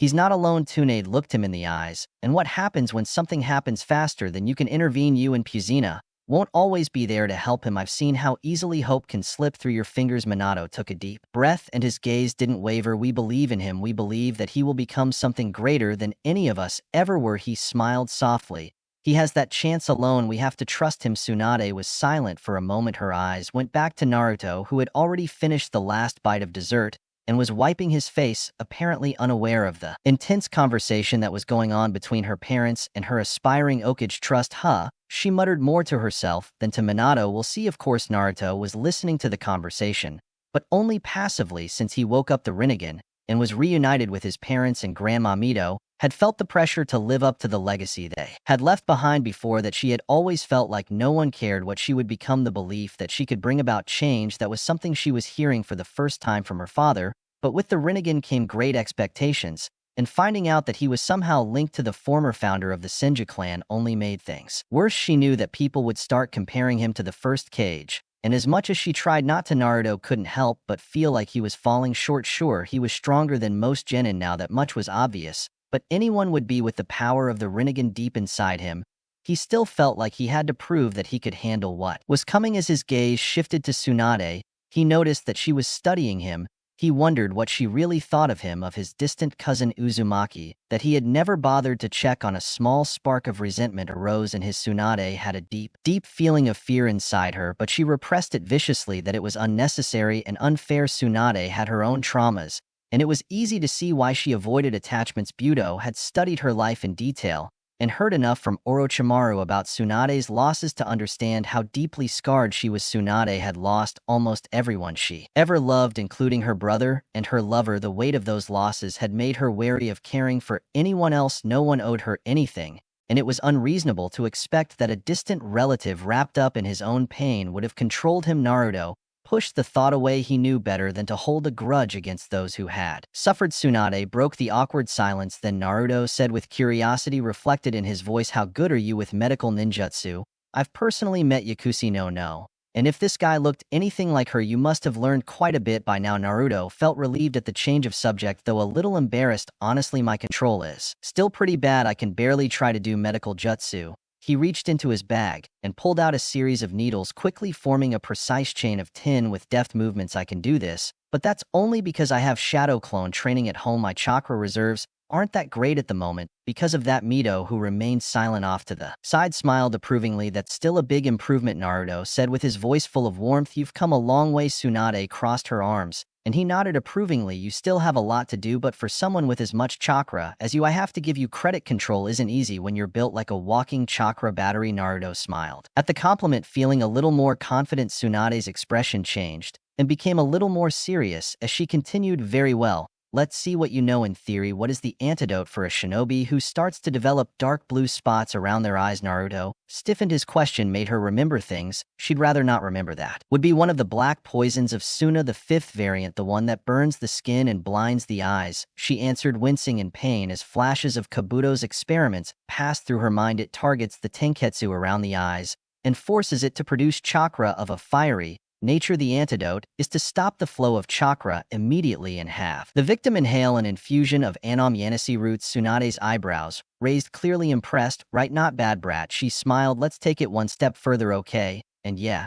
And there it goes. Jiraiya shook his head in dismay. This will take a while. Half an hour later, Naruto had a pounding headache as Tsunade bombarded him with questions about symptoms, medicines, poisons, and chakra theory. He could safely say he had answered about 90% of them, but he wasn't so sure about the rest. Amazing. Tsunade sat back in her seat, clearly impressed. That bastard, he probably knew more about medicine and treatments than she herself. No, it's not a shame he was our enemy, yes, but he only gained that knowledge by experimenting on Orochimaru's prisoners. He grimaced at Naruto, remembering the horrors he had seen. His face darkened. Then he better not, he muttered. His expression softened as he looked at Naruto, thoughtfully, I assume you're not interested in joining the medical corps. I don't have a clone there helping out, Naruto replied, once again relieved that the conversation would have changed. I can keep it there more permanently once I learn the chakra storage seal. He looked hopefully at Mito. A basic chakra storage seal is something you can develop on your own, Mito said with a kind smile. It will also be good practice. You can now make basic storage scrolls, right? Yeah, nodded Naruto. That's the first thing Mom made us learn. Once we learn the basic structures, then you're already halfway there, Mito continued.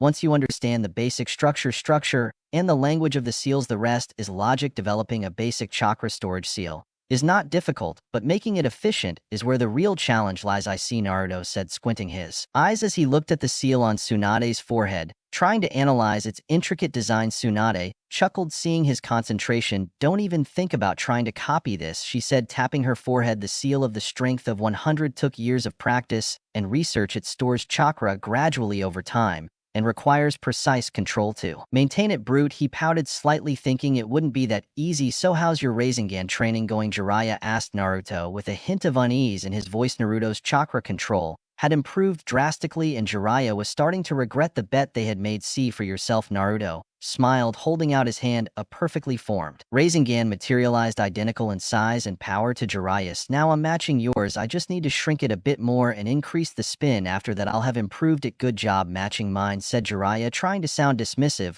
although a drop of sweat formed on his forehead. But improving it, that's the hard part, Naruto smiled, not missing Jiraiya's uneasiness. Oh, you think that's all? Check this out. Without missing a beat, Naruto channeled fire nature chakra into Rasengan. The spinning sphere expanded slightly, taking on a bright gold and orange hue. The flames flickering around the edges, radiating heat from his palm. Fire-style Rasengan, declared Tsunade and Jiraiya, already gaped with their jaws agape. Injecting elemental chakra into the Rasengan was something even the fourth Hokage had attempted to do, but had failed to do yet. It was a work in progress when it met its untimely end. Excellent work, Naruto, said Minato proudly, his voice filled with pride and admiration. That Rinnegan gives you an advantage in nature manipulation, Jiraiya muttered, clearly restless. But do not forget that our bet was for your control of the pure Rasengan. Oh, I do not forget that, Naruto answered with a smile. But this is not all. He fired the Rasengan of fire nature, forming two shadow clones that took position a little further from the group. The first clone created a Rasengan and channeled pure Gene chakra into it, flattened it until forming a spinning disc. The second clone did the same,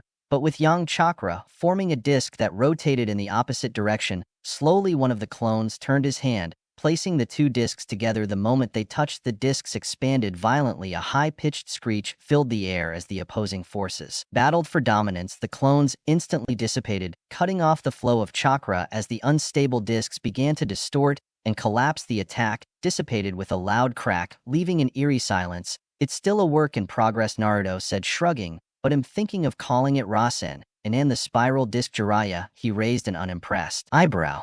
You should call it the double shadow clone suicide technique, he said dryly. For now, that's all it's good for. Hey, look at the table, Naruto protested, pointing to the spot where his clones had demonstrated the jutsu as if it were a sign. The table wobbled before one of its legs fell off, cutting it clean off. Jiraiya leaned in a little, surprised that he hadn't noticed. Okay, I'll grant you that. It might come in handy once you figure out how to cast it. Or at least control it. Right now, too unstable. That's why I said it's a work in progress, replied Naruto, rising to his arms. Mito, who had been silently watching, he walked over to inspect the severed leg. It'll be a terrifying jutsu once you master it, he commented, running his fingers over the smooth cut. When the forces of yin and yang combine, they briefly produce a form of yin-yang release. It's said that a fully balanced yin-yang attack can destroy anything it touches. Jiraiya already whistled softly. Well, you better keep working on that, boy. It seems that you will find it useful, I will, said Naruto, confidently smirking. Immediately after perfecting the basic Rasengan, it was worth a try, Jiraiya sighed, shaking his head in mock disappointment as Naruto returned to his seat. Mito's gaze shifted to Tsunade. Her expression turned serious. Tsunade, about the Senju estate. Tsunade froze. Her eyes were directed anywhere but at Mito. What are you talking about? You know exactly what I'm talking about, Mito replied, leaning forward, her voice firm. A lot of work awaits you when we return to Konoha. We need to reclaim the Senju lands and settle your remaining debts before you assume the mantle of Hokage. Tsunade's face paled. Are you kidding me, right? Mito's smile didn't reach her eyes. My dear Tsuna, I'm very serious. Tsunade looked at her with wide eyes before looking at Kusina, hoping for reinforcements. Kusina just gave her a look of pity, which confirmed Tsunade's worst fear. There would be no way to escape this. He wondered if it was too late to reconsider moving to Konoha. By the way, Kusina was shaking her head. It probably was. The group returned to Kono the next day and arrived at the village just as the evening sun was setting behind the low cage monument. As they made their way through the streets towards the Okage Tower, Naruto couldn't help but notice the whispers that followed his group. Villagers and shinobi alike cast curious glances at Tsunade with wide eyes at the recognition and amazement, but it was the puzzled looks directed at him that caught his attention. A newly promoted Chunin walked alongside two Sannin and two elite Jounin. He could almost hear the unasked questions swirling around him. Tsunade's sharp eyes quickly picked up on something more hostile. A few angry glares thrown Naruto's way, probably from those still uncomfortable with the Nine Tails' presence in the boy. His lips curved in disgust, and he returned a glare to them. Offenders. The results were immediate. Some paled hastily. Terrified. Still have it, she muttered under her breath, earning a small smile of approval from Mito. Naruto caught the conversation and smiled to himself. He felt as if he had gained a protective older sister, though perhaps aunt would be a more accurate title. They soon entered the Lokage office, where Shikakune was already along with Commander Ambu. The room was seething with silent tension, though it eased when Yusin Saratobi stood the side of her desk with a warm smile spreading across her face. Tsunade, it's good to see you again. It's been too long. The third greeted her with genuine warmth. Tsunade plopped down in the chair across from the Okage, with Jiraiya and Mito taking seats on either side of her. Naruto and Shizen hung back a little, still taking in the weight of the room. I half expected to see you in the hospital, old man, after hearing about the invasion. Tsunade joked, smiling again. Looks like Grandma rescued you, huh? Yes, he gently locked it in.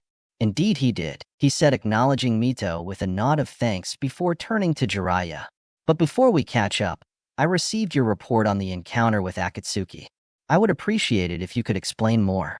Jiraiya's usual relaxed demeanor faded as he got down to business, recounting the details of his mission. He described the Akatsuki agents that Itachi Uchiha and Kisame Osaki had faced, outlining their skills and the devastating power they had. They possessed. When he got to the part about Itachi's use of the Susanoo Shikaku, visibly paled. His calculating mind was already analyzing the implications of that technique. The powers of this Mku Sharingan are truly extraordinary, said Shikaku in a serious tone. Our clan's records mention Susanoo as an ability once wielded by Madara himself. To think that Itachi possesses it now, and you say that he also wields the legendary Tatsuka sword. How could he have obtained such a weapon? That may not be important, intervened Mito. The abilities of the Uchiha clan are derived from the power of the Sage of the Six Paths to turn imagination into reality. What matters now is to develop a strategy to deal with it. A sword that seals everything it touches, reflected Shikaku with a gloomy expression. It will be difficult to counter it unless you use it against the attacker. Another option is to overwhelm from multiple directions,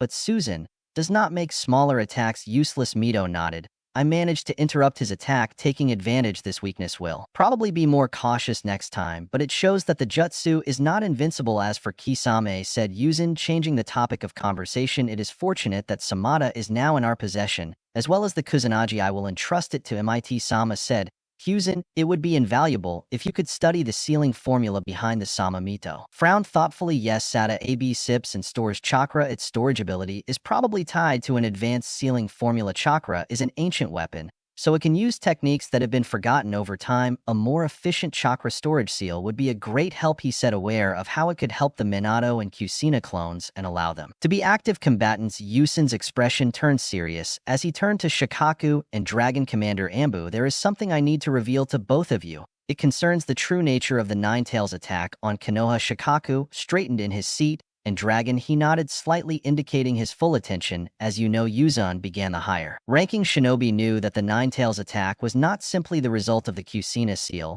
but that there were multiple testimonies, especially among the shinobi, that the eyes of the Nine Tails resembled the Sharingan during the initial stages of the attack. As you know, this fact has caused much of the blame and resentment towards the Uchiha clan. He paused, carefully choosing his next words. New information has come to light regarding the true perpetrator. A rebel Uchiha wearing a mask with only one Sharingan visible had attacked Minato and Kusina during that time, taking advantage of the moment of vulnerability. Shikaku remained silent, his eyes narrowed slightly as Yusen continued. Minato was forced to fight him while protecting the village. At first, Minato suspected the man could be none other than Madara Uchiha. Shikaku frowned, As he thought, Madara Uchiha quietly repeated that it would have been impossible. Madara would be over 100 years old by then. Exactly, said Hizen. Minato himself was unsure the masked man's ability to control the nine tails, and his combat skills were reminiscent of the legends surrounding Madara. However, he recognized the impossibility of the assumption given that it was highly unlikely for a shinobi to live that long anyway. Then it didn't matter. All that mattered was that he was a threat to the village. Jirai, he had already received the Minato's message about this intruder, but we had never received any other information that would confirm or deny his identity. Yuzen knew that Shikaku might suspect that he wasn't revealing the whole truth, but this was the best he could reveal at the moment without revealing Minato's current status. I assume something has happened that has provided us with more information. A shinobi whose jutsu matches that of this masked man had observed the fight between the Akatsuki members and Konoha's team. Lady Mito had identified the presence of someone who was watching them through a space-time jutsu. In the nature of the jutsu matches that of the masked man, the good news here is that the chakra signature does not match Madara's. Besides that, Madara is not known to possess any space-time jutsu. I'm not sure how much of a relief that would be if he possesses a jutsu that can rival the flying thunder god Shikaku side. It seemed that the brief respite of peace for Konoha was over with the Chunin exams. It should be a great relief, Opine Myth. Although the flying thunder god is a devastating jutsu, we can rest a little easier knowing that it is not in the hands of the lime that was matter. Uchiha Shikaku nodded. Even he had read the terrifying accounts of the former head of the Uchiha clan in the Nara records. What do you think our next steps should be, Sir Okage? It would be wise to alert the other cages about this masked man. If we keep this information, it would only benefit Akatsuki. The villages should have beware of his influence. Jiraiya frowned. I don't trust Inoki of the Hidden Stone. He might decide to ally himself with the masked man if it would benefit him. There are already rumors that he has hired Katsuki, and that he still has ties to Deidara, the rebel ninja of the IWA Explosion Corps. I know that, Yuzen replied, but that could change. Shoki realizes that someone carrying Madara's legacy is pulling the strings behind Akatsuki. His hatred for Madara runs deep. Decades ago, when Inoki and the second Tsuchikage visited Konoha to discuss an alliance with him, they were attacked and subdued by Madara. That incident left a deep scar between our villages. Ever since, the Hidden Stone has never truly trusted Konoha. Mito raised an eyebrow in amusement. Inoki is still alive. He is less than 2 decades younger than me. Yes, Yusen laughed. I am not the eldest of the 5 Kage. Jiraiya smiled. So do you think Inoki's grudge against Madara is greater than the one he feels against us? Well, it wouldn't hurt to share the information if it puts him against us. Akatsuki. Yuzen leaned back in his chair and looked out the window towards Shikaku village. If Akatsuki were to launch an all-out attack on Konoha today, what do you think our chances would be? Shikaku considered the question carefully. It would be a tough fight. Lord Okage, with you, Lady Mito, Lady Tsunade, and Lord Jiraiya, we have 4 Kage-level shinobi to defend the village. However, we must assume Nagato, the man who claims to be Madara, and Itachi are cage-level threats due to their unique abilities. Add to the other members of Akatsuki, and our chances are not very great. That being said, I don't think they will attack Konoha directly in the near future. Why do you think that a direct assault on Konoha would force the other villages to unite against Akatsuki? While they might be happy to see us weaken, they would be too worried about being the next target. I don't think Akatsuki is playing the long game, taking advantage of the tensions between villages while consolidating their power in secret. The real danger will come once they have gathered enough beasts with Q. Once that happens, we can expect a more open and aggressive strategy. Mito smiled, remembering Tobirama's analytical mind. Yusen, you have a brilliant strategist in Shikaku. Shikaku bowed humbly. Thank you, ma'am. Mito nodded in approval. Indeed. Thank you. Shikaku sat up straighter in his chair, and his tone became more formal. Now we should discuss Tsunade's role in the village, but first Naruto and Shizen are free to go. I will get the details of the briefing of Jiraiya and Mito. Thank you, Sir Okage, said Shizen with a respectful bow before leading Naruto out of the room. Naruto looked at Tsunade before following Izuno. Basin, are you coming to the hospital today? One of my friends is in critical condition. In addition to the damage to his arm and leg, I think some bone fragments got into his spinal cord. I was hoping you could operate on him. Naruto fell silent, unsure. Spinal cord injuries are hard to heal completely, said Tsunade with a grimace. I'll see what can I do, he promised. Shikaku's eyes followed Naruto as he walked out of the room, his eyes curious at Naruto's new medical knowledge. Naruto and Shizen headed to the trauma and physical injuries room of the Konoha hospital. When they approached Naruto's room, he saw that Sakura, her clone Toruna, and Guy Sensei were already inside. Before entering, he leaned towards Shizen and whispered, by the way, my clone is there disguised as a doctor.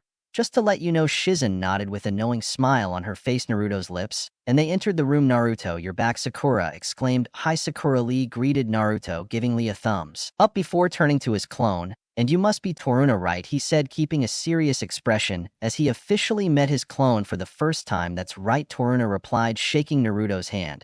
As they shook hands, Naruto discreetly channeled his chakra into the clone, absorbing the memories he had gathered over the past few days. Naruto Uzumaki. Hey, Sakura told me about you. Shizune, suppressing a smile at Naruto's charade, turned her attention to Gay, who had just stood up with surprise and hope written all over her face. Shizune, it's been a long time coming, he exclaimed. Gay, then it's true, Lady Tsunade is really back. Yes, she is, Shizune confirmed with a smile. I'm glad to see you, Gay. Gay relaxed visibly as a deep sense of relief spread across her face. Truna had already informed her of Lee's grave condition and had been praying for a miracle ever since it seemed that the miracle had come. Shizune walked up to Lee and pressed her arms against his back as she closed her eyes to make a diagnosis. Check the mid-thoracic region, Toruna indicated. Shizune nodded as she directed her chakra through air spine. The diagnosis is correct, said Shizune as she quickly looked through Toruna's notes. I see you've recommended mild physical therapy, but it's pending approval. Yes, the higher-ups didn't want to risk anything until Lady Tsunade got here, she said. Toruna with some annoyance. I understand your concern, but these recommendations are sound. I will approve them, said Shizune, scribbling her signature on the notes, then turned to Toruna. Now take off my restraints, please. Why did you put them in the first place? Toruna sighed and shook his head in some frustration. Lee decided to do some light exercises on his own, so I had him locked up for his own good. From the bed, Lee shot a glare at Toruna while Akura looked away, slightly embarrassed. Unsupervised exercises. Shizune's eyes widened in alarm as she turned to leave. Do you have any idea how bad your injuries are? It'll be a miracle, and you'll be walking again. Lee froze. The weight of her words hit him hard. What, can't you be serious? Miss Shizune, I don't even feel that much pain. It's just those broken ones, right? Shizune's expression softened for a moment, but her tone remained firm. You're not in pain from the medicine we've given you, but some of those fragments of bone have pierced your spinal cord. Any unsupervised movement risks permanent paralysis. Lee swallowed hard and his eyes widened as he finally realized the severity of his condition. Sakura, standing beside him, looked at him with growing concern. Although she had read Toruna's notes, she hadn't grasped the full severity of Lee's injury until Shizune explained it to her. So frankly, come on, Shizune, interrupted Guy, trying to bring some of his usual optimism to the room. A little exercise never hurt anyone. Shizune cut him off with a piercing glare. Gay, you may be a master of taijutsu, but you're completely out of your depth when it comes to medicine. You can't just force your way through this. Gay, he blinked and fell silent. Shizune turned to him with a more controlled but still firm tone. I will show you the moves that are safe for you from now on. You will only do exactly what I show you, and nothing else, you understand? He let out a long sigh of defeat. Yes, ma'am. He hesitated a moment, then asked, how long do you think it will take me to get back into action? Shizune bit her lip and chose her words carefully. That's a question I'll leave to Tsundasama, but things aren't looking too good for her. Before she could answer, Guy's booming voice filled the room once again. Shizune, you came here to crush the flames of your youth. Your resolve was low. Shizune's voice interrupted Gay's speech, and her patience was running out. I'm here to tell the truth. Giving him false hope and sugarcoating the reality of his situation will only make things worse. Let's go, Sakura, said Naruto, tactfully sensing the tension in the room. He gently guided her to the door and gave her a reassuring smile before leaving. As they walked through the silent halls towards the lobby, Naruto looked at Sakura. Then the bastard is on a mission.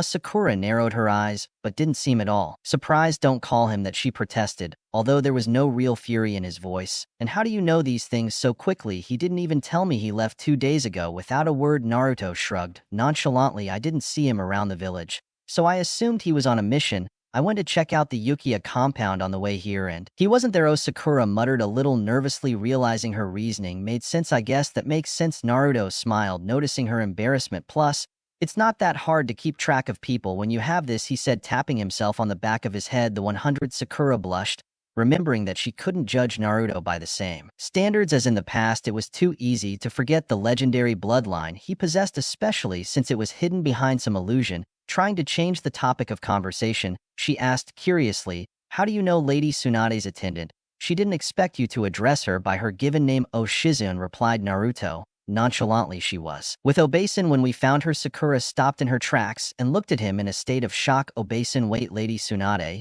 is your aunt? Naruto nodded, pleased with the reaction. Yes, my great-grandfather on my mother's side was Lady Mito's younger brother, which makes her Obasan's grandmother. Wow. Sakura shook her head in wonder. It was hard to imagine there being any relation between the famous Sannin and the village's old prankster. That was your mission. You told me you had something very secret going on. Yes, she confirmed. Naruto, we were sent to find her, and bring her back to the village. She was on a very long extended leave. But after the attack, they had to call her back. That makes sense, said Sakura, nodding thoughtfully. They sent you because of your family connection, quite, said Naruto with a smile. Then as he turned towards the rehabilitation room, he added, speaking of family, I heard there's a new Uzumaki in town. Seriously, there you are again? Sakura raised her hands. How did you know about Karen? Gigi told me, Naruto lied, feeling bad about the lack of transparency. He had in fact gained that knowledge from his clone when they shook hands before, but Sakura doesn't know. I nodded. Sakura, poor thing, I heard. She went through hell in Kusagakure. Her bloodline is incredible. Her chakra has powerful healing properties,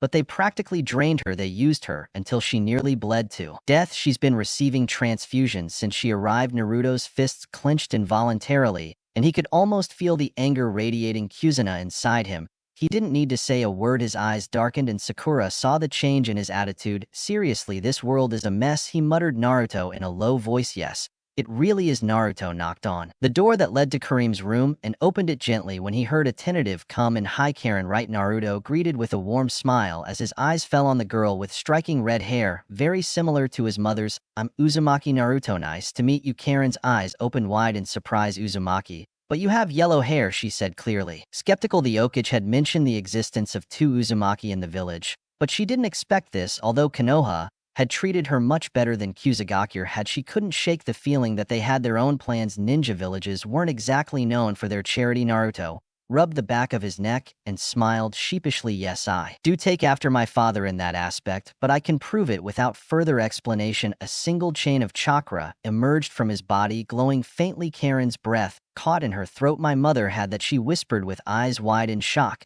She told me it was a bloodline limit. Uzumaki. Sakura, standing next to Naruto, was equally stunned. Her eyes darted between Naruto and the glowing chain. Wait, what? How? Sakura had a million questions running through her mind, but managed to keep from blurting out the most pressing one. How can he have the Rinnegan and another bloodline limit? In the end, she settled on a safer question.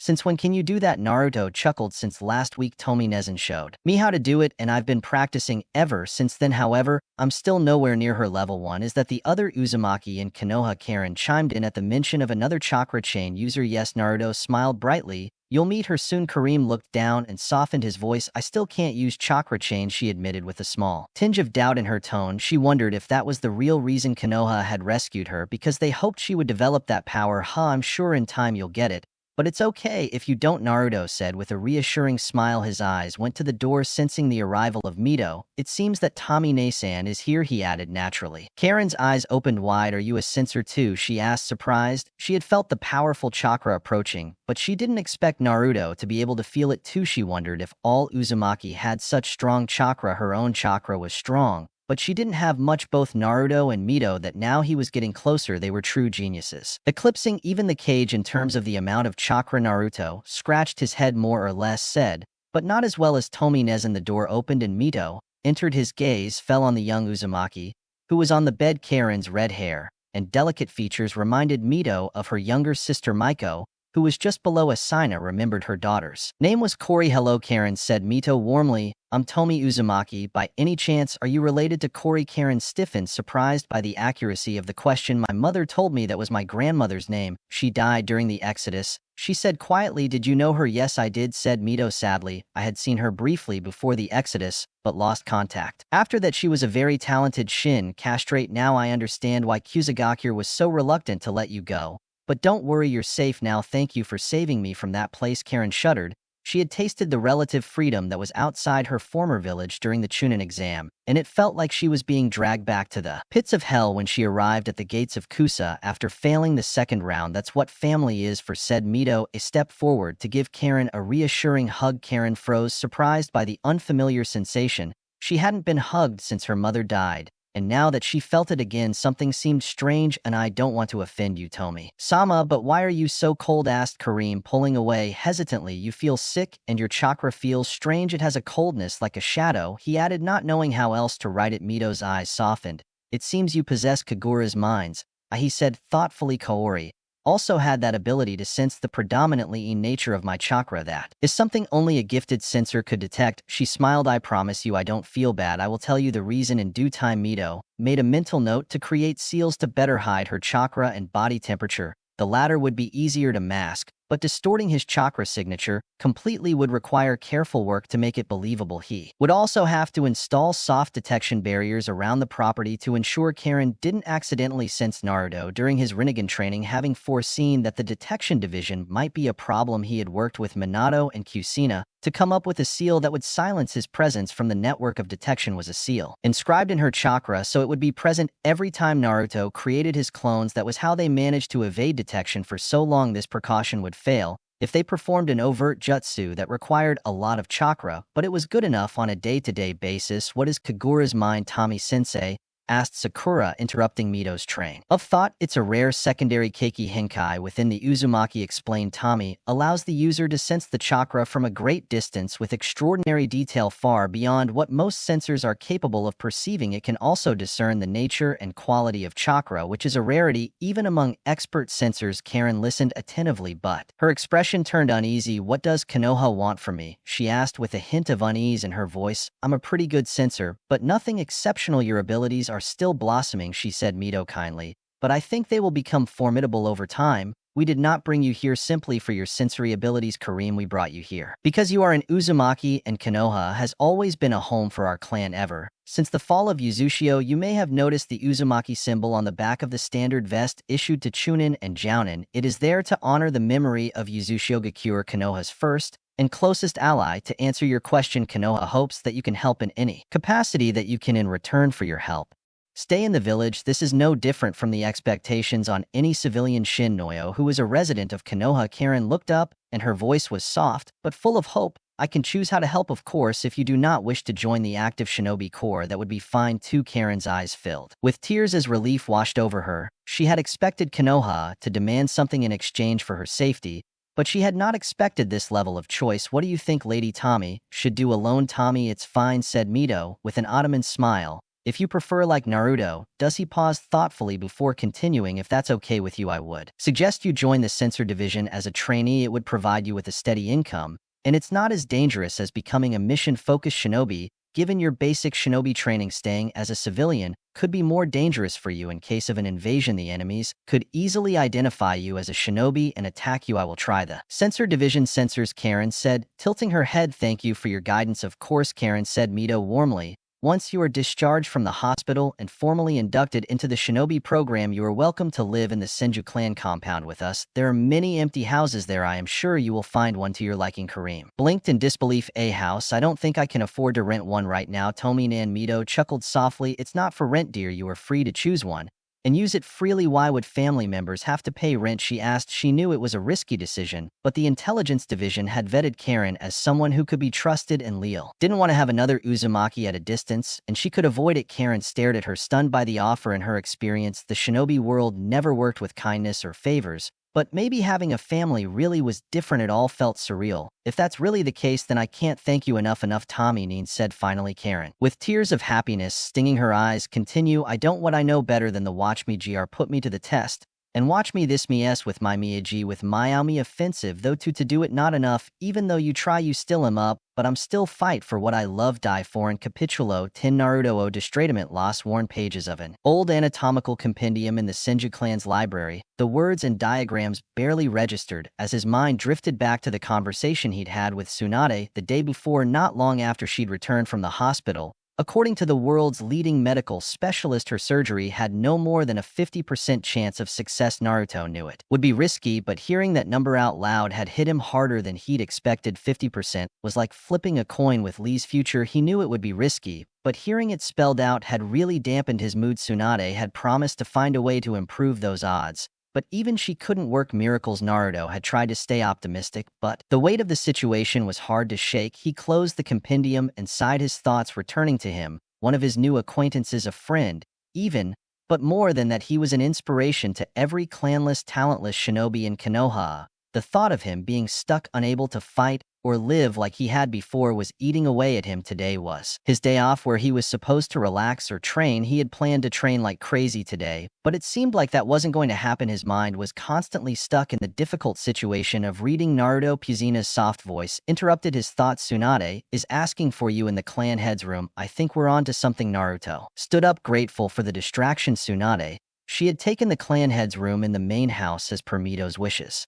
The room was sealed by protective barriers that only someone from the main Senju lineage could unlock out of respect for her husband's clan. Mito had never attempted to access it, but now that Tsunade was here, the records of the Senju clan were finally within her reach. She had spent the entire day inside going through the archives with the help of Mito and her parents looking for anything relevant about the history of the clan. Senju and the Rinnegan as Naruto approached the room his thoughts, he hadn't realized the Okage and Jiraiya had arrived as well. Tsunade looked up as Naruto entered, followed closely by Kuzuna. She gestured for them to sit down and cleared her throat before addressing the group, which included the highest ranks of Konoha and Naruto, the records confirm. Some of the things we already knew. Tsunade began looking at the highest ranks of Konoha and Naruto who had gathered in the Senju clan office. They talk about the sage, his children, and the history linked to the Uchiha clan, and go into detail about the abilities of the Sharingan and the Magic Sharingan. It starts with the Sage of the Six Paths and his battle with a great monster. The sage sealed the chakra of this monster within himself and used a certain jutsu to seal its body. It must be the Ten Tails, nodded Naruto. What jutsu did he use? That's where everything starts to get incredible. Tsunade leaned back in her chair, says that she formed a sphere that attracted everything on the beast's body. The gravitational powers of this sphere were so immense that it drew a large chunk of the earth towards it, including hundreds of mountains. These chunks of earth adhered to the beast's body and formed a gigantic mass. Then it threw this mass into the sky where it began to orbit the earth. This mass became known as the moon. Excuse me, squealed Naruto. He made the moon. That's what it says here. Is incredible as it may seem, that's not right. Naruto frowned. There's a CI for the moon. He abstained, deliberately saying his name out loud. Ever since he found out about his existence, he had learned to be very cautious. Even when saying his name, he didn't want his attention. You don't believe in all that nonsense, right? Tsunade snorted. There is no such thing as CI. Naruto muttered under his breath. It's kind of hard not to after meeting one. What was that? Tsunade squinted. Your eyes. You're talking about the Sage of Six Paths. Grandma Mito told me you met him in your mind. Jiraiya threw you into a ravine. No, someone scanned you your head after that. Hey, I'm not hallucinating, B said Naruto vehemently. He's telling the truth. Kusina intervened firmly. Remember, we're always with him. We see what he sees. Tsunade exhaled and raised a hand. It's okay. It's okay, I understand. It's just that I have a lot to take in. I'm not talking about the Sage of the Six Paths, said Naruto, looking into Tsunade's eyes. That day when we met, you were drinking with a young girl. Do you remember? Tsunade tilted her head, and a slow smile spread across her lips. Well, it's not weird that boys your age think the first pretty girl that smiles at them is a goddess. Naruto rolled his eyes. Seriously, you didn't think she was even a little suspicious? Tsunade frowned. What do you mean? Sure, she was a little strange and a little too friendly and trusting with ninjas, but I know she wasn't a ninja herself. I checked. What did you do? Naruto asked with a little trepidation. I simply scanned her with a small chakra pulse. Everything seemed fine. There was no chakra. There was no signs of muscle training. That's the thing. Your scanner wouldn't have helped you. It only shows you what it wants you to see. What? I'm not a Nevada to let myself be fooled by a spy, no matter how good she is, said Tsunade indignantly. She's not a spy, Naruto corrected. As I was saying, she's not even human. I'll tell you what I saw when I looked at her with the Rinnegan. Tsunade raised an eyebrow. And what did you see? I saw her exactly as I saw her. Tsunade blinked. What are you talking about? That's why I said it was normal. Not even Rinnegan detected anything. I didn't say that, Naruto replied patiently. I said I saw her exactly like you would see her. And you don't have a dojutsu, huh? Tsunade frowned. You mean you didn't see any chakra? Not only that, the Rinnegan shows many things, including what I believe to be the soul, but with her it was as if the Rinnegan wasn't even activated. She was exempt from it, as if I was looking at her with normal eyes. Tsunade froze. The pieces started to fit together. Maybe Naruto wasn't joking about the whole Kami thing after all, so why didn't you warn us if something was so wrong? You should have said something. You shouldn't have followed her. Well, she knew that I noticed her and asked me to follow her. I know this is silly, but I followed my instinct and followed her. Tsunade pinched the bridge of her nose, exasperated. And who was she exactly? Because where are you going with this? It seems impossible. A Granny Mito also told you about my encounter with Azura, the son of the sage and ancestor of the Senju clan. Yes, she told me. Tsunade. She still seemed unconvinced, especially considering how ridiculous and vague the interaction was. Well, that makes it a little easier. When she was talking to Azura, a real Kami stopped her from saying too much. It was Taiten M. Kodo, the goddess of fate, who stopped her. Now you've lost me, Tsunade said in a disbelieving voice. Are you seriously telling me that the girl I had a drinking contest with, well, I guess you figured it out. She smiled. Naruto, yes, that was the goddess of fate. Tsunade suddenly stood up, muttering under her breath that she needed to drink something before it could escape. Mito calmly reached out and grabbed her by the ear, pulling her back into her seat. Oops, I'm not a little girl anymore, Tsunade protested, much to Naruto's amusement. First we complete this meeting. Tna. Mito frowned in disapproval. I just found out that the damn kami exists. Tsunade practically screamed. I came back from the dead. The Uzumaki can seal souls in the belly of the god of death, and the sage of the six paths created the moon. You should have a pretty broad perspective by now. Reality, dear Tsuna, sank Mito calmly, his tone tinged with amusement.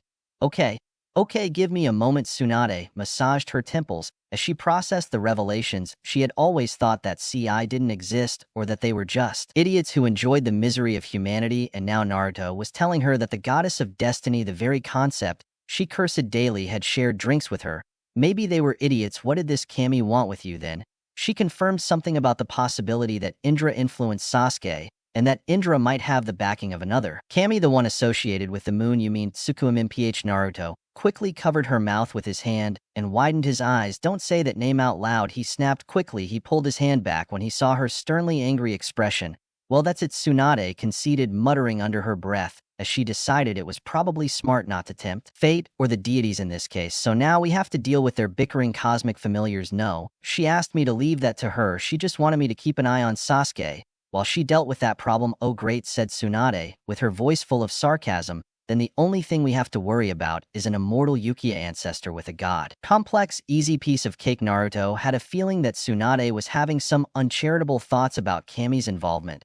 Then there is something else in the clan records, other than the dubious claims that the sage made the moon, quite actually based on tradition and stories passed down within the Senju clan. The records speak of the supposed meaning behind why he was called the Sage of Six Paths. The sage was quite the philosopher and determined that the human soul has the possibility of reincarnation. This reincarnation could take six paths, so to speak, or six realms of existence, basically divides the beings of the world into six broad categories: the world of the Devas, or the divine; the world of the Asura, or the Titans; the world of the Manusia, or humans; the world of the Tyag, or animals; the world of the Preta, or ghosts; and the world of the Naraka, or hell, as the Rinnegan is hailed as the eyes that see samsara, or the cyclical nature of the world, and its inhabitants. Its powers can also be divided into these six paths. Are you following me so far? I vaguely remember some of this, as Sarama used to ramble on about philosophy and used to talk about stuff like this. I don't remember much, for misfortune, said Myth with regret. That was in the early days of our marriage. Soon after that, his attention turned to the village and his dreams, and those topics were no longer discussed. Well, at least we can hear him now, said Kusina, fascinated by this untold shinobi story. Right, nodded Tsunade. As I was saying, the powers of the Rinnegan are mainly divided into these six paths. The bottom path has what are called celestial abilities. It controls the cosmic forces of the world. This allows the user control all the elements and celestial powers of the world, including the power of gravity. The records speak of three powers of gravity: the attraction, the repulsion, and the devastation. The third is the one that supposedly created the moon. Naruto nodded. Well, I can do attraction and repulsion, but devastation is something new. I'll have to try that. Just don't create another moon, said Tsunade, only half joking. I'll be careful, promised Naruto, smiling nervously. The second power is that of the aura path, or shat, which is related to the amalgamation of the physical body by increasing it in different ways. Although it does not speak of how the body is traditionally increased. The Asura are beings who gave maximum importance to the body. Naruto nodded. Definitively, I need to check. It could be things like improving speed, strength, and senses at advanced levels. It could even grant regeneration powers, theorized Minato. Many of these abilities are well documented among the different ninja clans of the world. Tsunade continued. The human path, or Ningen, has dominion over the human world. This power can be used to extract human souls. Naruto shuddered. I found out the hard way. Tsunade grimaced. Now let's move on to the next ability. The fourth power is that of the tier path. Yago animal is also called Chick. Here it only says that the bearer of the Rinnegan can command the beasts of the world. However, I'm not sure how that is different from the summoning jutsu. Well, maybe they are not limited to a particular summoning, suggested Jiraiya. Or maybe they don't need a summoning contract. Both are possible. It will be an incredible power depending on the scope of their abilities, said Minato, thinking about the possibilities. The next, Tsunade asked. The third, correct. The Preta OG Kid path allows the user to have a ghostly existence. Tsunade frowned, remembering Dan's powers. Jiraiya nodded. Could it be similar? The spiritual transformation technique also says that similar to a hungry ghost, it can devour the energies of the body, specifically chakra. I can do that part already, said Naruto, smiling. I can absorb chakra and do ninjutsu. The sixth path is the Naraka, or Jigaku. It allows the wearer to summon an entity called the King of Hell. It can heal all wounds and restore someone to their full power. Tsunade read with growing disbelief, also about storing a soul, and judging it whatever that means. The healing part seems incredible, said Naruto, amazed. Also, is there a trick to that? It's not mentioned nothing here, but I suppose you would spend a lot of chakra for that, Tsunade said, also thinking about the implications. Finally mentions one more path outside the 6 paths. Another one, asked Yusin, surprised. It is called the external path. OED possesses abilities that defy the cycle of saucer, and that is the reason for its name. The path of the heretics here says that while the human path harvests a soul from the body, the external path can restore it using the technique called Rin Tensei, or heavenly rebirth. Apparently, it can revive anyone whose soul has not departed to the pure world, and whose body is fit to house the soul. However, the summoner pays a price with a portion of his life force if the number of souls revived is greater than the number of souls harvested by the human path. It is said that the sage abhorred the use of these abilities. Such abilities are unheard of, Yusin said, surprised by the scope of the Rinnegan's abilities. The abilities of the outer path,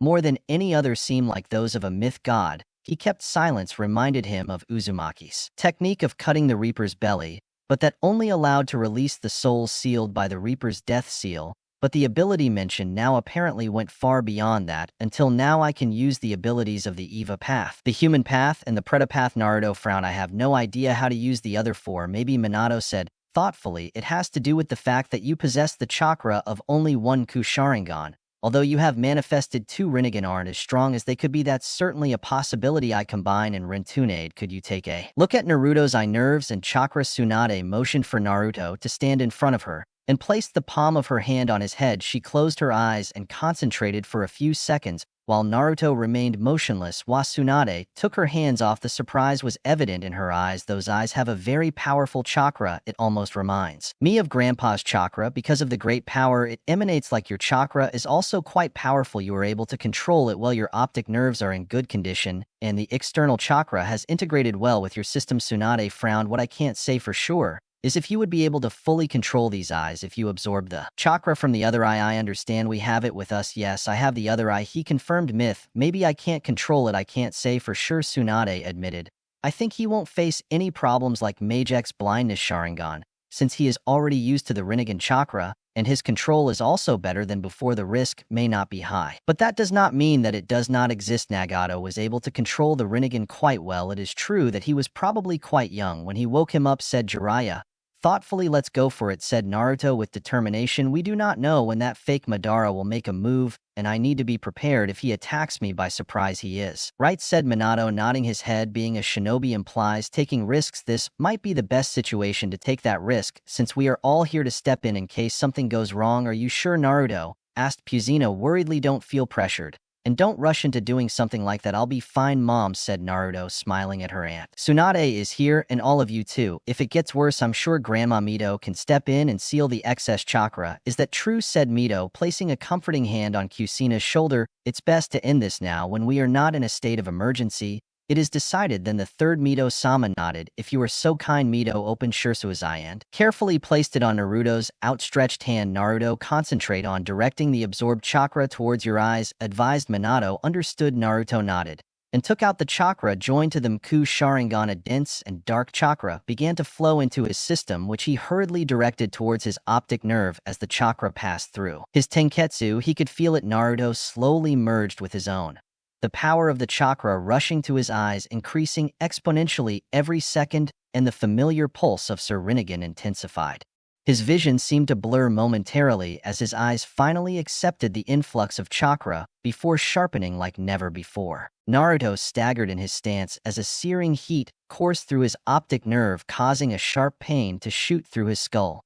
He gritted his teeth and controlled his breathing, forcing himself to remain calm in the world. The outside world was brightening to an almost intolerable level, and the sheer density of sensory input was giving him a splitting headache. He shut down every single one of his clones, except for Toruna, who he ordered to excuse himself from the hospital as soon as possible. As the pain subsided, Naruto forced himself to open his eyes, which had closed. At some point during the process, he reduced the chakra input to Sirlin in an effort to keep from going blind. As he looked around the room, he could sense something was wrong, different. He felt like his visual sense had expanded to a greater degree than before. It was as if the very fabric of reality had been peeled back a little, revealing layers of existence he hadn't been able to access before. Everything he could see before he could perceive to a greater degree intrinsically.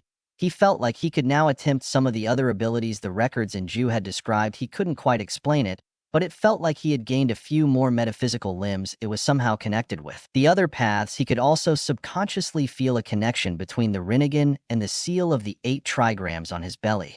Somehow the Rinnegan had formed a link with Kurama, but he was not sure what the illusion that hid his Rinnegan meant.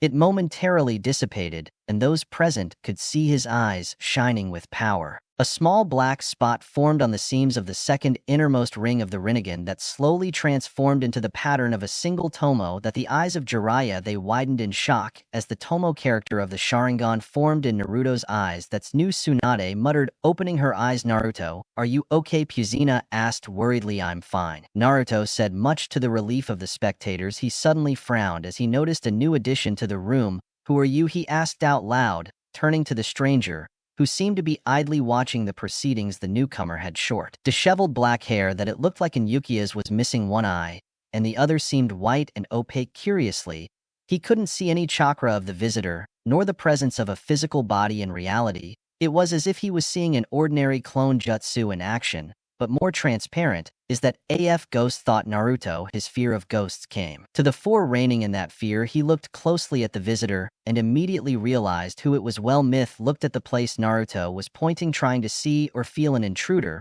but without success. He didn't feel a trace of chakra in that place, but he wondered if the fake Madara was there hiding his presence. Shirsu Uchiha, Naruto whispered. The figure moved and a slow smile spread across the man's lips. He moved forward and stood in front of the Rinnegan bearer. Naruto. Uzumaki heard Naruto say the figure. It seems I made the right decision. Hush. Shirsu, the third box, slowly stood up. The surprise and shock were evident in his voice, although neither he nor his companions could feel anyone there. It seemed that the eyes that he said that they transcended the cycle of the world. They could see the spirits that still roamed the mortal plane. You can see their spirit? Naruto asked. The amazement was evident in his voice. Yes, Naruto gulped. Shirsue's appearance did not ease his fear of ghosts. However, this was a man to whom both he and Konoha owed a great debt. It was a pleasure to meet you, sir. Naruto bowed deeply. He could feel the adults in the room also stand up and imitate the gesture as a sign of respect for the fallen shinobi. Shizuchiya said, the third cage recovering from his shock. On behalf of Konoha, I apologize for the crimes of Danzo Shimura. He paid for his betrayal with his life. The only thing I regret is not having discovered your true nature sooner. Shizu made an elegant bow as she faced her former companions with a melancholic smile. Can you hear us? Naruto asked the ghost with curiosity. Oh, I hear you perfectly, Shursui replied. His tone was light despite the circumstances. It is only my eyes that are missing. But yes, we spirits have our own way of perceiving the world. It's not that different from humans. He turned to speak to the Okage, although only Naruto could understand. I know you can't hear me, but thank you for bringing that bastard to justice. I almost crossed over to the Pure Land in relief when I heard that, but I still have work to do. I stayed to take care of my remaining. He says he'd like to thank you for bringing Danzo to justice. Wait, Naruto immediately turned to Shursui. How can I hear you? Don't you have body truth? Shursui smiled slightly. Good question. Well, my speech isn't exactly speech since you know I'm missing certain essential elements like vocal cords. He tapped his throat. I guess her Rinnegan picks up on the vibrations of my spirit, or something like that, translating it into words. Naruto nodded slowly. I guess that makes sense. He frowned as he continued.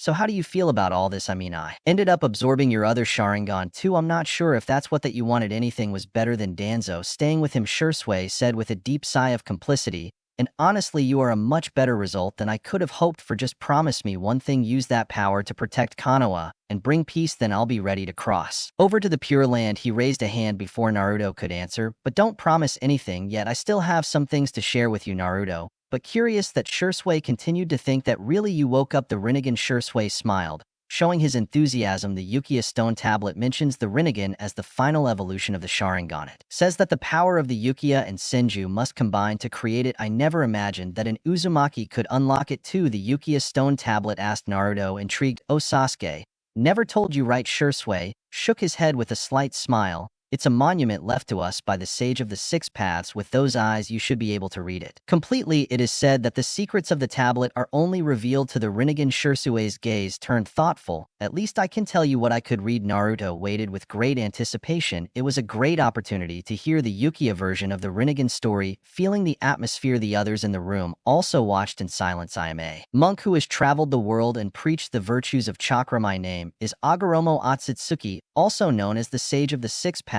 This tablet contains my legacy and aims to transmit my will to my descendants. The extent to which my descendants understand my will be limited by the extent of their ocular powers, for I fear that too much knowledge in an unprepared mind will not have the desired effect. In search of stability, a god was divided into yin and yang, these two opposites acting together to obtain all things. In the creation of their dance of harmony and discord, the heavens and the earth were born. Light and shadow, mind and body, male and female, night and day, Izanagi and Tanami together shaped the mountains, rivers, and all life forms. The primordial elements arose, each arising from different balances of opposing forces. So from the unity of one arose the diversity of all, creating this world sustained by its eternal conflict. Shizu frowned. Then everything gets murky. There's a part one couldn't fully decipher. It talks about a tin-tailed beast and how the sage sealed it, mentions collecting chakra from tailed beasts, and something about the use of genjutsu to control the world. What? Naruto frowned. That doesn't sound like something the sage would have wanted. Well, we don't know, right? I replied, Shinsu shrugging slightly. Personally, if subjecting everyone to a genjutsu could maintain peace, I would consider it. It's not ideal, but they would lose their free will, replied Naruto,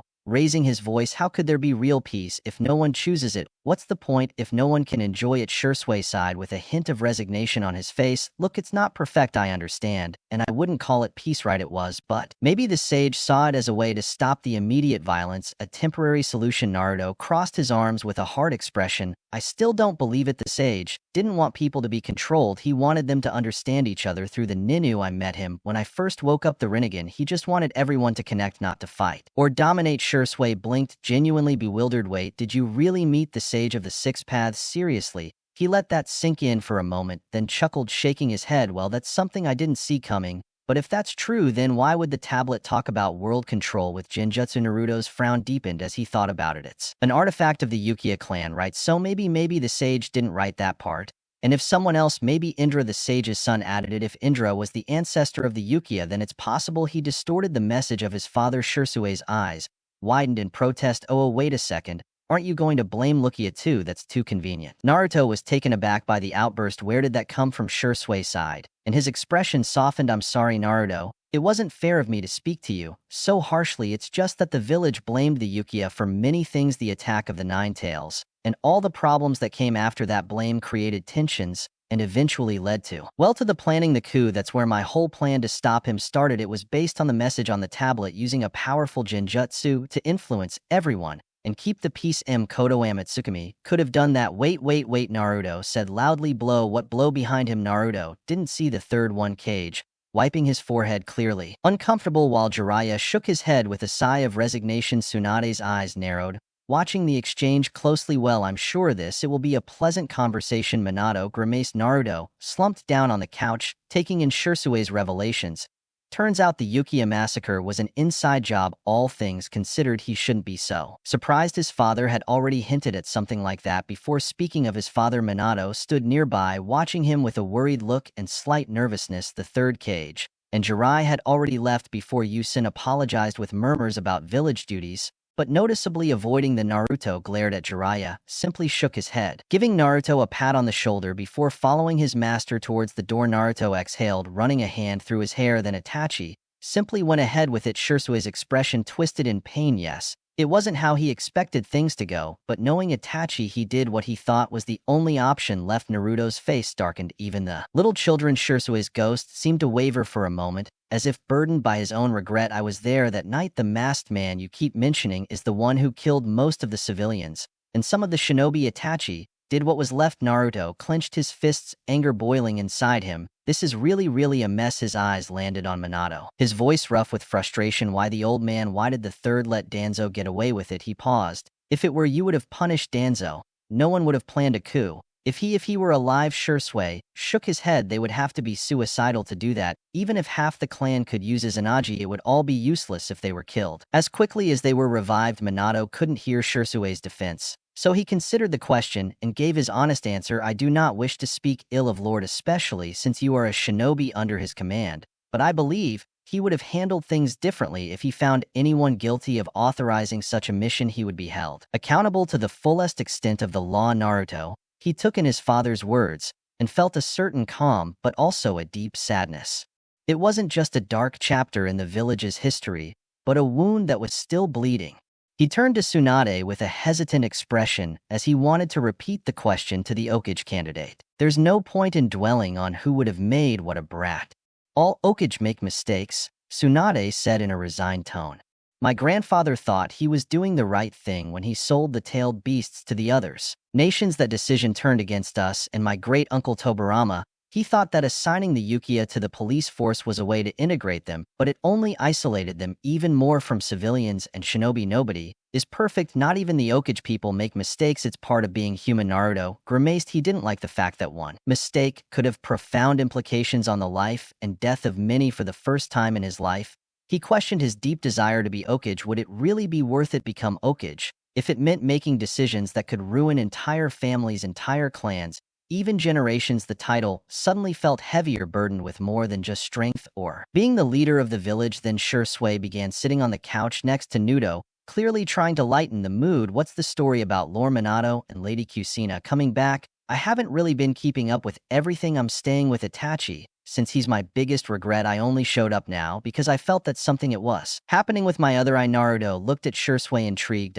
How much do you really know about what happened after that? You already know. I never quite got over it, Shursui admitted, looking a little embarrassed. At first I stayed to watch how the Uchiha situation played out, then I wanted to keep an eye on Sasuke and check on what Itachi would decide. Recently I felt a strong tug. At first I thought it was you finally awakening the Sharingan. Imagine my surprise when I realized it was the Rinnegan that had awakened. He shook his head in amazement. I went back to watch the Chunin exams and things went bad really fast as Orochimaru's forces attacked. I was running around trying to make sense of it all. I was alternating between checking on you and Mr. Okage because let's face it, it's not every day you get to see a legendary shinobi in action. And after the dust settled, I went back to check on you and bam, there was Mr. Fourth and Lady Kusina, basically stuck part of their consciousness, or whatever, in the Nine-Tails seal. So when Granny Mito and I went to talk to the Nine-Tails, they were already there. We started talking, but they said that their chakra was draining quickly, and I thought, no way I'm gonna let that happen, so I used the Rinnegan to check their chakra. I found out how it worked, then I changed my own chakra and used it to boost theirs. Then Dad asked me to make shadow clones while mimicking their chakra, and he was able to transfer his consciousness into them. Shursui stared, processing what Naruto had described. Even medical ninjas infused patients with chakra, but Naruto's method seemed much more efficient. Maybe Naruto was the only one who could do it. Gosh, then you could try to imitate my chakra. Naruto frowned. But you are, well, a spirit now. You have no chakra. I don't mean when you absorbed my Sharingan, it also contained my normal chakra, not just the ocular. You should have sensed it, maybe enough to copy it. I think it's worth a try, he said. Naruto, thoughtful. But it's complicated. I couldn't look at it properly. It would be like trying to prepare a meal after tasting it only once. Shursui thought for a moment, then his face lit up. Wait, I kept some of my things in the Uchiha complex. There are ancient seals with samples of my chakra in my house. No one has touched them since the massacre. It's a long shot, Naruto said. But yes, it could work. The only problem is that Sasuke is out of town, but he would definitely notice if someone was intruding, protectors and stuff like that. Then ask Lord Fourth. He can get in and out before anyone notices, and he'll be able to deal with any protection we have. Naruto's eyes lit up. Good idea, Dad. Yes, Naruto. Minato sat across from them, trying to piece together the one-sided conversation between his son and a deceased spirit. Can you go into the Uchiha clan compound and steal Shursui's things? Can I? Yes. But the question is, should I? Said Minato with a hint of humor. Shursui thinks if I can sense his chakra, I can try to create a clone of him like with you and Mom. Well, then it's worth a try. Minato nodded, disappearing the next instant. I didn't think he had seals inside the Uchiha compound. Shursui paled, but I guess that was to be expected. If he had bugged the rot, there's no safe place for that man. That's my dad. Naruto cheered. In a minute, Minato was back, placing 2 scrolls on the table. Oh, my perfect sword, Shursui smiled, recognizing them, looking almost alive for a moment. Naruto placed his hands over the seal, channeling a thin thread of his chakra into it. This caused a trace of Shursui's chakra to come out from within, allowing the seal to search for a match. If the seal recognized his chakra as identical to Shursui's, it would unlock. Observing Shursui's chakra signature carefully, Naruto adjusted his own to mimic it. A moment later, the seal fell apart, and a glowing sword appeared on the table. Wow, I can use my powers as a chakra lock, Naruto muttered with a smile spreading across his face. It's so inge, growled Shursui, shaking his head. I feel like they're invading my privacy. Try with the other one now. More confident, Naruto repeated the process and opened the second scroll, revealing another sword. Okay, I think I got it. Shadow clone jutsu. Naruto created a clone while imitating Shursui's chakra. A moment later, a shadow clone was created. However, it fell lifeless. Ouch, I was worried that could happen, Shursui said with a grimace. My consciousness is like trapped in the spirit. Naruto frowned deep in thought. If he could see Shursui's spirit, maybe he could interact with it too. Wait, let me try something, Naruto said, reaching out to Shursui. Hey, what are you doing? Yelled Shursui as he felt something grab him for the first time since he died. Naruto, unfazed, pulled Shursui's spirit forward and pushed it straight towards the lifeless clone. Taking a step back, he watched with anticipation written all over his face. The clone that was slumped in the floor, he moved in Shizu and sat up looking dazed. Wow, I think it really worked, but why does everything look so dark? Naruto slapped his forehead. Oh,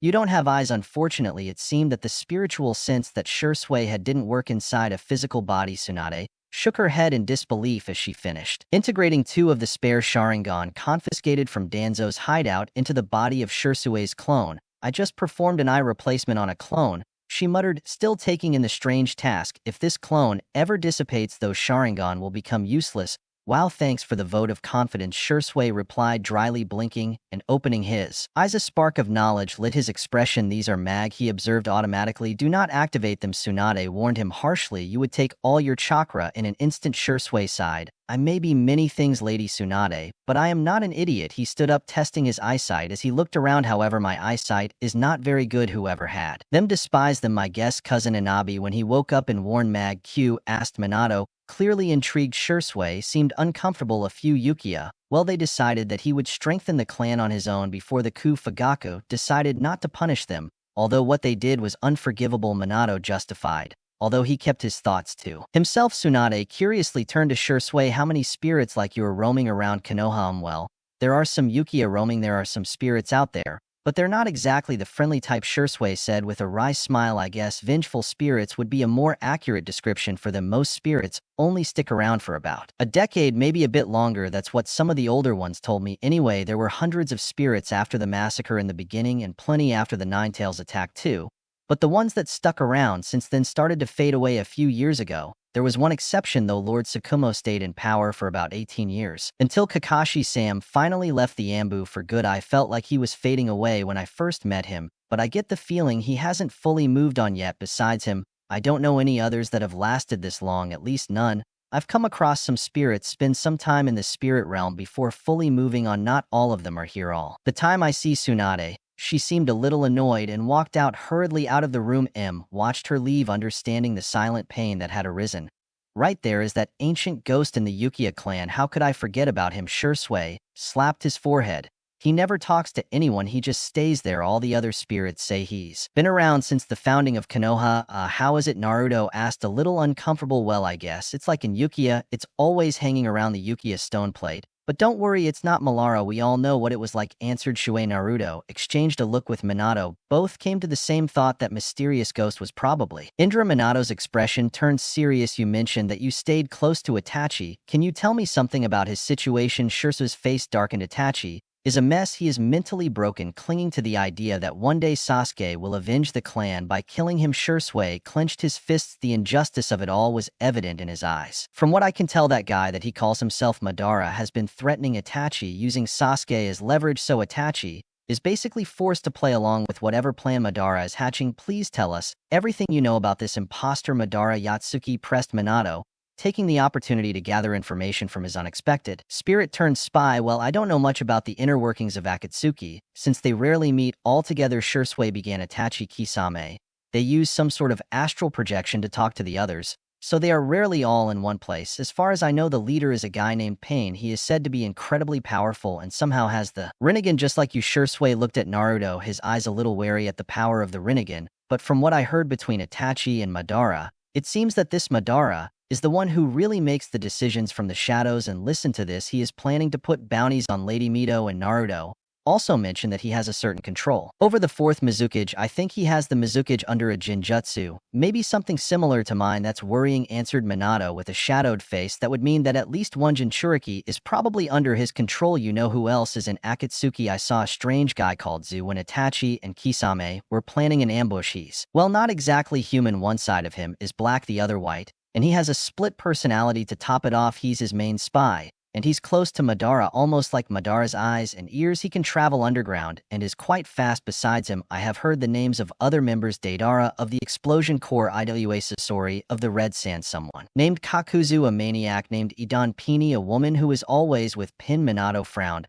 thoughtfully. The leader of Akatsuki Pin, that could be Nagato, one of Jiraiya Sensei's former students. She also had a student named Konan, who could be the woman next to P. If Yako is also with him, he may be involved behind the scenes. He paused, lost in thought. Something else. Shizu grimaced. For now, they are focused on gathering money to fund their plans. They have told their members that they will use the tailed beasts as weapons to control all wars and profit from them, but that sounds like a cover to me. Madara could have a completely different goal. If he followed the Uchiha ideals, he may be following the path marked by the Uchiha stone tablet. I had heard that the real Madara spent a lot of time, suspicious of time, in front of that tablet before leaving the village. He even showed it to the first one. The tailed beast could be the source of power for this Jinjutsu that the tablet mentions. Minato mused, frowning even deeper. Naruto Kurama might know something about this, but whether he will be willing to talk is another story. Naruto nodded. I will try. I will go alone this time, Naruto said, remembering that Kurama was not particularly affectionate with his parents. He took a deep breath and closed his eyes. When he opened his eyes, Naruto was surprised to not find himself in the usual dark, narrow tunnel. He now found himself in a vast, barren expanse that stretched to a distant, misty horizon. The bluish ground looked like an ancient, dried river bed, cracked and etched with patterns of age, though a faint, glowing stream still meandered between the stones. Upon looking closer, Naruto realized the water was not water at all. It was chakra, dripping like ancient life blood through the earth. As his eyes followed the flow of chakra upriver, he noticed a massive, withered tree rising in the distance. Its presence was both sinister and awe-inspiring. The bark of the tree was dry and rough, and 9 massive roots extended from its base, spreading across the landscape like ancient skeletal arms. Resting on the largest root, he could make out the unmistakable silhouette of a fox. Naruto flew towards the tree. As he got closer, he could see a massive hollow at the base of the tree where the luxury of chakra decided to investigate it later and focused on the largest root where Kurama rested. The fox was no longer. He was encased in iron bars. Instead, a spectral and glowing chain connected him to the root of the tree. His eyes opened sharp and bright and fixed on Naruto. As he approached, a deep, silent fury boiled there, but was repressed. Perhaps out of respect for the sage's wishes, you seek an easy answer. The fox glared at his captor, not bothering to hide the resentment in his tone. Naruto doesn't know. He flinched. Look, the way I see it, neither of us wants to end up under the control of that fake Madara's Genjutsu. It really doesn't make much of a difference, Kurama snorted with a dismissive tone. Your chains are no more comfortable than his Genjutsu. Naruto narrowed his eyes, unfazed by the fox's bitterness. He really asked skeptically, I'd rather be locked up than used as a puppet. Kurama's lips curved into a slight mocking smile. That's because you fear being used to hurt others, while I fear being used to hurt others. I enjoy no. You wouldn't, you replied Naruto immediately with a firm voice. He respected the sage, and he didn't want that. He saw something more in you. The fox's gaze blinked, and for a moment his expression softened, but only a little. My father was a great man, said Kurama in a calmer voice, but with a hint of bitterness. But he was naive. He trusted too easily in the goodness of humanity. And what did he gain from that? Humans turned their gifts into tools for the shedding of blood. There were people who tried to honor his legacy, Naruto argued, thinking of Konoha's past, the first one to cage, for example. Kurama's eyes flashed with sudden anger. Don't get me started on that idiot, he growled in a low, dangerous tone. He's the reason we're all chained, enslaved. He sold us to other villages one by one, thinking it would bring peace, but all it did was fuel the flames of war. Naruto grimaced, realizing he had touched a nerve. Maybe you could look at his intentions, not just what came next. The road to hell is paved with good intentions. Kuram shook his head. I too believe in peace, but in my terms, freeing the world from shinobi would bring peace, and I would be the one to enforce it. But you would be killing indiscriminately, Naruto said, raising his voice. That is not peace. It is just destruction. Kurama's gaze did not waver. Your father was a pacifist. Hazarama was a pacifist. Itachi Uchiha and even Madara called themselves pacifists. However, each of them has killed more people than me in 10 centuries. There Naruto's eyes locked onto Naruto's, challenging him to argue. Naruto clenched his fists, trying to find an answer. Kurama wasn't wrong, it was a brutal truth with no simple answer. However, he knew that Kurama's path wasn't the right one either. I'm not saying I have all the answers, Naruto said in a calmer but determined voice, but I want to try at least I want to do better, so please help me. I'm not asking for your power, just tell me what I'm up against. Kurama looked at Naruto for a long moment before making a decision. No, I know as much as you think, but I can tell you one thing, this organization that is after the tailed beasts, there is a good chance that the one with the Rinnegan has already summoned the Gedo Mazo de la Luna, and now what? Kurama snorted. The Gedo Mazo, the body of the Ten Tails. If they are gathering tailed beasts and plan to cast a Genjutsu powerful enough to control them all, it would require a near infinite minister of chakra, a jutsu, like that could only be cast by my father, or someone almost as powerful. What it means, they need to revive the Ten Tails and become its Jinchuriki. Most likely they are sealing the tailed beast's chakra inside the Gedo Mace to bring back the Ten Tails. Naruto felt a chill run down his spine. Wait, how can they even summon it from the moon? That means I can summon it too since I have the Rinnegan. Kurama shook his head. If they hadn't already, you might have had a chance. Summoning requires the Rinnegan, and whoever summoned it first, it would have linked to the Gedo Mazo. You could try to summon it, but even if it fails, they would instantly know by the reaction of the statue that there is another Rinnegan user. Naruto gulped, understanding the risk. Thanks for the warning, he said sincerely. Consider it a gift, replied Kurama, for not bothering me too much. Naruto looked around then hesitated. Do you know anything about this tree? He asked, pointing at the huge ancient roots surrounding them. No, I have no idea what this is. And the Ten Tails, what was it like? What are its strengths and weaknesses? Kurama was silent for a moment. The Ten Tails, that being has received many names throughout history. Amino and Tosi Datara Dadarbachi, ancient names, spoken in low voices by those who feared their legend. I don't know how it compares to the CI you have met. They are beings that are beyond my knowledge. But this one I do know, because I have heard about it from my father. The Ten Tails is more than a monster. It is a living calamity, the source of all chakra, and the oldest force and pure that exists. They say he drank oceans dry, he split the earth and raised mountains with just a movement of his body. There is no being more powerful, and as far as I know, he looked Naruto in the eyes. He has no weaknesses. Naruto's throat went dry. So how did the Sage of the Six Paths manage to stop him? Kurama pondered the question for a moment.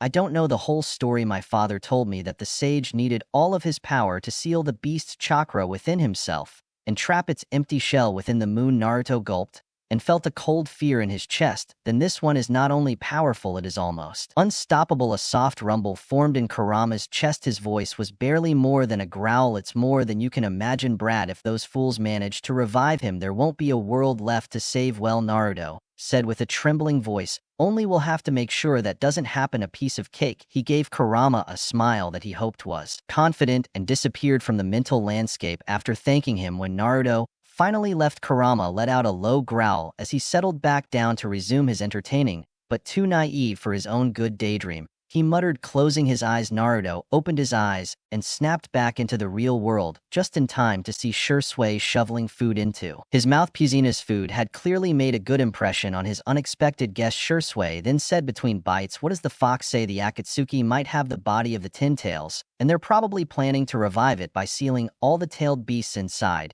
If they succeed, they could create a new Ten-tailed Jinchuriki to cast that incredibly powerful Genjutsu you mentioned. Shursui gulped down his food with a grim expression on his face. I thought it might be something like that, but I never imagined they were trying to make a Jinchuriki and the Ten-tailed dragon. This goes beyond anything that has ever been attempted in history, Minato said, pondering the implications. Naruto looked at Minato with a grim look on his face, a worried expression on his face. By the way, Dad, the seal looks different now. Did you notice? Minato closed his eyes, concentrated for a moment, and then opened them with a slight frown. Yes, there is something sinister in that tree. Not even Kurama knows what it is, added Naruto with a hint of concern in his voice. 9 roots for the 9-tailed beast, a tree that represents chakra. The countless branches represent the chakra that extends to the world from the original source. That is to say, the 10 tails, like the 10 tails, they are no longer present. There are 9 roots that represent the tailed beasts, Minato said, trying to decipher the metaphor. The river shows the chakra flowing from the 9 tails into your system, Naruto. That is part of the seal's design. However, the metaphor is far from complete, and I don't understand most of it. What an incredible idea, Kusina exclaimed. Minato smiled,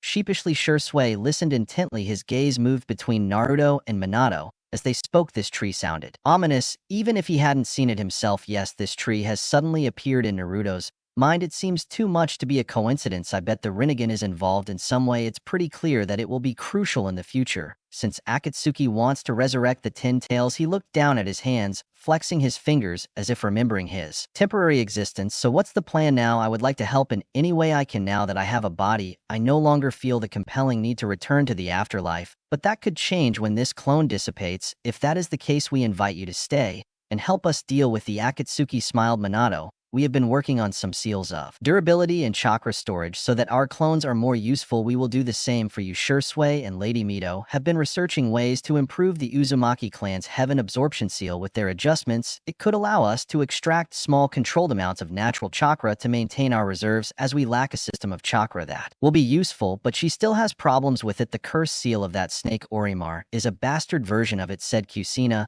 and fell silent with displeasure at the end. In the meantime, I will protect your body with a seal of durability. Minato stepped forward, making a series of hand signs before pressing his palm against Shursui's chest. The seal spread out in intricate, glowing lines. Shursui watched fascinated as the seal spread out. It seems to be working perfectly, Shursui said, testing it lightly. Brushing his arm with a kunai, the blade slid harmlessly over the surface, leaving no mark. He chuckled and pressed a reinforcement seal. Now that's something. Keep in mind the protection depends on your chakra reserves. It will only last as long as you have the chakra necessary to maintain it, warned Minato. Shursui felt, and a mocking smile drew on his lips. For me, it's okay anyway. Normally, I don't plan on getting hit. He dedicated a playful laugh to Minato. I'm quick on my feet. Remember, Minato's eyes flashed with a hint of challenge. We'll have to put that to the test sometime. I never got the chance to see how fast you really are. I hope I don't disappoint you, smirked Shursui, accepting the challenge. Kusina turned to Naruto, his eyes shining with anticipation. Then Naruto began, are you ready to see what that enhanced Rinnegan can really do? Hell yeah, I do, cheered Naruto. Once again, the Uzumaki Senju Shursui family gathered on the field. Senju training Naruto stood in the center, while the others formed a loose semicircle around him. Okay, here we go. Naruto focused on his eye chakra and tried to identify the different currents emanating from it. He could vaguely sense the 6 paths spoken of in the records in Ju. Now that it had been pointed out to him, and Sir Rinnegan had grown stronger with the influx of the remaining Mag-Q chakra. I think I'll try the aura path first. Physical abilities. No, Naruto pulled at the chakra stream that he felt was more charged with yang, and thought about what kind of increase could be possible with it. He immediately remembered Tsunade's characteristic super strength. Naruto directed the chakra stream towards his right fist and wished for it to get stronger. This will be incredible, or it will hurt a lot. Hi, Naruto exclaimed, punching down with all his strength. The moment his fist hit the ground, a shockwave erupted, throwing dust and pieces of earth in all directions. The earth trembled. Shursui cursed as he moved backwards, avoiding the falling projectiles. Minato simply teleported out of range with Kusina in tow. Tsunade jumped back with her face slightly shocked at the sight of the resulting crater. Mito's propelled herself backwards using a chain, both funny and nostalgic as she recalled the time when little Tsuna had first demonstrated his jutsu of strength. Naruto grabbed his shoulder as the blow reverberated through his arm. That hurts so much. Don't be such a coward, Tsunade snorted, approaching him and giving him a light slap on the shoulder. He shouted, brute, louder this time. That hurt more than the dislocation. Well, maybe next time you will use your brain before trying something so reckless. I expected more from you, she said, raising an eyebrow. Almost like a doctor. You should have known this would happen. I reinforced my arm, but I forgot about my shoulder, Naruto admitted, suppressing a sob. He looked back at the crater, and a mocking smile spread across her face. But it was amazing, wasn't it? Tsunade looked at the crater and shrugged her shoulders. Almost as big as the ones I could make when I was half your age. Congratulations, you hit as hard as a 6-year-old girl. A 6-year-old monster, Naruto muttered as he rubbed his shoulder to ease the pain. Tsunade simply laughed. Her amusement echoed around the training field as she walked back to her spot. Next time, be more careful, Naruto said. Kusina worriedly, don't be so reckless. But that was amazing. Try to increase your running speed, Minato suggested.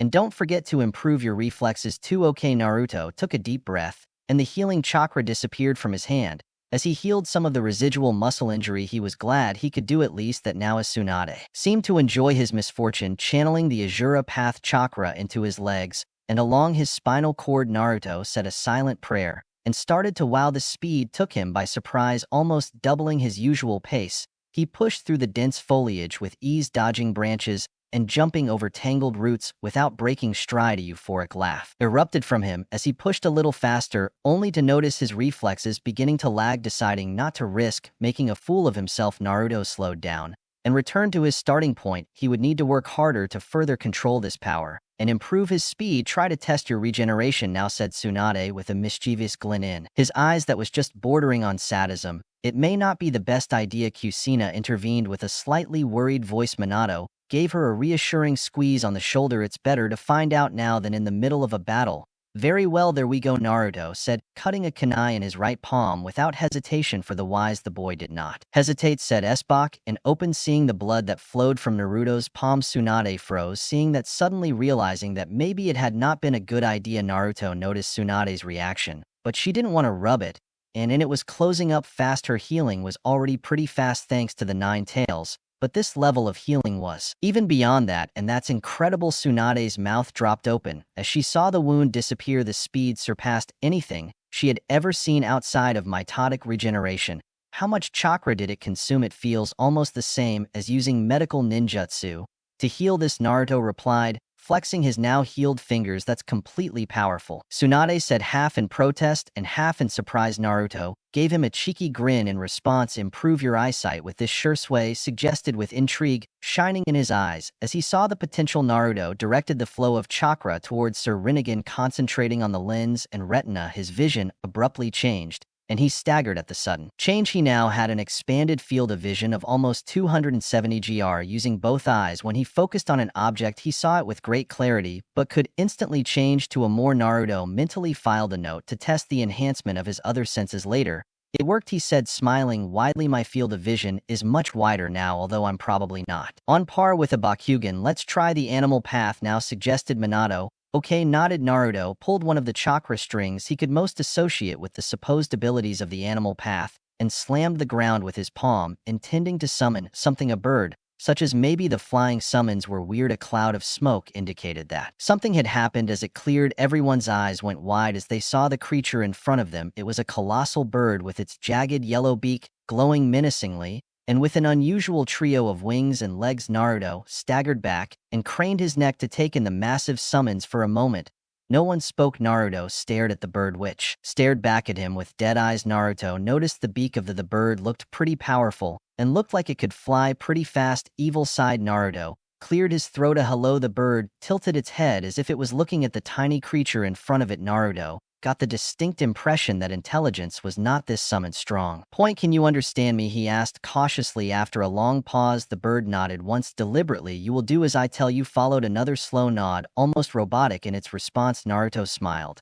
and he turned to the spectators. I think that counts as a success. You can't say that again, Kusina muttered, unable to take her eyes off the enormous creature. I'm not kidding, Tsunade added, looking around the bird's wingspan. It's even bigger than Bunta. Naruto looked back at the unholy beast and thought about the idea of taking flight on the back of the giant bird. The thrill of flying over with Noah was tempting, but he quickly dismissed it. A spectacle like that would draw the attention of all the shinobi. Like a flare in the sky, Nocturnal sighed and pushed the thought from his mind. It takes a lot of chakra to summon. Naruto noted with a hint of fatigue in his voice. He could feel his reserves draining, a lot of energy being drained. When the bird appeared in the normal summoning jutsu, it was he who decided how much chakra would be sacrificed. However, he didn't seem to have that kind of control over the animal path abilities, yet Naruto decided to continue with his exploration of the Rinnegan and leave the details for later. So he withdrew his chakra, and he said goodbye to the bird. He breathed a sigh of relief. When he recovered a good part of his chakra, it was similar to summoning a shadow clone. A good part of the chakra would join it, minus some losses depending on the distance traveled and the chakra that had already been consumed. The clone, well, that was something, said Shursui with a smile on his face. What follows now? The Pretapath, Naruto decided,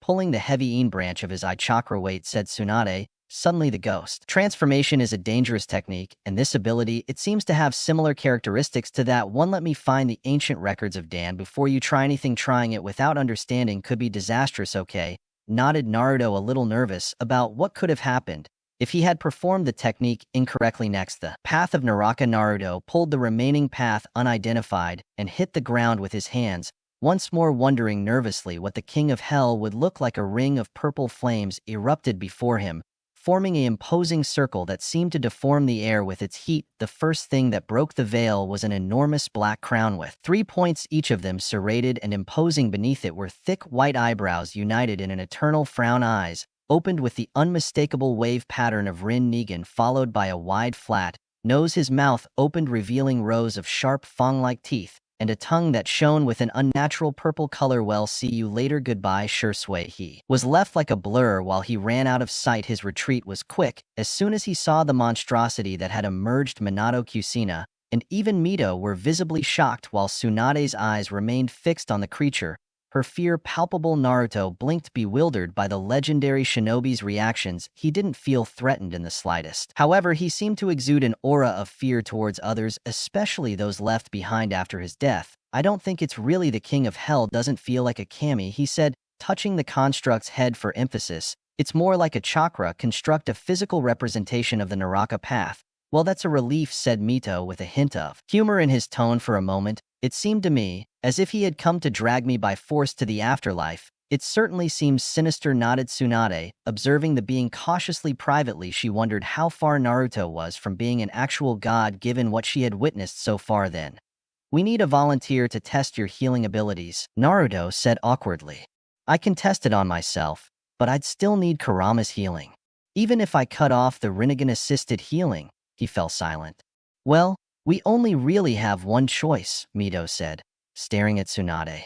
There's only one other person who has a physical body that can withstand damage, or that doesn't heal on its own. Oh, for the love of God, Tsunade growled, but stepped forward and pulled out a scalpel soaked in blue chakra. Brilliant with practiced precision, she made a clean cut on her left hand, cutting it off neatly. Tsunade threw the hand she had released to Kushina, whose face was turning pale. Hold this for me, Tsunade said almost nonchalantly, and Kushina yelled with wide eyes as she caught the detached hand before it hit the ground and looked at the medical ninja with wide eyes with an expression of absolute unconcern. Tsunade walked back to stand in front of the King of Hell. Naruto noticed that he avoided looking directly at the gushing blood. This better work, brat. And now we'll see. Naruto ordered the entity at his side to heal Tsunade. The large purple tongue of the King of Hell shot out and grabbed Tsunade with surprising speed. She stiffened for a moment, but let herself be dragged into its open jaws. Naruto watched anxiously as the King of Hell closed his mouth for a moment before opening it again. Tsunade came out stretched and inspected the newly caught hand. Cured, Naruto then discarded the summoning, much to the relief of the spectators. That was disgusting, he declared. Effective, but disgusting, he nodded at Kushina. It seems I won't be needing it anymore. Kushina held her detached hand, outstretched, her face contorted in mild disgust. What am I supposed to do with this? Just burn it or something, Tsunade said, shrugging. I'll take care of it, Naruto said, taking the hand of a grateful Kushina. A quick fire-style Rasengan disintegrated her until it turns into ashes. I guess this ends the demonstration. Minato exhaled, the tension eased. I don't want to test the devastation capabilities of the Path of Nowhere near Konoha, so we'll go somewhere else for that later. Naruto, there's a lot to analyze and think about, nodded Kushina. Great, I'm exhausted, Naruto admitted. He hunched slightly, and for the first time in a long time, I'm almost out of chakra. Suddenly his eyes widened as an idea occurred to him. Wait, do you think this thing could heal him? Tsunade, we will need more tests before we go that far. Naruto's smile spread and tiredness was forgotten for a moment. The thought of helping him made every moment of training worth it. He will continue. Don't what I know better than the watch me gr put me to the test. And watch me this mies with my Miyagi with my Aomi offensive, though to do it not enough, even though you try you still am up. But I'm still fight for what I love, die for. In Capitulo 11, Sasuke se Sencio Aliviadoda that his mission was coming to an end. He and Squad 11, led by Chunin Kotetsu again, had been sent to a village that had reportedly been attacked by bandits after the recent invasion of Konoha. For the past few days, they had scoured the remains of the village, following the trail of the outlaws. Their search had led them to the edge of the land of Tea, where the bandits had set up camp. Unfortunately for the outlaws, they remained within Konoha's jurisdiction. It was not a matter of ordinary bandits. Their leader was a man named Akuma, who had been a Chunin of Kirigakure. This rebel ninja, a C-rank threat in the bingo book, had disappeared from his village months ago. Now, he led this group. Akuma's defection probably had its roots in the riots that were brewing in the Bloody Mist village. Some members of the group Sasuke suspected were Genin-level shinobi, probably defectors who had followed Kuma the invasion of the Chunin exams. had left the borders of the country of fire under martial law. Due process was suspended, especially for those attached to a hostile village, as the mist concealed his orders regarding the bandits were clear. This mission that started not as an investigation was now an execution. He had not chosen this mission, but it was part of it, and he would have to carry it out with the village on edge. The village currently could not afford to use bamboo for a trivial mission like this. Then Uchiha said Kotetsu, turning to Sasuke, "What is your plan?" Sasuke was new to the Chunin rank, younger even than the two genin under Kotetsu's command. His performance during the recent exams had drawn quite a bit of attention. While Kotetsu led this operation, he was also given the responsibility of easing the young Chun into his new role. Part of that process was giving them the space to plan and make decisions, even if those decisions turned out to be slightly wrong. A Jinjutsu to subdue them all, said Sasuke. "We can take care of it. The few that manage to break free later will get the prisoners out and deal with the rest." Kotetsu's lips curved. "In theory, yes, we could if we had a Jounin capable of such a feat that requires a rank Jinjutsu. I doubt even your Sharingan could accomplish it. Yet I saw that jutsu in action during the exams. I copied it." Sasuke replied. He had seen it in action, but didn't know who had performed it or how. However, with his new understanding of the Sharingan, he had replayed the moment in his mind, tracing the chakra flow he had observed combined with the jutsu theory he had absorbed from Indra. He had successfully replicated the Jinjutsu. He had not yet tested it on humans, but was confident it would work. The genin listening through the communicators exchanged skeptical glances. They were positioned at the opposite end of the clearing, ready to intercept any fugitives. They knew the Uchiha was described as a prodigy, but that claim seemed too far-fetched. Kotetsu maintained, staring at the camp. "If you can do it without alerting them, go ahead. If the boy could really pull it off, they would return with a perfect mission." But he had his doubts. Sasuke performed hand seals, channeling his chakra to Jin to cover the area. The darkness of the night, added to the distractions of dinner, made the task considerably easier. Near a bonfire, one of the bandits yawned. "You know, the food was so good. I'm really sleepy tonight," he joked. "No kidding, I might fall asleep." Before his friend's words died in his throat, as he plummeted towards Adante and fell to the ground within seconds. Unconscious bodies strewn across the clearing, only their leader Akuma remained there, having broken free of the Jinjutsu. After recognizing him, Akuma scanned the area and gasped. It seemed like they had gone too far this time and had attracted the shinobi's attention. Judging by the jutsu, he was probably facing a honing. "You don't have to do this," Akuma said with the voice tense, as he searched the darkness for a way out. "I can offer you double my reward. Just let me go." He took a step back. His previous confidence had vanished. "I'm afraid that won't be enough," said Kotu in a monotone voice as he entered the clearing. "You messed with the wrong village. The only payment we accept is your blood." Konoha cursed Akuma, seeing as the team approached. In a desperate move, he launched himself towards Sasuke, the youngest, in hopes of taking a hostage. Sasuke's gaze flashed in the darkness and fixed in Akuma's eyes. The rogue opened wide in panic as he recognized the infamous jutsu. Akuma turned around and slashed with his kuna, and in a wide arc, seeing one of the genin approaching, he slashed his face, and a spray of blood spewed out of the air. The genin collapsed, and Akuma's kunai was immediately at his throat. A cruel smile distorting his features. "You should have taken me up on my offer," he said with disdain, and his voice was thick with triumph. Then a copper taste filled his mouth, and he coughed. "I hear blood." The genin he was holding disappeared, and the world around him twisted. "Good job, Uchiha." Kotetsu nodded as he pulled the kunai out of the Chunning's back. "Rebel kids these days are scary." "Ugh, that's all," muttered one of the genin with disappointment evident in his voice. The fight ended before they could join, "Isn't it?" Kotetsu said with a grim expression on his jaw. "Riku and Samu, secure the prisoners. Sasuke, help me with the rest." "I understand." Sasuke pulled out a kunai and turned to the genin nearest unconscious enemy. As he thought about what he had been told to do, his human shivered for a moment. That was how Itachi had done it, killing his clan in their sleep with his genjutsu. Then he imagined the fresh graves of the villagers killed by these bandits, and his hands steadied. One by one, he slit the bandits' throats. "He's just doing what needs to be done," Kotetsu explained to the genin, who was staring at Sasuke with wide eyes. As Kotetsu moved to help, Sasuke wondered what was going through the boy's mind. He was an experienced shinobi used to the macabre aspect of his job, but seeing a 12-year-old do the same thing was different. He wondered if Sasuke would fall into the same madness that had consumed the last Uchiha prodigy for the good of his village. He hoped that wouldn't happen. Contrary to what his teammates might think, Sasuke did not remain impassive before the bloodshed. This was the first time he had taken a human life. This V group, he could hardly be considered human, but yet he was taking lives. Indra would probably call his inner turmoil a fool. Fortunately, Indra had not reappeared after his initial visit. Sasuke knew he had to be careful not to lose control like his brother Itachi had become desensitized to death and murder. Due to his career as an ambu, he on the other hand needed to walk the line between not hesitating to kill an enemy and becoming a killer who has no respect for life. Sasuke cleaned his kuna, and after finish off the last bandit, and saw that Kotetsu had also finished off his side. The latter signaled the genin to move the prisoners once they were safe. Kotetsu used an earth-style jutsu to bury the bodies. "How do you feel?" he asked curiously. He had noticed that the Uchiha Sharingan now had 3 tomo, unlike the 2 he had seen during the invasion. "It's not much different. Honestly," Sasuke shrugged. "I've seen worse." Kotetsu made a face. Pain remembering the tragedy of the Uchiha that the young man had witnessed when he was a student at the academy in the face of such deep trauma. Sasuke seemed relatively well adjusted, at least in appearance. "Very well, we will join the genin to escort the villagers to the nearest town. Good job on this mission."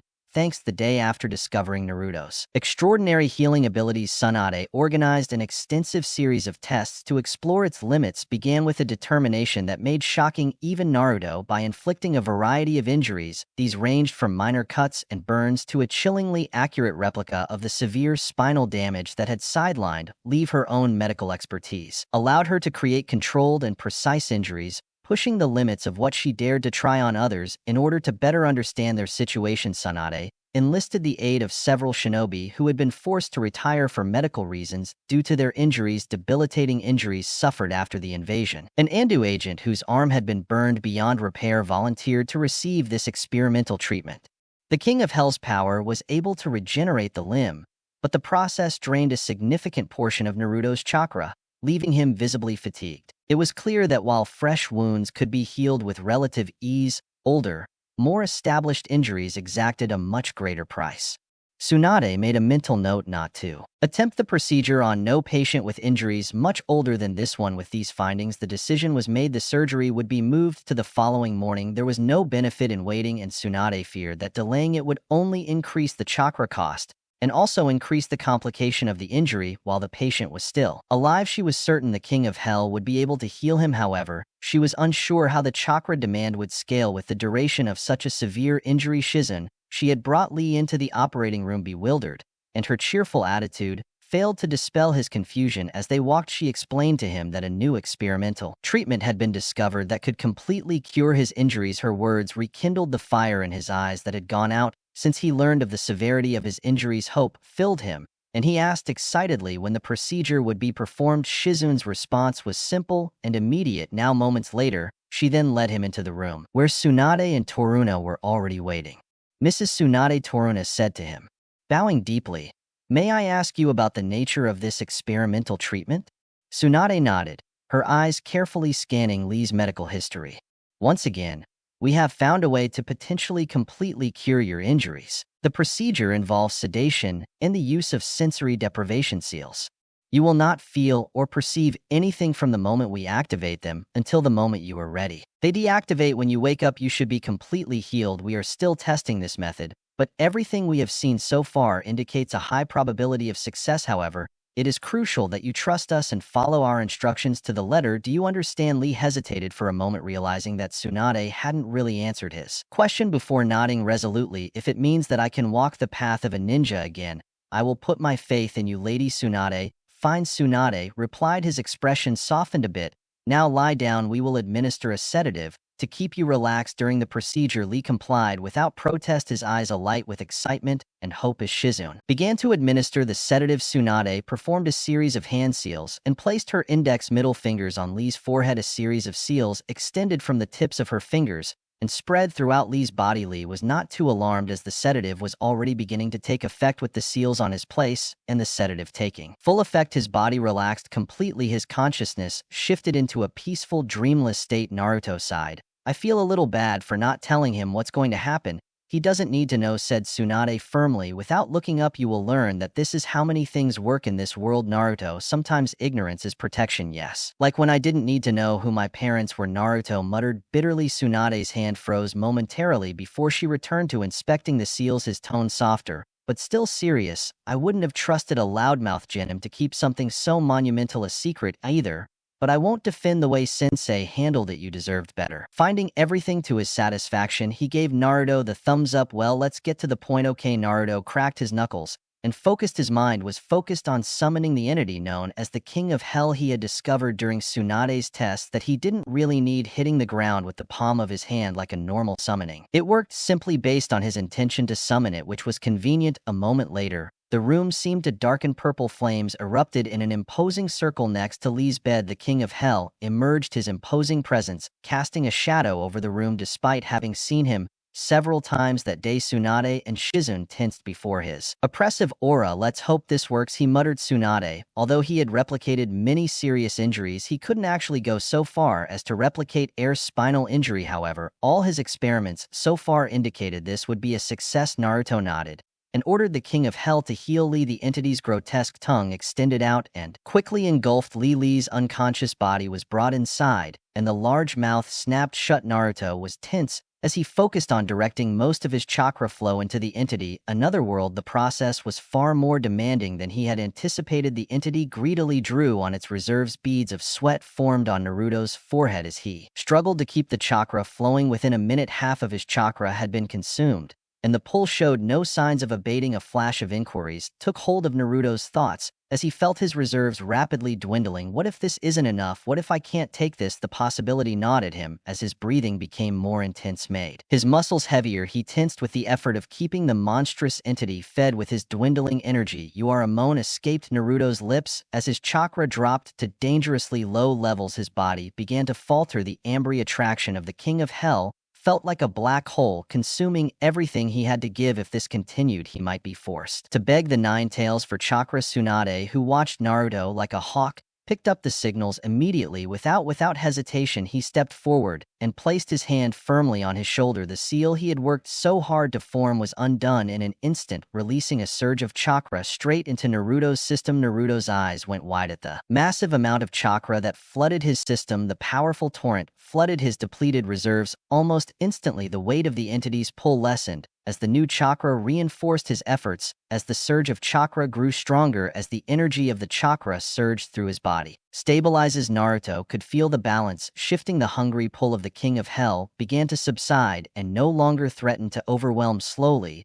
but surely the drain slowed, and Naruto took that as a sign that the procedure was finished. I think that should be enough, Bichan said. Naruto and Tsunade breathed a sigh of relief. Naruto watched hopefully as the demand for chakra stopped and the entity's mouth began to open. An otherworldly glow emanated from within, and the body of Lee was gently pushed out and placed back on the operating table. The King of Hell retracted his tongue and disappeared in a puff of smoke, leaving the room silent. Once more, Tsunade immediately stepped forward, her hands glowing with diagnostic chakra. As she scanned Lee's spine, a slow smile spread across her face as the results confirmed her expectations. The damage is completely healed, she announced in a voice tinged with wonder and satisfaction. Not a single one remains, only a trace of the injury. In fact, it seems that the healing went beyond simply repairing the damage. His muscles have been restored to such an extent that it's as if he had never used the 8 gates technique. I didn't expect it to heal chronic muscle damage, oh, Naruto exclaimed. That's why it took so much chakra. As he had used the 8 gates several times, he had a lot of trauma accumulated in his body. Tsunade nodded. We should have taken into account the possibility of that being healed. It's fortunate that the procedure was completed in such a way safely despite the massive expenditure of chakra. I can't believe it took half of all the chakra stored in my seal. Naruto grimaced and rubbed the back of his neck. I'm sorry. I'll help you replenish it. My chakra regenerates quickly, so I can spare a good portion of it every day until you're back to full capacity. Tsunade's shoulders relaxed, and a hint of relief showed on her face. That would be greatly appreciated. Recovering that amount of chakra on my own would take years, and that's if I were willing to compromise, she said dryly, a little embarrassed to admit her vanity. But with your help, it might only take a few months, especially since you can mimic the chakra of others. No problem, Grandma. Naruto smirked, giving the older woman a thumbs up. Tsunade's expression turned into one of anger at the brazen comment, and her eyebrow twitched in irritation. How many times do I have to tell you not to call me that brat? She huffed, crossing her arms over her chest. Shizune froze at the noticing Lee moving in his bed. A lady, Tsunade Tsunade rushed over and removed Lee's sensory deprivation seal. She was grateful that they had taken this precaution, as the King of Hell had removed the sedative from Lee's system and returned him to a conscious state. They knew this would happen from their previous tests. However, the seals had ensured that he would not see or hear what was happening. Even if he did wake up, Lee blinked and opened his eyes. As he felt that the effects of the seal were leaving his body, he saw Tsunade looking at him with a slight smile. "How do you feel?" she asked. Lee took a deep breath and assessed his condition. He fell silent. His voice trembled with hope. As he tried to move, he raised his hand cautiously, then sat up slowly. His body responded without pain for the first time in what seemed like an eternity. He ran out of breath. "Can I move, ma'am?" "Tsunade, can I move?" Tsunade smiled. "Try to stand up," she said, simply giving him a piercing look. Her expression was unreadable, but clearly annoyed by her enthusiasm. "Don't make him suspicious, brat," she thought, biting her tongue. Seeing no objection from Tsunade, Lee took a cautious step forward. Then she understood. She couldn't feel any pain. Her balance was impeccable and effortless. It was as if the last month of agony and frustration had been erased from existence. She didn't realize it was more than that. Her body felt stronger, more receptive. Lee decided to take the risk. She tensed her legs and jumped into the air. A wide smile spread across his face. As he rose, his body felt lighter than he remembered. Mid-leap, he spun his body into a backflip and landed with both feet planted firmly against the ceiling. Not letting gravity get the better of him, he pushed himself off again, executed another backflip, and landed perfectly in his final spot. "Very well." He clenched his fist and shouted in joy. "I'm at 110 for thank you, he said with his voice full of emotion. "I will never forget this debt, Lady Tsunade. You owe more to him than me," Tsunade said, tilting her head towards Taluna. "He is the one who found the cure," he said, without giving further details. His eyes widened in surprise. The boy, who looked younger than him, had a miracle cure for his devastating condition. Even Lady Tsunade herself had described his condition as extremely difficult to treat. "Thank you, Tuna-san." He bowed deeply to the young shinobi. "You have inspired me to improve and to dedicate my efforts to becoming even stronger. If someone of your age can achieve such a miracle, then I must redouble my own training and push my limits." Naruto smiled awkwardly at the praise. "I'm glad I was able to help, L. And please take it easy from now on. I support you," said Tsunade firmly. "We needed almost everything we had to heal you. You must go at your own pace, especially when it comes to using the 8 gates. Recklessness will only undo all the progress we've made. We will conduct regular monthly checkups to ensure that you and your sensei don't overdo it again." Lee straightened up, acknowledging Tsunade's serious tone. "Yes, miss Tsunade, I'll be sure to follow your instructions and be more careful from now on. Now, I'm sure Gay is very worried waiting for your surgery to be completed. Why don't you go if you surprise him?" Shizune suggested. "That's a great idea, Miss Shizune," said Lee with a beaming smile. After one last bow, he practically ran for the door. "Do you think he'll keep his temper?" Naruto asked, looking at Tsunade. Tsunade sighed and shook her head. "No way, but that's why we'll keep an eye on him. His spirit is what makes him who he is, and I don't want to overshadow that. Let's just hope his sensei doesn't encourage any madness." Naruto smiled gaily. "Yes, good luck." With that, the next day, Naruto walked slowly towards the team's training camp. Yes, in a very good mood, due to the success of Lear's recovery. When the familiar clearing came into view, he saw Sasuke standing to the side with his back to a tree. The Uchiha seemed absorbed in his. Naruto looked at his teammate with his arms crossed and a frown on his face in contemplation. "His chakra has increased," Naruto pointed out, watching his teammate closely. "It seems that Sasuke has been doing some serious training on his own," as if he had sensed his gaze. Sasuke looked up. Naruto gave him a friendly wave of greeting, and Sasuke nodded in recognition. "Naruto is here. You will never guess what happened this morning." Sakura waved anxiously and excitedly to give them the news.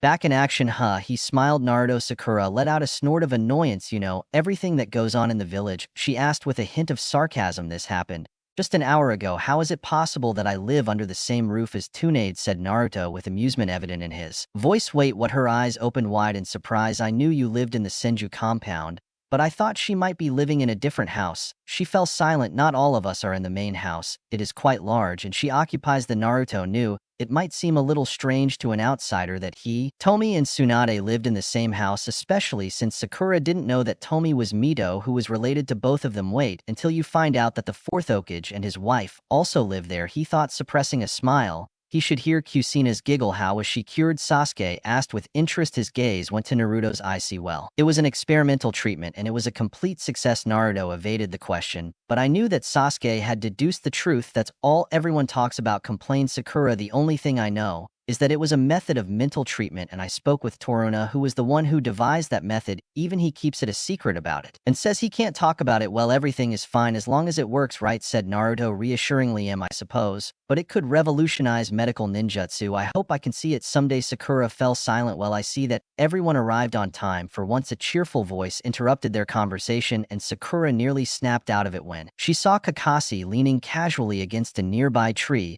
as always with his nose buried in his ever-present favorite book. You say that like you're the punctual one, Naruto exclaimed.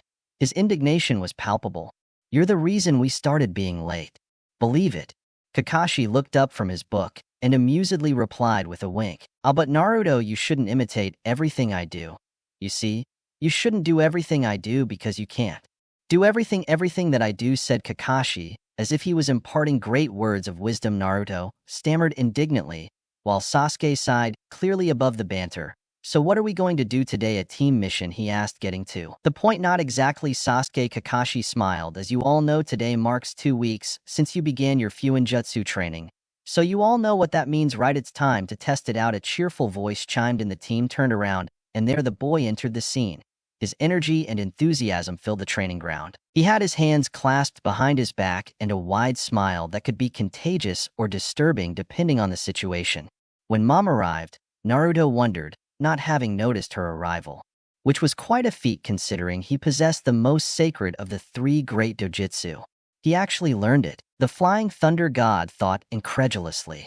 Naruto has been struggling to understand the intricacies of space-time ninjutsu in order to develop his own jutsu based on the space-time manipulation abilities of the Eva path. Meanwhile, Kushina had taken it upon herself to learn her husband's jutsu, something she was unable to do in the past, mainly due to the war and her subsequent pregnancy. Her boy looked into his eyes and his smile grew deeper, as if he could read his mind. Then, with a playful child, he practically confirmed his suspicions. No way, he shouted. Naruto knew it was only a matter of time until Kushina mastered the technique. All 3 the main requirements were an immense knowledge of sealing, a large enough chakra reserve, and excellent control over said chakra. While Kushina had always met the first 2 requirements, she had fallen short in the control aspect. However, now that she was a shadow clone, Kushina had much less chakra to handle, which probably allowed her to cross the Umbra in the end. Naruto noticed that the technique had drained a significant portion of his clone's chakra reserves, indicating that her control wasn't perfect yet, but he had still managed it. Even if it wasn't viable for prolonged combat, the ability to jump through space-time, even sporadically, was an invaluable skill. Naruto's excitement at his mother's success quickly turned to determination. He silently decided to step up work on his own space-time jutsu. With the enhanced Rinnegan, his control over space-time manipulation should have improved by leaps and bounds. He needs to put it to use. Try it and see what you can do. He hadn't given up on learning true Irisin, but his own ability could be stronger if trained properly. According to his father, Sasuke raised an eyebrow at his boy's dramatic entrance. It seemed he too had been surprised by his sudden arrival. So you're here to judge us? Not alone, she said. Another voice and Tommy entered the clearing at a calmer pace. The 3 of us will do an exercise to see that you have also mastered the basic principles of sealing. Tommy-sensei, exclaimed Sakura, bowing deeply to the older woman. It's good to see you. Sasuke was quick to mimic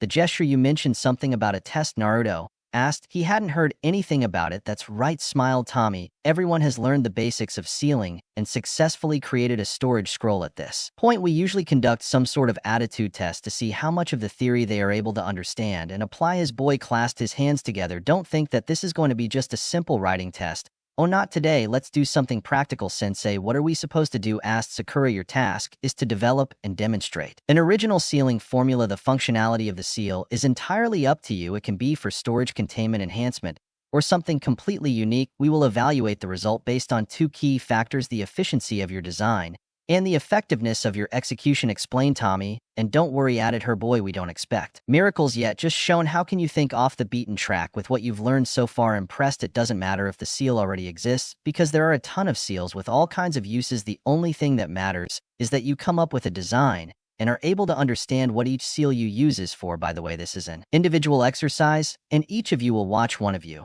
so that you don't accidentally explode. That doesn't sound so difficult, said Naruto, relieved. He created a swarm of shadow clones and hurried to run to one end of the training ground, already jumping with excitement. I guess he's trying his best, Sakura said, shaking her head amused. She turned to Sasuke but found he was already sitting under a tree, unfolding his scroll to begin the design process. I guess I should start too, Sakura thought, feeling a stab of nervousness. Determined, she made her way to another corner of the training ground and carefully pulled out her tools and the scroll from her storage scroll. She took a deep breath to calm down as she spread the scroll in front of her, organizing her supplies with the precision that came with the custom. With the corner of her eye, she noticed Tommy silently position himself nearby. The older woman kept a respectful distance, close enough to observe and offer guidance if needed, but far enough away not to harass her or increase the pressure. Meanwhile, her boy had approached Sasuke, and Kakashi had decided to follow Naruto. Naruto watched his clones argue about what would be the best seal, being the Uzumaki of the team.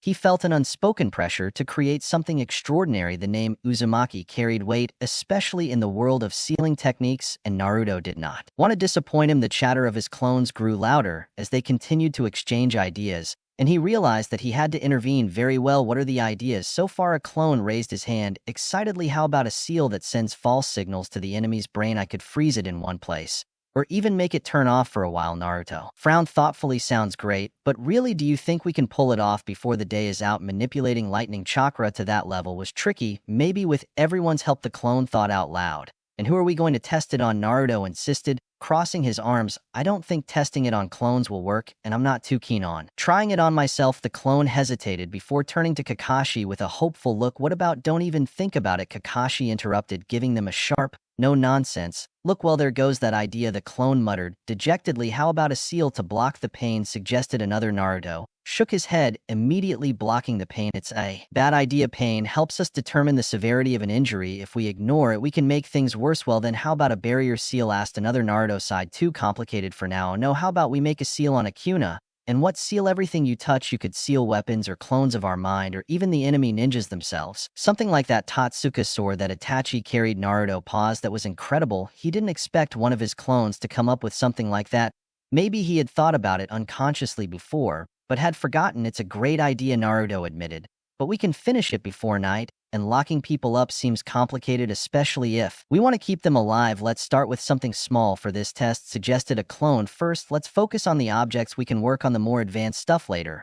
Okay, no point thinking all day. Let's get started, clapped Naruto. We will need to modify the basic storage scroll to add an activation trigger and a timer. We will need to safely transcribe it to a kunai, and we will need to make sure we have a way to open the sealed object. Come on, the clones cheered and dispersed to begin the task. Naruto smiled with his hands. Minato's daily lessons on Ning Hud, his time-space, and Sir Rinnegan's ability to see space-time. He was hoping he could make something that would work by the end of the day. At noon, Naruto and his clones had worked out all the details of the seal. If he had a large enough kunai, he could etch this design onto it and see how the magic worked. However, luckily, he would have to reduce the size of the seal to 1/8 of its current size in order to etch it onto a standard kunai. This is the smallest that we can write, one of the clones said with disappointment. The sealing formula consisted of a dozen different symbols linked together in an intricate pattern. However, it was too large to be of any practical use. Maybe we should make a giant kunai and shrink it with a seal, suggested another half-baked clone. And how do we make a kunai? It's not like we can create things out of nothing. Wait a minute, Naruto inhaled sharply. He could make things out of nothing. It was one of the first things he did after getting his Rinnegan. Okay, it's not worth trying, Naruto said as he concentrated on his hands. A black rod formed in them. This was the most basic technique that Agoromo had shown him during their encounter. It was an almost equal mix of yin and yang chakra, and this was the most basic function of the creation of all things. This was not a true yin-yang release technique, although it was formed with a mix of yin and yang chakra. However, it could use its control over the creation of all things to do something useful for the current situation. Naruto said, it's not worth trying. He concentrated harder, and the staff transformed into a huge kunai. In truth, it looked more like a short sword. Its size and weight far exceeded that of any standard ninja tool. The material was solid but strangely light, a radical change from the usual weight of forged steel. It was not as sharp or polished as something crafted by a blacksmith, but it was sufficient for his needs. Now let's see if I can shrink it, Naruto muttered, running his fingers over its surface. While channeling his chakra to modify it even more, the construction, Naruto didn't notice his sensei was staring at him with wide eyes. What am I looking at? Kakashi thought with his mind racing. Naruto just created a kunai out of thin air. Real matter formed entirely of chakra that's not even close to normal ninjutsu. As he watched, Naruto attempted to further mold the soul. Not only is he talented, he manipulates chakra to a level most shinobi wouldn't even dream of reaching in their entire lives. And yet here he is treating it like another experiment in what this kid is turning out to be. Kakashi shook his head, watching in amazement as the kunai slowly began to shrink. After a while, Naruto stared at the oversized kunai and realized he couldn't shrink it more than half of its original size. You'll need to reduce the density, Kakashi said casually, then paused, almost regretting the words that came out of his mouth. It was unfair of him to intervene like that. He quickly decided it was okay. Kusina and Mito seemed to be too, offering clues to Sasuke and Sakura when they ran into obstacles. After all, it wasn't about competition, it was about growth and learning. Normally, shinobi wouldn't be handed everything on a plate like that. However, Naruto was facing far greater threats than anyone else, so they didn't have the luxury of time to let him figure things out on his own. You're right, thank you, Sensei, Naruto exclaimed, his eyes lighting up with understanding. If he hadn't had the rigorous information of Kabuto, wouldn't have even known what that word meant. But he knew what Kakashi was talking about. In order to shrink the kunai further, he needed to make sure its initial structure had the lowest density possible. A smile spread across Naruto's face as a new idea formed. First, I'll make a normal-sized kunai, expand it to the size I need, and then shrink it again. He laughed, feeling satisfied with the ingenious solution. He concentrated his chakra again, this time forming a kunai much smaller in his hands. First step done, now came the tricky part, expanding it without compromising its structure. Naruto poured his chakra into the kunai, watching as it stretched and grew enough to accommodate his seal. The material felt less rigid, almost fragile, but integrity was not something he was worried about at this point. Now to do the magic, Naruto took out the pen to seal and began to meticulously write his formula as precisely as possible. After a minute of work, he nodded when he was satisfied with the seal. Let's see if this works. Naruto took a deep breath and concentrated on shrinking the kunai once more. This time, the process was smoother, and the kunai compressed effortlessly in his hands. A triumphant smile spread across his face, at least until he noticed something was wrong. The formula is distorting, cursed one of his clones, looking carefully at the kunai. The compression is not uniform. Another clone intervened, quickly pointing out the problem. As the shape of the kunai is uneven, the different sections shrink at different rates. The symbols on the seal stretch or flatten in the process. Naruto frowned and looked at the distorted seal. Then we have to take the distortion into account when inscribing it, or find a way to shrink it evenly. Kakashi shook his head at Naruto's unconventional approach with a slight smile on his lips. There are two solutions to every problem, he mused, the normal way and Naruto's way. Wouldn't have thought of distorting the initial formula to getting the end result right is unconventional,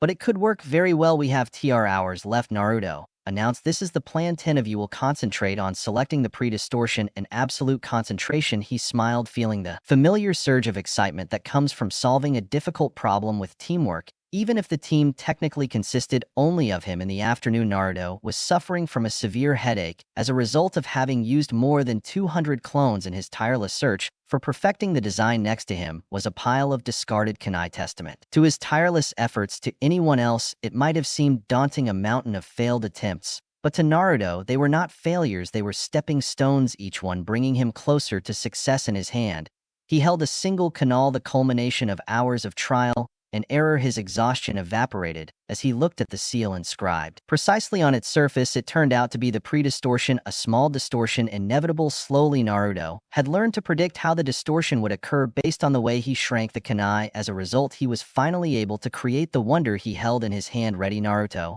asked Kakashi, feeling proud of Naruto's accomplishment. He could see the potential in Naruto's creation, even if the boy himself was still comprehending the full implications of what he had accomplished. Of course he did. Naruto tore with renewed energy as he followed Kakashi towards the assessment area, while as he approached he saw Sakura and Sasuke already seated with their attention fixed on him, both of them watching him with a mix of curiosity and apprehension, and it was evident that they had taken enough glances to realize the intensity of his process. You finally decided to show up, huh? Sasuke smiled, leaning back casually. Yeah, what took you so long? Naruto scoffed. Sakura Naruto smiled, holding the kunai high. I had to make sure this beauty was perfect. I hope you're ready to be stunned. I'd like to see that. Your boy smiled, eager to see what his son had come up with, but first come first served, so we'll start with Sakura. Sakura nodded and unfolded her design. It's a poison detection seal. She proudly proclaimed it's used to monitor a person's chakra and vital signs, and will warn the user if it finds anything strange. It should be able to detect most basic poisons. The main problems are the size of the formula and the inscription on a person. I don't know how to shrink the O. Apply it on someone. Finish. That's great. Kusina smiled brightly after examining the seal carefully. I believe there are seals that control heart rate in the hospital, but this goes a step further. Good job, Cure. It's pretty simple to shrink or apply. I'll show you how. However, you'll have to see if it gives any false alarms, especially when the ninja in question is performing Uchiha Chakra.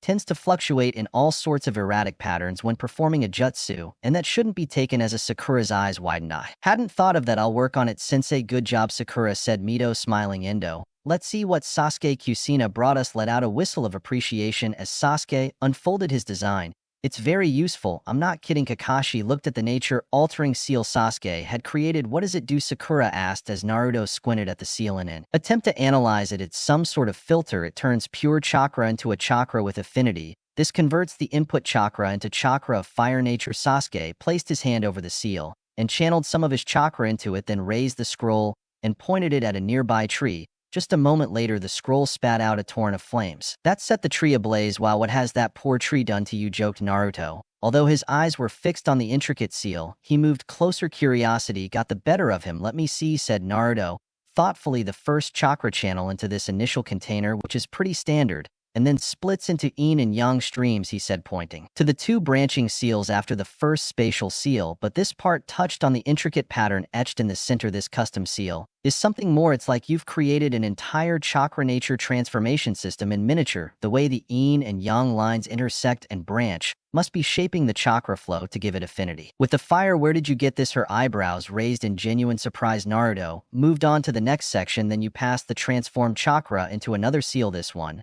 seems to mimic the movement of the chakra in the Great Fireball Jutsu, and finally connects to the output array here, which channels the jutsu outwards. Naruto looked at Mito. I got it right. Sakura blinked, stunned by Naruto's analysis. How did he understand all that just by looking at him?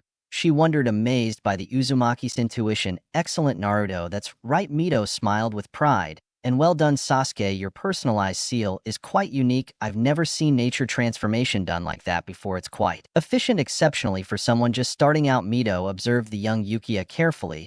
He must have an exceptionally clear understanding of chakra to create something like this. The question is it simply an innate perception or a gift from the Uchiha ancestor? Thank you, said Sasuke, nodding slightly with a measured tone, although a slight flash of pride flashed in his eyes. I guess you have other uses in mind, Kakashi asked Sasuke with interest.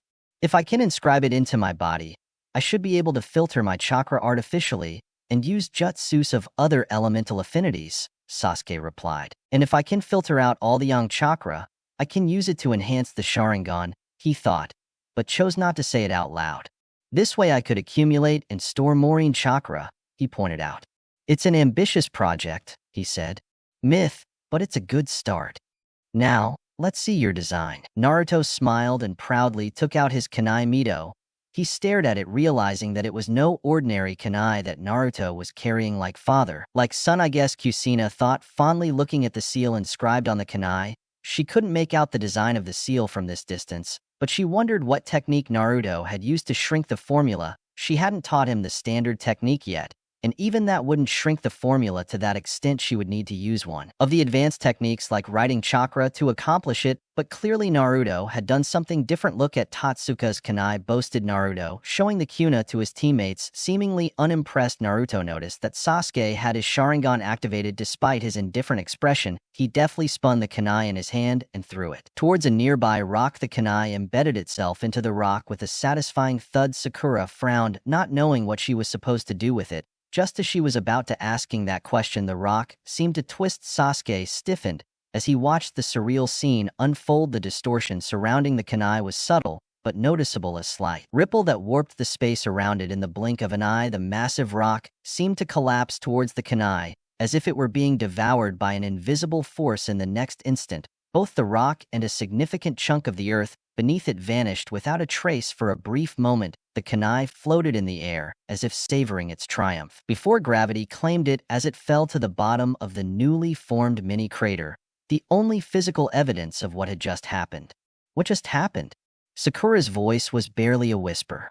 Her large eyes moved between the crater and Naruto. Don't what I know better than the watch me gr put me to the test, and watch me this me s with my Miyagi with my me offensive, though to do it not enough, even though you try you still am up, but I'm still fight for what I love die foreign capitulo. 12K Akaba de Pazer Lavos de Sakura was barely a whisper. Her large eyes moved between the crater and Naruto crossed his arms and a smug smile spread across his face. That, my friends, is the Tatsuka Kanai. It compresses and seals everything it touches. Once I activate it, great, no, it's crazy, her boy exclaimed as he launched himself to inspect the Kanai. His sharp eyes scanned the intricate inscriptions on its surface. How the hell did you manage to reduce your formula too well, I cheated, Naruto admitted with a smile, forming another Kanai in his hand with a small gesture. I couldn't reduce the size of the formula, so I made the Kanai from scratch and adjusted its size. Sakura and Sasuke were left open-mouthed at Naruto's coincidence in violating what the laws of nature consider possible. Seeing their curiosity, he passed them the Kuna and his teammates. What is this made of?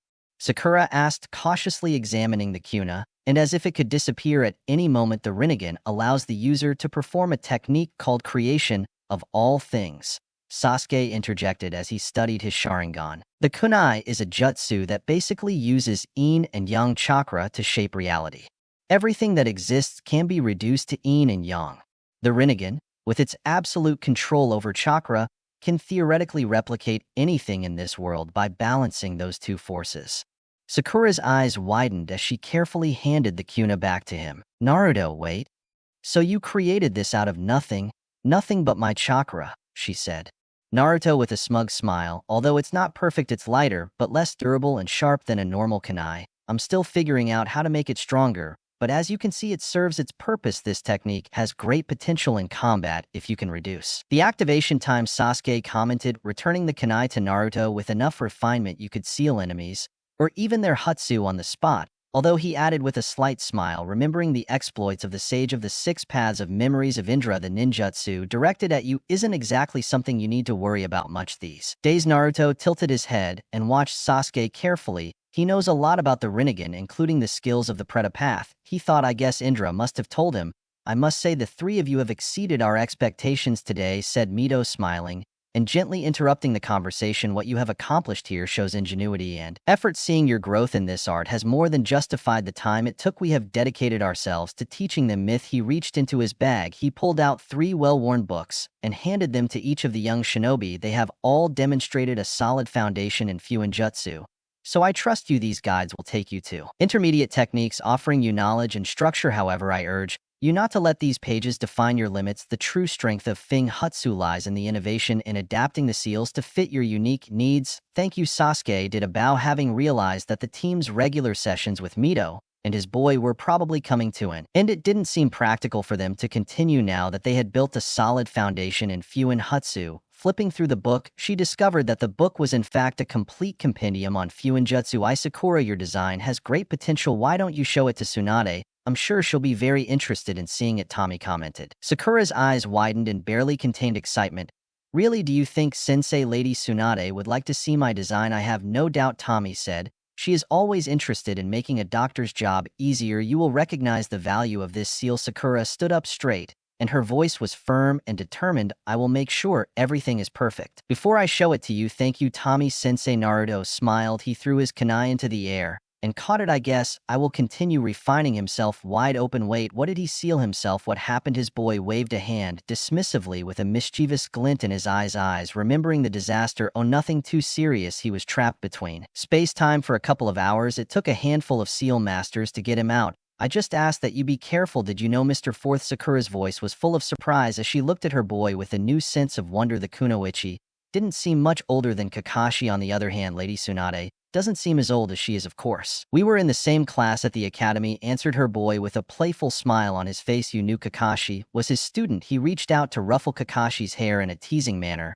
and to the surprise of Team Kakashi, he didn't seem to object. While you never told us that Kakashi-sensei. Sakura turned to him, eyes wide with curiosity. Kakashi chuckled. It's not exactly a secret, Sakura-ki. Everyone knows it. Besides, I didn't think it was relevant to mention it. His boy clapped his hands, interrupting any further questions. Okay, enough with the memories. You all have done an excellent job today, and we are impressed, but I think it is time for us to call it a day. You deserve a good rest. Kakashi nodded his head. You heard her training is over for today. I will let you know the date of our next meeting since I have a quick mission to take care of. You can go. See you later, guys, said Sakura. Turning to her teammates, I need to see what changes I can make to this before I show it to Lady Tsunade. Sasuke nodded and turned towards Naruto. I want to have a spar with you soon, he said with a serious expression. Naruto's smile was immediately wide and arrogant. You're ready the next time we see each other. Unless it's a mission, I've been waiting to kick your ass again, Sasuke snorted, and the corner of his mouth twitched upwards as he turned away in his dreams, while Sasuke and Sakura left. His boy stood there with his arms crossed. By the way, he said, raising an eyebrow, you don't have to show Jiraiya your improved Rasengan. Morning. Naruto stood paralyzed.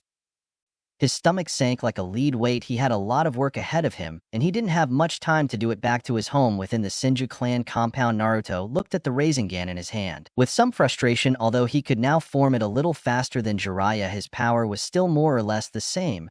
So what was at stake in this bet? A marginal improvement would not be enough. He wanted an undeniable victory, and that meant taking the technique further. Tsunade's voice interrupted his concentration. Most people would be ecstatic to get to where you are now. She leaned back on the couch across from him, holding a cup of tea with an air of casual amusement. You're not supposed to be in the hospital, Naruto snapped with irritation in her tone. I am, said Tsunade with a smug smile, but it's my hospital, and there's nothing critical on the agenda for today. Naruto's eyebrows rose when he saw his teacup. Tea? Seriously, now you traded the serve for tea? Nobody made a face. No, remind me, I hoped that at my age I could afford as much as I wanted, but no. Naruto started chuckling, which soon turned into a laugh. Grandma Mito has been bothering you? No. Tsunade's look wasn't very enthusiastic, but she couldn't deny it. She wasn't that insistent back then. It seems the revival rekindled some of that old fire in her. Naruto, who was still smiling amused, went back to concentrating on his task. What do you think is missing? Naruto asked, frowning at his Rasengan. Tsunade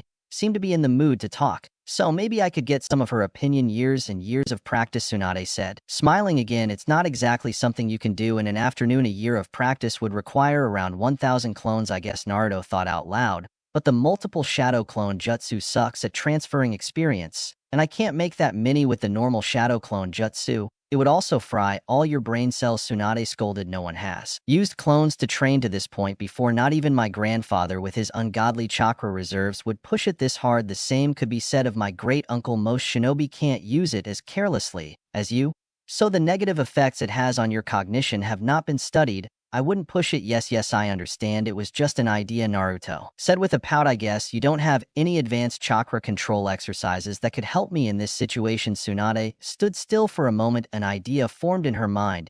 Could be, she said carefully, depending on how much you can pay. Naruto raised an eyebrow. Are you really going to accuse your own family? How embarrassing. Tsunade's nostrils flared as she crossed her arms. She was about to give you the family discount, but you blew it, brat. And for your information, I'm not charging you. I'm just teaching you the value of hard work. Besides, a girl's got to earn a living, you know, she sighed. I never expected someone to force me to buy back my own property, especially since I have no children. It all seems pointless, I guess. Granny Mito doesn't want to see the Senju in poverty, Naruto guessed. After all, it was the largest clan in the world for 1,000 years. I'm not the only one responsible for the current situation, Tsunade growled. Grandpa was also a gambler at heart, and he and his great-uncle donated many of the assets to the village, I'm sure. She just wants you to get back what you lost, Naruto pointed out. My techniques are the result of years of blood, sweat, and tears, Tsunade said firmly. Yes, you want to learn them, you will have to pay. It's that simple. I've only taught them to Shizune, and they are the most advanced techniques I've created. Fair is fair. Girl treating people doesn't make me rich. Naruto considered that he couldn't blame her for monetizing her knowledge. Although she was the sole heiress to the Jew fortune, gambling most of it had given her a negative perception in the village, and the shinobi wouldn't be willing to trust her with the Okage position if that was the reputation she had. That's why Mito thought it was important to regain the most of what he had lost. Naruto almost felt bad for her. He had to work for a title. He didn't even want let me know what I'm looking at. And how much you expect? Naruto asked, almost afraid of the answer. Now we are talking, Tsunade said with a wicked smile. I have 4 techniques for you, each with different levels of difficulty and usefulness, but make no mistake, they are all far above what you will find anywhere else. He paused. First, there is the chakra compression and expansion technique. This is a revolutionary technique. Not only will it allow you to hide your true chakra reserves from all but the most skilled sensors, but it will also improve your control. It is the basis of my strength technique, and will even enhance the power of your Rasengan. Next is the chakra pulsing technique, designed to improve both the flow and amount of chakra. For a ninja, that could mean a faster and more powerful ninjutsu. Mastering these two exercises together can get you to the level of an average medic nin in no time as long as you put in the effort. Of course, I can teach you these two for a million me. Naruto's eyes widened. A million me, you're crazy. That's the pay for an S-rank mission. Tsunade crossed her arms. It's only because we're related that I'm willing to part with them for money. I should have priced them at 1,000,000 each. I'm giving you a discount. And how much for the other two? Naruto asked, almost afraid of the answer. The third technique is inspired by TNA's infamous puppet brigade. Tsunade extended her palm, and from it emerged numerous thin threads of chakra. She made it twist to demonstrate her control over the technique. This will burn a hole in your pocket, but I guarantee that you will be able to reach Shizen's level once you master it. 10,000,000. Our Naruto's mouth dropped open. That's a steal. And finally, Tsunade continued with an increasingly wide smile. The micro thread. The threads split into hundreds of finer strands, almost invisible to the naked eye. The sheer precision and control left Naruto speechless. I'll be lenient and put a price tag on it at 10,000,000 or 2, just because it's so hard to learn. The knowledge you need for this is completely different than chakra threading, so it might take you years to figure it out for yourself. Dominic. Naruto whistled softly. A mix of amazement and disbelief washed over him. That was a spectacular sales pitch. Basically, I need ruin me for training, or you can find out yourself in a decade or two. Tsunade said smugly. Your call. Naruto thought about it, then smiled. I'll talk to Dad. I'll let him negotiate. Tsunade's trust hesitated a bit. Prices, our final brat. Yes, deal with Minato. I might raise them. He doesn't get the family discount. Naruto shrugged. Good luck with this deal. Then I won't spend a single aro without his approval. It's okay, bring your father. I'm not afraid of him, Tsunade said, walking out. Stepping. Naruto smiled. It seemed the Senju princess was actually a little intimidated by her father. He couldn't blame her either. She didn't want to bargain with a former Okage with a genius-level intellect. In the end, Minato had managed to bargain with Tsunade, securing both the threading and micro-threading techniques for a combined total of 15,000,000 Deo. Naruto thought it was a good deal. However, not even Minato could beat her over the cost of the first two techniques. Much to the dismay of Naruto, his father had agreed that the price was already more than fair for its value. Naruto didn't have to worry about the advanced techniques for now, as he had to master the first two to even begin to attempt them. Besides that, the most urgent was chakra compression, which he needed to master before dawn tomorrow if he wanted to save face in front of Jiraiya. It seemed like he would stay up all night today without wasting another second. Naruto firmly shook Tsunade's hand, sealing the deal. The transaction was ready. He would pay the agreed sum, and in exchange, Tsunade would teach him the coveted techniques. True to her word, she didn't waste time and immediately began to instruct him in the first technique. This is what you have to do. I will show you very slowly so that your eyes can follow each tiny movement, Tsunade said. She observed my body carefully as I inhaled and exhaled. Naruto immediately created 3 clones and placed them around Tsunade to observe her from all angles. The clones watched her intently as she closed her eyes and took a deep, measured breath as she inhaled. Naruto's sharp eyes noticed her chakra retracting back into her tenketsu. As she finished breathing, the chakra had been completely absorbed into her tenketsu, causing each point to glow faintly. She maintained that state for almost a minute before releasing the chakra gently along with her exhale, allowing it to naturally flow back into her system. At first, you will have trouble even compressing the chakra inside the tenketsu, let alone holding it in, explained Tsunade.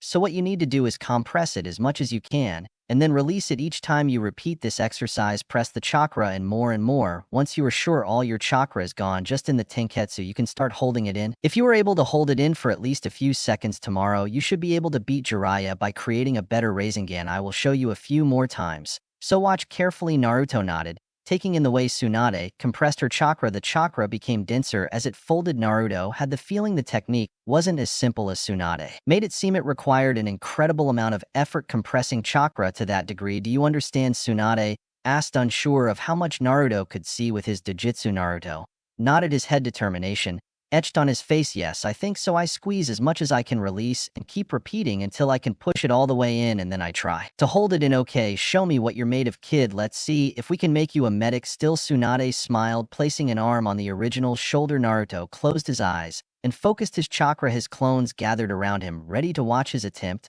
and see where he might be failing. His chakra swirled around before slowly retreating back in. The first attempt barely affected him. His chakra was still pouring liberally throughout his system. Focus more on control than brute strength, Tsunade yelled. Chakra is like water, it flows better when guided than when pushed. Take it a little slower this time. Naruto nodded, and tried again this time. Instead of forcing the chakra into his tenketsu, he tried to push it inside him. This was slightly better, and as a result he stored a little more chakra inside him. You're starting to get it, he smiled. Nade, keep it up, and maybe we can see that pervert swallow his words. Naruto smiled at the thought, and his competitive spirit was rekindled. He won't know what hit him. Don't fool yourself yet, Tsunade warned him. If it were anyone else, I would say it's impossible. I'm counting on you to keep going and show me how far you can go. He nodded and turned back to the house. Now, if you'll excuse me, I have to go back to the hospital and see what disasters they have prepared in my absence. Try not to destroy the estate while I'm gone. Very well, Naruto declared to the darkening horizon as he cracked his knuckles. Let's begin the show. Shadow clone Jutsu. 40 clones materialized around her, marking her current limit with the technique. They scattered across the Senju estate like an orange army. Some perched on the rooftops, others took up residence under the sprawling trees, while some even errant patches of open grass. The sun had set, but Naruto was just getting started. Sakura gulped as she found herself in front of Tsunade Senju, now sitting in her new office at the Konoha Hospital. She had perfected her technique sealing based on feedback from her boy, but further refinement required exposure to a wider range of jutsu that could mimic the symptoms of various poisons. It also seemed likely that the seal might need some degree of customization for each individual user. Lady Tsunade, however, might have ideas that could completely overhaul the design if she deemed it worthy of her attention. Sakura arrived late at night and was excited to learn that Tsunade had just returned from her afternoon break. Yet her nerves threatening to undo her resolve, she silently thanked Toruna for agreeing to accompany her, though his overly casual attitude was beginning to feel like a double-edged sword. Approaching Tsunade alone might have been intimidating, but having Toruna act like a rebel element added its own kind of stress. Hey Nachan, Sakura has something to show you, Toruna declared, nonchalantly sliding into a chair across from Tsunade. As if he owned the place, he gestured for Sakura to sit next to him. Sakura froze in absolute horror. I didn't mean it, Tsunade-sama stuttered, raising her voice. Her blood ran cold at the casual way Toruna had treated her. How could he speak to Lady Tsunade like that? Her pulse quickened as regret took over her. She should have come alone. Sometimes Truna seemed to be an exact copy of Naruto, but this was not the time for her antics, and although Naruto could get away with it, he always seemed to do it somehow. He wasn't as sure that Toruna was equally assured. Tsunade snorted and looked at the disguised Uzumaki with an unimpressed expression. Of course he meant it, she said dryly with a tone full of irritation. It would cost you a lot to show a little respect, Brad. It would kill me. Yes, said Toruna, without missing a beat. You are lucky that this institution needs you, brat. Good luck. Tsunade sighed, rubbing her 100 as he was a clone. She couldn't take her irritation out on him, no matter how much she wanted to. You are Naruto's teammate. True. What do you want to show me? He asked, turning his attention back to Sakura. Yes, Lady Tsunade. It is an honor to meet you. Sakura bowed and quickly retrieved her unsealed scroll. Her hands trembled enough to betray her nerves as she handed it to the legendary medic. Tsunade raised an eyebrow as she inspected the intricate design, raising a hand to silence Sakura just as she began to. I know what it's for, Tsunade said in a clipped but not cruel voice. It's a rather original design you came up with yourself. Sakura nodded. Seriously, Tomi-sensei asked me to show it to you. This has potential. Tsunade mused as her sharp eyes examined each line of the seal. We should work on improving it. You're interning at the hospital, right? I've seen you helping out around here. I'll offer you an apprenticeship if you're interested. Your control is solid, unlike a certain someone, she added with a mocking smile, staring at Toruna, who was pouting, and your interdisciplinary skills will come in handy. Learning under your command, Miss Tsunade. Sakura's voice shook in shock and her eyes were wide with disbelief.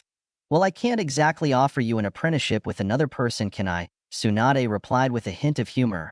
What do you think? It'd be better than chasing this little pest, that's for sure. It would be an honor for me. Sakura bowed again, this time so deeply it was a miracle. She didn't fall over the idea of learning directly from Lady Tsunade. Was a dream come true. You see, brat, that's right. How are you supposed to behave? Tsunade said smugly, crossing her arms. I'll behave like that when you pay off your gambling debts, Toruna joked, leaning back dramatically to avoid the blow from her hand. Oops, look at the time. I have to go, he shouted, winking at Sakura as he left the room, narrowly dodging several projectiles that Tsunade threw at him. What have I gotten myself into? Sakura asked herself as she faced the furious Tsunade with some trepidation. However, even with the lingering tension, Sakura couldn't help the giddy excitement bubbling up inside her. She was now Tsunade Senju's apprentice, the greatest medical ninja of all time. The next day, Naruto Uzumaki, glassy-eyed, and visibly exhausted, stood before Jiraiya. His exhaustion was palpable in the way he swayed slightly on his feet. Framed in contrast, Jiraiya radiated confidence. His mocking smile suggested he was certain Naruto hadn't managed to do anything groundbreaking in the little time they had for the bet. Then yawned Naruto, rubbing his eyes as he tried to shake off the remnants of fatigue. Time to eat your words, wise pervert. Of course, brat, whatever you say, laughed Jiraiya, clearly amused by Naruto's sleep-deprived state. Nearby, Minato and Kushina stood next to their son. Their expressions were a mix of curiosity and quiet anticipation as they wondered what Naruto had accomplished during the night in front of them. Mito and Tsunade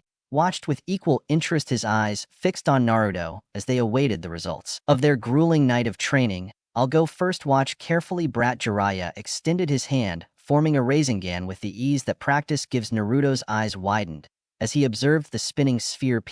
But that's not fair, you've improved it even more, Naruto protested, and his tiredness disappeared in an instant. Jiraiya's Rasengan spun faster and with more force than Naruto remembered, clearly more refined than we never agreed before that I would just sit back while you trained, right? Jiraiya smirked. If you can try hard, so can I. PFF, as if that's going to help you, Naruto replied, turning on his competitive spirit. Look, he extended his hand, and almost instantly a smaller Rasengan materialized. It was more compact than Jiraiya's, and it spun with an almost ferocious intensity. The large one seemed to cause visible ripples in the air around it. Jiraiya's smile faltered, and was replaced by a hint of unease. Well, there's only one way to settle this, brat. Let's see what Rasengan reigns supreme. He raised his own Rasengan. The challenge was evident in his voice. Naruto smirked. His confidence was unwavering. Forward, perverted sage. In the next instant, Naruto lunged at the sage, confident in the powers of his Rasengan. The Rasengan in his outstretched hand collided with Jiraiya's, and the air vibrated with the raw force of his chakra. A whining sound filled the air as the Rasengans pushed each other in the fight for dominance. The Rasengan, more Jiraiya's larger sphere, initially held firm, but Naruto's smaller, faster sphere spun with a ferocity that caused its edges to blur. The clash sent waves of force outward, rustling the grass and leaves around it. For a moment it seemed dead, but Naruto's Rasengan slowly began to advance. The screeching sound intensified and small flashes of energy sparked at the point of contact. Slowly but surely, Naruto's smaller orb began to cut through Jiraiya's, altering its impressive form. Jiraiya muttered, injecting more chakra into his Rasengan as he tried to save the situation. You really didn't hold back, huh? Naruto smirked, sweat pouring down his spine. I told you.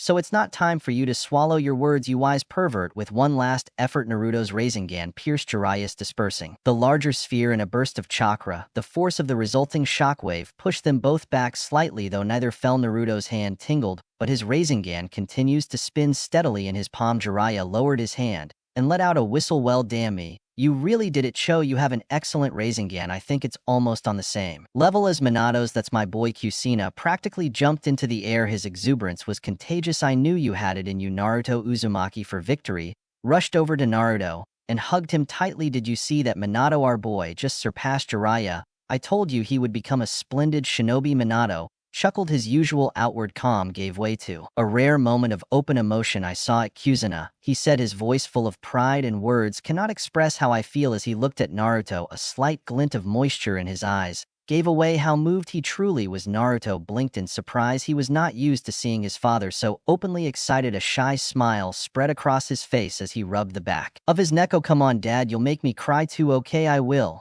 Tsunade whispered. How often do you see a teenager surpass a cage-level shinobi? That boy is something out of the ordinary. You didn't think he could do it when you taught him that exercise? Mito asked curiously. I thought I could, Tsunade eventually admitted, in a week maybe, but to achieve it so quickly, I won the bet. He shook his head in disbelief.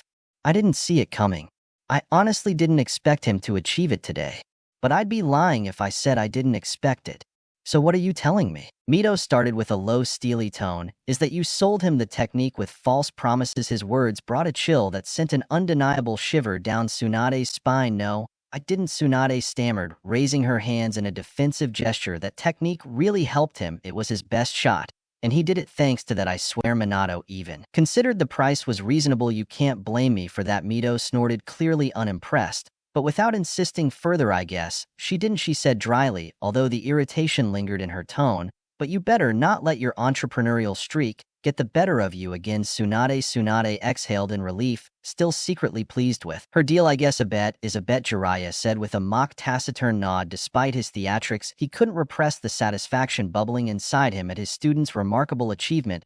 I will speak to Mr. Fukasaku to have him teach you senjutsu, but don't come crying to me if you can't handle the training. Yada. Naruto then shouted. He formed another Rasengan in his free hand and poured fire and lightning into them. Both seemed relatively stable, but they weren't as perfect as his original Rasengan. You don't have to rub yourself in with confidence. Without hesitation, he performed the blood sacrifice and executed the familiar hand seals. A resounding explosion of smoke erupted, clearing it. Above them, Tsunade smirked as she watched the massive toad scan the surroundings. It seems the boy can back up all that big talk. Jiraiya, you better get your act together, or you'll be fine. He will leave behind. Jiraiya scoffed, crossing his arms. If I recall correctly, I wasn't the one hanging in the air last week, he replied, erasing the mocking smile from Tsunade's face. Well, this is interesting. There was a deep roar as the smoke cleared. The massive figure of Gamabunta stood over them, his yellow eyes narrowed at Naruto. You must be the new summoner, the one who forced Gameo to face the Shikaka. Naruto blinked and looked at the colossal toad momentarily in shock. Yes, it is me. I call Naruto. Uzumaki puffed his chest and smiled. Nice to meet you, Gamabunta.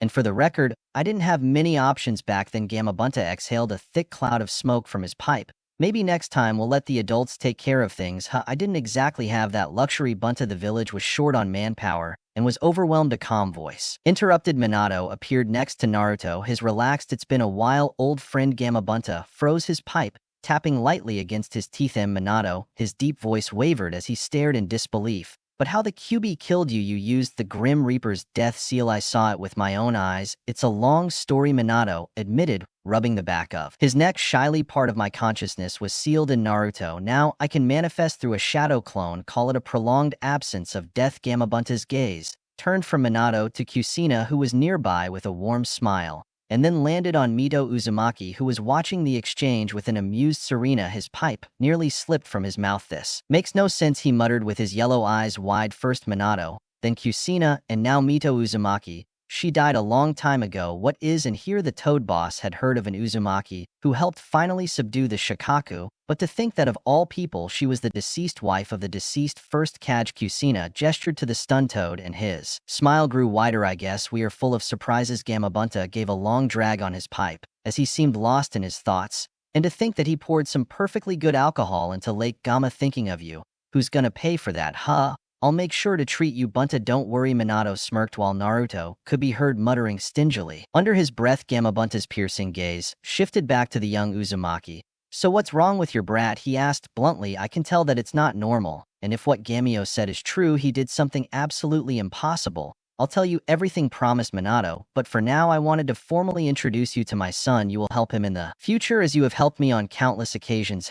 All that is very well, but you already know how it works, Minato said. Gamabunta with a hint of stubbornness in his voice. Whether I help him or not depends completely on him. He has to pass my test. Minato smiled imperturbable. I think he will do very well. Why don't we get this off our chest? He took a step back and stood next to Jiraiya, raising his thumb confidently. You can, Naruto. Just don't fall no matter what he tries. Naruto smiled at the challenge. Oh, so that's it. Go ahead, Toad Boss. I don't have all day. You go up first, said Gambunta impatiently. Naruto smiled and crouched down, using the muscle enhancement of the aura path to power his jump. With a powerful leap and a graceful somersault in the air, he landed squarely on Gambunta's head. Not bad, Gambunta growled with a hint of approval in the voice. Few could make that jump, especially at the age of Naruto. Naruto sat calmly with his arms crossed and completely at ease. It's finally time for a good nap. Sunab raised an eyebrow. He's exaggerating, Jiraiya sighed, and followed the couple with his gaze. Unfortunately for Bunta, this type of test is what Naruto likes, but for Naruto, annoying the boss toad is not the best way to start a relationship. Gambunta snorted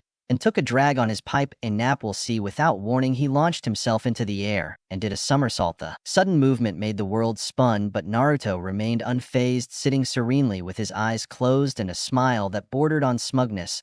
Well, there they go, Jiraiya said, shaking his head as Gamabunta dove and spun like a wild beast. The toad tore through parts of the Senju compound, its massive body bending smaller trees along the way. How long until it gives up? Tsunade asked, amused but curious. Jiraiya smiled knowingly. Bunta, not until sunset, or until it runs out chakra. So you're really going to teach him the arts? You knew he's not dangerous? Tsunade asked, frowning. I know the boy has incredible potential, But I hope you're not rushing it. We're not talking about simple advanced ninjutsu one. Error in judgment and nature's chakra will turn you to stone. Jiraiya leaned back without his usual hum, as he stroked his chin thoughtfully. To be honest, the great Toad summoned me shortly after the invasion. I wanted to meet the one who awakened the eyes of Samsara for the third time. He talked about seeing an old friend in his dream and fighting a demon with a rabbit. I couldn't quite understand it. Minato's gaze sharpened at the word rabbit. He leaned forward slightly. How old is the great Toad Sage Sensei? Jiraiya, he shrugged. I'm honestly not sure. He probably doesn't even know. But if Fukusaku's Sama is over 800 years old and Gamamaru was already an old man when Fukusaku was a child, it's safe to say he's been here for at least a millennium, has seen the Sage of Six Paths that I know. If only his memory wasn't so terrible, maybe we would have answers to many questions by now. You can't blame him. Tsunade pointed out. A millennium of memories. Can you imagine how difficult it would be to remember something after having lived so long? It's a miracle that he remembers anything. I asked Fukusakushima about it. Jiraiya added with a thoughtful tone. They said they were too young to remember the old stories in detail. When they started to get curious, the memory Gamamars had already begun to fade away. You have to understand that toads don't think like us. They've never been deeply involved in human affairs. To them, the history of shinobi is just a point in the grand scheme of things. From what I gathered, Gamamaru left Mount Yoku and ventured into the human world for some kind of emergency. Back then, whatever it was, it must have been important, but no one made the right ones in time. Tsunade sighed, pinching her music. Still, the Uzumaki records could contain some answers. Myth plans to take Naruto Ur soon. Maybe they'll find something there. Nade's eyes sparkled with interest. Yufuskakur. I've only heard stories about it. Must have been amazing in its prime. I'd love to go there someday. But she sighed with a hint of disappointment in her voice. I probably won't get the chance this time. The hospital needs me, especially after the disaster caused by the invasion. Jiraiya looked at her sympathetically. There will be other opportunities. The place isn't going anywhere. The afternoon sun hid and cast long shadows as an exhausted Gamabunta slumped against a huge tree. Naruto, still sitting on the toad boss, looked as comfortable as ever. I have to give him that. Boy, you are one tough guy, complained Gamabunta with his deep voice that resonated with a mix of respect and annoyance. But I didn't feel a shred of chakra keeping you there. What did you do? Naruto smiled mischievously. Let's just say it's a gift I have. If you agree to work with me, I'll tell you everything. Gamabunta sighed deeply, and from his pipe rose wisps of smoke. Okay, boy, you are more than meets the eye, that is for sure. The Toad Clan and I are in agreement to help you from now on. Minato can inform you about the tribute, and the rest of the agreement we will talk about later. Before Naruto could answer, Gamabunta suddenly disappeared, leaving a cloud of smoke in his wake. It was a last attempt to bring Naruto down, but he saw it coming. With a slight movement, Naruto activated his levitation ability and landed softly on the ground. Jiraiya approached with an amused smile. I will let you know when the elders call you. Congratulations on earning Bunta's respect. By the way, thanks, wise pervert, said Naruto with a wide smile, waving as Jiraiya walked away calmly. He shook his head, knowing exactly where he was going. His master will continue